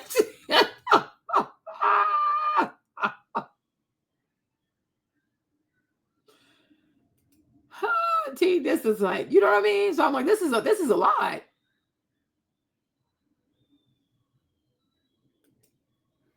I'm like, this is wow. Like these are bougie places. you see all of this, like, nah, come on, like, this is crazy. This is crazy. This is a lot. You got to be mindful. So he brought you there because obviously he wanted you to enjoy yourself, but you got to do it within reason. He could have taken you to a lower class restaurant, but if he took you there, I'm like, he wanted you to have a good time, but you got to be mindful. Let's talk about it. Let me put the light on. This is a lot. Let's actually talk about it, okay? I ordered my drink. He ordered his drink. I ordered a half a dozen oysters. Oh my God. I want to say maybe that's around like $15 to $18. I think we were at Eddie V's. I can't remember how much. That's normally how much it would be. After that, he said that he wasn't hungry. He didn't want to eat. I ordered an entree. I ordered lamb chops. Mind you, prior to this date, I told him that I wanted steak. Like I said, I was in the mood for like steak and like asparagus, mac and cheese. Like I was saying all this. So it's not nothing that was just Girl. I ordered lamb chops, mac and cheese, Brussels sprouts, and crab fried rice. Half sizes. That's a lot of food. Okay. I'm a foodie and I understand you wanting to maybe try a variety of food while you're on a date or whatever the case is, but you order the appetizer, fine. But you see etiquette, a woman who is actually interested in getting to know a man, not a woman who is looking to drain a man's pockets. The first thing would have been, this is just my opinion, the minute that he said that he's not eating, I personally am not the type of person, I don't want to sit down and be eating in front of somebody and they're not eating. I'm going to be honest. Yeah. It looks like because of you saying that this is where you wanted to go eat, he decided to do this gesture for you. So, okay, you have the appetizers, whatever the case is. The right thing to do, in my opinion, is to say, okay, you have the oysters, you order like a small little meal. I don't care what nobody says. I don't care. You know one thing about my people do not like to order salads. I don't know what it is, but Black girls don't like to order salads. Order a salad. Like if he said he's not eating, order a salad. I don't know why my peoples do not. We don't love salads. We go straight for the proteins. We go straight for the carbs. We go straight for the sugary stuff, right? Like we have to stop. You can eat a little salad, okay? It's okay. We have to normalize eating salads when we're outside with people we don't even know. Eat a salad. We're going to be just fine because of that, okay?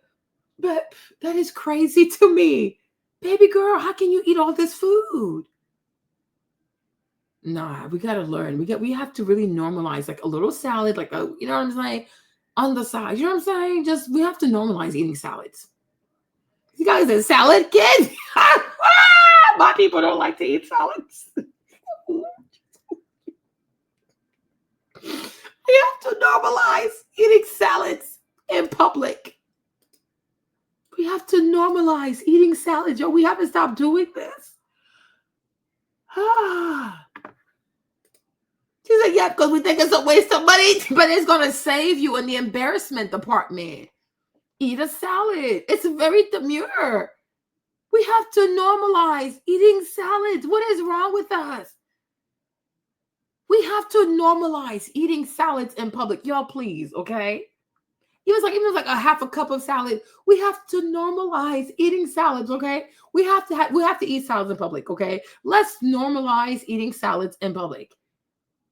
Going straight for the protein, straight for the carbs, straight for the sugar and the fried food. Oh, y'all, come on. Come on, you guys. Come on. We got to do better. We have to do better. We have to normalize eating salads. Nobody call me a pick-me for this, whatever the case is. This is what I'm saying etiquette-wise, having. My thing is, how can you even converse with someone when you're like your mouth is like you're stuffing all this food in your mouth? You're not gonna be able to have a conversation because you have all this food to eat. That's a lot of food to eat. Girl, you have to eat food that also allows you to have a conversation, ask questions, you know what I'm saying? But that is a lot. It's a lot of food. This is a lot of food. That is a lot of food. Exactly. This is a lot of food. Like your mouth can just be full like this. This is a lot of food. Oh my gosh, people got to stop. This is a lot of food. That is a lot of food. And you're there to get to know each other. It's the first date. But it's like you're on the first date with the food. You're not even on the first date with the man because you have to chew all this food, then you got to swallow all this food, then you have to drink something to take it down. So you want more cocktails? Girl, that is a lot of food. It's too much food. This is excess. This is a lot of food. This is a lot of food. A woman with principles, what I would have done in that situation. I'd be like, okay, cool. I'm gonna order a small little meal, whatever the case is. If you're gonna go see your homegirl after, you could have said, oh, I am gonna meet up with my friend. So if you excuse me, I'm gonna order some stuff for her. And you could have ordered all the stuff that you really want to eat and had it with your friend. That's what you could have done. That way it would have alleviated the responsibility from this person that you're just meeting and going on the first date with. It might sound crazy. It might be like, well, he invited me. It's not the point. The point is consideration. It's not about the money. It's not about what, how much you can fill my belly. It's about our point of conversation. It's about us, interacting with one another. Who's to say if after he saw you eat them oysters and then order that food, he was like, oh, this girl gonna drain my pockets. Okay, I'm not with it. I done, brought her over. In this economy says, you went on a first date and did this to yourself and did this to your brain? No, baby girl, that don't even, no. No. Your appetite has to match how you look. When we see you looking this thin and cute like this, you got to eat thin and eat cute. You ate like a barbarian. You ate like you've been starving, like you had this ravaging hunger. Girl, this is a lot.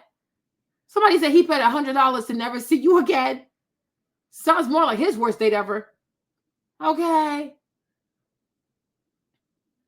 This is too much food. This is a lot. Oh, no. Oh, no. Over here in the Uber, I brought her to this nice restaurant. Now I'm about to be in a situation with this girl. Seem like she's going to eat me out of house and home. I'm not doing it. Like, this man was like, I don't know if you're taking some for your friend and you're trying to make me have to, supply food for you and your homegirl. I don't know if this is the end of the first date for you and you're trying to use me. Whatever it is, I don't want no parts. Oh, Lord. And I can't fault him.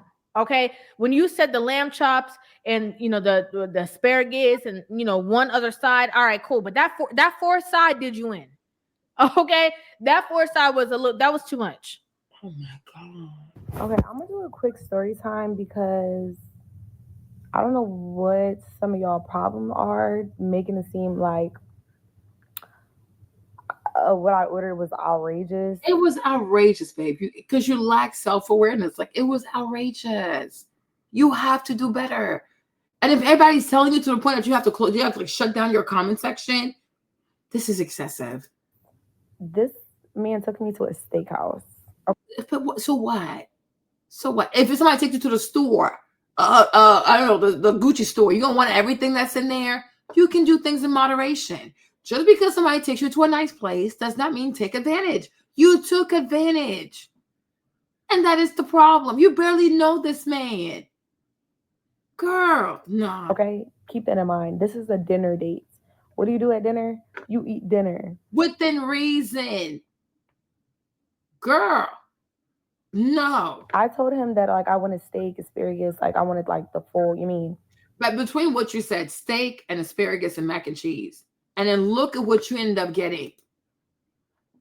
Look at how it doesn't even match. So then you ended up with this. How did you end up with this? This is way more than steak and asparagus. Because y'all look, asparagus, mac and cheese, and we see the lamb chop. Hold on. But then you ordered the oysters. You didn't say you wanted oysters, right? Okay. This is a lot of food. All right. We see the asparagus, mac and cheese. There's something here you didn't say. There's like a biscuit right here. There's mashed potatoes here. So we see other things on your plate that you didn't say you wanted. Then there's a cocktail right here. Then there's the oysters over there. Girl, you ordered way more than what you said you were going to do. So what is going on? What is going on? No, you're being dishonest. You're being dishonest. So that gives you permission to be abusive, though. You're crazy. This girl is crazy. Make sure y'all can actually see this because it keeps like this thing keeps doing this to me. Hold on. As I was saying, hold on. Let me move her right here. Okay. Stop sharing. Stop sharing. Hold on. Let me start over. This is insanity. So as I was saying, right? Look what's on her plate. Asparagus, lamb chops, mac and cheese. But there's a biscuit. There's mashed potatoes and some kind of gravy right here or something. I don't know. Plus the cocktail, plus the oysters. So this looks like way more than what you said you wanted. That's a lot of food. See? Oysters. You didn't talk about that. Half a dozen oysters. Then you proceeded to eat all of this? Nah, you're crazy. You are really crazy. Cheaper than the steak itself. That's number one. So if I would have got the steak and an appetizer or two, it would have added up to what the hell I ordered anyway. No, but you're doing calculations, but you're not the one paying the bill. First of all, okay, I'm just saying, you're doing the calculation. Well, this is cheaper, so let me get this and this and this and this and this because it would have been the same as this. If you had price in mind, then you knew that you were kind of like, yeah, you know, if you had to even think about that. Yeah, you were doing a little too much. Getting a meal of just the certain things or just getting something smaller would not have been the end of the world because if the situation worked out or didn't work out, like I said, you could have had that food, brought it with you, and took it home. You could have took it with you. You could have had them package it to go and take it with you to your homegirl and y'all, you know, eat or whatever after. Yeah. It's just etiquette. If somebody is taking you somewhere, you don't take full advantage and do everything that you would do on your own. You don't do that. That's when you are already in a committed relationship, in a marriage. That's when you do the stuff that you normally do. But when you're first getting to know somebody and you're on a date, you have to have a little bit of decorum. And even also, even if you're married too, let's also be mindful. If you're married, don't take advantage because if you know that your husband is treating you for your birthday, like that's not something he usually does, or you know, like he really had to save up because you know some husbands have to save money. But even that too, like you know, just because it's your husband also does not mean you should take advantage. Now, if your husband is really, really rich and he's mega rich, even that, I think you should still be mindful. Are you gonna go order the most expensive wine bottle in the house? Like, girl. Everybody has a budget, the husband also included, right? If it's your birthday, okay, sure. But even if it goes beyond a certain point, you should also be mindful. I think we all need to be mindful. I just think we should all be mindful. Like, it's just like, okay, is it okay? Because, you know, because maybe he's doing that to treat you, but he still got to put gas in the car for the rest of the week. So, girl, exactly. Like, hey, Thomas, what's up? It's really a lot. I don't know. Me, Marlene, I just have a lot of shame. I don't know how to explain this. Like, I am very confused when people are this shameless. Because if I know I don't want to pay for it, I don't want to put that on somebody else. You know, I'm like, this is excessive. How would I feel if somebody did that to me, right? But some people just have no empathy. Like, this is a lot. I don't know where the food went. That's why we feel as though he probably felt as though she wanted him to pay for food that her and her friend were going to eat later. So she's not really on a date for him. She just found somebody to buy her and her friend 5-star dinner meals. And he's like, oh no, I got to go. I'm not doing this with you. You crazy. Exactly. That's a lot. Unless he says that's okay. But I'm like, you know what I mean? You got to be very mindful. Like, because I don't know. I just feel like even you go out with family, you go out with your parents and they say they're going to pay. Yeah, but they're old people. Don't take advantage of your parents also. Like, be very mindful. I don't know what's happened to people. People used to be very mindful once upon a time. Okay? But today, a lot of people are just not demure. Even these illegal immigrants, they're not demure. They never say, oh, I wonder, like, do the American people also have food? They don't care. Like, a lot of people now are no longer demure. You got to be mindful. So I'm like, be careful. And like I said, we have to normalize eating salads. Exactly. That's what Nikki said. So even and I even wonder when you order the food, did you ask him, hey, do you want some? Would you like to share with me? Most likely she just kept the food to herself. This is excessive. This is not right. This is not okay. Okay, principles. This is not okay. If and let me put this into perspective too. This is a lot of food. Say for instance, if How did there you eat all is this a food? event or something that's going on, and somebody takes you somewhere, or there's a buffet of food. Yeah. You're not gonna go and get all the food that you possibly can on your plate and have 2 plates at the table before everybody else ate. You're not gonna do that. Yeah, that's not right. Why? Because it's about, again, discipline, Community, principle. Yeah, that's too much. You don't want it to look or come across or even assume that somebody is putting you in a certain position. You don't want to do that unless you're gonna pay. Yeah. And y'all gonna think I'm crazy for saying that, but that's just my opinion. If you want to alleviate the stress, say, listen, I'm hungry, I really want to eat this food, I'm gonna pay for it. Because you end up having to pay anyway. This is a lot. I don't know. This sounds a little usy. This is a lot. And also, I don't know about y'all. Oh my goodness. Have some standards. Okay. We should have standards. You're taking me to a steakhouse. I'm gonna order what I want. No. Not only because it's like you're paying for it, but I can afford. See, that's because you're paying for. Who is he to you?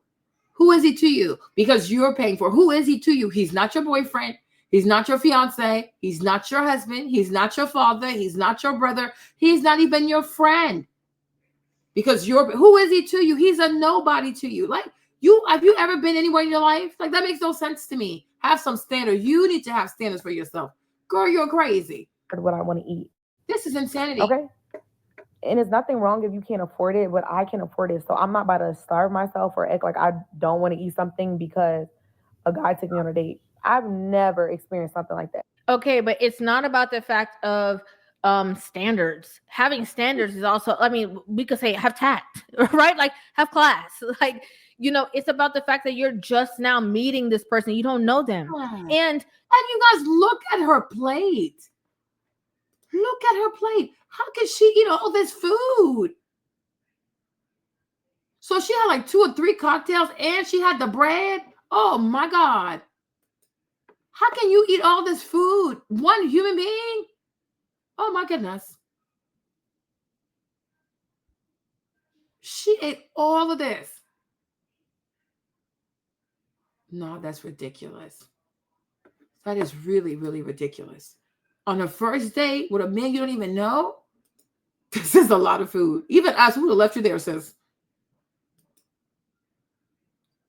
We would have left you there. Like, you are insane.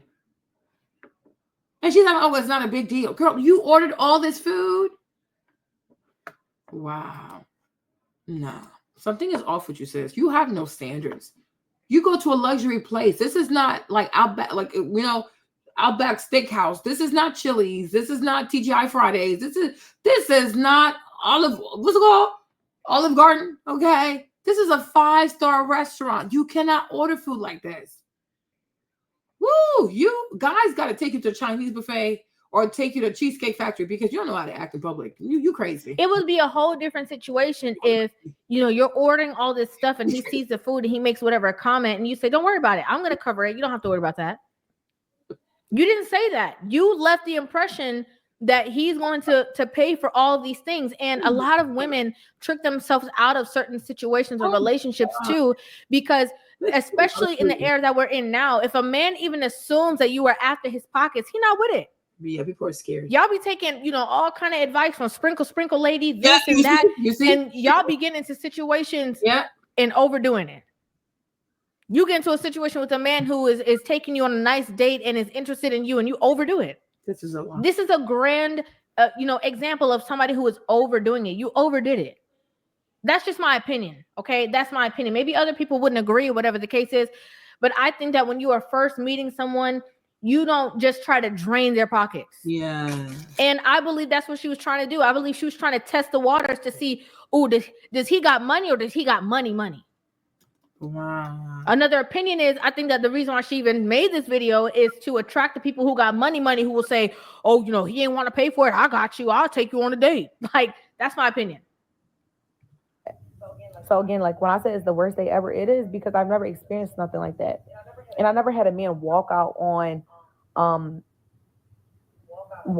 me at dinner on a date. Like basically the tab, because you didn't even ask how much the tab was. Like, so that was crazy. But you said that you could. Yeah, you said you could pay it for yourself. So and they want to act big, bad, big, big gangster, big bank. So you don't have big bank. You got little bank. right? So don't say things you don't really mean. Oh, I can pay for this by myself. I don't need you. This is how I usually eat. Then you know how much it is, so you shouldn't be tripping, right? What's the problem? So you couldn't afford this. You thought he was an idiot because you think you're so cute. Oh, look at me. I'm so young. He's 40-year-old. Da, da, da. Girl, you stupid. You hella stupid. Cover it yourself. And that if you were there by yourself and with your homegirls, and you would be able to take care of it. And so he put $100 thinking this must have been more than enough to assist you, since he only had a drink. This is insane. Okay. Can we be honest about this situation? A lot of people in her comments was attacking this man for putting $100 down, but he only had a drink. Okay. Yeah. He could have left and not paid for nothing and made you pay for his drink. He paid for the ride there, and he put $100 towards the bill when he had nothing to eat. Yeah. And obviously he was not interested. So that's like more than enough. This is crazy. It was a few red flags. What? Like me asking him, like I had hinted, I was like, so what are you gonna eat? And he just was like, oh, I'm not hungry. Like I You ate. think I was he's like, why a would red you eat? We flag? have dinner This plans. girl is crazy. He was like, because I have a 7-year-old. Like he got smart. He was like, because I have a 7-year-old. Mind you, this man been calling me all day, making sure I'm going on this date, making sure I'm okay. He wanted to send me food earlier. Was letting me know that we had to push our date back a little bit because he still had his son and he had to wait a little bit longer to drop his son off to his ex-wife. Cool, no biggie. So why would you? So he used to be married before. He needs to go fix it with his wife. He's also an idiot, you guys. I have to say, he's an idiot. He really is an idiot. You have $100 to give to this young lady. You got $100 for whatever the black Uber XL that he ordered, taking this young lady on a date. And you have an ex-wife. Take the money, invite your ex-wife out to eat, fix your relationship, apologize to her, go back to the house. You're also an idiot. This is ridiculous. He's like, now I'm like, okay, he's also an idiot. Okay. You could keep that house, keep your money, go take your ex-wife out and apologize. Fix your marriage. Right? But no, you out here chasing them little girls for whatever. You're an idiot. Who knows what he's going through? He better go home to his wife and apologize. Foolishness. He's insane. Eat knowing that we had dinner plans. He told you because he have a son. Like that's what he said. Yeah, but if he also has a son, he needs to go take care of his son though. Go back to your wife, fix your relationship. So you have an ex-wife and a 7-year-old. Go back to your wife, sir. Take that money, take your ex on a date and apologize. Fix your relationship. He is also irresponsible. Child had to eat. He had to make sure his child have dinner. Then he might as well be at home with his wife. The freak. What is this? I got time for this. Have dinner. And he's good. He's pursuing you. He's getting to know you. He has no business pursuing this little girl. She's like in her 20s. Can she even be a stepmom to his son? He has a 7-year-old. She eats like a 7-year-old. What can she bring to his life? He's also looking for sex. He's a freaking idiot. You have a 7-year-old. The lady, she just had the baby like 7 years ago. Go back to your wife. Fix your behavior. Take the money. Take her on a date. Apologize. Restore your marriage. Raise your son. Instead of trying to feed all of Houston, Texas for some sex.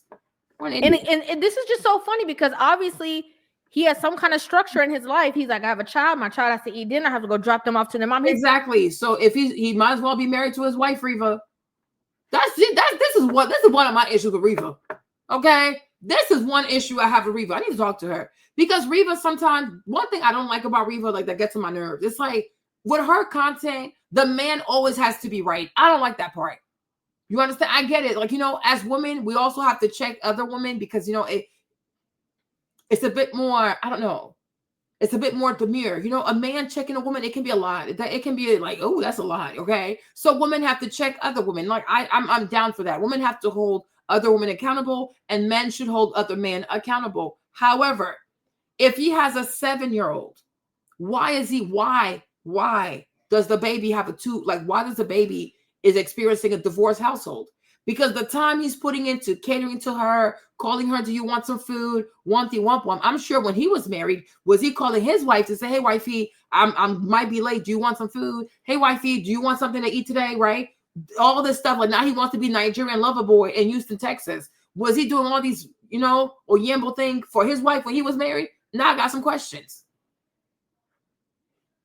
Exactly. Because the stuff he's trying to do for her, was he doing that for his wife? Oh, did she eat? Did she eat? Child, what? Your ex-wife is raising your 7-year-old. Maybe she's overwhelmed. Maybe she's busy. Are you checking to make sure she's eating? Are you trying to order her food? No. But you want to position yourself as Don Juan from the Abuja so you can have some sex after the night. And then this little girl trying to eat all your money because she eats like a 7-year-old. There you go. Okay? No.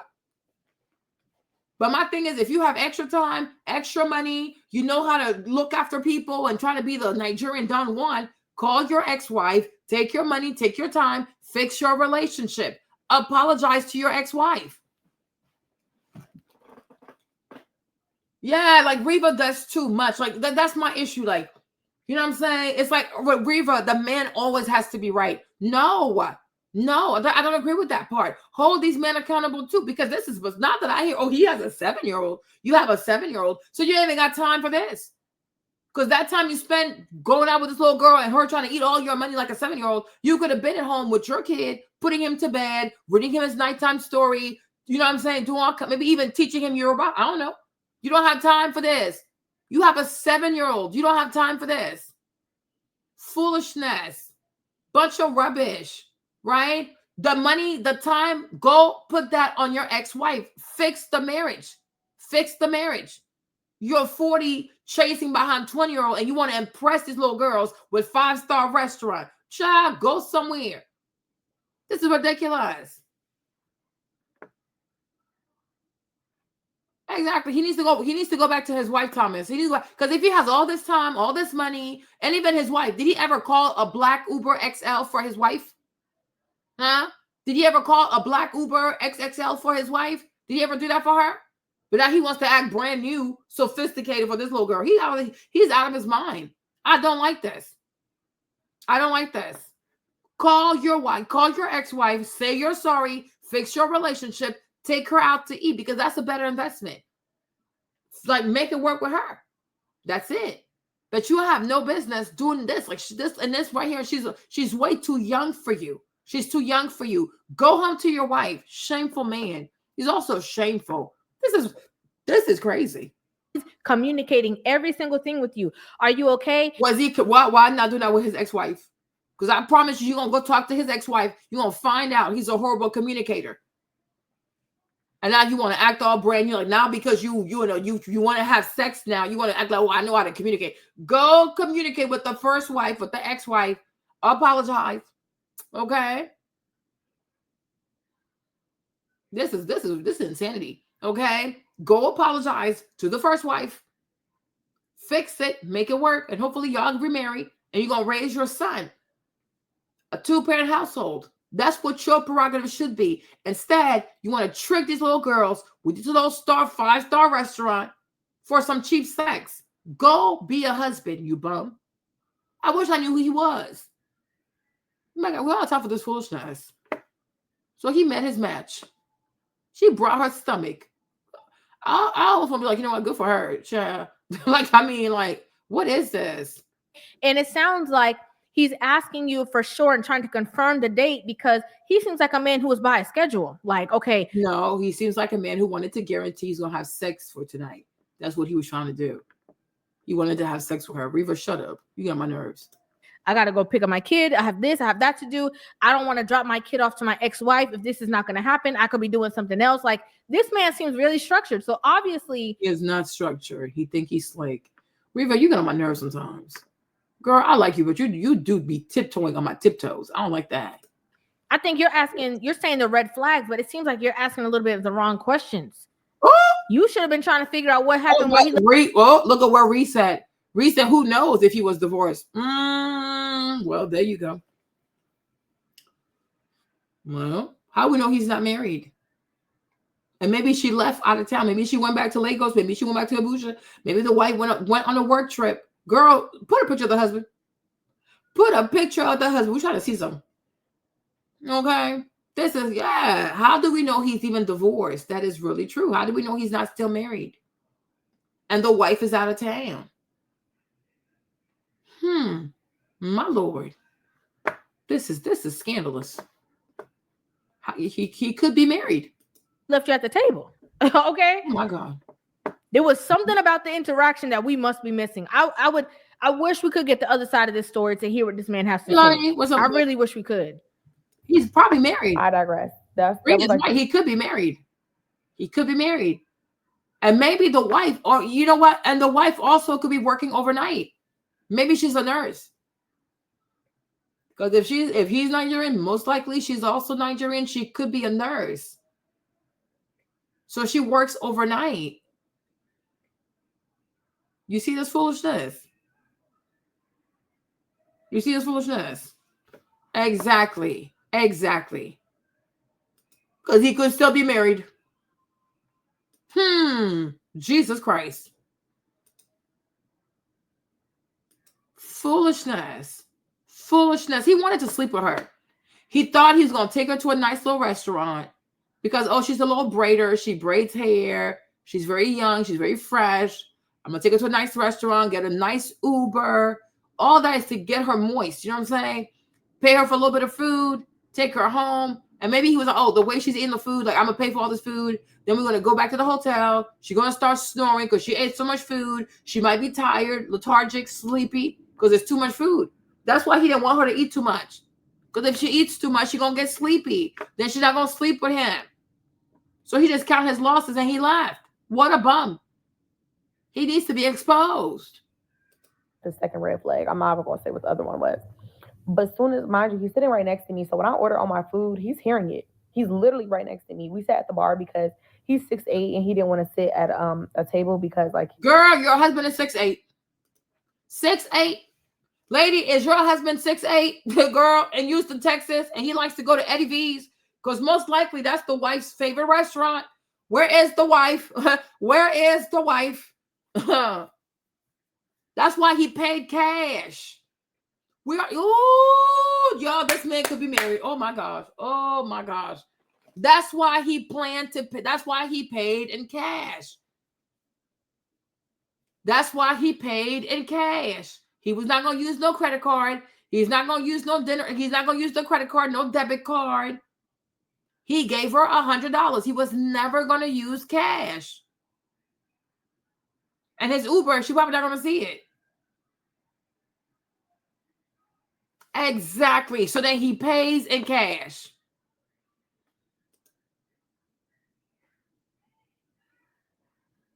Yeah. He's probably married. This man is married, you guys. He's married. This is a married man. This is ridiculous. Oh, my Lord. Look at God. God will tell you certain things. The Lord. Yeah. Sis, your husband is 6'8". And I promise you, that's probably where he takes his wife. This is insanity. Houston, Texas. She's in Houston, Texas. Houston, Texas, girl. I don't know when this happened, but and like I said, she might be a nurse. She might work overnight. And this is what and most likely the mom, like her mother's there or his mother's there. Most likely his mother lives with them. So that's why he can be so sneaky. Yes, I wouldn't be surprised. And maybe his mother-in-law lives, like his mother-in-law or his mother lives with them. So she watches the kid and the wife, she works overnight. This is why he paid for it in cash. So that way it's on the bank statement because most likely him and his wife, they share the bank statement or she pays the bills. Like she looks at the bank statements. That's why he paid in cash. Freaking idiot. No, he's still married, Thomas. You just don't get the culture. He's still married, Thomas. Okay, Lonnie with a class action lawsuit. If your husband is 6'8" and has been cheating on you in Houston, Texas, you are entitled to compensation. Robin says, yeah, you did say men are not very smart and they do stuff in the same places they take their wives. Yes, that's the wife. I'm pretty sure that's where he takes the wife. And I'm pretty sure that's the wife. That's one of her favorite restaurant. Girl, if your husband is 6'8", you live in Houston, Texas, you like to eat at Eddie V's, okay? You see weird Uber transactions with your husband, I would say go to the restaurant and ask to speak to the manager and see if you can see the footage. Do it. Because let me show you what the restaurant, hold on, I got time for this. Hold on, we're going to save lives today. Because, hold on. Let me show you something, hold on. Change. Because she's in Texas.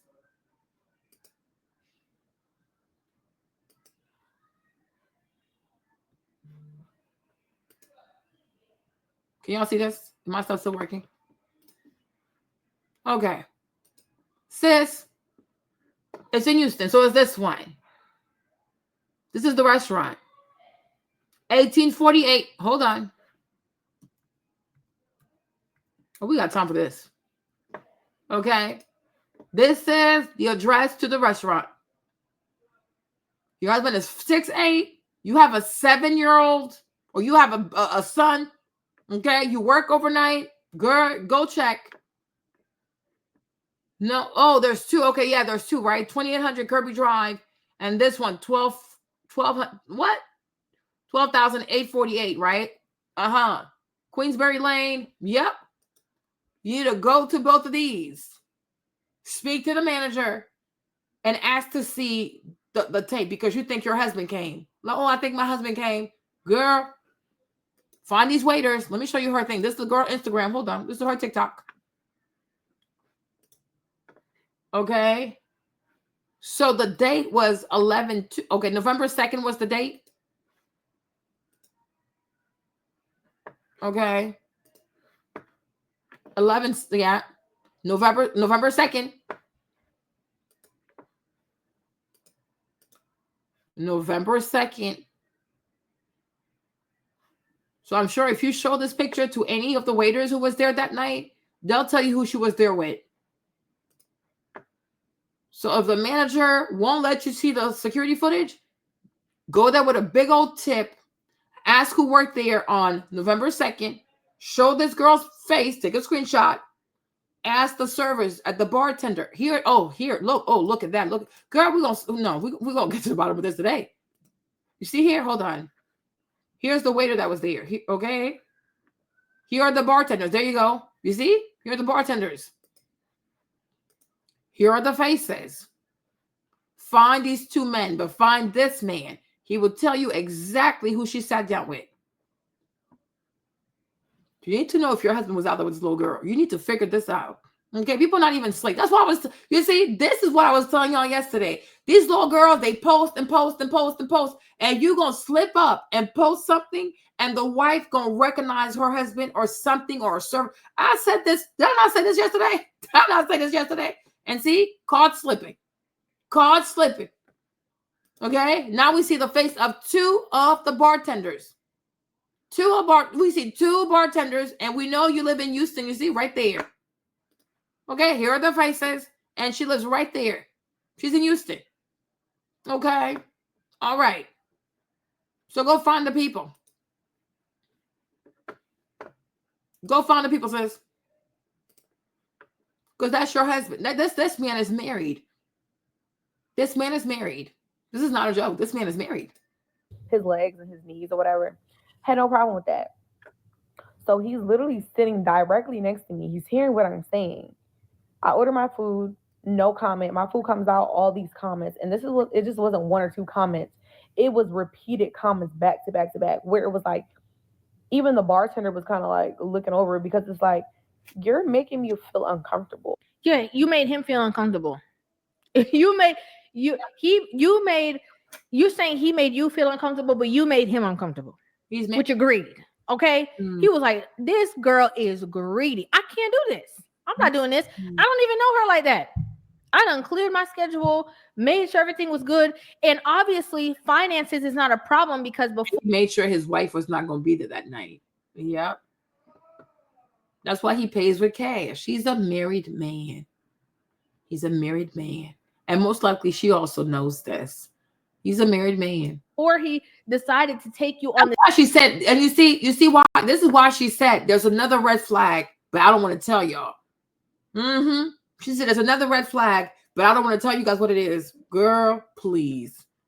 God sees you, man. God sees y'all. Y'all better be afraid of God. It's right here. Hold on. The tab was like, so that was crazy. But you said that you could cover it yourself, and that if you were there by yourself. 7-year-old, like he got smart. He was like, because I have a 7-year-old. Mind you, this man been calling me all day, making sure I'm going on this date, making sure I'm okay. He wanted to send me food earlier. Was letting me know that we had to push our date back a little bit because he still had his son and he had to wait a little bit longer to drop his son off to his ex-wife. Cool, no biggie. So why would you eat knowing that we had dinner plans? He told you because he have a son. Like that's what he said. His child had to eat. He had to make sure his child have dinner. He have dinner, and he's good. I don't agree with that. I think he ate because he wanted to keep the date affordable because he was going to pay with cash. Why didn't he have sex with her? He thought buying her a little bit of food from a fancy place was going to do it. He's evil. He's pursuing you. He's getting to know you. No, he won't sex. He's not pursuing her, Reva. Be quiet. He's 40. She's 25. They're 15 years apart. He's pursuing what? He has a 7-year-old. Can she be the stepmom to the 7-year-old? Reva, stop. You get on my nerves. And this is just so funny because obviously he has some kind of structure in his life. He's like, I have a child. We sat at the bar because he's 6'8" and he didn't want to sit at a table because like his legs and his knees or whatever. Had no problem with that. But he's really tall. It must be easy. We don't know who this man is. This not going to end well. So he's literally sitting directly next to me. He's hearing what I'm saying. I order my food, no comment. My food comes out, all these comments. And this is what it just wasn't 1 or 2 comments. It was repeated comments back to back to back, where it was like, even the bartender was kind of like looking over it because it's like, you're making me feel uncomfortable. Yeah, you made him feel uncomfortable. You're saying he made you feel uncomfortable, but you made him uncomfortable with your greed. Okay. He was like, this girl is greedy. I can't do this. I'm not doing this. I don't even know her like that. I done cleared my schedule, made sure everything was good. And obviously finances is not a problem because before he decided to take you on this date, he was going to buy lunch for you. So obviously money's not a problem. No, money is a problem. Oh no. So again, there must no, Ruba. Maverick. No, money is a problem. He wanted her to eat before he met her, so she wasn't gonna eat too much. Maverick, are we fighting? Are we fighting? Beautiful. Are we fighting? Are you fighting? Why are you holding my skin like that? You want to fight me? Yeah. You want to fight me?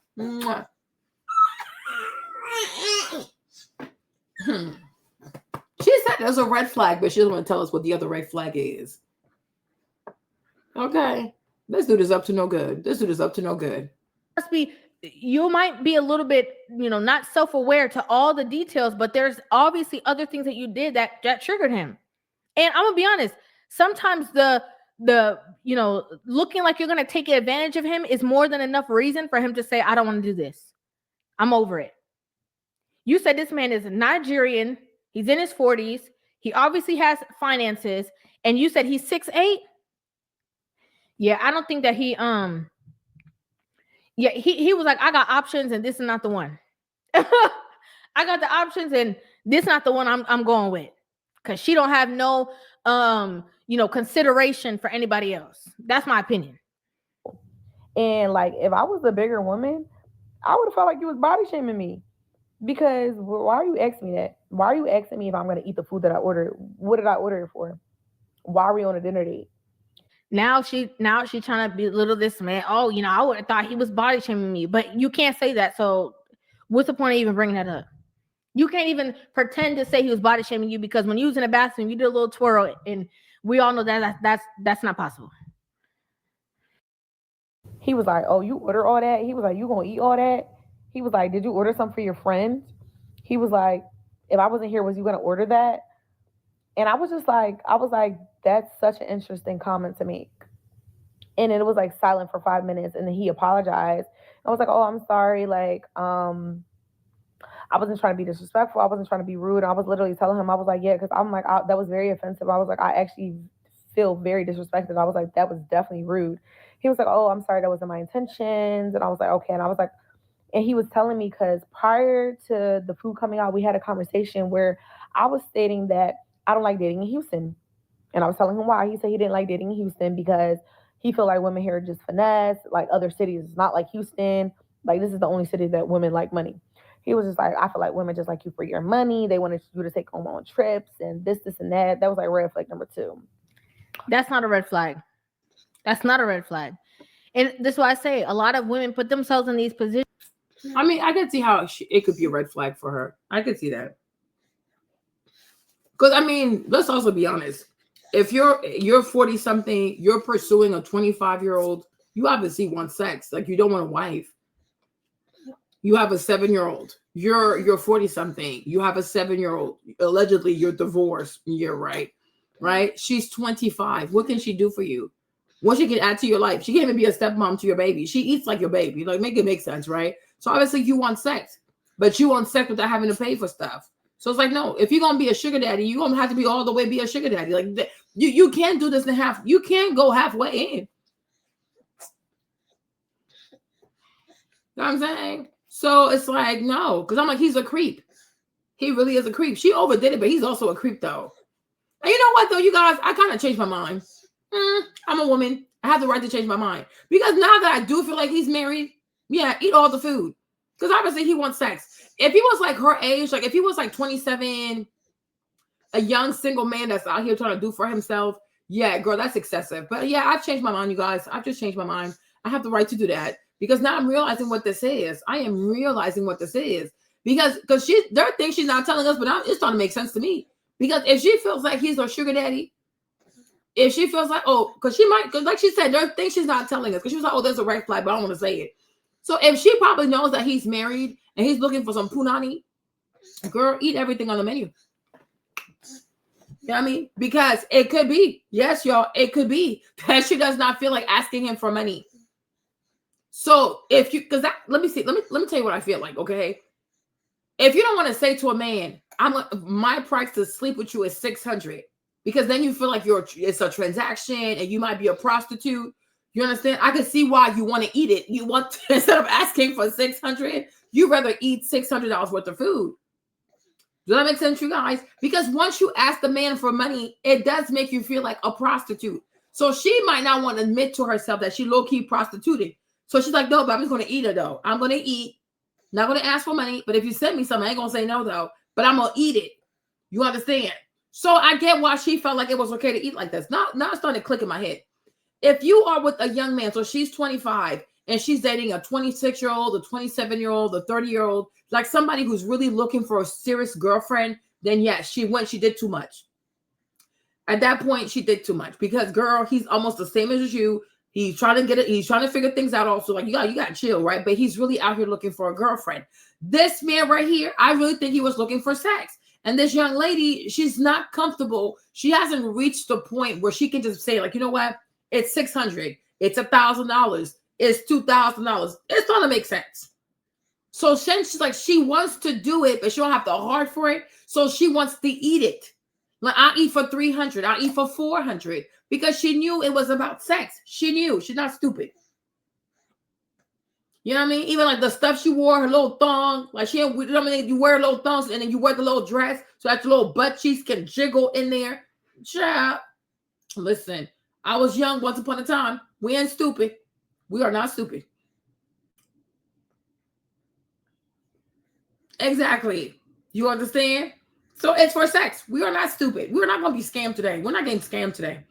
So these two scammers, yes, okay, we was like, yeah, it's starting to make sense, right? Is it starting to make sense to you guys? Because it's starting to make sense to me. It is starting to make sense to me. So therefore, I changed my mind. I'm changing my mind. Yeah, I'm changing my mind. Because I really was not getting it. But the more I'm listening to this, I'm starting to understand what is going on, you guys. He wants to sleep with this young lady. And she probably knows he's married. But she doesn't want to tell us that she's messing with married man. Because once you put that out there, it's gonna mess up her whole business. That's why there are certain things she don't want to tell us. And also, I feel like she's tiptoeing between, do I want to be a full out city girl, or do I want to kind of keep it cute and demure, like, I'm just eating the food. But no, I think you don't have the courage to say, I charge this, I charge that. So you rather eat the food for that amount. No, if you're gonna be a prostitute, go all the way with it. Don't be bashful now. He said, I had a sprinkle, friend. I already know the ropes. You understand? This is what we're looking at. If he was a young man around her age who was actively and seriously looking for a girlfriend, and so the purpose of the day was to really get to know her, to see if they could, go on a second day, third day, hey, let's do da-da-da. Then at that point, she did too much. Exactly. You know what I mean? But he's not a young man. He's already married, or allegedly he's divorced, but I think he's married. He already has a child. she eats like a child. This young lady can't do nothing for him but have sex with him. So he's taking advantage. And she knows he's taking advantage. That's why she wants to eat the food, because she does not have the courage to say, I want $500 or maybe I want $1,000. She doesn't have the courage to say it. But if you're going to do this, you might as well be gangster. If you ain't got it in you, then don't do it. Date boys your age. Stop acting a plumb fool. It really is not necessary. But this is what they do on TikTok. This is what they're out here promoting on TikTok. Prostitution. For, like, you know what I'm saying? So, like, you exchange sex for food, but this is all prostitution. But probably in her head, she feels as though if I don't ask for a specific amount for my cooch, then I'm not really a prostitute. Technically, you are. Okay? Because you know what you're doing.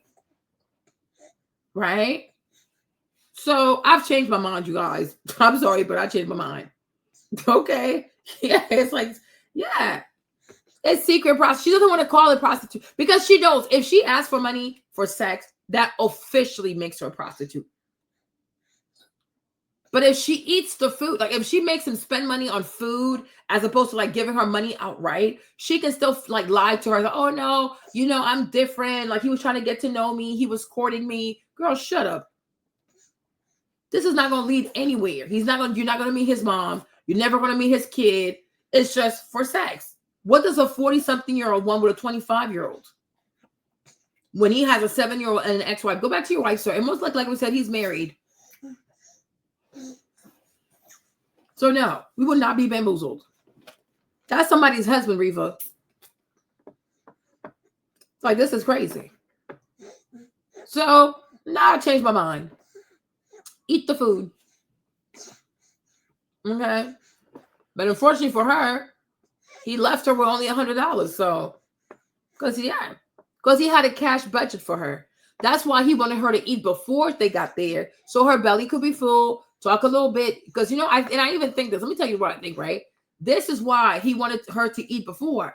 So by the time they get to the restaurant, it's more for cocktails because he wanted to put liquor in her body. So that $100 was probably like for like a few cocktails, like maybe buy her. That's why he said he's not eating, because he didn't take her to eat. He took her there to drink. But the problem is, if you eat and drink, it don't hit you the same. You know what I'm saying? Alcohol and food, it kind of, when you eat food and you drink, it slows it down. Because otherwise, she's very petite. If you get this girl like 4 or 5 cocktails, she's gone. Unless she was a drinker in college. But if she was not a drinker in college, she's going to be gone. So that's why he didn't want to eat. He's a predator. So, no. But then she messed up his plans because she started eating food. So then that's going to slow down the alcohol. He's like, oh, you know what? It's a wrap. So he left.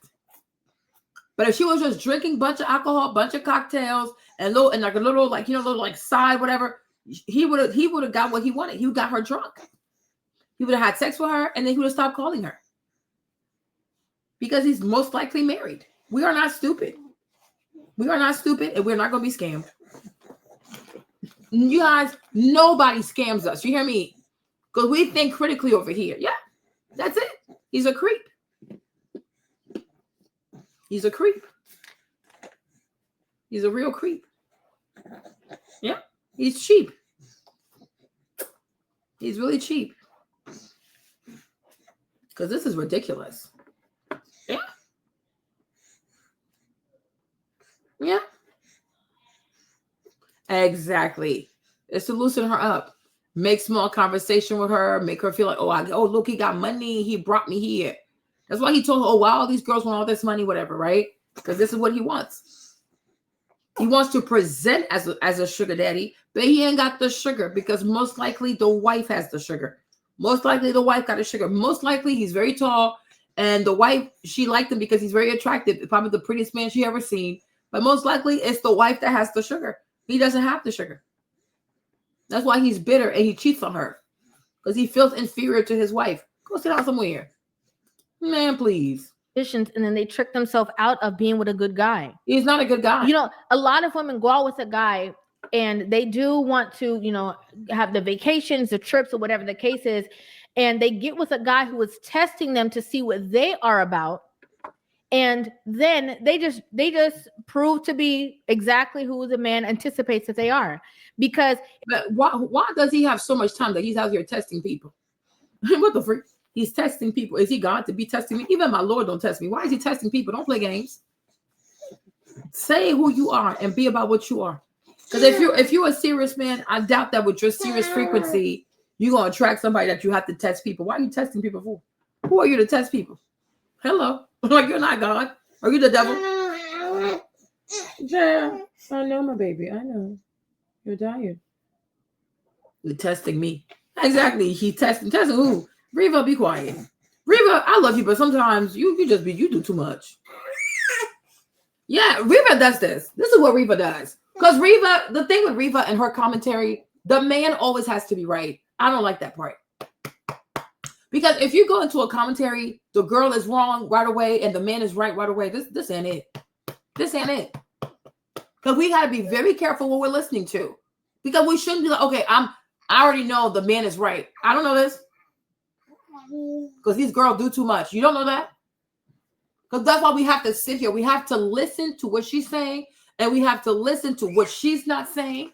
We got to do our research, right? But we can't already take a side before the video even, like before we get to the bottom of this. Because we don't know. We were not there.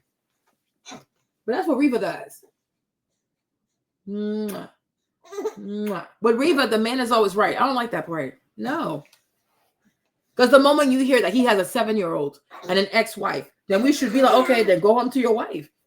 Why is a 40-year-old with a 7-year-old behind a 20-year-old that eats like a 7-year-old when he already has a 7-year-old? Right? Because there's no way he treats his... Hold on, Boo. Hold on. There is no way he treats his wife, his ex-wife, this good and she filed for divorce. He calls you. He checks on you. He sees what you want to eat for the day. He calls the black Uber for you and she filed for divorce. No. No. No. No. Let's stop. Let's stop the foolishness. The moment I heard he had a 7-year-old, I'm like, yeah, but a 7-year-old. Then go home to your wife. If he's telling you that he doesn't like to be taken advantage of, and then he's asking you about this food immediately after that, he's 40 years old. Reva, you're gonna make me cuss your ass out. He is 40 years old. Is he not trying to take his 40-year-old body and put his big old 40-year-old body on her body? Look how small she is. Look how small she is. He's 6'7". He's 6'8". Look how tiny she is. He is 6'8". Okay? So is he not trying to put his big old body on her small body? He is 15 years older than her. So he's also there to take advantage. Reva, shut up. You got my nerves. You got my nerves. Maybe in the Instagram, he slid in her DMs. Maybe on TikTok, he slid in her DMs. That's what these creeps do. Or she met him on a dating app. But most likely on social media. So he's also trying to take advantage. He wants her body. She wants his money. Okay? Like I said, if he was her age group, like if he was like 26, 27, you know, even up to like 32, I'm like, okay, like, and he's really on a date with her to pursue her for a serious relationship. Okay, then she took it too far. You understand? Because he's really there to get to know you. He's being good. He's being, you know, chivalrous. The moment we know he is 15 years older with a 7-year-old, most likely he recently got divorced. Why is he there? Because he wants sex. So no, Reva. She's just being a silly little girl. But he's way grown. So therefore, he's being a predator. He's predatory. What is this? Cuss his ass out. She ate the food. She didn't do better. But nonetheless, though, it's transactional. So whatever. But he knows better. He's way older. 15 years. If he was excessively promiscuous, he could be her daddy. Shameful behavior. Exactly. He's trying to take advantage. Look at her little frame. Look at her little tiny body like this. He's trying to put all his body on her, shove her body over here, have her do a doggy style, put her over here, put her over there. And he's not trying to put his little nasty stuff in her mouth. Okay? So he's trying to take advantage too. Go sit out somewhere. Who knows what he would have done to this girl in the bedroom for over the $100 worth of food. He said he was not expected for eating stuff. Exactly. Reva, you got on my nerves. You're going to make me mad. Girl, I started this live real good. I want to end this live in happy spirits. Reva, you do too much. I like you, girl, but then you do too much. Like you do too much. that's like, didn't I just tell you I don't want nobody taking advantage of me? And you, but he also wants to take advantage, Reva. He's not looking to marry this young lady. He wants to have sex with this young lady for a few drinks. He thinks a few drinks and a black XL Uber warrants him free sex. What do you think he is? Okay, foolishness. You talking about you're gonna go see your friend and you ordering all this food that I know for a fact you cannot eat in one sitting? You trying to have leftovers tomorrow for is this your dinner for tomorrow too? Like, well, it's all transactional. What's the problem? Reva, you need to be on his ass right now because he's older. No, I don't agree with this part. No, I don't agree with this part. I'm confused. I'm not confused. You did exactly what he said he doesn't like, and that's why he needs to go back to his ex-wife, Reva. He need to go back to the wife. Go back to the wife. Leave these little girls alone. Like, he's too old for this. This is embarrassing. He left. Go back to your wife. Whatever. I'm like, okay. So he was breaking it to me. He was like, yeah, you know, this kind of just happened to my friend. And he took a girl on a date and she ordered all this food and he ended up leaving her. And he was saying, so like, he was like, and I told you, like, I feel like girls be trying to finesse. And I was like, I don't have to finesse you for dinner. I was like, even if you wasn't here. And he's also trying to finesse. Because what does a 40-year-old, you guys, I'm being really serious. What can this young lady add to his life? What can this young lady add to his life? Right? I'm sure his wife makes more. She has a job. She has a 401k. She takes care of the house. She gave him a son. The wife she gave you a son. That's probably his first son. A woman gave you a first son. You leave her to go chase behind this little baby. What can she do for you? You want sex. And you want to do nasty things to her that most likely your wife does not want to do. It could be in the behind. Because some of these people, they have these weird fetishes. That's somebody's daughter. You want to mishandle her body? Okay, she mishandled your money and she mishandles her stomach. Does that mean you got to mishandle her vajayjay and her poom poom in the backpack? Okay, exactly. He's sick as hell, and I don't know he don't have HIV. Whatever. Maybe God had this girl eat all the food so she could not get HIV that night. How do we know he don't have HIV? How do we know this is not what he does in Houston, Texas? We have no idea. So maybe the Lord, her angel, made her eat lots of food to save her life. But she also needs to learn, though, because she's playing dangerous game. Be very careful. Go have sex with a 40-year-old man. Girl, he get beat your behind or make you do things you've never done before sexually. Girl, date a man your age. What is this? Foolishness. He knows what he's there for. Embarrassing. Like, he's an embarrassment. I'm embarrassed for him. I would have been able to afford this tab myself. I was like, are you implying that you don't want to pay for my food? He was like, no, that's not what I'm implying. And I was like, okay. I was like, well, I was like, I would be lucky he didn't put no roofie in her drink, though. She's quite lucky. Respect if you would have said, like, you know, explain this to me instead of like telling me, you know, instead of making those remarks. He was like, oh, I just apologize about that. I said, I understand that, but I'm letting you know why I was upset and why I felt the way I felt. Because you're a child. You're too young to date 40-year-old men. You're a baby. You're outside your league. Steak with boys your league, okay? This is you little babies. Y'all play dangerous games. My little oh my God. So then he was like, yeah, but like, you know, I was like, well, honestly, I was like, if you feel like people are gonna finesse you or you have, and he was like, you know, this is probably like some of my trauma from my past and dating. And I was like, I understand that, but I was like, it's not fair for you to project what people did to you onto me. You just met me. I'm not dumb. So he met you, but you are predictable. Baby girl, you're 25. He's 40 years old. You think too highly of yourself. You're not that smart. Right? You're not that smart. You don't even have the courage to say you charge money for sex. So you hide behind ordering food. You're a coward. You are a coward. You see, for as much as I don't support prostitution, but I would have more respect for her if she said, okay, all this food stuff, the black card is too much. I charge this. That's it. You want money, right? But because you don't have the courage to ask for the money, you're hiding behind ordering all this food. I would have more respect for you if you said, I charge $700. I charge $300. I charge $1,000. Say your price. You know what I'm saying? But I'm like, you're goofy and you're scared, which is why you need to date boys your age and you need to go and date the boys who really want to be in serious relationships because you're not about that life. You see, y'all be watching Cardi B and y'all think y'all got stripper heart in you. You know, Cardi crazy. Okay? Cardi's crazy. She a Libra. She crazy. You don't have it in you. You must be a water sign. You're not that dark. You are not that dark. Okay? You're not that dark. So honor yourself. When you know you're sensitive, continue to be cute and sensitive. Date the boys your age. Date boys your age who are serious about looking for a serious girlfriend, right? That's it. That way it's safer. It's a lot safer. These old predators of yesteryears, leave them people alone. Okay? Yeah. It's not easy. Prostituting is not easy. Selling your body for money, you see, it's not easy. So, well, maybe I order food because I don't feel comfortable asking for money. You see, it's these girls that like social media and these rappers, these female rappers, they make it sound so easy. It is not easy to sell your body. You see this?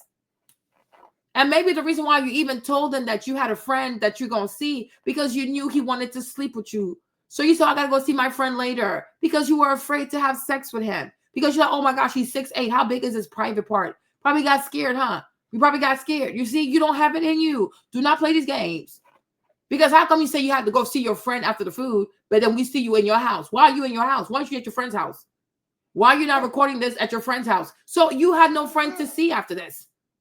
Exactly. So you decided to start eating and order all this food, and you told him that you had a friend to see. It's just like when you say to a man, oh, I have my period, because you don't want to sleep with him. We're not stupid. We're also not stupid. You're so young, and you think you're so smart. You're stupid.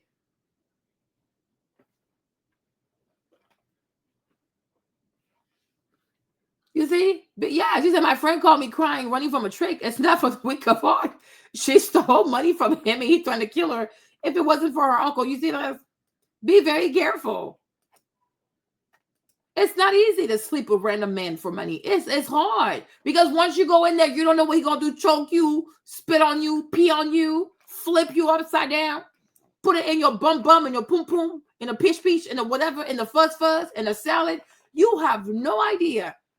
These girls, they make it so easy. Cardi B, all these people, they make it so easy.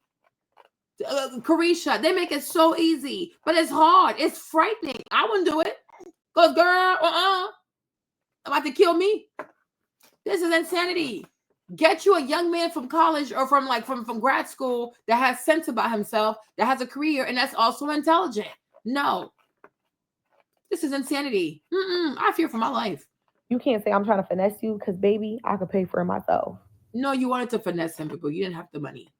That's why you were mad that he left you there. Oh, but what about this? What about this? What about this? What about the Uber? What about the rest of the bill? What? You no. And I was like, honestly, if you feel like people are gonna finesse you for dinner, I was like, maybe take them on a bowling date. Like, maybe take them to an arcade. But you're 45 years old. Girl, I don't think you guys even had this conversation because he left as soon as the food came. He left. So you're lying. You're making this up. This conversation never happened. It happened in your head, or it's happening now on TikTok. This convo never happened because he left. When do you have all this conversation? Like, no. The food came, he left, he put the money, and then he left. You're lying. I understand I'm 25. Mind you, this man was talking to me about marriage. He was like, you're so mature for your age. Blase, blase, blase, blase. Is he? Have we noticed a recurring theme when men want to sleep with women? They talk about marriage. ISIS, he took her on a date. He talked about marriage. This girl, he took her on a date. He talked about marriage. Be very careful of these creeps who meet you for the first time, take you on the first date, are way older and start talking about marriage. Because from social media, they can see that women are desperate for marriage. Because women, they tell too much of their stuff on social media. They say way too much on social media. I told you, these men are out here listening. These predators are out here listening. Okay?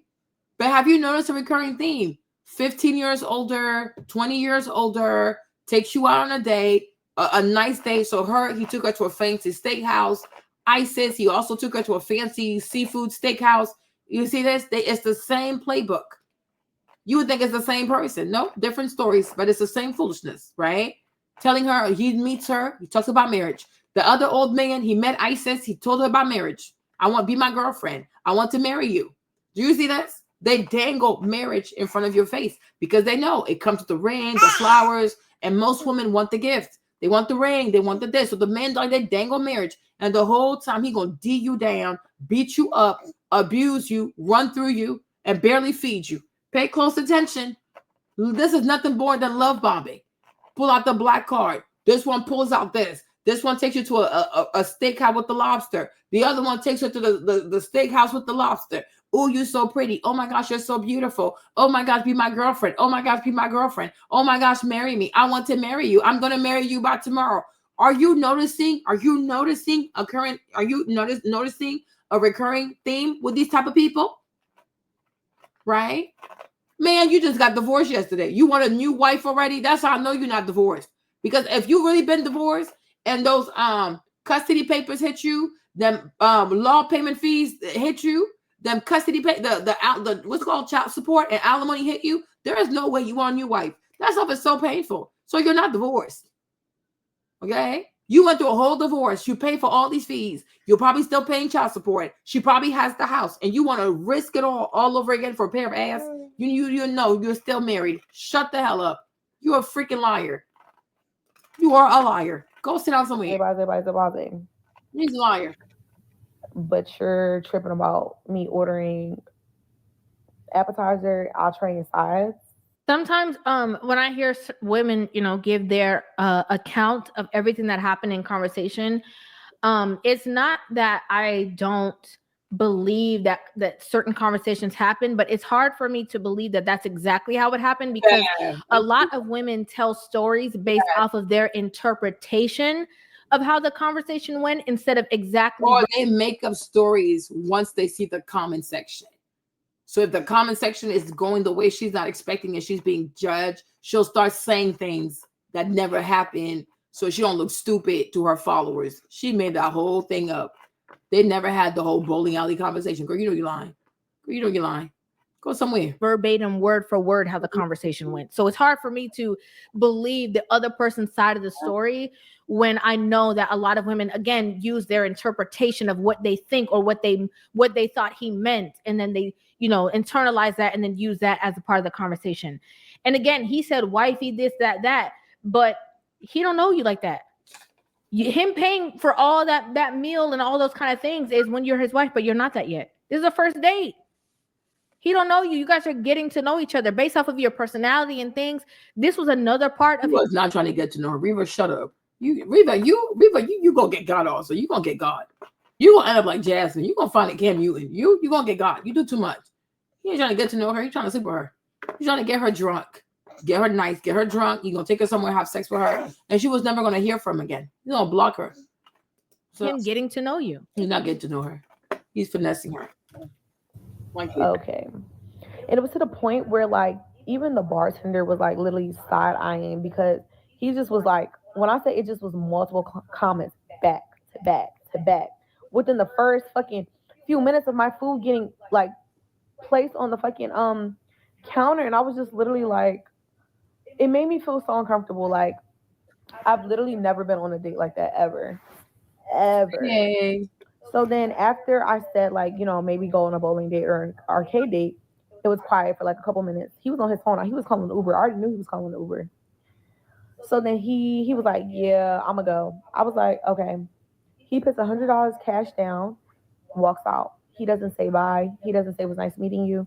He doesn't say, do you have a ride home? Or are you okay to get home? Because remember, like, yeah, but that's what he was going to do after you guys had sex. You were never going to hear from him again. So the Lord, he spared you. You young people, y'all are so good. You guys are so like you're so privileged that God really loves y'all. God really be looking after y'all, you young people, because y'all crazy. Y'all really, really crazy. You guys are crazy. Like I said, I Ubered with him. He didn't say anything. He just got up and left. Mind you, he said that his daughter's 25 or 24. Your daughter's my age. How would you feel if your daughter went on a date and a man treated her? You're not his daughter. Stop. What did she say? Mind you, he said that his daughter's 25 or 24. Your daughter's my age. And when he told you he had his daughter was the same age as you, you wanted to date with him, we need to find your daddy, because you poorly raised. So he has a 24-year-old and then he has a 7-year-old. What? Oh wow. This is what they call a Yoruba demon. Okay, he has to be. He most likely is Yoruba. This is what you call your Yoruba demon. He has a 24-year-old and he has a 7-year-old, and then he's going on a date with a 24-year. So he told you all of this. He's like, yeah, I'm still gonna show up. Little girl, you're nasty. She really got scared. She didn't even know. Yeah, she has daddy issues because there's no way. Oh my gosh. So let's say he wants to marry you. You be okay being a stepmom to a 24-year-old? This is not even this. This is crazy.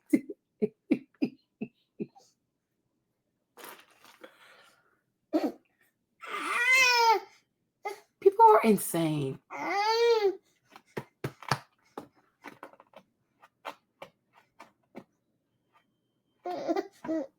This is a lot.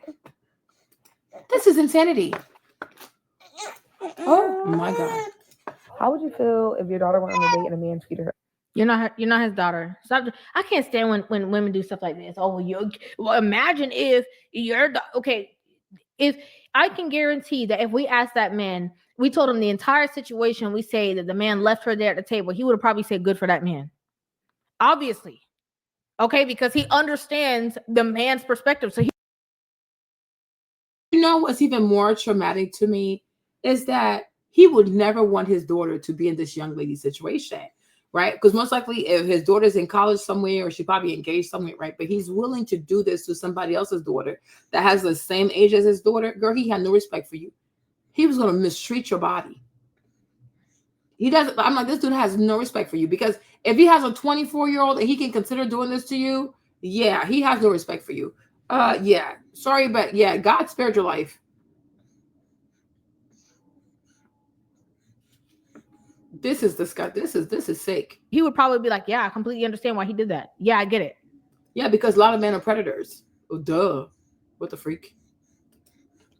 Don't put this, what his daughter. Okay, foolishness. That yeah, that because where it's foolish, the moment you knew he had a 24-year-old and you're a 24-year-old, like, yeah, this man is just too old for me.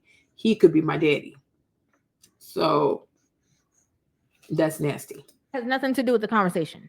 Has nothing to do with it. And bye was when he put the money down and walked away. That was bye. Silence when he was stopped responding to you and was on his phone was bye. There was no, that's over. He don't owe you nothing. First date, he don't owe you nothing. It's over. Same way how these women go on dates with men, eat, have the time of their life, and never call the man back. He gets it. It's over. There was nothing else to talk about. He don't want to be with you. He don't owe you nothing. And a lot of women believe that they are owed. He was supposed to pay for the entire bill. He was supposed to take me home after he didn't even want to be with me anymore. He was supposed to give me $500 instead of $100 just to cover my ride home. And then I wouldn't be able to come on TikTok and talk about how displeased I am with the situation. Like, there's no rules to that. It's over. You got it. You're your own person. You're an adult. You're a grown woman. I'm a grown man. I don't want to be here with you. Here's $100. I'm out. What else is there? This is crazy. Like that. But I digress. But yeah, all them comments that y'all making about like me doing too much, shut it up. No, I won't shut up. No, because I don't know who had those comments of you doing too much, but I agree with them. I think you are doing a little bit. I think you did a little too much. I do, in my personal opinion. Again, I think class. Me, I would say, young lady, be very careful, because with Houston right now, there really is an HIV epidemic in Houston, Texas. I'm not sure, but I'm gonna have to go. But in Houston, Texas right now, there really is an HIV epidemic. Be very careful. Be very, very careful. Houston is not the place to play stupid games with people that you don't know sexually for food or for whatever. Be very careful. There is a whole epidemic in Houston over the thing. You see this? Look at this. In the past week, I've had. Hello, everyone. So I saw this post yesterday and I was very alarmed about it. So I had to dig deeper to make sure. Apparently, the figure that you're seeing is for the amount of tests that were performed in the state of Texas, not the amount of positive tests that happened in Houston in the last 1 week. As an HIV specialist provider, you need to be careful about looking at figures and going with it and interpreting it as, what it is or what it is not. yes, I admit that there's high increase in STD infections in general, which is why we emphasize the point that you have to engage in safe sex practices with consistent and proper condom use. You can also get on PrEP, which is pre-exposure prophylaxis, to decrease the risk of HIV infection, which is about 99% in preventing HIV infection if you take it as prescribed. You can also get on PEP if you think you've been exposed to HIV, which is called post-exposure prophylaxis that you take within 72 hours of being exposed to HIV or suspected exposure to HIV, and you take it for a period of 1 month. One of the things you can do is to make sure that you get tested. Testing is very important. In the past week, I've had several patients coming in. The Houston Department of Health Services say they deeply regret putting out misinformation. In the past week, I've had several patients coming in, finding out that they're HIV positive. That's Houston, y'all. They really have a problem. Because I remember the lady, she came on Tasha K's show, and she talked about it too. Okay? She talked about it also. People got to be very careful. Because I don't want to, get her in trouble or anything like that, because, the medical field is very different. Yes. And I just don't want to start no shit and won't. Some crazy number. That wasn't her. That was somebody who screenshot some statistics from the health department, Texas Health Department. She okay. Did a post talking about her experience at the hospital. She works at a hospital. We're not going to name no names or anything like that. Mm-hmm. And her seeing that constant influx of HIV cases. And we're seeing that across the board. For sure. Oh my gosh. And so she referred you. She said, this is somebody that you need to talk to that can really get down to the business. Because I'm going to be honest with you. I was shocked. Yeah. In one day. So it's not 17,000. That's not true. But our numbers are still bad. Tasha, our numbers are like terrible. It's really bad. There's a lot of there's a lot of HIV in Houston. So all this tricking, trying to be a sugar baby, like, please stop. It's not worth your life. Like, it really is not worth your life.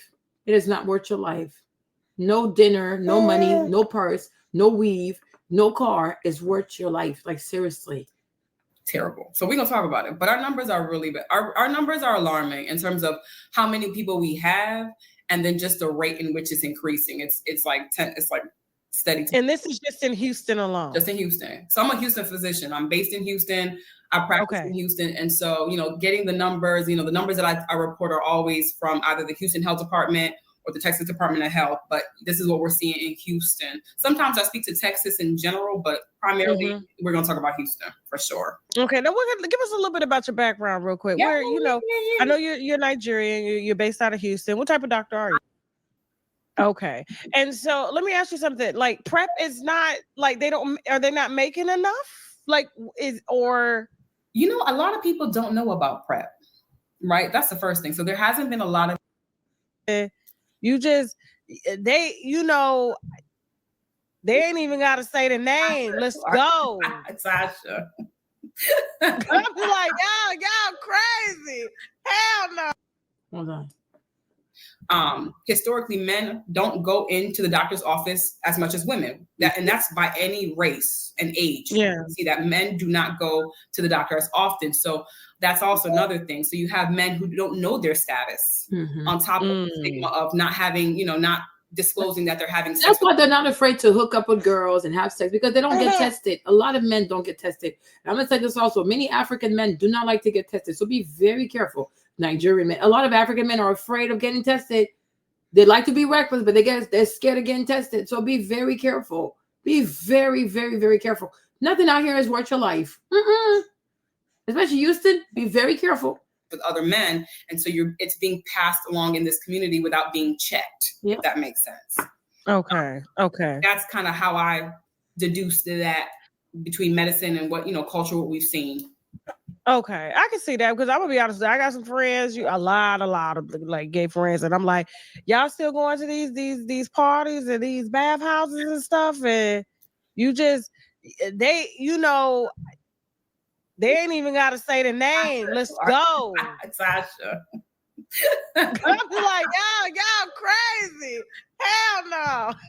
There is, unfortunately, there is a lot of promiscuous behavior amongst a lot of different groups. Everybody, right? But our highest risk are unfortunately are homosexual males or males who have sex with males. And another thing is we have men who don't identify as homosexual but have sex with men, and they have a hard time grasping that concept. And you'd be surprised, I engage in sex with men, but I don't like men. So I'm like, I don't know what that means, but by definition, that makes this. But they need to, you gotta be very careful. If it's too easy, it scares me. Cognitive dissonance. Let me just say that. And as a doctor, when you get someone that's that says that to you, like, what do you say to them? Like, so for me, I can go from politically correct down to. So it just depends on the patient, but education is key first. What we're never going to do is play in my office. I'm not going to sugarcoat things. This is what this is. This is what the definition is. We're not going to change definitions or facts. So I'm going to educate you. And then we're going to have a real conversation, because that's the only way I can help you. You need to come to terms with whatever you need to come to terms with. And we can do that over a course of time. But what we're not going to do is recreate a narrative that's not there or rework something to fit your ideal. So education. And imagine you catch AIDS. Like, imagine you catch HIV because you wanted a dinner. Oh, I caught AIDS because I wanted him to buy me food, or because he took me to a steakhouse or a lobster house. Girl, now you're sick for the rest of your life. You got to take all this medication for the rest of your life. For what reason? For what reason? For food? Or for like a few thousands of dollars? Like, it's just, people are sick. There are a lot of people who are infected, and there are a lot of people who want to kill as many people before they die. Oh, I have HIV or I have AIDS. My viral load is very low. I'm mad because I got contaminated. I need to kill as many people as I can. I need to contaminate as many people as I can. You have to be very careful. You have to be very, very careful. You see, and you gotta be very, very careful, because some people are extremely bitter and they will kill you. And an honest conversation, and then we can move forward. Okay, so when we're looking at demographic though, so what are we looking at in terms of demographic? Is it more Black male? Is it more white male? Latina? Figured you would ask. So thank you. I always come with the numbers. That's all I always. And for these numbers, look, let me tell you, what I will never do is go back and forth. We're gonna talk about the numbers, and we're gonna leave where it's at. But these numbers here are from the Houston Health Department, okay? And these represent our 2021 numbers. And this is what I posted in my reel, and I actually posted this chart in and of itself. And then I have 2023 numbers for other STDs besides HIV. So let's talk about HIV, because that's the big one, right? So we have about 35,000 reported cases of HIV in Houston, just Houston, Harris County. Houston makes up the majority of Harris County. So we have other little small cities, Pearland, others little cities but by and large, Houston makes up the majority. Of the 35,000, about 29,000 are still living, all right? So that's that. So just 29,000 in Houston. That equates to, when you take our population, which is about 2.3 million, about 1 in 100 every 1 in 100 people have HIV/AIDS. All right. Damn.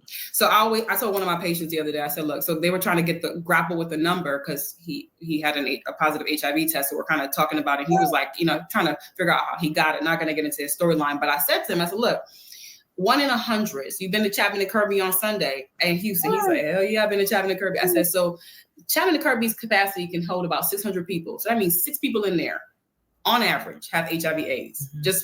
And if you've ever been to Houston and you know how tight Chapman and Kirby can get, that gives you a good number. 6 people in there, by definition, if we use that number to equivocate. Now, in terms of our male-female, because that's what you want to know, males make up about, of that 29K, males make up about 22K. Oh, shit. Yeah. And women make up the rest. That's the first thing. And then when we break it down by race, so our African Americans, those who identify Black African American, make about 14K. That's men and women. 14K. That's a big chunk. That is a big chunk. That's more than half. And then followed by our Hispanic, which make up about 9K. Okay. That's still big. Black and brown. It is Black and brown, unfortunately. It's going to make up our majority. Now, when you talk about age, in terms of who just have it, right? Because the numbers are a little bit different for those who are newly diagnosed. But when we talk about people who have it, the distribution is even in terms of age. So we break it down by decade, 20s, 30s, 40s, 50s. And that's because of the use of HIV medication, right? So HIV medication prolongs life. So what we're seeing people live longer into their 50s, 60s, and 70s with HIV because there's medication. So it's an even distribution, if that makes sense. Okay. Like I said to you before, our highest transmission, so when we talk about and we ask, how did you contract HIV? 17,000 individuals of that 29 were from male to male transmission. Damn. Yeah. So that's where we're getting this demographic. So if you paint the picture, at least per these numbers from the Houston Health Department, our highest risk group is going to be our 20s and 30-year-old males who have sex with other males. Jesus. That's our highest risk by definition in these numbers. Okay. Yeah. All right. And you would think it really is a lot. It really, really is a lot. So young people have to be very careful. All these people who are out here promoting sugar daddy culture, baby daddy culture, whatever that culture is, it is not worth your life. Because people who meddle with that, the men who meddle with that, only God knows what disease they have. There are people, once they have HIV, they want to make as many people sick as possible. And you got to be very, very careful. Money, food, shoes, clothes, cars. Nothing is worth taking medication for the rest of your life. Nothing is worth you taking medication for the rest of your natural life. Date honest people. Date people your age. Date honest people. And before you sleep with anybody, especially if you live in Houston, Texas, do an STD test or do an HIV test. Protect yourself. Save yourself. Nothing. One night with somebody is not worth the whole life of medication. Like I said, the Shera, the people, the sprinkle, whatever. If you get sick, they're not going to be there for you. You're going to cry and cry and cry. Even if there's medication, who wants to have that? Who wants to have that? Who really, really wants to have that? Nobody wants to have HIV. I don't care. They're going to give you all the medication, make you undetectable. Listen, I'd rather not have anything. You don't have to have anything. If you're not sick, don't be sick. Do not get sick. All right. So, my peoples, look at that ring. I know. I love y'all. I hope you've enjoyed. Sorry. Yeah, it does, doesn't it? Right. So I hope you've enjoyed this live. I hope you enjoyed today's live. Okay, it was a cute Saturday moment. Okay, because we can't do. Monday, I'll be back to my whole politic bag. In a moment, it's like on the weekends, it got to be something else. Yeah, it's a lot of medication. Okay, but I hope you enjoyed the live. Thank you for being with me. We're here for almost like 9 hours. Okay, thank you so much. Please be safe. Yes, yes, Val. I'm tired. It's a lot. I'm gonna go play with Maverick. He wants a friend. Okay, so thank you so much. Thank you for coming outside with me. Okay, and I'll see you next time. Oh, you're welcome, Callie. You're welcome. Enjoy your night, ladies. Love y'all. Girl, oh yes. It's a lot. Good night, people. Good night. Love y'all. You are welcome. Love you too, Mark. Love you guys. Yeah, we gotta have fun on Saturdays. We can't be doing politics every day. It's too much. We gotta have a break. What the heck? Politics for the week. Like during the weekdays, I can do politics. The weekend, I got other things. It's too much. My head hurts. Okay. Bye, Janet. Love y'all. And I'll be outside tomorrow. Buenas noches. Bonne nuit. Bisous. Bisous. Gotta go. Maverick, let's go play.